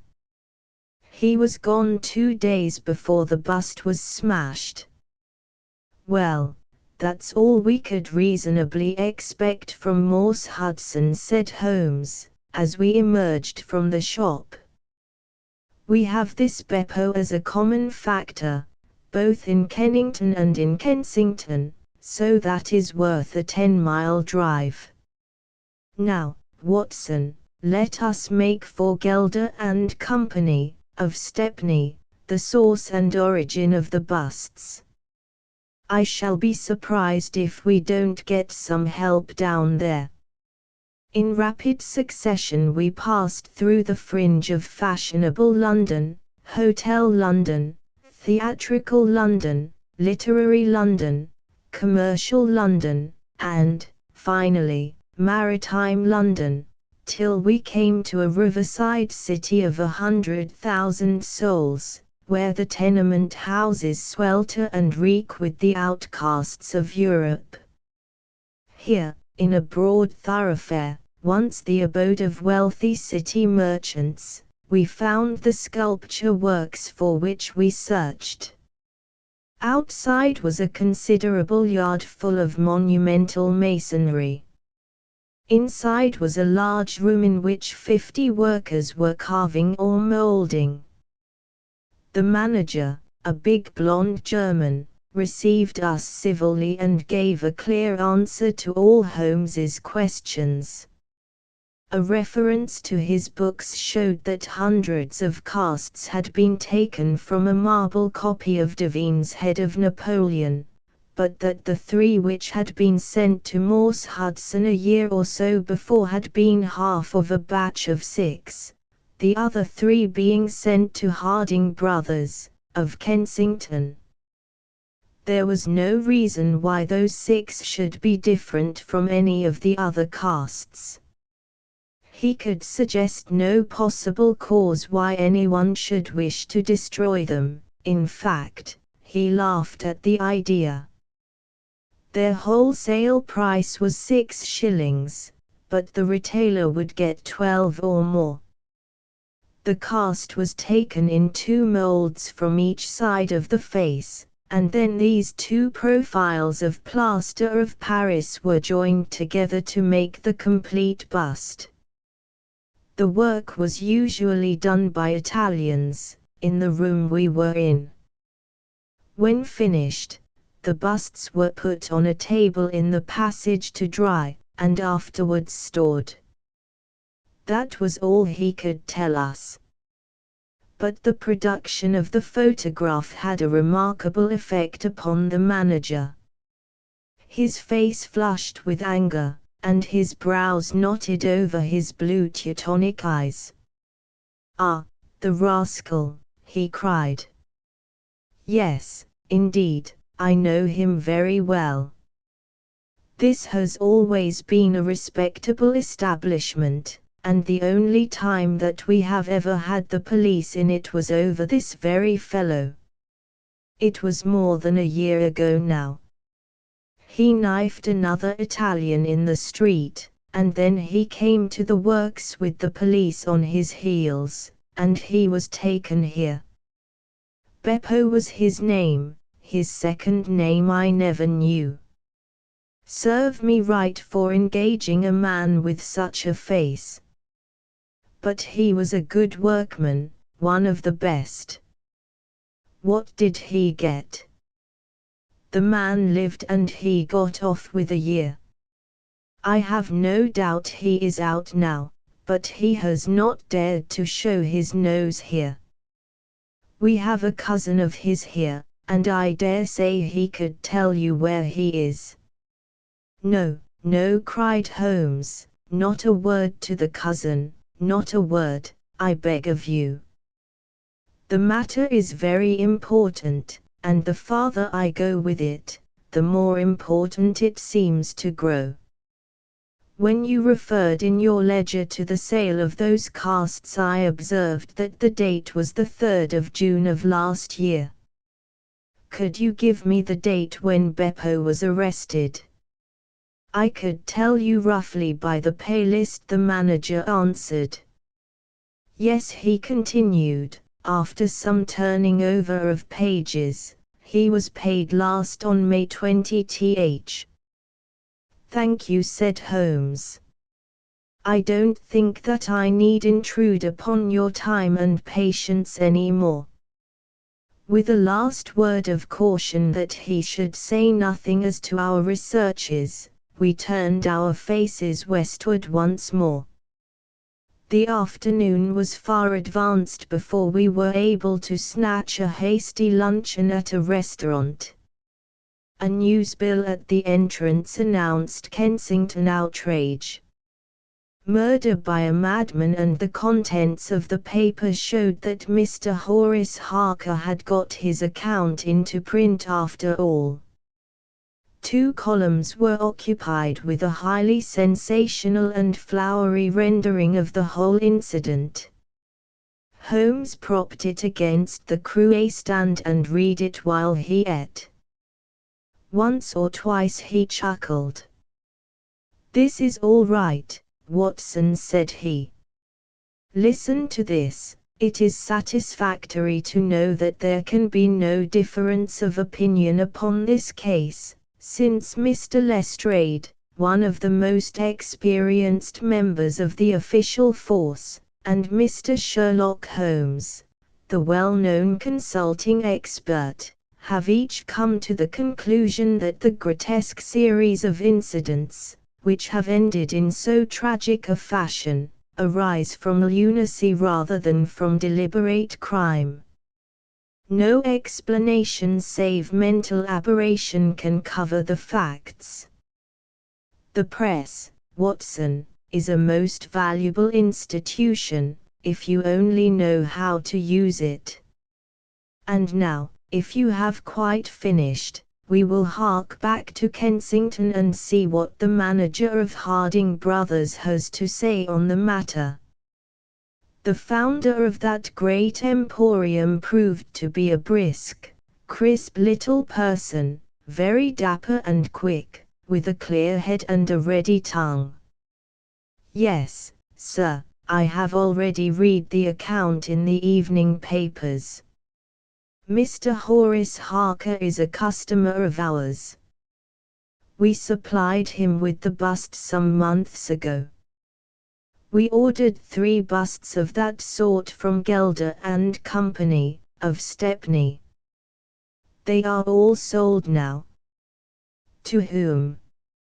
Oh, I dare say by consulting our sales book we could very easily tell you. Yes, we have the entries here. 1 to Mr. Harker, you see, and 1 to Mr. Josiah Brown, of Laburnham Lodge, Laburnham Vale, Chiswick, and 1 to Mr. Sandiford, of Lower Grove Road, Reading. No, I have never seen this face which you show me in the photograph. You would hardly forget it, would you, sir, for I've seldom seen an uglier. Have we any Italians on the staff? Yes, sir, we have several among our workpeople and cleaners. I dare say they might get a peep at that sales book if they wanted to. There is no particular reason for keeping a watch upon that book. Well, well, it's a very strange business, and I hope that you will let me know if anything comes of your inquiries. Holmes had taken several notes during Mr. Harding's evidence, and I could see that he was thoroughly satisfied by the turn which affairs were taking. He made no remark, however, save that, unless we hurried, we should be late for our appointment with Lestrade. Sure enough, when we reached Baker Street the detective was already there, and we found him pacing up and down in a fever of impatience. His look of importance showed that his day's work had not been in vain. "Well," he asked, "what luck, Mr. Holmes?" "We have had a very busy day, and not entirely a wasted one," my friend explained. "We have seen both the retailers and also the wholesale manufacturers. I can trace each of the busts now from the beginning." "The busts?" cried Lestrade.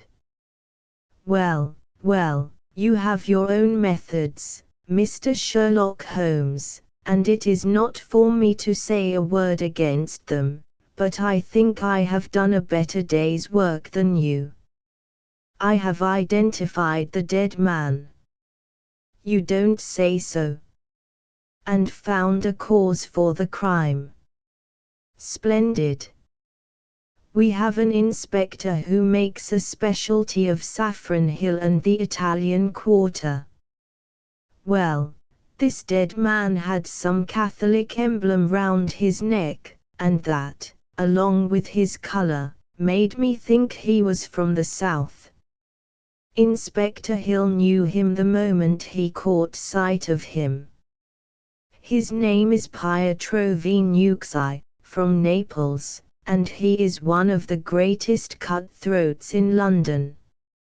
He is connected with the Mafia, which, as you know, is a secret political society, enforcing its decrees by murder.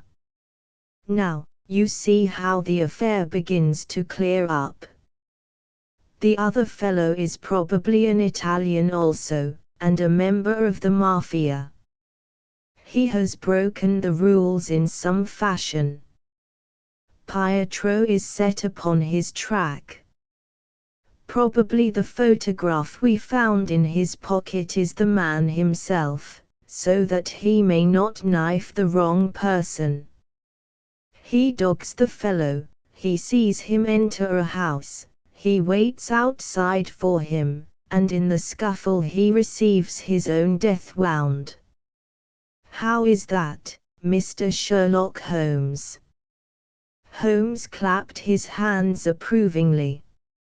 Excellent, Lestrade, excellent, he cried. But I didn't quite follow your explanation of the destruction of the busts. The busts. You never can get those busts out of your head. After all, that is nothing, petty larceny, 6 months at the most. It is the murder that we are really investigating, and I tell you that I am gathering all the threads into my hands.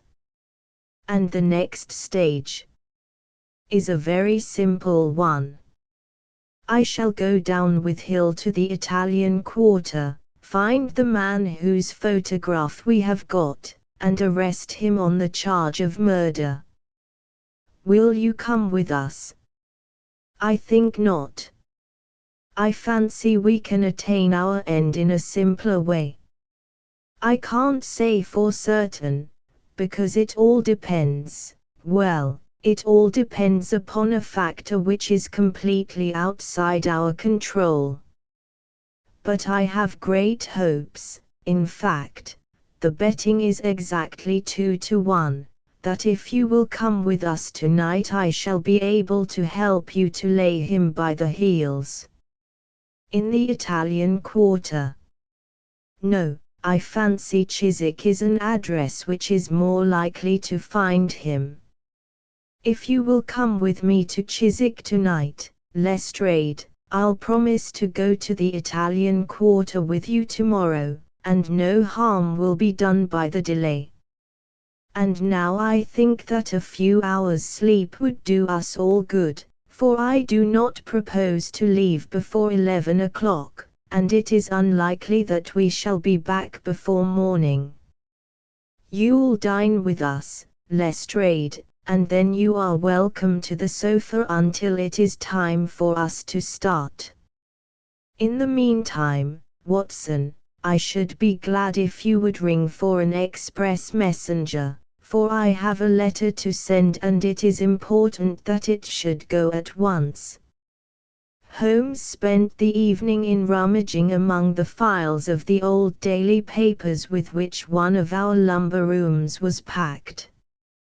When at last he descended, it was with triumph in his eyes, but he said nothing to either of us as to the result of his researches. For my own part, I had followed step by step the methods by which he had traced the various windings of this complex case, and, though I could not yet perceive the goal which we would reach, I understood clearly that Holmes expected this grotesque criminal to make an attempt upon the 2 remaining busts, one of which, I remembered, was at Chiswick. No doubt the object of our journey was to catch him in the very act, and I could not but admire the cunning with which my friend had inserted a wrong clue in the evening paper, so as to give the fellow the idea that he could continue his scheme with impunity. I was not surprised when Holmes suggested that I should take my revolver with me. He had himself picked up the loaded hunting crop, which was his favorite weapon. A 4-wheeler was at the door at 11, and in it we drove to a spot at the other side of Hammersmith Bridge. Here the cabman was directed to wait. A short walk brought us to a secluded road fringed with pleasant houses, each standing in its own grounds. In the light of a street lamp we read Laburnum Villa upon the gate-post of one of them. The occupants had evidently retired to rest, for all was dark save for a fanlight over the hall door, which shed a single blurred circle onto the garden path. The wooden fence which separated the grounds from the road threw a dense black shadow upon the inner side, and here it was that we crouched.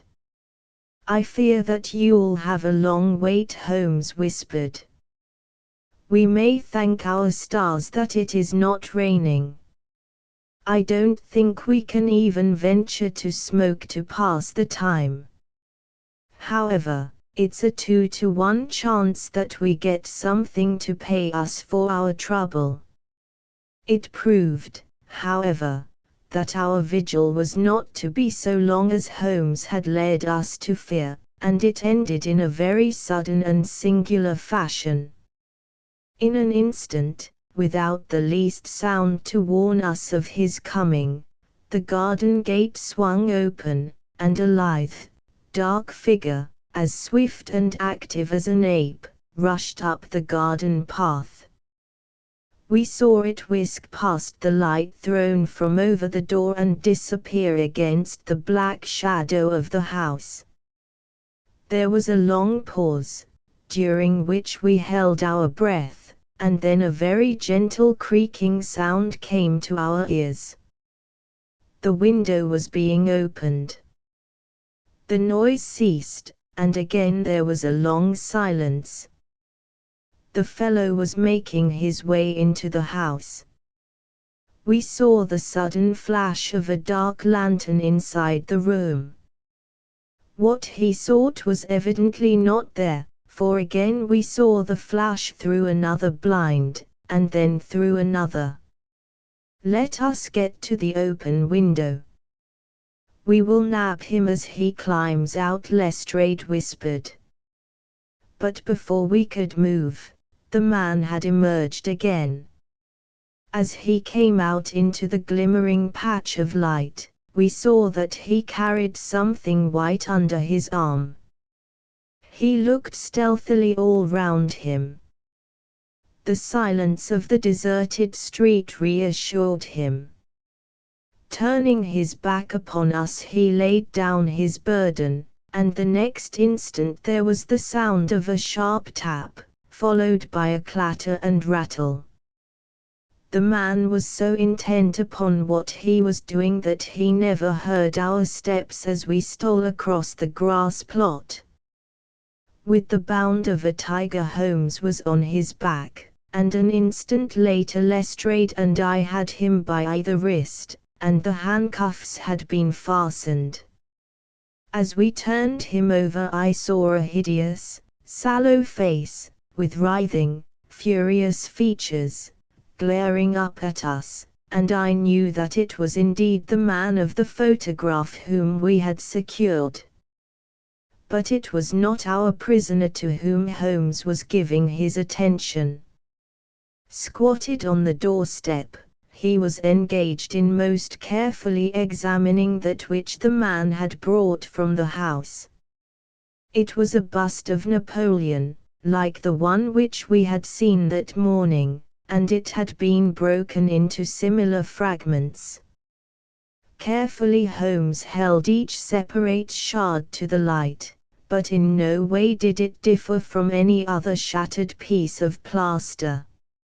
He had just completed his examination when the hall lights flew up, the door opened, and the owner of the house, a jovial, rotund figure in shirt and trousers, presented himself. "Mr. Josiah Brown, I suppose," said Holmes. "Yes, sir, and you, no doubt, are Mr. Sherlock Holmes. I had the note which you sent by the express messenger, and I did exactly what you told me. We locked every door on the inside and awaited developments. Well, I'm very glad to see that you have got the rascal. I hope, gentlemen, that you will come in and have some refreshment." However, Lestrade was anxious to get his man into safe quarters, so within a few minutes our cab had been summoned and we were all four upon our way to London. Not a word would our captive say, but he glared at us from the shadow of his matted hair, and once, when my hand seemed within his reach, he snapped at it like a hungry wolf. We stayed long enough at the police station to learn that a search of his clothing revealed nothing save a few shillings and a long sheath knife, the handle of which bore copious traces of recent blood. "That's all right," said Lestrade, as we parted. "Hill knows all these gentry, and he will give a name to him. You'll find that my theory of the Mafia will work out all right. But I'm sure I am exceedingly obliged to you, Mr. Holmes, for the workmanlike way in which you laid hands upon him. I don't quite understand it all yet. I fear it is rather too late an hour for explanations," said Holmes. "Besides, there are one or two details which are not finished off, and it is one of those cases which are worth working out to the very end. If you will come round once more to my rooms at 6 o'clock tomorrow, I think I shall be able to show you that even now you have not grasped the entire meaning of this business, which presents some features which make it absolutely original in the history of crime. If ever I permit you to chronicle any more of my little problems, Watson, I foresee that you will enliven your pages by an account of the singular adventure of the Napoleonic busts." When we met again next evening, Lestrade was furnished with much information concerning our prisoner.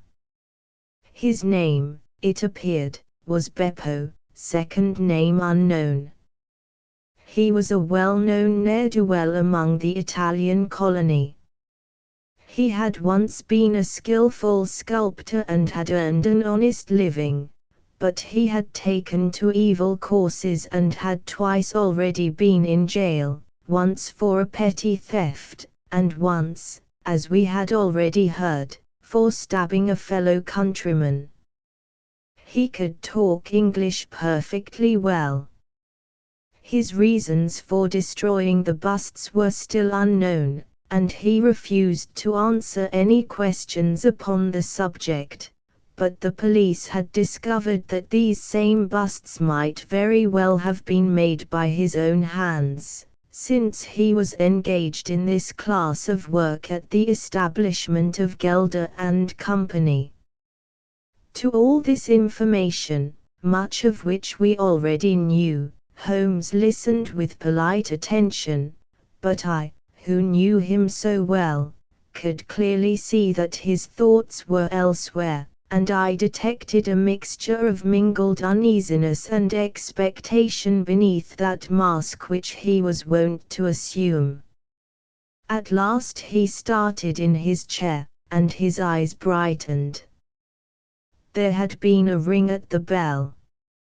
A minute later we heard steps upon the stairs, and an elderly red-faced man with grizzled side whiskers was ushered in. In his right hand he carried an old-fashioned carpet bag, which he placed upon the table. "Is Mr. Sherlock Holmes here?" My friend bowed and smiled. "Mr. Sandiford, of Reading, I suppose," said he. "Yes, sir, I fear that I am a little late, but the trains were awkward. You wrote to me about a bust that is in my possession." "Exactly. I have your letter here. You said, 'I desire to possess a copy of Devine's Napoleon, and am prepared to pay you £10 for the one which is in your possession.' Is that right?" "Certainly. I was very much surprised at your letter, for I could not imagine how you knew that I owned such a thing." "Of course you must have been surprised, but the explanation is very simple. Mr. Harding, of Harding Brothers, said that they had sold you their last copy, and he gave me your address." "Oh, that was it, was it?" Did he tell you what I paid for it? No, he did not. Well, I am an honest man, though not a very rich one. I only gave 15 shillings for the bust, and I think you ought to know that before I take £10 from you. I am sure the scruple does you honour, Mr. Sandiford. But I have named that price, so I intend to stick to it. Well, it is very handsome of you, Mr. Holmes. I brought the bust up with me, as you asked me to do. Here it is. He opened his bag, and at last we saw placed upon our table a complete specimen of that bust which we had already seen more than once in fragments. Holmes took a paper from his pocket and laid a £10 note upon the table. You will kindly sign that paper, Mr. Sandiford, in the presence of these witnesses. It is simply to say that you transfer every possible right that you ever had in the bust to me. I am a methodical man, you see, and you never know what turn events might take afterwards. Thank you, Mr. Sandiford, here is your money, and I wish you a very good evening. When our visitor had disappeared, Sherlock Holmes's movements were such as to rivet our attention. He began by taking a clean white cloth from a drawer and laying it over the table.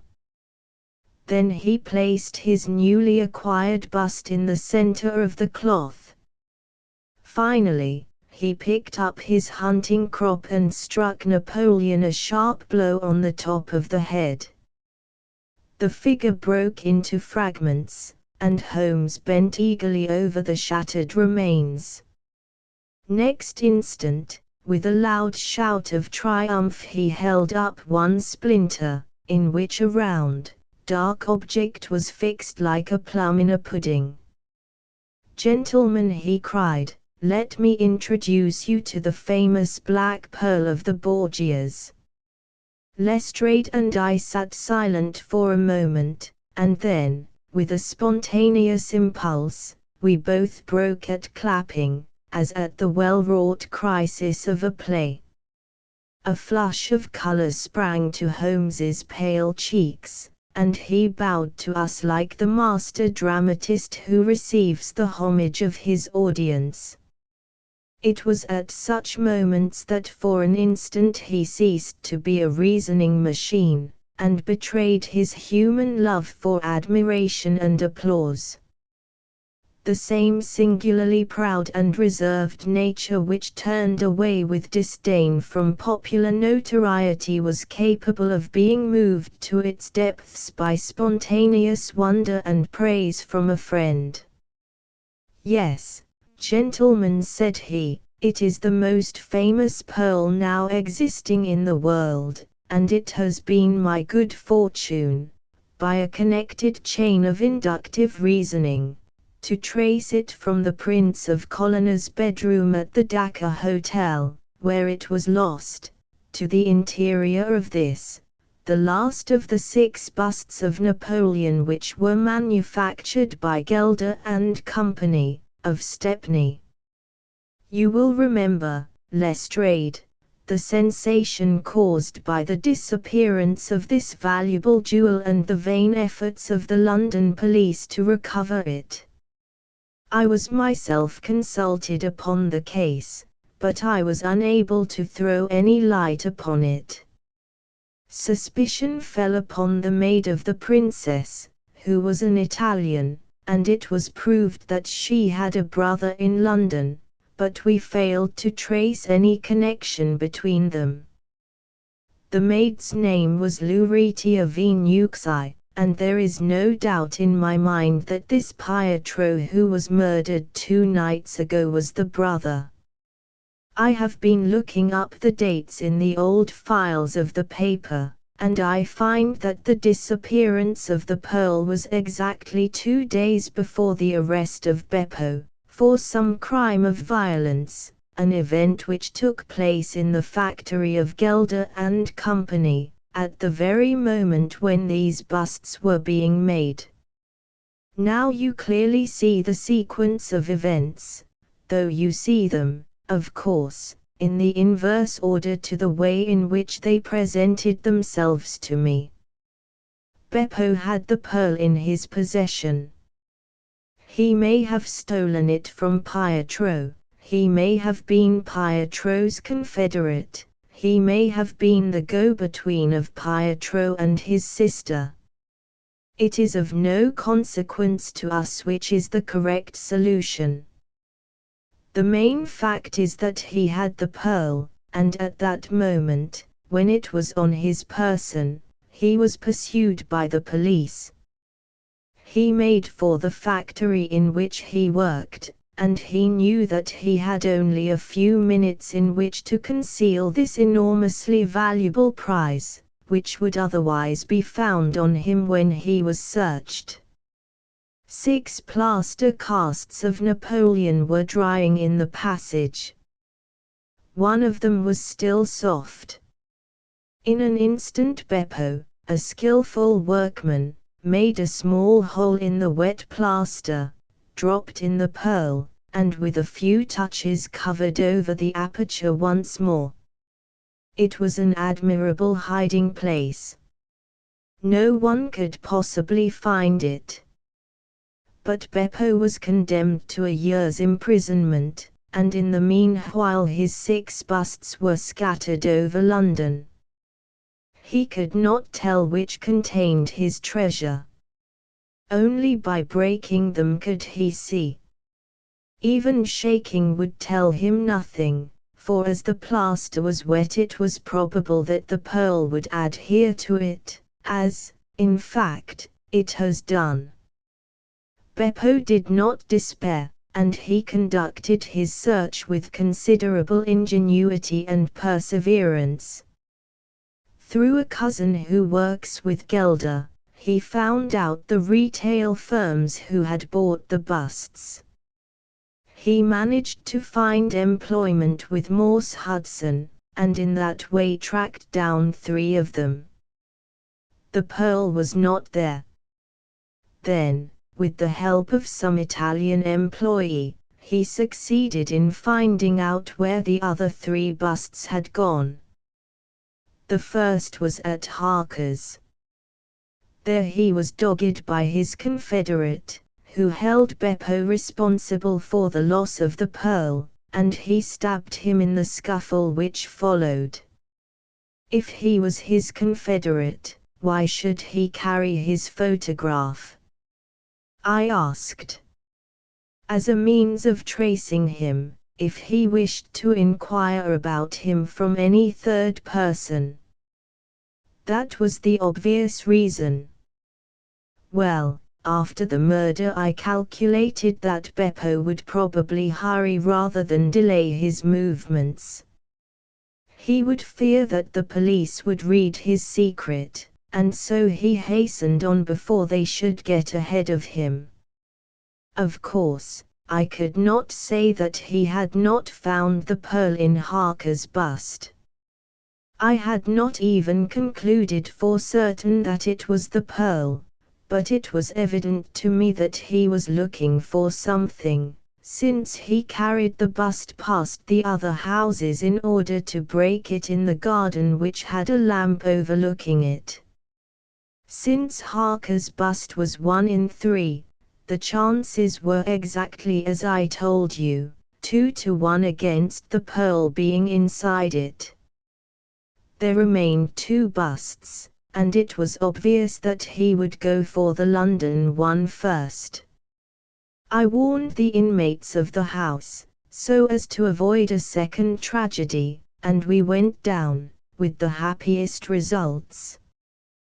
By that time, of course, I knew for certain that it was the Borgia pearl that we were after. The name of the murdered man linked the one event with the other. There only remained a single bust, the reading one, and the pearl must be there. I bought it in your presence from the owner, and there it lies." We sat in silence for a moment. "Well," said Lestrade, "I've seen you handle a good many cases, Mr. Holmes, but I don't know that I ever knew a more workman-like one than that. We're not jealous of you at Scotland Yard. No, sir, we are very proud of you, and if you come down tomorrow, there's not a man, from the oldest inspector to the youngest constable, who wouldn't be glad to shake you by the hand." "Thank you," said Holmes. "Thank you," and as he turned away, it seemed to me that he was more nearly moved by the softer human emotions than I had ever seen him. A moment later he was the cold and practical thinker once more. "Put the pearl in the safe, Watson," said he, "and get out the papers of the Conk Singleton forgery case. Goodbye, Lestrade. If any little problem comes your way, I shall be happy, if I can, to give you a hint or two as to its solution." The adventure of the three students. It was in the year 95 that a combination of events, into which I need not enter, caused Mr. Sherlock Holmes and myself to spend some weeks in one of our great university towns, and it was during this time that the small but instructive adventure which I am about to relate befell us. It will be obvious that any details which would help the reader exactly to identify the college or the criminal would be injudicious and offensive. So painful a scandal may well be allowed to die out. With due discretion the incident itself may, however, be described, since it serves to illustrate some of those qualities for which my friend was remarkable. I will endeavor, in my statement, to avoid such terms as would serve to limit the events to any particular place, or give a clue as to the people concerned. We were residing at the time in furnished lodgings close to a library where Sherlock Holmes was pursuing some laborious researches in early English charters, researches which led to results so striking that they may be the subject of one of my future narratives. Here it was that one evening we received a visit from an acquaintance, Mr. Hilton Soames, tutor and lecturer at the College of St. Luke's. Mr. Soames was a tall, spare man, of a nervous and excitable temperament. I had always known him to be restless in his manner, but on this particular occasion he was in such a state of uncontrollable agitation that it was clear something very unusual had occurred. "I trust, Mr. Holmes, that you can spare me a few hours of your valuable time. We have had a very painful incident at St. Luke's, and really, but for the happy chance of your being in town, I should have been at a loss what to do. I am very busy just now, and I desire no distractions," my friend answered. "I should much prefer that you called in the aid of the police." "No, no, my dear sir, such a course is utterly impossible. When once the law is evoked it cannot be stayed again, and this is just one of those cases where, for the credit of the college, it is most essential to avoid scandal. Your discretion is as well known as your powers, and you are the one man in the world who can help me. I beg you, Mr. Holmes, to do what you can." My friend's temper had not improved since he had been deprived of the congenial surroundings of Baker Street. Without his scrapbooks, his chemicals, and his homely untidiness, he was an uncomfortable man. He shrugged his shoulders in ungracious acquiescence, while our visitor in hurried words and with much excitable gesticulation poured forth his story. "I must explain to you, Mr. Holmes, that tomorrow is the first day of the examination for the Fortescue Scholarship. I am one of the examiners. My subject is Greek, and the first of the papers consists of a large passage of Greek translation which the candidate has not seen. This passage is printed on the examination paper, and it would naturally be an immense advantage if the candidate could prepare it in advance. For this reason, great care is taken to keep the paper secret. Today, about 3 o'clock, the proofs of this paper arrived from the printers. The exercise consists of half a chapter of Thucydides. I had to read it over carefully, as the text must be absolutely correct. At 4:30 my task was not yet completed. I had, however, promised to take tea in a friend's rooms, so I left the proof upon my desk. I was absent rather more than an hour. You are aware, Mr. Holmes, that our college doors are double, a green baize one within and a heavy oak one without. As I approached my outer door, I was amazed to see a key in it. For an instant I imagined that I had left my own there, but on feeling in my pocket I found that it was all right. The only duplicate which existed, so far as I knew, was that which belonged to my servant, Bannister, a man who has looked after my room for 10 years, and whose honesty is absolutely above suspicion. I found that the key was indeed his, that he had entered my room to know if I wanted tea, and that he had very carelessly left the key in the door when he came out. His visit to my room must have been within a very few minutes of my leaving it. His forgetfulness about the key would have mattered little upon any other occasion, but on this one day it has produced the most deplorable consequences. The moment I looked at my table, I was aware that someone had rummaged among my papers. The proof was in 3 long slips. I had left them all together. Now, I found that one of them was lying on the floor, one was on the side table near the window, and the third was where I had left it. Holmes stirred for the first time. The first page on the floor, the second in the window, the third where you left it, said he. Exactly, Mr. Holmes. You amaze me. How could you possibly know that? Pray continue your very interesting statement. For an instant I imagined that Bannister had taken the unpardonable liberty of examining my papers. He denied it, however, with the utmost earnestness, and I am convinced that he was speaking the truth.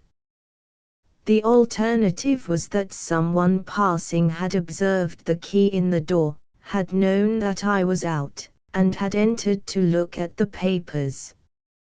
A large sum of money is at stake, for the scholarship is a very valuable one, and an unscrupulous man might very well run a risk in order to gain an advantage over his fellows.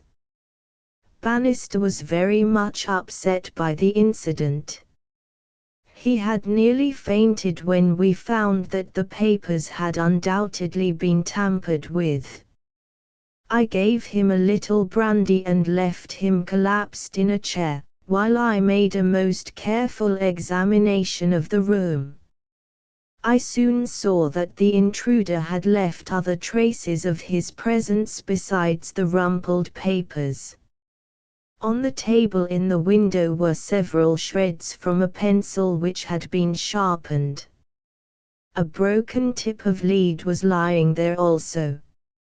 Evidently the rascal had copied the paper in a great hurry, had broken his pencil, and had been compelled to put a fresh point to it.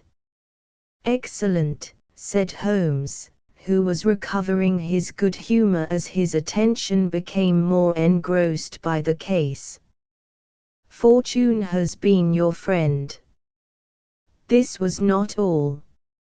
"I have a new writing table with a fine surface of red leather. I am prepared to swear, and so is Bannister, that it was smooth and unstained. Now I found a clean cut in it about 3 inches long, not a mere scratch, but a positive cut. Not only this, but on the table I found a small ball of black dough or clay, with specks of something which looks like sawdust in it. I am convinced that these marks were left by the man who rifled the papers. There were no footmarks and no other evidence as to his identity. I was at my wit's end, when suddenly the happy thought occurred to me that you were in the town, and I came straight round to put the matter into your hands. Do help me, Mr. Holmes. You see my dilemma. Either I must find the man or else the examination must be postponed until fresh papers are prepared, and since this cannot be done without explanation, there will ensue a hideous scandal, which will throw a cloud not only on the college, but on the university. Above all things, I desire to settle the matter quietly and discreetly. I shall be happy to look into it and to give you such advice as I can," said Holmes, rising and putting on his overcoat. "The case is not entirely devoid of interest. Had anyone visited you in your room after the papers came to you?" "Yes, young Daulat Raz, an Indian student, who lives on the same stair, came in to ask me some particulars about the examination." "For which he was entered?" "Yes." "And the papers were on your table?" "To the best of my belief, they were rolled up." "But might be recognized as proofs?" "Possibly." "No one else in your room?" "No." "Did anyone know that these proofs would be there?" "No one save the printer." "Did this man Bannister know?" "No, certainly not." "No one knew." "Where is Bannister now?" "He was very ill, poor fellow. I left him collapsed in the chair. I was in such a hurry to come to you." "You left your door open?" "I locked up the papers first." "Then it amounts to this, Mr. Soames, that, unless the Indian student recognized the roll as being proofs, the man who tampered with them came upon them accidentally without knowing that they were there. So it seems to me." Holmes gave an enigmatic smile. "Well," said he, "let us go round. Not one of your cases, Watson, mental, not physical." "All right, come if you want to. Now, Mr. Soames, at your disposal."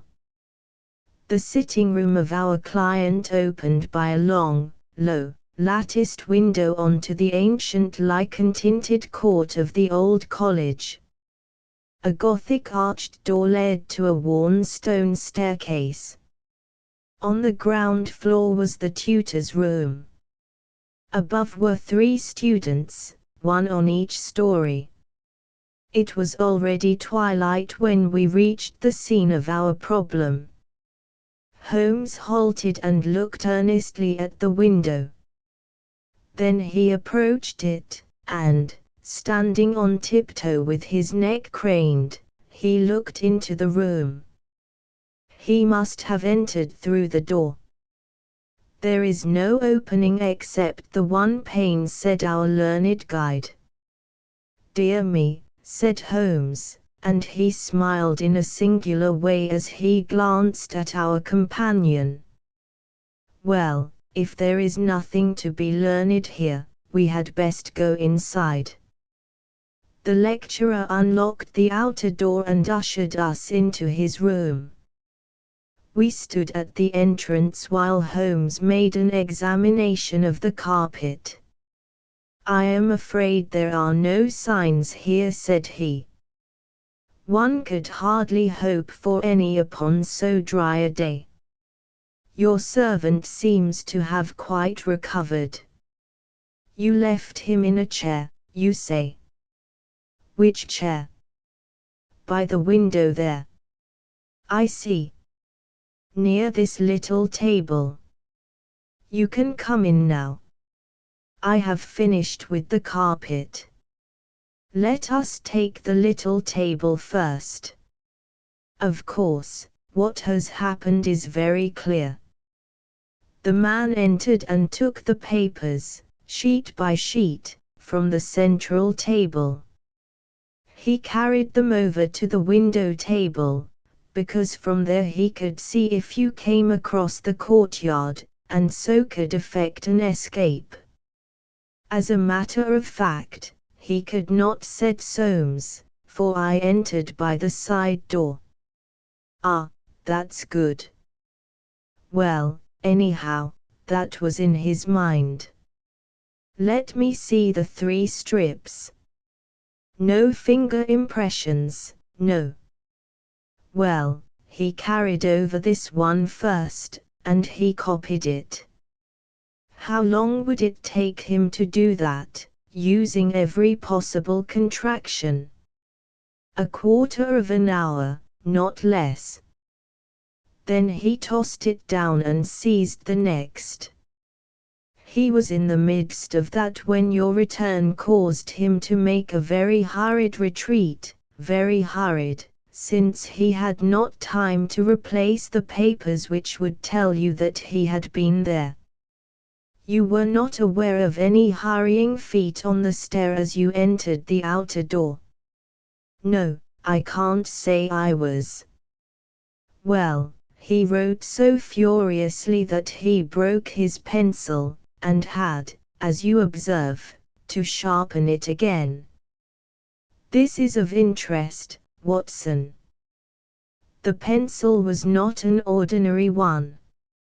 It was above the usual size, with a soft lead, the outer color was dark blue, the maker's name was printed in silver lettering, and the piece remaining is only about 1.5 inches long. Look for such a pencil, Mr. Soames, and you have got your man. When I add that he possesses a large and very blunt knife, you have an additional aid. Mr. Soames was somewhat overwhelmed by this flood of information. I can follow the other points, said he, but really, in this matter of the length, Holmes held out a small chip with the letters NN and a space of clear wood after them. You see? No, I fear that even now, Watson, I have always done you an injustice. There are others. What could this NN be? It is at the end of a word. You are aware that Johann Faber is the most common maker's name. Is it not clear that there is just as much of the pencil left as usually follows the Johann? He held the small table sideways to the electric light. I was hoping that if the paper on which he wrote was thin, some trace of it might come through upon this polished surface. No, I see nothing. I don't think there is anything more to be learned here. Now for the central table. This small pellet is, I presume, the black, doughy mass you spoke of. Roughly pyramidal in shape and hollowed out, I perceive. As you say, there appear to be grains of sawdust in it. Dear me, this is very interesting. And the cut, a positive tear, I see. It began with a thin scratch and ended in a jagged hole. I am much indebted to you for directing my attention to this case, Mr. Soames. Where does that door lead to? To my bedroom. Have you been in it since your adventure? No, I came straight away for you. I should like to have a glance round. What a charming, old-fashioned room. Perhaps you will kindly wait a minute, until I have examined the floor. No, I see nothing. What about this curtain? You hang your clothes behind it. If anyone were forced to conceal himself in this room, he must do it there, since the bed is too low and the wardrobe too shallow. No one there, I suppose. As Holmes drew the curtain, I was aware, from some little rigidity and alertness of his attitude, that he was prepared for an emergency. As a matter of fact, the drawn curtain disclosed nothing but 3 or 4 suits of clothes hanging from a line of pegs. Holmes turned away, and stooped suddenly to the floor. "Hullo! What's this?" said he. It was a small pyramid of black, putty-like stuff, exactly like the one upon the table of the study. Holmes held it out on his open palm in the glare of the electric light.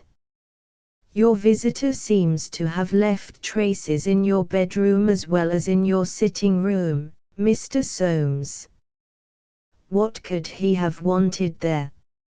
I think it is clear enough.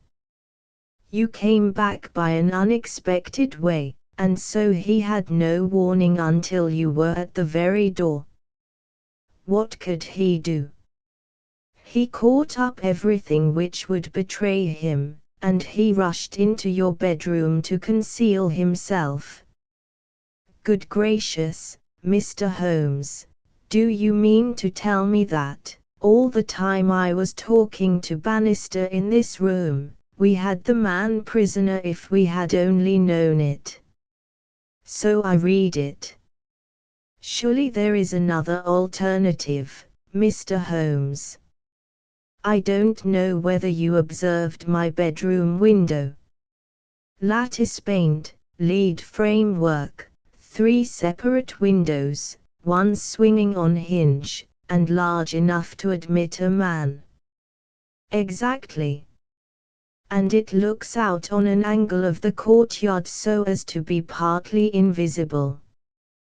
The man might have effected his entrance there, left traces as he passed through the bedroom, and finally, finding the door open, have escaped that way."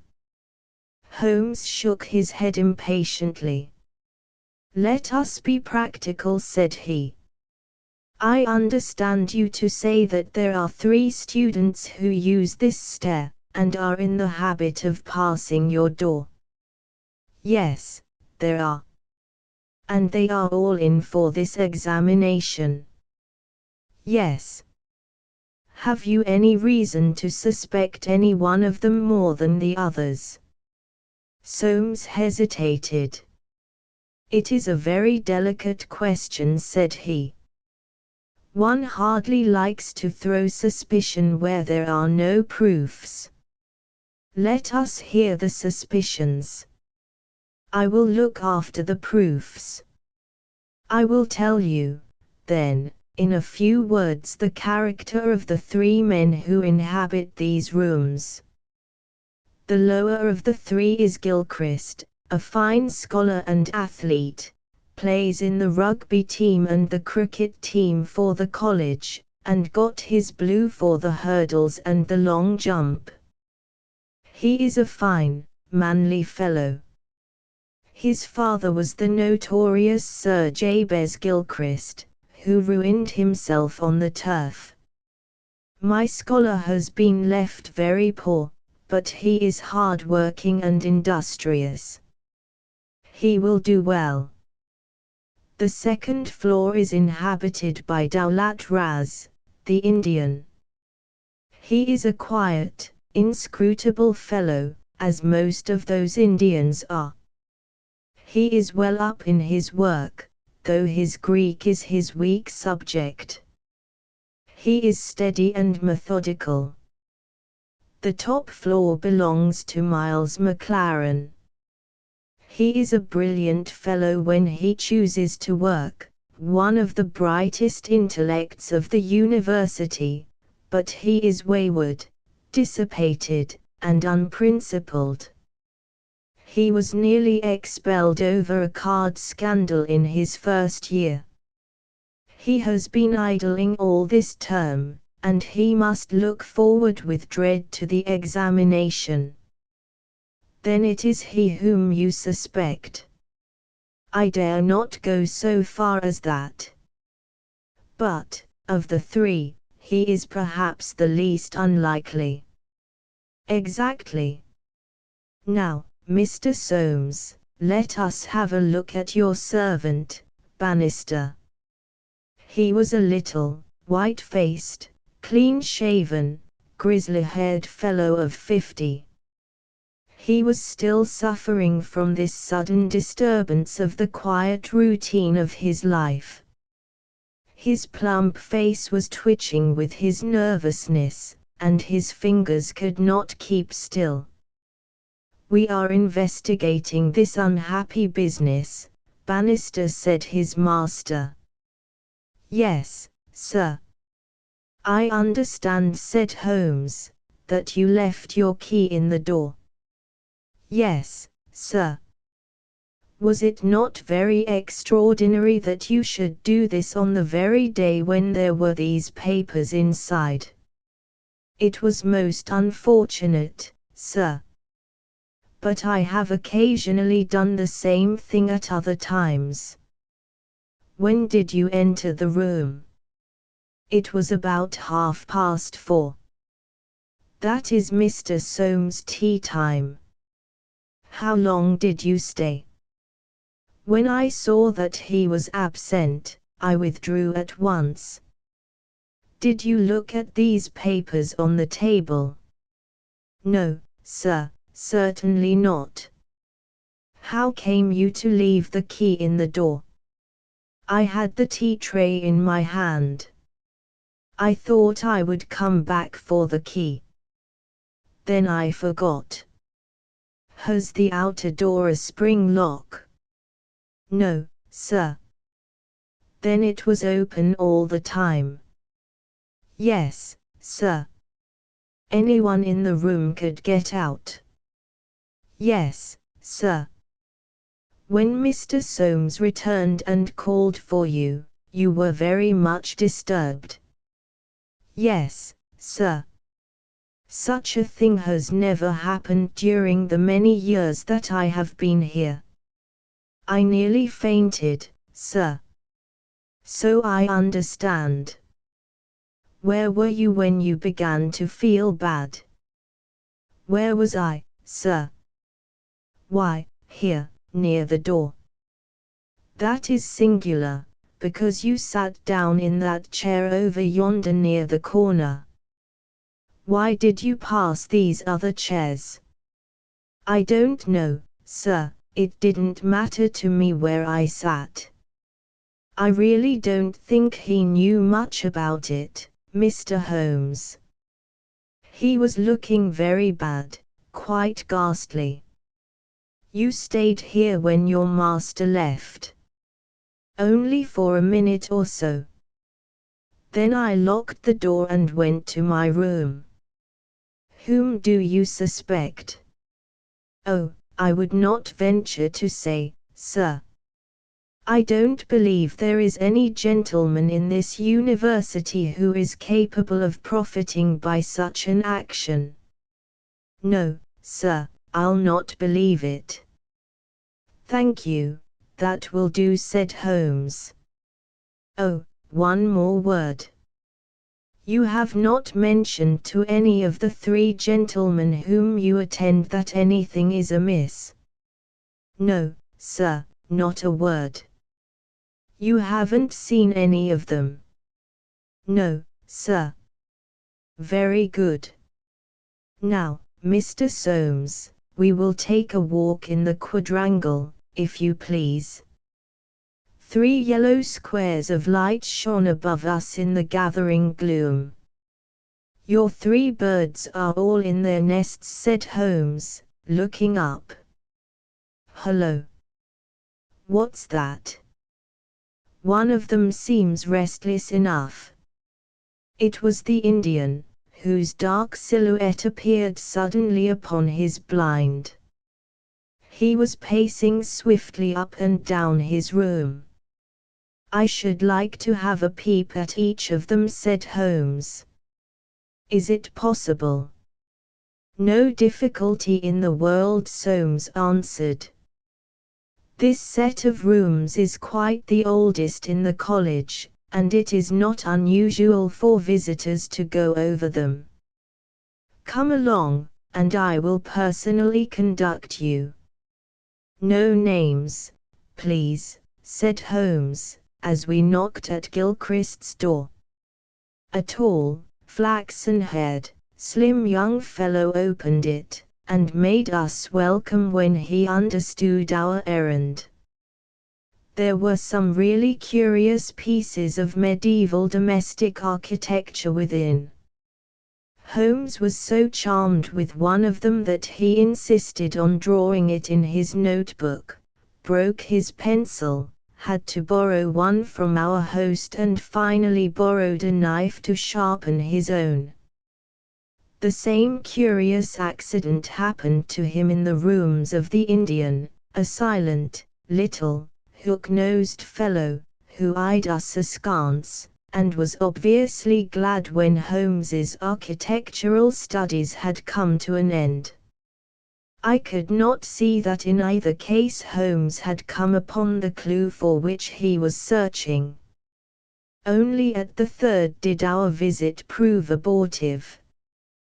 The outer door would not open to our knock, and nothing more substantial than a torrent of bad language came from behind it. I don't care who you are. You can go to blazes, roared the angry voice. Tomorrow's the exam, and I won't be drawn by anyone. A rude fellow, said our guide, flushing with anger as we withdrew down the stair.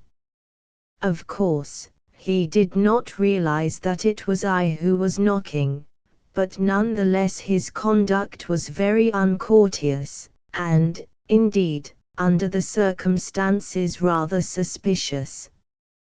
Holmes's response was a curious one.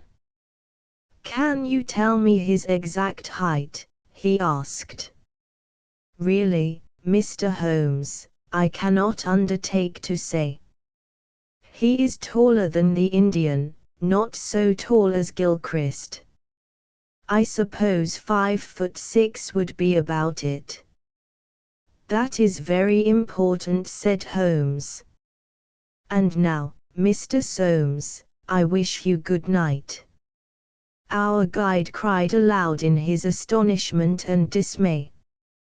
Good gracious, Mr. Holmes, you are surely not going to leave me in this abrupt fashion.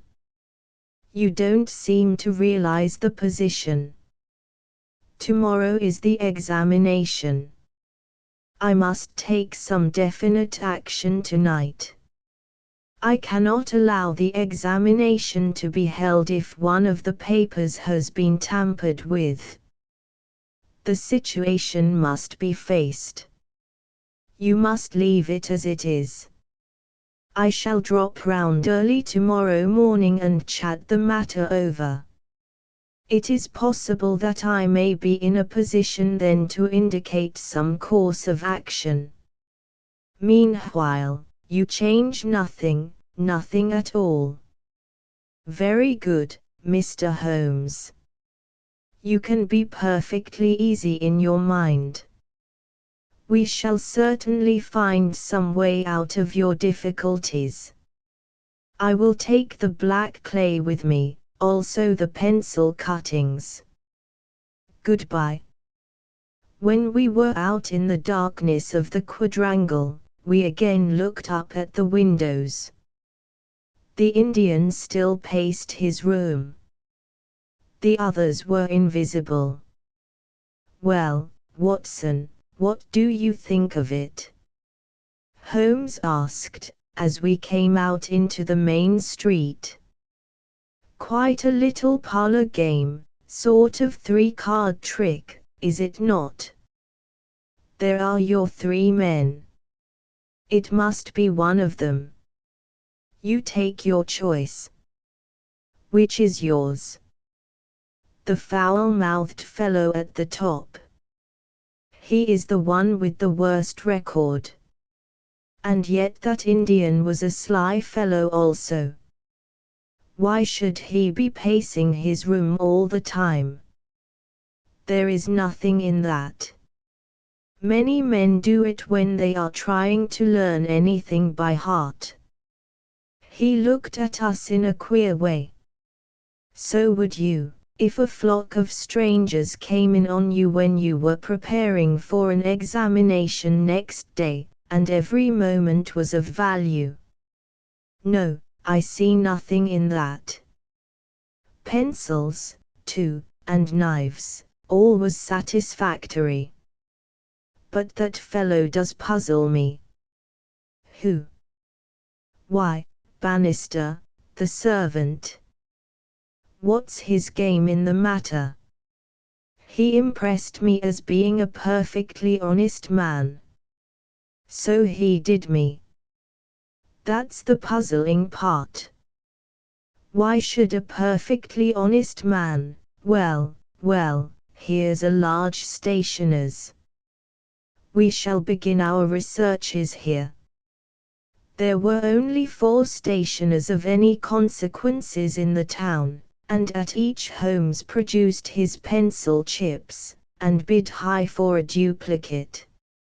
All were agreed that one could be ordered, but that it was not a usual size of pencil and that it was seldom kept in stock.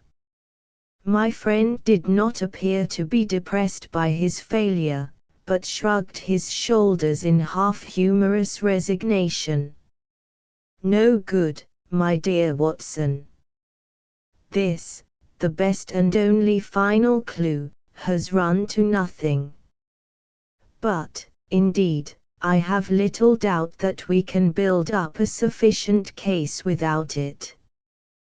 By Jove! My dear fellow, it is nearly 9, and the landlady babbled of green peas at 7:30. What with your eternal tobacco, Watson, and your irregularity at meals, I expect that you will get notice to quit, and that I shall share your downfall, not, however, before we have solved the problem of the nervous tutor, the careless servant, and the 3 enterprising students. Holmes made no further allusion to the matter that day, though he sat lost in thought for a long time after our belated dinner. At 8 in the morning, he came into my room just as I finished my toilet. Well, Watson, said he, it is time we went down to St. Luke's. Can you do without breakfast? Certainly. Soames will be in a dreadful fidget until we are able to tell him something positive. Have you anything positive to tell him? I think so. You have formed a conclusion. Yes, my dear Watson, I have solved the mystery. But what fresh evidence could you have got? Aha! It is not for nothing that I have turned myself out of bed at the untimely hour of 6. I have put in 2 hours hard work and covered at least 5 miles, with something to show for it. Look at that. He held out his hand. On the palm were 3 little pyramids of black, doughy clay. Why, Holmes, you had only 2 yesterday. And 1 more this morning. It is a fair argument that wherever number 3 came from is also the source of numbers 1 and 2. Watson. Well, come along and put friend Soames out of his pain. The unfortunate tutor was certainly in a state of pitiable agitation when we found him in his chambers. In a few hours the examination would commence, and he was still in the dilemma between making the facts public and allowing the culprit to compete for the valuable scholarship. He could hardly stand still, so great was his mental agitation, and he ran towards Holmes with 2 eager hands outstretched. "Thank heaven that you have come. I feared that you had given it up in despair. What am I to do? Shall the examination proceed?" "Yes, let it proceed, by all means. But this rascal, he shall not compete. You know him." "I think so. If this matter is not to become public, we must give ourselves certain powers and resolve ourselves into a small private court-martial. You there, if you please, Soames. Watson, you here. I'll take the armchair in the middle. I think that we are now sufficiently imposing to strike terror into a guilty breast. Kindly ring the bell." Bannister entered, and shrank back in evident surprise and fear at our judicial appearance. "You will kindly close the door," said Holmes. "Now, Bannister, will you please tell us the truth about yesterday's incident?" The man turned white to the roots of his hair. "I have told you everything, sir. Nothing to add." "Nothing at all, sir." "Well, then, I must make some suggestions to you. When you sat down on that chair yesterday, did you do so in order to conceal some object which would have shown who had been in the room?" Bannister's face was ghastly. "No, sir, certainly not." "It is only a suggestion," said Holmes, suavely. "I frankly admit that I am unable to prove it. But it seems probable enough, since the moment that Mr. Soames's back was turned, you released the man who was hiding in that bedroom." Bannister licked his dry lips. "There was no man, sir." "Ah, that's a pity, Bannister. Up to now you may have spoken the truth, but now I know that you have lied." The man's face set in sullen defiance. "There was no man, sir." Come, Bannister." "No, sir, there was no one." "In that case, you can give us no further information. Would you please remain in the room? Stand over there near the bedroom door. Now, Soames, I am going to ask you to have the great kindness to go up to the room of young Gilchrist, and to ask him to step down into yours." An instant later the tutor returned, bringing with him the student. He was a fine figure of a man, tall, lithe, and agile, with a springy step and a pleasant, open face. His troubled blue eyes glanced at each of us, and finally rested with an expression of blank dismay upon Bannister in the farther corner. "Just close the door," said Holmes. "Now, Mr. Gilchrist, we are all quite alone here, and no one need ever know one word of what passes between us. We can be perfectly frank with each other. We want to know, Mr. Gilchrist, how you, an honorable man, ever came to commit such an action as that of yesterday." The unfortunate young man staggered back, and cast a look full of horror and reproach at Bannister. "No, no, Mr. Gilchrist, sir, I never said a word, never one word," cried the servant. "No, but you have now," said Holmes. "Now, sir, you must see that after Bannister's words your position is hopeless, and that your only chance lies in a frank confession." For a moment Gilchrist, with upraised hand, tried to control his writhing features. The next he had thrown himself on his knees beside the table, and burying his face in his hands, he had burst into a storm of passionate sobbing. "Come, come," said Holmes, kindly, "it is human to err, and at least no one can accuse you of being a callous criminal. Perhaps it would be easier for you if I were to tell Mr. Soames what occurred, and you can check me where I am wrong. Shall I do so?" "Well, well, don't trouble to answer. Listen, and see that I do you no injustice. From the moment, Mr. Soames, that you said to me that no one, not even Bannister, could have told that the papers were in your room, the case began to take a definite shape in my mind. The printer one could, of course, dismiss. He could examine the papers in his own office. The Indian I also thought nothing of. If the proofs were in a roll, he could not possibly know what they were. On the other hand, it seemed an unthinkable coincidence that a man should dare to enter the room, and that by chance on that very day the papers were on the table. I dismissed that. The man who entered knew that the papers were there.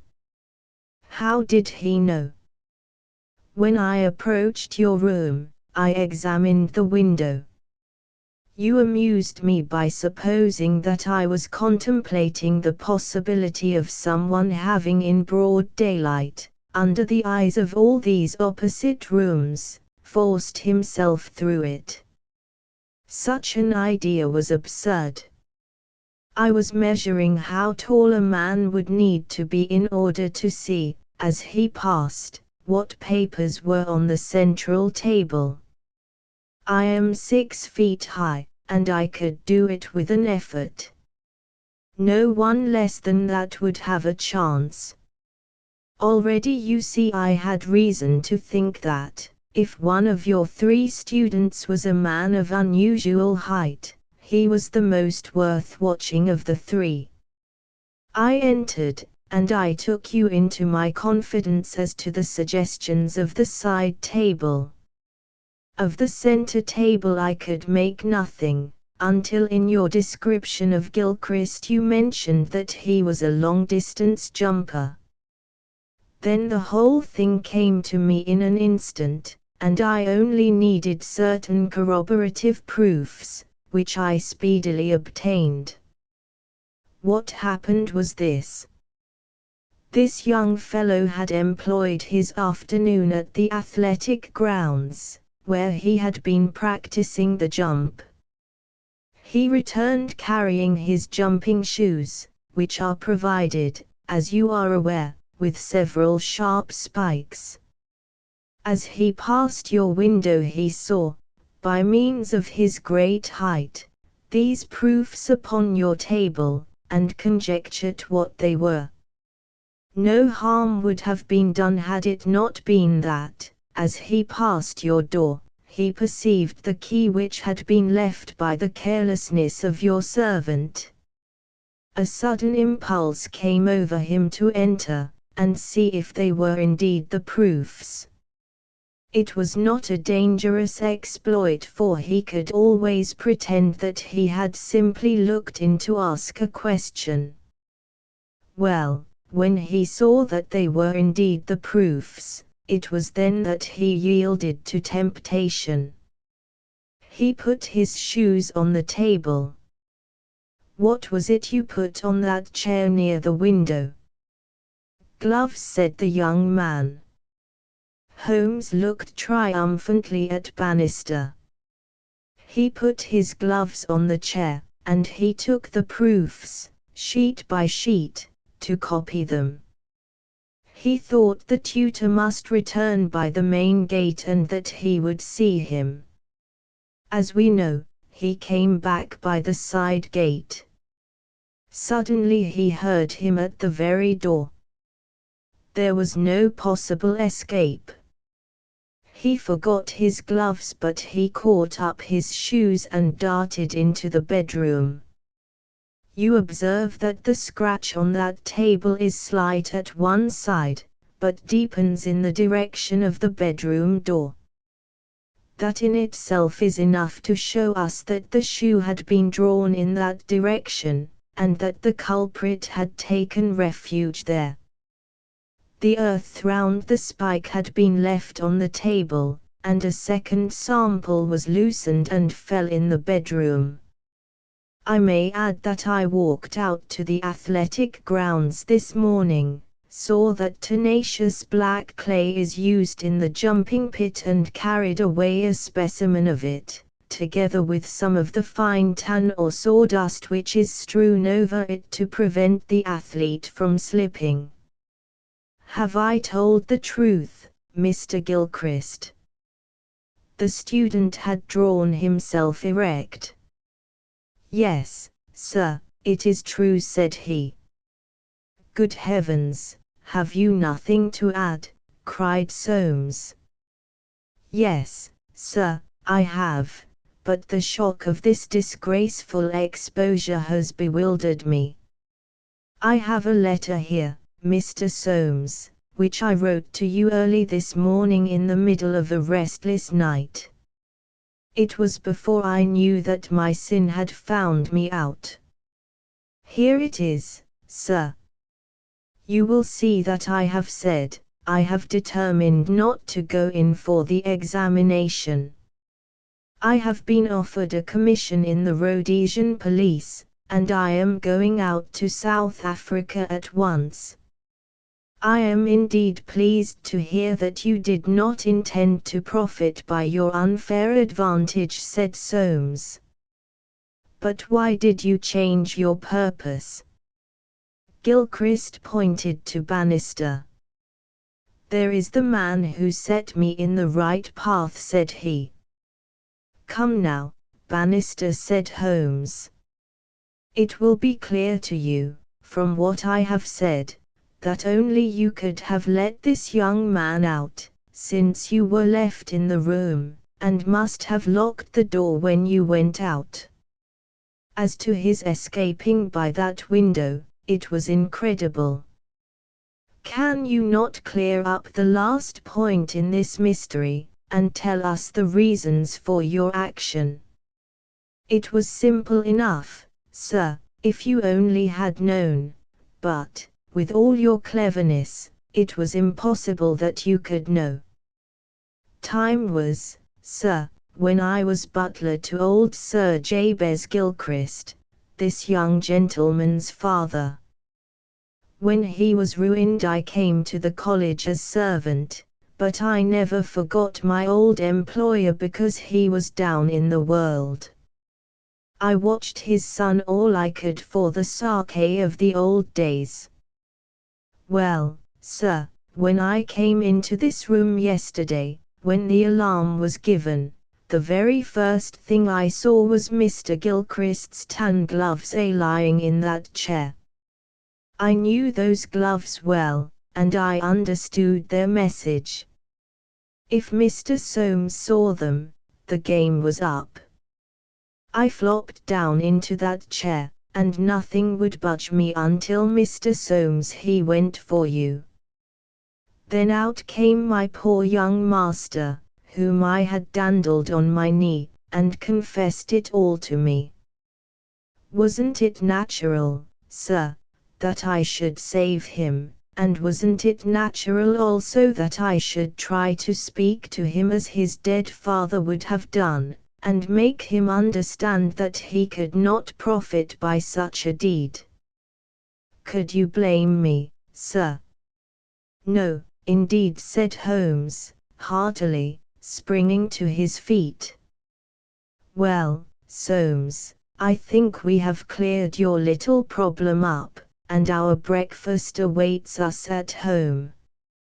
Come, Watson. As to you, sir, I trust that a bright future awaits you in Rhodesia. For once you have fallen low. Let us see, in the future, how high you can rise. The adventure of the golden pince-nez. When I look at the 3 massive manuscript volumes which contain our work for the year 1894, I confess that it is very difficult for me, out of such a wealth of material, to select the cases which are most interesting in themselves, and at the same time most conducive to a display of those peculiar powers for which my friend was famous. As I turn over the pages, I see my notes upon the repulsive story of the Red Leech and the terrible death of Crosby, the banker. Here also I find an account of the Addleton tragedy, and the singular contents of the ancient British Barrow. The famous Smith-Mortimer succession case comes also within this period, and so does the tracking and arrest of Hewitt, the Boulevard assassin, an exploit which won for Holmes an autograph letter of thanks from the French President and the Order of the Legion of Honor. Each of these would furnish a narrative, but on the whole I am of opinion that none of them unites so many singular points of interest as the episode of Yokesley Old Place, which includes not only the lamentable death of young Willoughby Smith, but also those subsequent developments which threw so curious a light upon the causes of the crime. It was a wild, tempestuous night, towards the close of November. Holmes and I sat together in silence all the evening, he engaged with a powerful lens deciphering the remains of the original inscription upon a palimpsest, I deep in a recent treatise upon surgery. Outside the wind howled down Baker Street, while the rain beat fiercely against the windows. It was strange there, in the very depths of the town, with 10 miles of man's handiwork on every side of us, to feel the iron grip of nature, and to be conscious that to the huge elemental forces all London was no more than the molehills that dot the fields. I walked to the window, and looked out on the deserted street. The occasional lamps gleamed on the expanse of muddy road and shining pavement. A single cab was splashing its way from the Oxford Street end. Well, Watson, it's as well we have not to turn out tonight, said Holmes, laying aside his lens and rolling up the palimpsest. I've done enough for one sitting. It is trying work for the eyes. So far as I can make out, it is nothing more exciting than an abbé's accounts dating from the second half of the 15th century. Hullo! Hullo! Hullo! What's this? Amid the droning of the wind there had come the stamping of a horse's hoofs, and the long grind of a wheel as it rasped against the curb. The cab which I had seen had pulled up at our door. "What can he want?" I ejaculated, as a man stepped out of it. "Want? He wants us. And we, my poor Watson, want overcoats and cravats and galoshes, and every aid that man ever invented to fight the weather. Wait a bit, though. There's the cab off again. There's hope yet. He'd have kept it if he had wanted us to come. Run down, my dear fellow, and open the door, for all virtuous folk have been long in bed." When the light of the hall lamp fell upon our midnight visitor, I had no difficulty in recognizing him. It was young Stanley Hopkins, a promising detective, in whose career Holmes had several times shown a very practical interest. "Is he in?" he asked, eagerly. "Come up, my dear sir," said Holmes's voice from above. "I hope you have no designs upon us such a night as this." The detective mounted the stairs, and our lamp gleamed upon his shining waterproof. I helped him out of it, while Holmes knocked a blaze out of the logs in the grate. "Now, my dear Hopkins, draw up and warm your toes," said he. "Here's a cigar, and the doctor has a prescription containing hot water and a lemon, which is good medicine on a night like this. It must be something important which has brought you out in such a gale." "It is indeed, Mr. Holmes. I've had a bustling afternoon, I promise you." "Did you see anything of the Yokesley case in the latest editions?" "I've seen nothing later than the 15th century today." "Well, it was only a paragraph, and all wrong at that, so you have not missed anything." "I haven't let the grass grow under my feet. It's down in Kent, 7 miles from Chatham and 3 from the railway line. I was wired for at 3:15, reached Yokesley Old Place at 5, conducted my investigation, was back at Charing Cross by the last train, and straight to you by cab. Which means, I suppose, that you are not quite clear about your case." "It means that I can make neither head nor tail of it. So far as I can see, it is just as tangled a business as ever I handled, and yet at first it seemed so simple that one couldn't go wrong. There's no motive, Mr. Holmes. That's what bothers me. I can't put my hand on a motive. Here's a man dead, there's no denying that, but, so far as I can see, no reason on earth why anyone should wish him harm." Holmes lit his cigar and leaned back in his chair. "Let us hear about it," said he. "I've got my facts pretty clear," said Stanley Hopkins. "All I want now is to know what they all mean. The story, so far as I can make it out, is like this. Some years ago this country house, Yokesley Old Place, was taken by an elderly man, who gave the name of Professor Coram. He was an invalid, keeping his bed half the time, and the other half hobbling round the house with a stick or being pushed about the grounds by the gardener in a bath chair. He was well liked by the few neighbors who called upon him, and he has the reputation down there of being a very learned man. His household used to consist of an elderly housekeeper, Mrs. Marker, and of a maid, Susan Tarleton. These have both been with him since his arrival, and they seem to be women of excellent character. The professor is writing a learned book, and he found it necessary, about a year ago, to engage a secretary. The first two that he tried were not successes, but the third, Mr. Willoughby Smith, a very young man straight from the university, seems to have been just what his employer wanted. His work consisted in writing all the morning to the professor's dictation, and he usually spent the evening in hunting up references and passages which bore upon the next day's work. This Willoughby Smith has nothing against him, either as a boy at Uppingham or as a young man at Cambridge.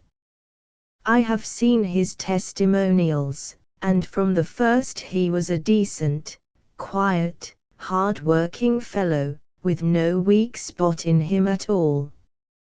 And yet this is the lad who has met his death this morning in the professor's study under circumstances which can point only to murder.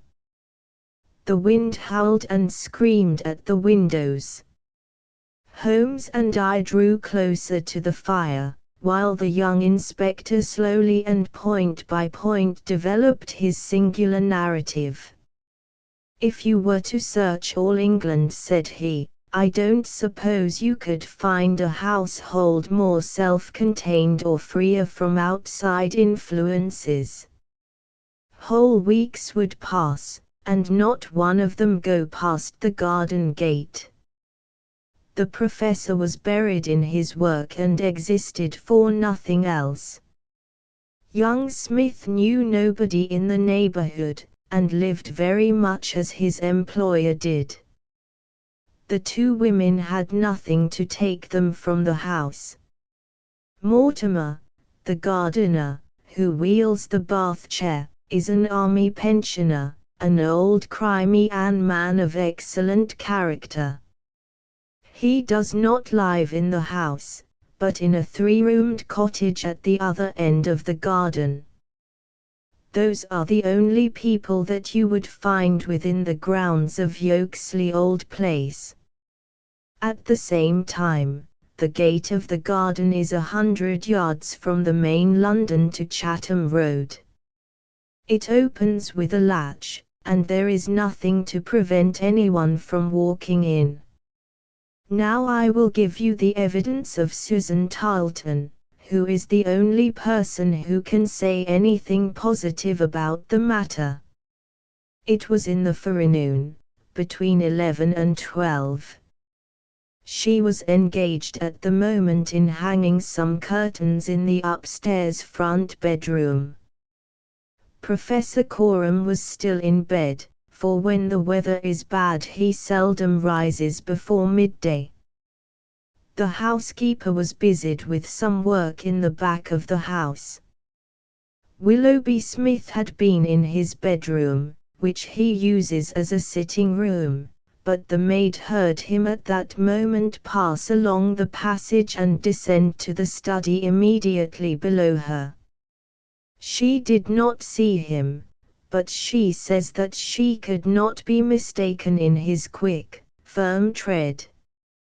She did not hear the study door close, but a minute or so later there was a dreadful cry in the room below. It was a wild, hoarse scream, so strange and unnatural that it might have come either from a man or a woman. At the same instant there was a heavy thud, which shook the old house, and then all was silence. The maid stood petrified for a moment, and then, recovering her courage, she ran downstairs. The study door was shut and she opened it.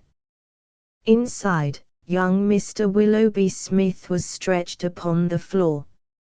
At first she could see no injury, but as she tried to raise him she saw that blood was pouring from the underside of his neck.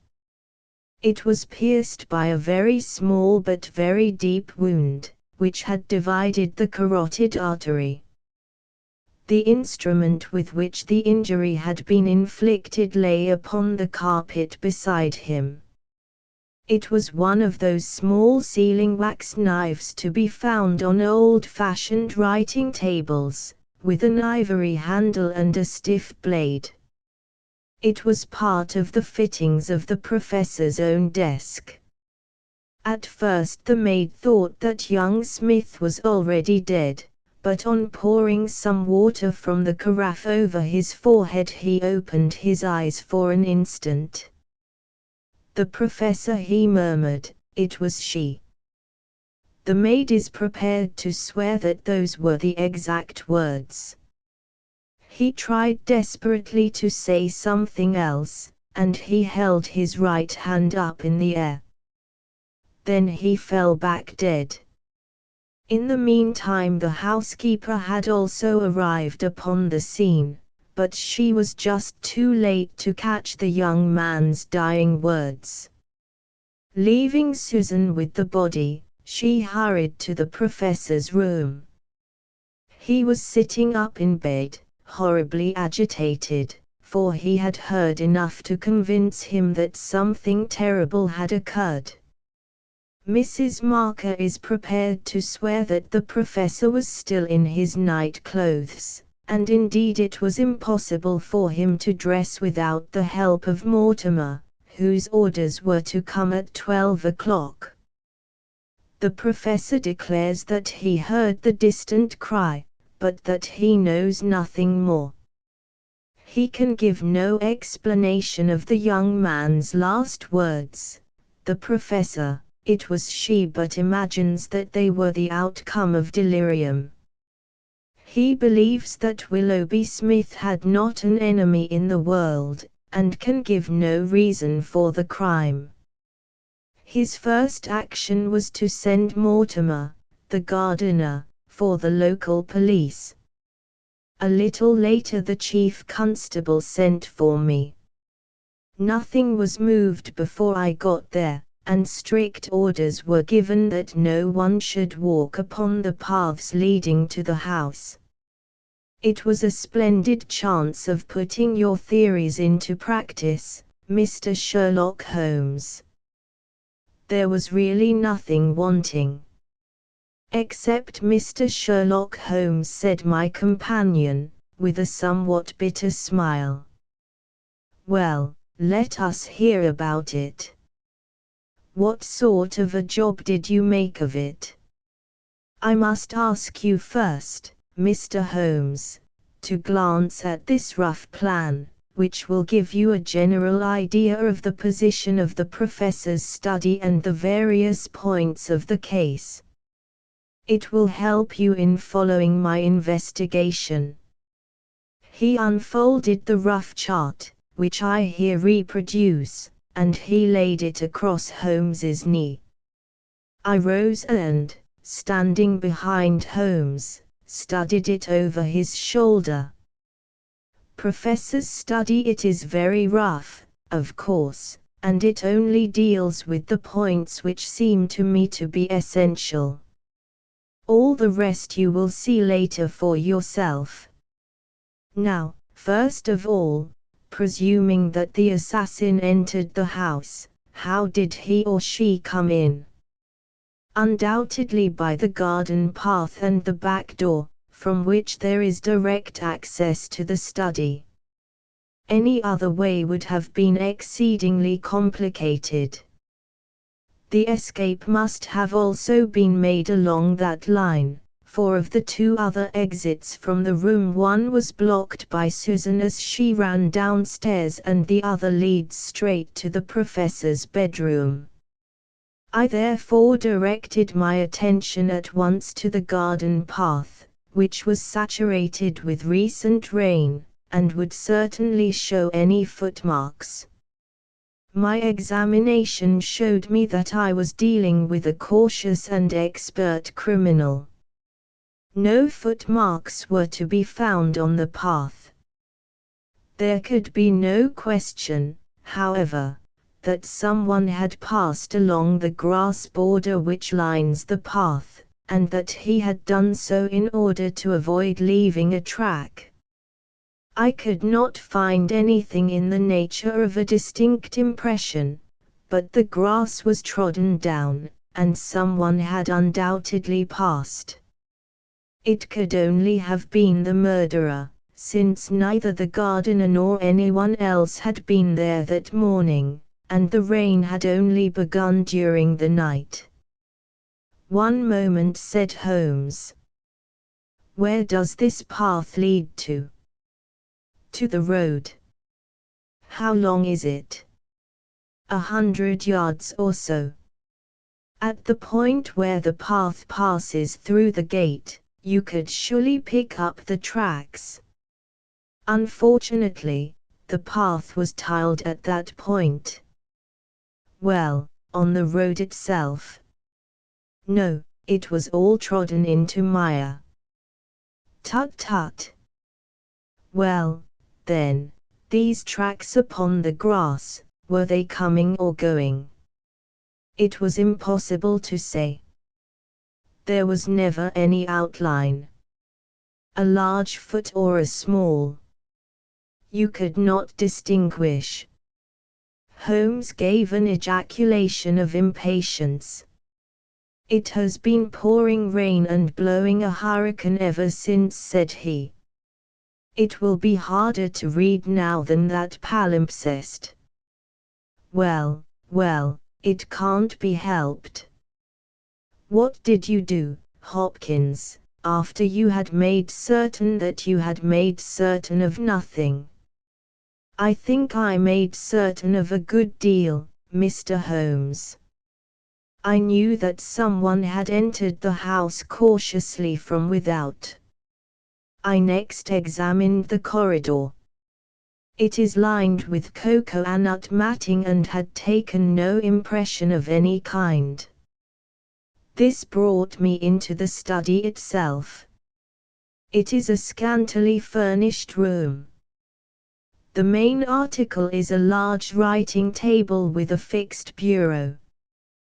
This bureau consists of a double column of drawers, with a central small cupboard between them. The drawers were open, the cupboard locked. The drawers, it seems, were always open, and nothing of value was kept in them. There were some papers of importance in the cupboard, but there were no signs that this had been tampered with, and the professor assures me that nothing was missing. It is certain that no robbery has been committed. I come now to the body of the young man. It was found near the bureau, and just to the left of it, as marked upon that chart. The stab was on the right side of the neck and from behind forward, so that it is almost impossible that it could have been self-inflicted. "Unless he fell upon the knife," said Holmes. "Exactly. The idea crossed my mind. But we found the knife some feet away from the body, so that seems impossible. Then, of course, there are the man's own dying words. And, finally, there was this very important piece of evidence which was found clasped in the dead man's right hand." From his pocket Stanley Hopkins drew a small paper packet. He unfolded it and disclosed a golden pince-nez, with 2 broken ends of black silk cord dangling from the end of it. "Willoughby Smith had excellent sight," he added. "There can be no question that this was snatched from the face or the person of the assassin." Sherlock Holmes took the glasses into his hand, and examined them with the utmost attention and interest. He held them on his nose, endeavored to read through them, went to the window and stared up the street with them, looked at them most minutely in the full light of the lamp, and finally, with a chuckle, seated himself at the table and wrote a few lines upon a sheet of paper, which he tossed across to Stanley Hopkins. "That's the best I can do for you," said he. "It may prove to be of some use." The astonished detective read the note aloud. It ran as follows: "Wanted, a woman of good address, attired like a lady. She has a remarkably thick nose, with eyes which are set close upon either side of it. She has a puckered forehead, a peering expression, and probably rounded shoulders. There are indications that she has had recourse to an optician at least twice during the last few months. As her glasses are of remarkable strength, and as opticians are not very numerous, there should be no difficulty in tracing her." Holmes smiled at the astonishment of Hopkins, which must have been reflected upon my features. "Surely my deductions are simplicity itself," said he. "It would be difficult to name any articles which afford a finer field for inference than a pair of glasses, especially so remarkable a pair as these. That they belong to a woman I infer from their delicacy, and also, of course, from the last words of the dying man. As to her being a person of refinement and well dressed, they are, as you perceive, handsomely mounted in solid gold, and it is inconceivable that anyone who wore such glasses could be slatternly in other respects. You will find that the clips are too wide for your nose, showing that the lady's nose was very broad at the base. This sort of nose is usually a short and coarse one, but there is a sufficient number of exceptions to prevent me from being dogmatic or from insisting upon this point in my description. My own face is a narrow one, and yet I find that I cannot get my eyes into the center, nor near the center, of these glasses. Therefore, the lady's eyes are set very near to the sides of the nose. You will perceive, Watson, that the glasses are concave and of unusual strength. A lady whose vision has been so extremely contracted all her life is sure to have the physical characteristics of such vision, which are seen in the forehead, the eyelids, and the shoulders." "Yes," I said, "I can follow each of your arguments. I confess, however, that I am unable to understand how you arrive at the double visit to the optician." Holmes took the glasses in his hand. "You will perceive," he said, "that the clips are lined with tiny bands of cork to soften the pressure upon the nose. One of these is discolored and worn to some slight extent, but the other is new. Evidently one has fallen off and been replaced. I should judge that the older of them has not been there more than a few months. They exactly correspond, so I gather that the lady went back to the same establishment for the second." "By George, it's marvelous," cried Hopkins, in an ecstasy of admiration. "To think that I had all that evidence in my hand and never knew it. I had intended, however, to go the round of the London opticians." "Of course you would. Meanwhile, have you anything more to tell us about the case?" "Nothing, Mr. Holmes. I think that you know as much as I do now, probably more. We have had inquiries made as to any stranger seen on the country roads or at the railway station. We have heard of none. What beats me is the utter want of all object in the crime. Not a ghost of a motive can anyone suggest. Ah, there I am not in a position to help you. But I suppose you want us to come out tomorrow. If it is not asking too much, Mr. Holmes. There's a train from Charing Cross to Chatham at 6 in the morning, and we should be at Yokesley Old Place between 8 and 9. Then we shall take it. Your case has certainly some features of great interest, and I shall be delighted to look into it. Well, it's nearly 1, and we had best get a few hours' sleep. I dare say you can manage all right on the sofa in front of the fire. I'll light my spirit lamp, and give you a cup of coffee before we start. The gale had blown itself out next day, but it was a bitter morning when we started upon our journey. We saw the cold winter sun rise over the dreary marshes of the Thames and the long, sullen reaches of the river, which I shall ever associate with our pursuit of the Andaman Islander in the earlier days of our career.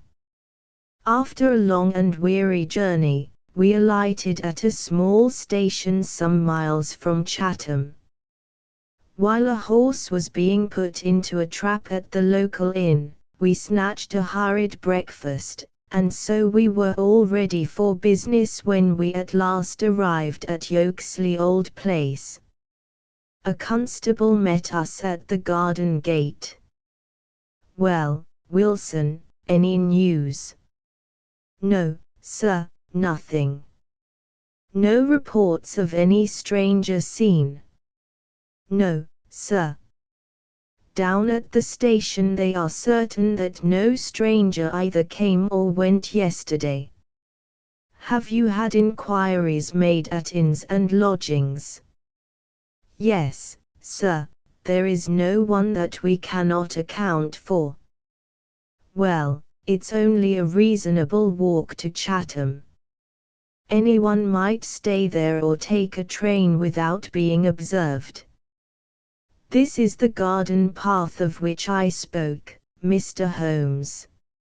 I'll pledge my word there was no mark on it yesterday." "On which side were the marks on the grass?" "This side, sir." "This narrow margin of grass between the path and the flower bed?" "I can't see the traces now, but they were clear to me then." "Yes, yes, someone has passed along," said Holmes, stooping over the grass border. "Our lady must have picked her steps carefully, must she not, since on the one side she would leave a track on the path, and on the other an even clearer one on the soft bed." "Yes, sir, she must have been a cool hand." I saw an intent look pass over Holmes's face. "You say that she must have come back this way?" "Yes, sir, there is no other." "On this strip of grass?" "Certainly, Mr. Holmes." "Hum.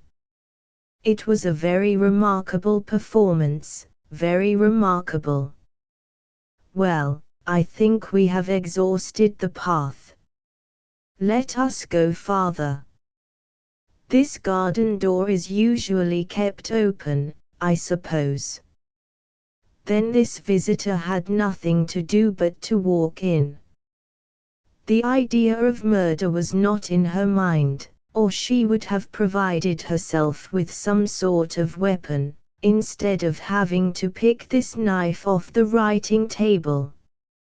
She advanced along this corridor, leaving no traces upon the cocoanut matting. Then she found herself in this study. How long was she there? We have no means of judging. Not more than a few minutes, sir. I forgot to tell you that Mrs. Marker, the housekeeper, had been in there tidying not very long before, about a quarter of an hour, she says. Well, that gives us a limit. Our lady enters this room, and what does she do? She goes over to the writing table. What for? Not for anything in the drawers. If there had been anything worth her taking, it would surely have been locked up. No, it was for something in that wooden bureau. Hello. What is that scratch upon the face of it? Just hold a match, Watson. Why did you not tell me of this, Hopkins? The mark which he was examining began upon the brass work on the right-hand side of the keyhole, and extended for about 4 inches, where it had scratched the varnish from the surface. I noticed it, Mr. Holmes, but you'll always find scratches round a keyhole. This is recent, quite recent. See how the brass shines where it is cut. An old scratch would be the same color as the surface. Look at it through my lens. There's the varnish, too, like earth on each side of a furrow. Is Mrs. Marker there? A sad-faced, elderly woman came into the room. Did you dust this bureau yesterday morning? Yes, sir. Did you notice this scratch? No, sir, I did not. I am sure you did not, for a duster would have swept away these shreds of varnish. Who has the key of this bureau? The professor keeps it on his watch chain. Is it a simple key? No, sir, it is a Chubb's key. Very good. Mrs. Marker, you can go. Now we are making a little progress. Our lady enters the room, advances to the bureau, and either opens it or tries to do so. While she is thus engaged, young Willoughby Smith enters the room.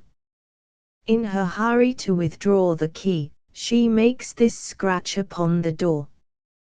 He seizes her, and she, snatching up the nearest object, which happens to be this knife, strikes at him in order to make him let go his hold. The blow is a fatal one. He falls and she escapes, either with or without the object for which she has come. Is Susan, the maid, there? Could anyone have got away through that door after the time that you heard the cry, Susan? No, sir, it is impossible. Before I got down the stair, I'd have seen anyone in the passage. Besides, the door never opened, or I would have heard it.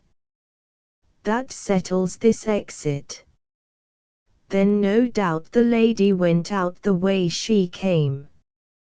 I understand that this other passage leads only to the professor's room. There is no exit that way. No, sir. We shall go down it and make the acquaintance of the professor. Hello, Hopkins. This is very important indeed. The professor's corridor is also lined with cocoanut matting. Well, sir, what of that? Don't you see any bearing upon the case? Well, I don't insist upon it. No doubt I am wrong. And yet it seems to me to be suggestive. Come with me and introduce me. We passed down the passage, which was of the same length as that which led to the garden. At the end was a short flight of steps ending in a door. Our guide knocked, and then ushered us into the professor's bedroom. It was a very large chamber, lined with innumerable volumes, which had overflowed from the shelves and lay in piles in the corners, or were stacked all round at the base of the cases. The bed was in the center of the room, and in it, propped up with pillows, was the owner of the house. I have seldom seen a more remarkable-looking person. It was a gaunt, aquiline face which was turned towards us, with piercing dark eyes, which lurked in deep hollows under overhung and tufted brows. His hair and beard were white, save that the latter was curiously stained with yellow around his mouth. A cigarette glowed amid the tangle of white hair, and the air of the room was fetid with stale tobacco smoke. As he held out his hand to Holmes, I perceived that it was also stained with yellow nicotine. "A smoker, Mr. Holmes," said he, speaking in well-chosen English, with a curious little mincing accent. "Pray take a cigarette. And you, sir?" "I can recommend them, for I have them especially prepared by Ionides, of Alexandria. He sends me 1,000 at a time, and I grieve to say that I have to arrange for a fresh supply every fortnight." "Bad, sir, very bad, but an old man has few pleasures. Tobacco and my work, that is all that is left to me." Holmes had lit a cigarette and was shooting little darting glances all over the room. "Tobacco and my work, but now only tobacco," the old man exclaimed. "Alas, what a fatal interruption! Who could have foreseen such a terrible catastrophe? So estimable a young man! I assure you that, after a few months' training, he was an admirable assistant. What do you think of the matter, Mr. Holmes?" "I have not yet made up my mind. I shall indeed be indebted to you if you can throw a light where all is so dark to us. To a poor bookworm and invalid like myself such a blow is paralyzing. I seem to have lost the faculty of thought. But you are a man of action, you are a man of affairs. It is part of the everyday routine of your life. You can preserve your balance in every emergency. We are fortunate, indeed, in having you at our side." Holmes was pacing up and down one side of the room whilst the old professor was talking. I observed that he was smoking with extraordinary rapidity. It was evident that he shared our host's liking for the fresh Alexandrian cigarettes. "Yes, sir, it is a crushing blow," said the old man. "That is my magnum opus, the pile of papers on the side table yonder. It is my analysis of the documents found in the Coptic monasteries of Syria and Egypt, a work which will cut deep at the very foundation of revealed religion. With my enfeebled health I do not know whether I shall ever be able to complete it, now that my assistant has been taken from me. Dear me! Mr. Holmes, why, you are even a quicker smoker than I am myself." Holmes smiled. "I am a connoisseur," said he, taking another cigarette from the box, his fourth, and lighting it from the stub of that which he had finished. "I will not trouble you with any lengthy cross-examination, Professor Coram, since I gather that you were in bed at the time of the crime, and could know nothing about it. I would only ask this: what do you imagine that this poor fellow meant by his last words? The professor, it was she. The professor shook his head. Susan is a country girl, said he, and you know the incredible stupidity of that class. I fancy that the poor fellow murmured some incoherent, delirious words, and that she twisted them into this meaningless message. I see. You have no explanation yourself of the tragedy. Possibly an accident, possibly, I only breathe it among ourselves, a suicide. Young men have their hidden troubles, some affair of the heart, perhaps, which we have never known. It is a more probable supposition than murder. But the eyeglasses. Ah! I am only a student, a man of dreams. I cannot explain the practical things of life. But still, we are aware, my friend, that love gauges may take strange shapes. By all means take another cigarette. It is a pleasure to see anyone appreciate them so.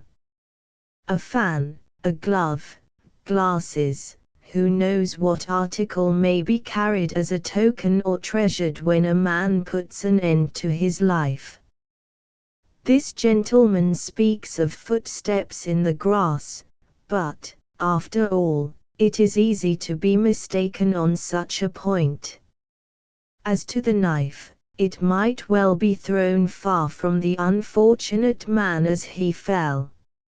It is possible that I speak as a child, but to me it seems that Willoughby Smith has met his fate by his own hand.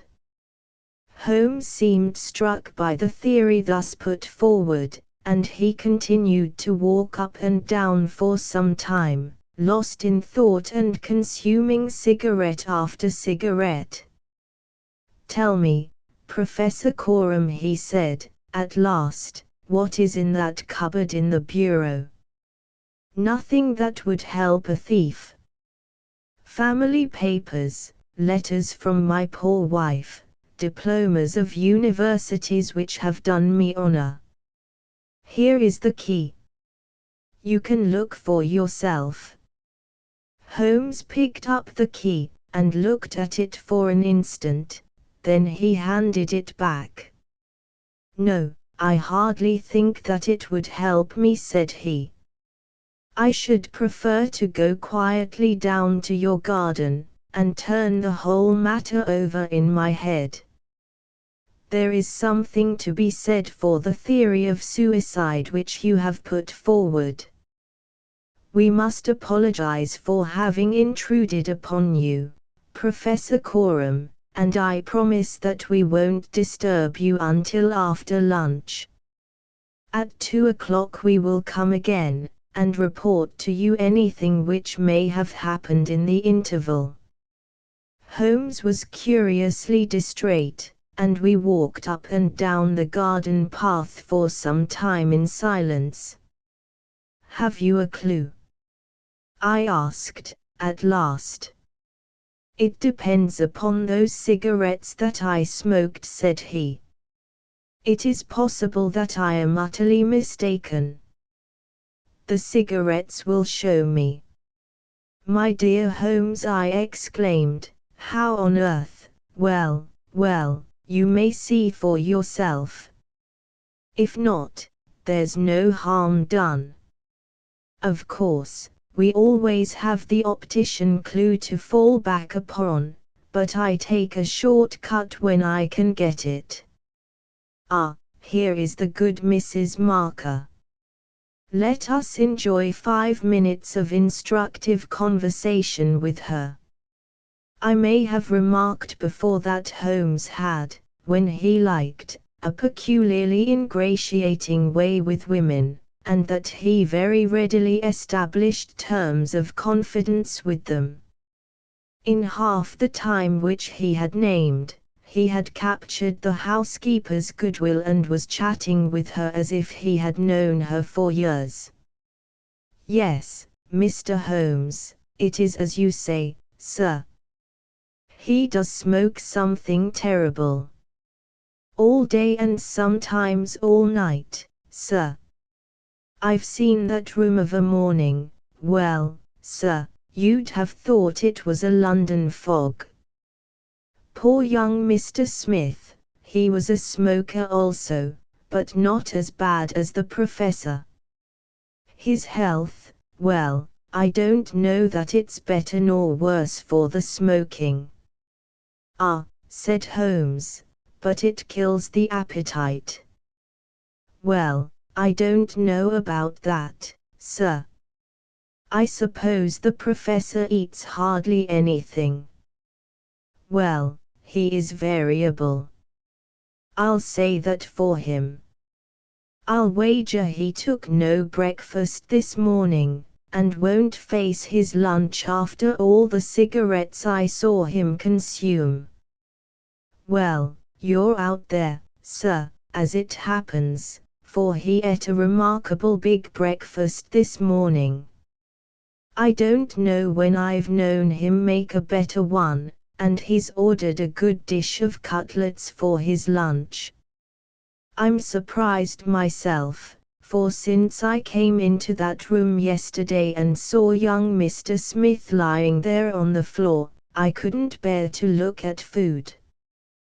Well, it takes all sorts to make a world, and the professor hasn't let it take his appetite away." We loitered the morning away in the garden. Stanley Hopkins had gone down to the village to look into some rumors of a strange woman who had been seen by some children on the Chatham Road the previous morning. As to my friend, all his usual energy seemed to have deserted him. I had never known him handle a case in such a half-hearted fashion.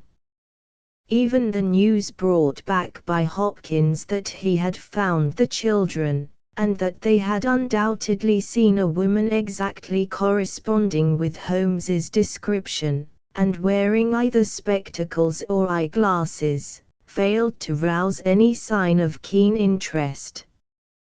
He was more attentive when Susan, who waited upon us at lunch, volunteered the information that she believed Mr. Smith had been out for a walk yesterday morning, and that he had only returned half an hour before the tragedy occurred. I could not myself see the bearing of this incident, but I clearly perceived that Holmes was weaving it into the general scheme which he had formed in his brain. Suddenly he sprang from his chair and glanced at his watch. 2 o'clock, gentlemen, said he. We must go up and have it out with our friend, the professor. The old man had just finished his lunch, and certainly his empty dish bore evidence to the good appetite with which his housekeeper had credited him. He was, indeed, a weird figure as he turned his white mane and his glowing eyes towards us. The eternal cigarette smoldered in his mouth.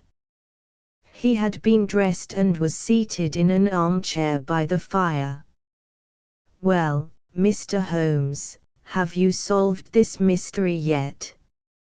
He shoved the large tin of cigarettes which stood on a table beside him towards my companion.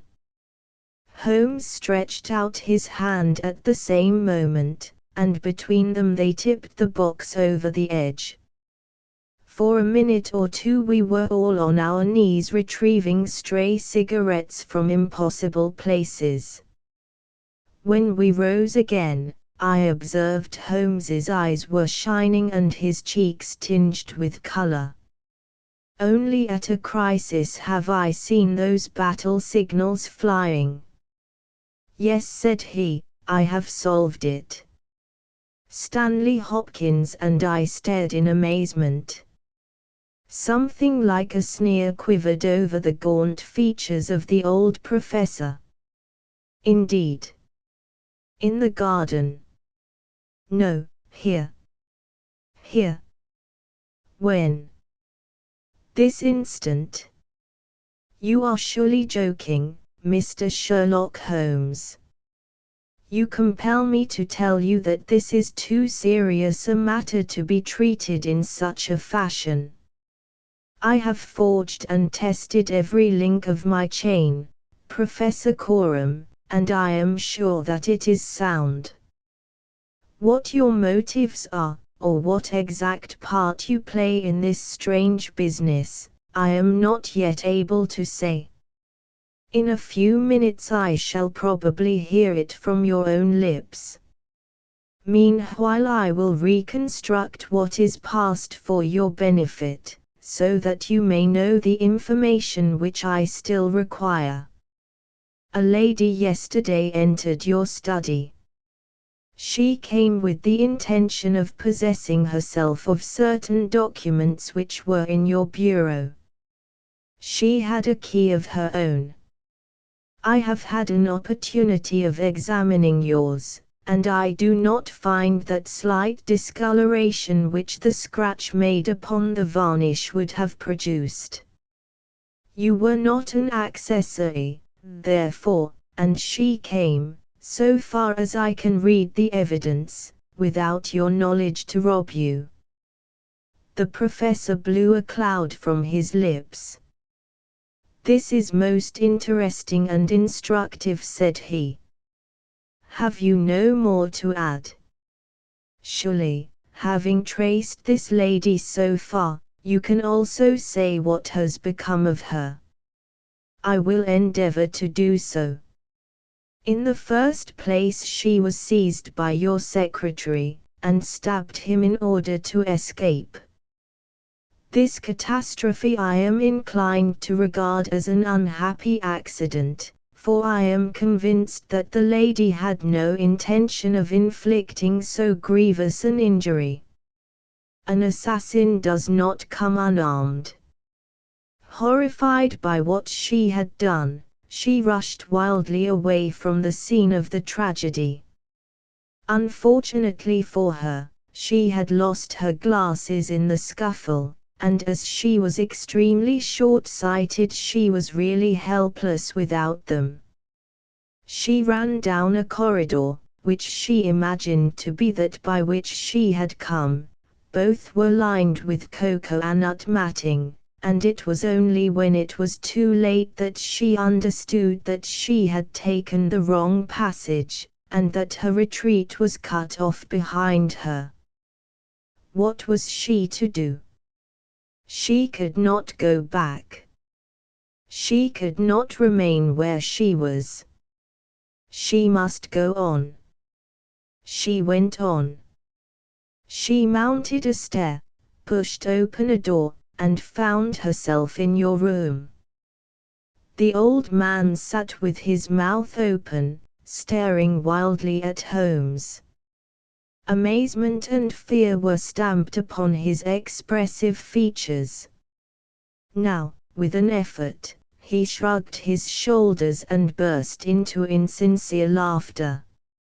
"All very fine, Mr. Holmes," said he. "But there is one little flaw in your splendid theory. I was myself in my room, and I never left it during the day. I am aware of that, Professor Coram. And you mean to say that I could lie upon that bed and not be aware that a woman had entered my room? I never said so. You were aware of it. You spoke with her. You recognized her. You aided her to escape." Again the professor burst into high-keyed laughter. He had risen to his feet, and his eyes glowed like embers. "You are mad," he cried. "You are talking insanely. I helped her to escape. Where is she now?" "She is there," said Holmes, and he pointed to a high bookcase in the corner of the room. I saw the old man throw up his arms, a terrible convulsion passed over his grim face, and he fell back in his chair. At the same instant the bookcase at which Holmes pointed swung round upon a hinge, and a woman rushed out into the room. "You are right," she cried, in a strange foreign voice. "You are right. I am here." She was brown with the dust and draped with the cobwebs which had come from the walls of her hiding place. Her face, too, was streaked with grime, and at the best she could never have been handsome, for she had the exact physical characteristics which Holmes had divined, with, in addition, a long and obstinate chin. What with her natural blindness, and what with the change from dark to light, she stood as one dazed, blinking about her to see where and who we were. And yet, in spite of all these disadvantages, there was a certain nobility in the woman's bearing, a gallantry in the defiant chin and in the upraised head, which compelled something of respect and admiration. Stanley Hopkins had laid his hand upon her arm and claimed her as his prisoner, but she waved him aside gently, and yet with an overmastering dignity which compelled obedience. The old man lay back in his chair with a twitching face, and stared at her with brooding eyes.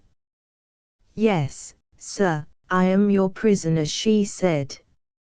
"From where I stood I could hear everything, and I know that you have learned the truth. I confess it all. It was I who killed the young man. But you are right, you who say it was an accident. I did not even know that it was a knife which I held in my hand, for in my despair I snatched anything from the table and struck at him to make him let me go. It is the truth that I tell." "Madam," said Holmes, "I am sure that it is the truth. I fear that you are far from well." She had turned a dreadful color, the more ghastly under the dark dust streaks upon her face. She seated herself on the side of the bed, then she resumed.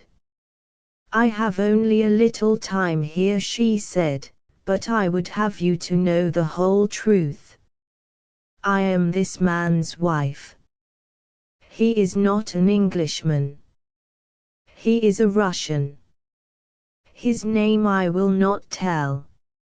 For the first time the old man stirred. "God bless you, Anna," he cried. "God bless you." She cast a look of the deepest disdain in his direction. "Why should you cling so hard to that wretched life of yours, Sergius?" said she. "It has done harm to many and good to none, not even to yourself. However, it is not for me to cause the frail thread to be snapped before God's time. I have enough already upon my soul since I crossed the threshold of this cursed house. But I must speak or I shall be too late. I have said, gentlemen, that I am this man's wife. He was 50 and I a foolish girl of 20 when we married. It was in a city of Russia, a university, I will not name the place." "God bless you, Anna," murmured the old man again. "We were reformers, revolutionists, nihilists, you understand.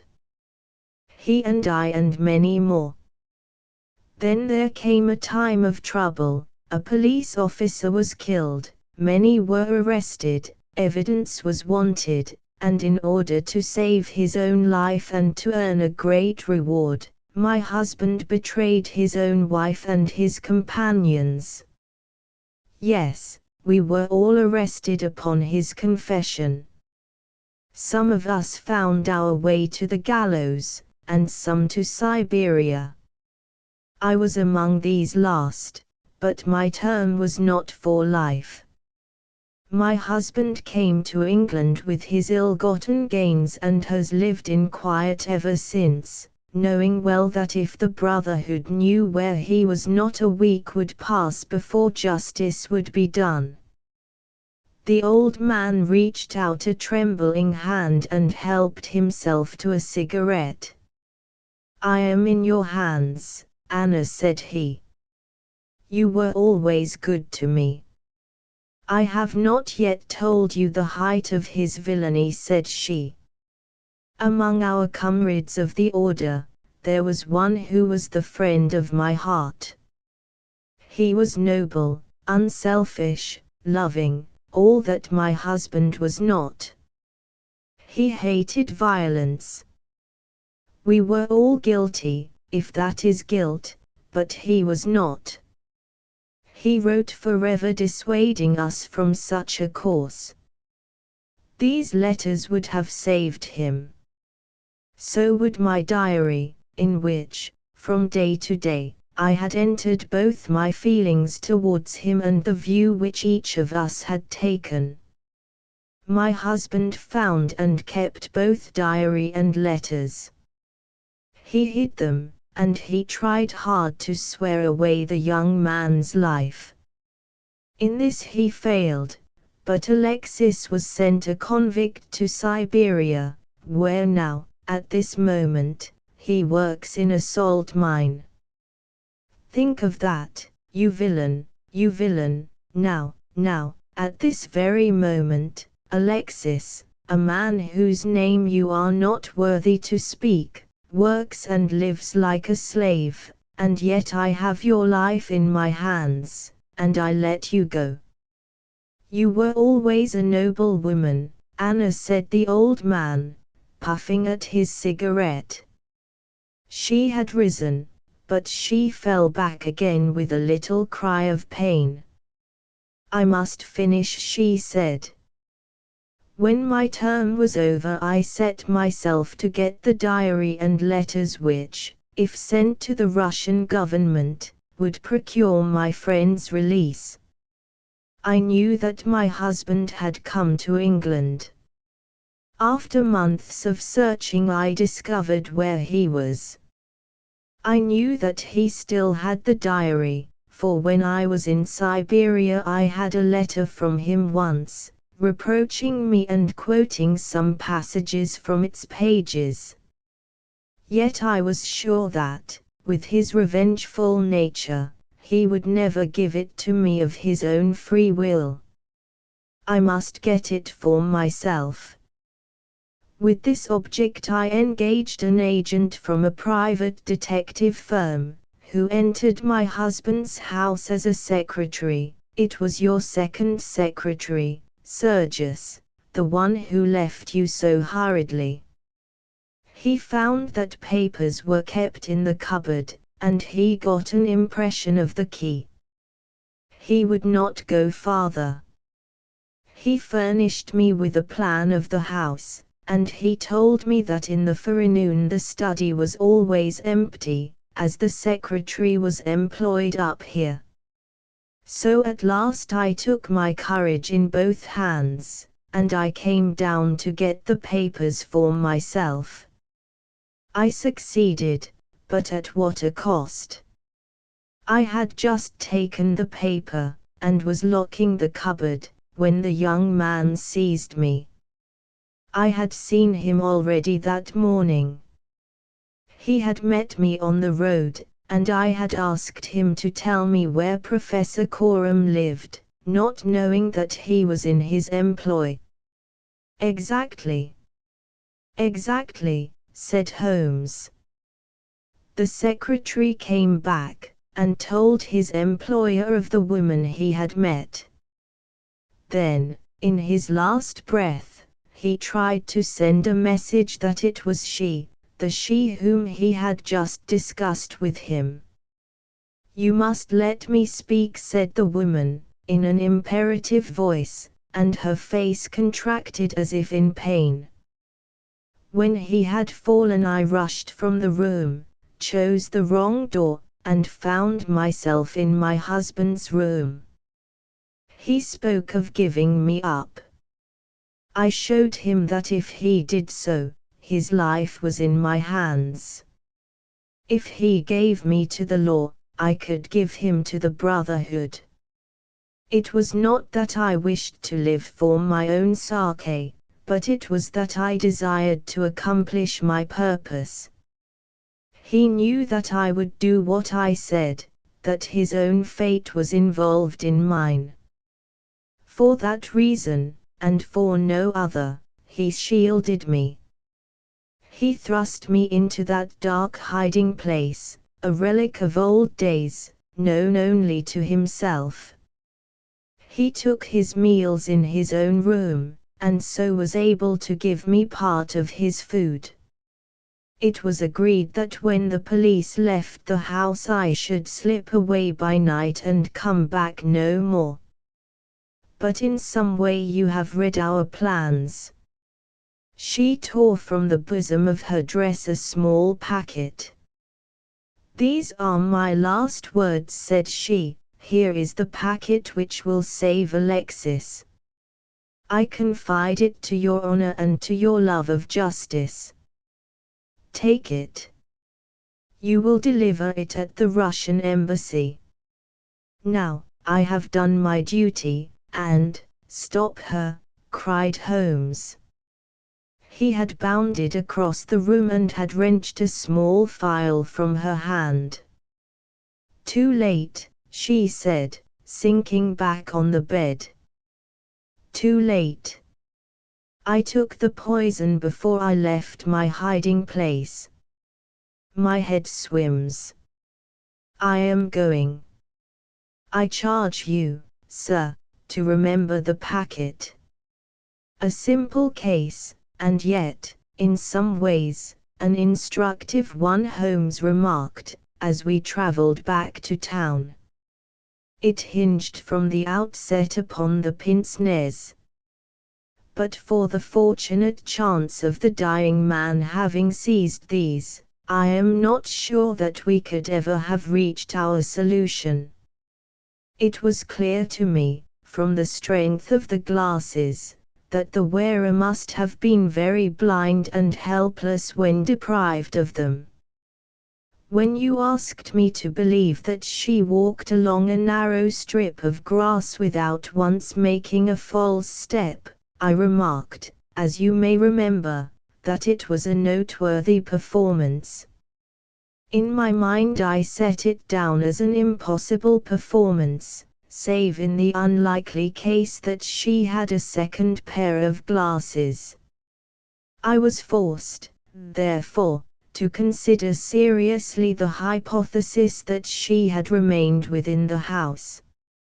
On perceiving the similarity of the two corridors, it became clear that she might very easily have made such a mistake, and, in that case, it was evident that she must have entered the professor's room. I was keenly on the alert, therefore, for whatever would bear out this supposition, and I examined the room narrowly for anything in the shape of a hiding place. The carpet seemed continuous and firmly nailed, so I dismissed the idea of a trapdoor. There might well be a recess behind the books. As you are aware, such devices are common in old libraries. I observed that books were piled on the floor at all other points, but that one bookcase was left clear. This, then, might be the door. I could see no marks to guide me, but the carpet was of a dun color, which lends itself very well to examination. I therefore smoked a great number of those excellent cigarettes, and I dropped the ash all over the space in front of the suspected bookcase. It was a simple trick, but exceedingly effective. I then went downstairs, and I ascertained, in your presence, Watson, without your perceiving the drift of my remarks, that Professor Corum's consumption of food had increased, as one would expect when he is supplying a second person. We then ascended to the room again, when, by upsetting the cigarette box, I obtained a very excellent view of the floor, and was able to see quite clearly, from the traces upon the cigarette ash, that the prisoner had in our absence come out from her retreat. Well, Hopkins, here we are at Charing Cross, and I congratulate you on having brought your case to a successful conclusion. You are going to headquarters, no doubt. I think, Watson, you and I will drive together to the Russian embassy. The adventure of the missing three-quarter. We were fairly accustomed to receive weird telegrams at Baker Street, but I have a particular recollection of one which reached us on a gloomy February morning, some 7 or 8 years ago, and gave Mr. Sherlock Holmes a puzzled quarter of an hour. It was addressed to him, and ran thus: "Please await me. Terrible misfortune. Right wing three-quarter missing, indispensable tomorrow. Overton." Strand postmark, and dispatched 10:36, said Holmes, reading it over and over.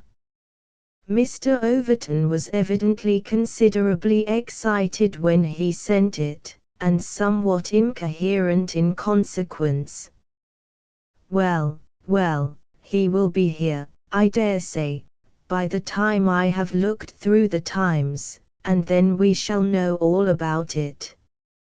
Even the most insignificant problem would be welcome in these stagnant days. Things had indeed been very slow with us, and I had learned to dread such periods of inaction, for I knew by experience that my companion's brain was so abnormally active that it was dangerous to leave it without material upon which to work. For years I had gradually weaned him from that drug mania which had threatened once to check his remarkable career. Now I knew that under ordinary conditions he no longer craved for this artificial stimulus, but I was well aware that the fiend was not dead but sleeping, and I have known that the sleep was a light one and the waking near when in periods of idleness I have seen the drawn look upon Holmes's ascetic face, and the brooding of his deep-set and inscrutable eyes.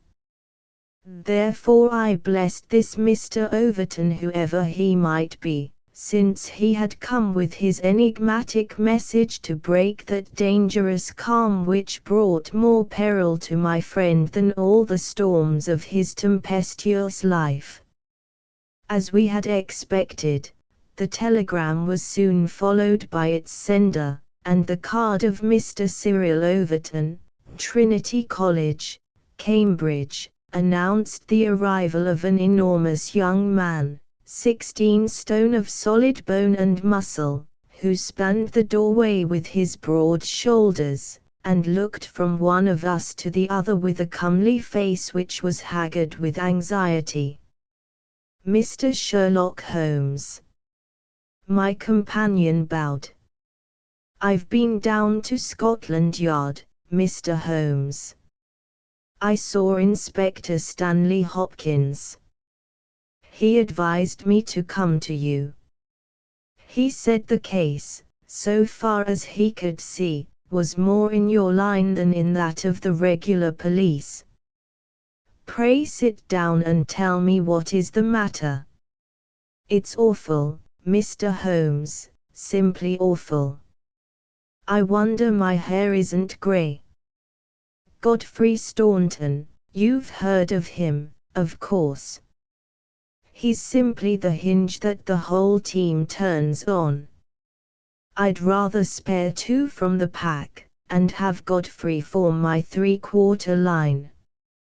Whether it's passing, or tackling, or dribbling, there's no one to touch him, and then, he's got the head, and can hold us all together. What am I to do? That's what I ask you, Mr. Holmes. There's Moorhouse, first reserve, but he is trained as a half, and he always edges right in onto the scrum instead of keeping out on the touch line. He's a fine place kick, it's true, but then he has no judgment, and he can't sprint for nuts. Why, Morton or Johnson, the Oxford Flyers, could romp round him. Stevenson is fast enough, but he couldn't drop from the 25 line, and a three-quarter who can't either punt or drop isn't worth a place for pace alone. No, Mr. Holmes, we are done unless you can help me to find Godfrey Staunton. My friend had listened with amused surprise to this long speech, which was poured forth with extraordinary vigor and earnestness, every point being driven home by the slapping of a brawny hand upon the speaker's knee. When our visitor was silent, Holmes stretched out his hand and took down letter S of his commonplace book. For once he dug in vain into that mine of varied information. There is Arthur H. Staunton, the rising young forger, said he, and there was Henry Staunton, whom I helped to hang, but Godfrey Staunton is a new name to me. It was our visitor's turn to look surprised. Why, Mr. Holmes, I thought you knew things, said he. I suppose, then, if you have never heard of Godfrey Staunton, you don't know Cyril Overton either. Holmes shook his head good-humoredly. Great Scott, cried the athlete. Why, I was first reserve for England against Wales, and I've skippered the varsity all this year. But that's nothing. I didn't think there was a soul in England who didn't know Godfrey Staunton, the crack three-quarter, Cambridge, Blackheath, and 5 internationals. Good Lord! Mr. Holmes, where have you lived? Holmes laughed at the young giant's naive astonishment. You live in a different world to me, Mr. Overton, a sweeter and healthier one. My ramifications stretch out into many sections of society, but never, I am happy to say, into amateur sport, which is the best and soundest thing in England. However, your unexpected visit this morning shows me that even in that world of fresh air and fair play, there may be work for me to do. So now, my good sir, I beg you to sit down and to tell me, slowly and quietly, exactly what it is that has occurred, and how you desire that I should help you. Young Overton's face assumed the bothered look of the man who is more accustomed to using his muscles than his wits, but by degrees, with many repetitions and obscurities which I may omit from his narrative, he laid his strange story before us. It's this way, Mr. Holmes. As I have said, I am the skipper of the rugger team of Cambridge Varsity, and Godfrey Staunton is my best man. Tomorrow we play Oxford. Yesterday we all came up, and we settled at Bentley's private hotel. At 10 o'clock I went round and saw that all the fellows had gone to roost, for I believe in strict training and plenty of sleep to keep a team fit. I had a word or two with Godfrey before he turned in. He seemed to me to be pale and bothered. I asked him what was the matter. He said he was all right, just a touch of headache. I bade him good night and left him. Half an hour later, the porter tells me that a rough-looking man with a beard called with a note for Godfrey. He had not gone to bed, and the note was taken to his room. Godfrey read it, and fell back in a chair as if he had been poleaxed. The porter was so scared that he was going to fetch me, but Godfrey stopped him, had a drink of water, and pulled himself together. Then he went downstairs, said a few words to the man who was waiting in the hall, and the two of them went off together. The last that the porter saw of them, they were almost running down the street in the direction of the Strand.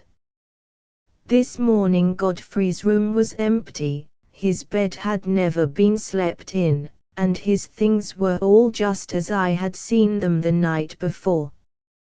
He had gone off at a moment's notice with this stranger, and no word has come from him since. I don't believe he will ever come back. He was a sportsman, was Godfrey, down to his marrow, and he wouldn't have stopped his training and let in his skipper if it were not for some cause that was too strong for him. No, I feel as if he were gone for good, and we should never see him again. Sherlock Holmes listened with the deepest attention to this singular narrative. "What did you do?" he asked. "I wired to Cambridge to learn if anything had been heard of him there. I have had an answer. No one has seen him." "Could he have got back to Cambridge?" "Yes, there is a late train, 11:15. But, so far as you can ascertain, he did not take it." "No, he has not been seen." "What did you do next?" "I wired to Lord Mount James." "Why to Lord Mount James?" "Godfrey is an orphan, and Lord Mount James is his nearest relative, his uncle, I believe." "Indeed. This throws new light upon the matter. Lord Mount James is one of the richest men in England." "So I've heard Godfrey say." "And your friend was closely related?" "Yes, he was his heir, and the old boy is nearly 80, cram full of gout, too. They say he could chalk his billiard cue with his knuckles. He never allowed Godfrey a shilling in his life, for he is an absolute miser, but it will all come to him right enough." "Have you heard from Lord Mount James?" "No. What motive could your friend have in going to Lord Mount James?" "Well, something was worrying him the night before, and if it was to do with money it is possible that he would make for his nearest relative, who had so much of it, though from all I have heard he would not have much chance of getting it. Godfrey was not fond of the old man. He would not go if he could help it." "Well, we can soon determine that. If your friend was going to his relative, Lord Mount James, you have then to explain the visit of this rough-looking fellow at so late an hour, and the agitation that was caused by his coming." Cyril Overton pressed his hands to his head. "I can make nothing of it," said he.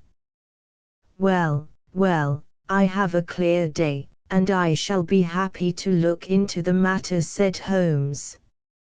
"I should strongly recommend you to make your preparations for your match without reference to this young gentleman.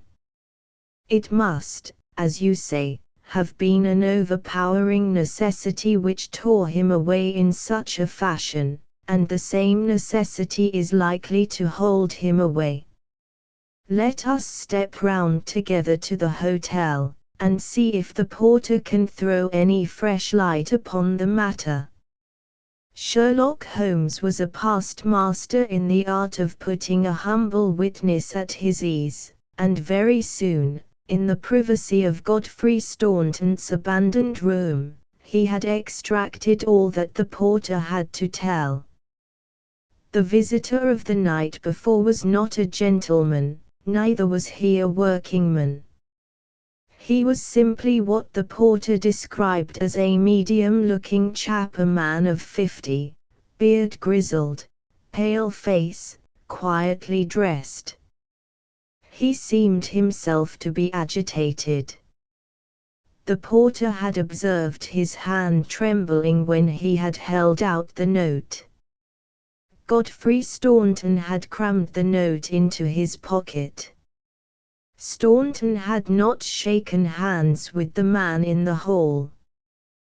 They had exchanged a few sentences, of which the porter had only distinguished the one word time. Then they had hurried off in the manner described. It was just 10:30 by the hall clock. "Let me see," said Holmes, seating himself on Staunton's bed. "You are the day porter, are you not?" "Yes, sir, I go off duty at 11. "The night porter saw nothing, I suppose?"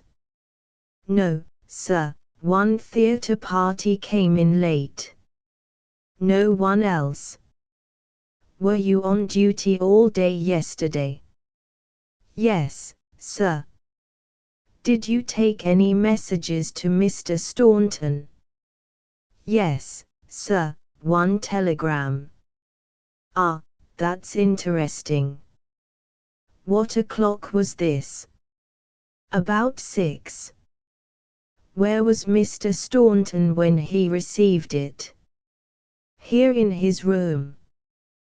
"Were you present when he opened it?" "Yes, sir, I waited to see if there was an answer." "Well, was there?" "Yes, sir, he wrote an answer." "Did you take it?" "No,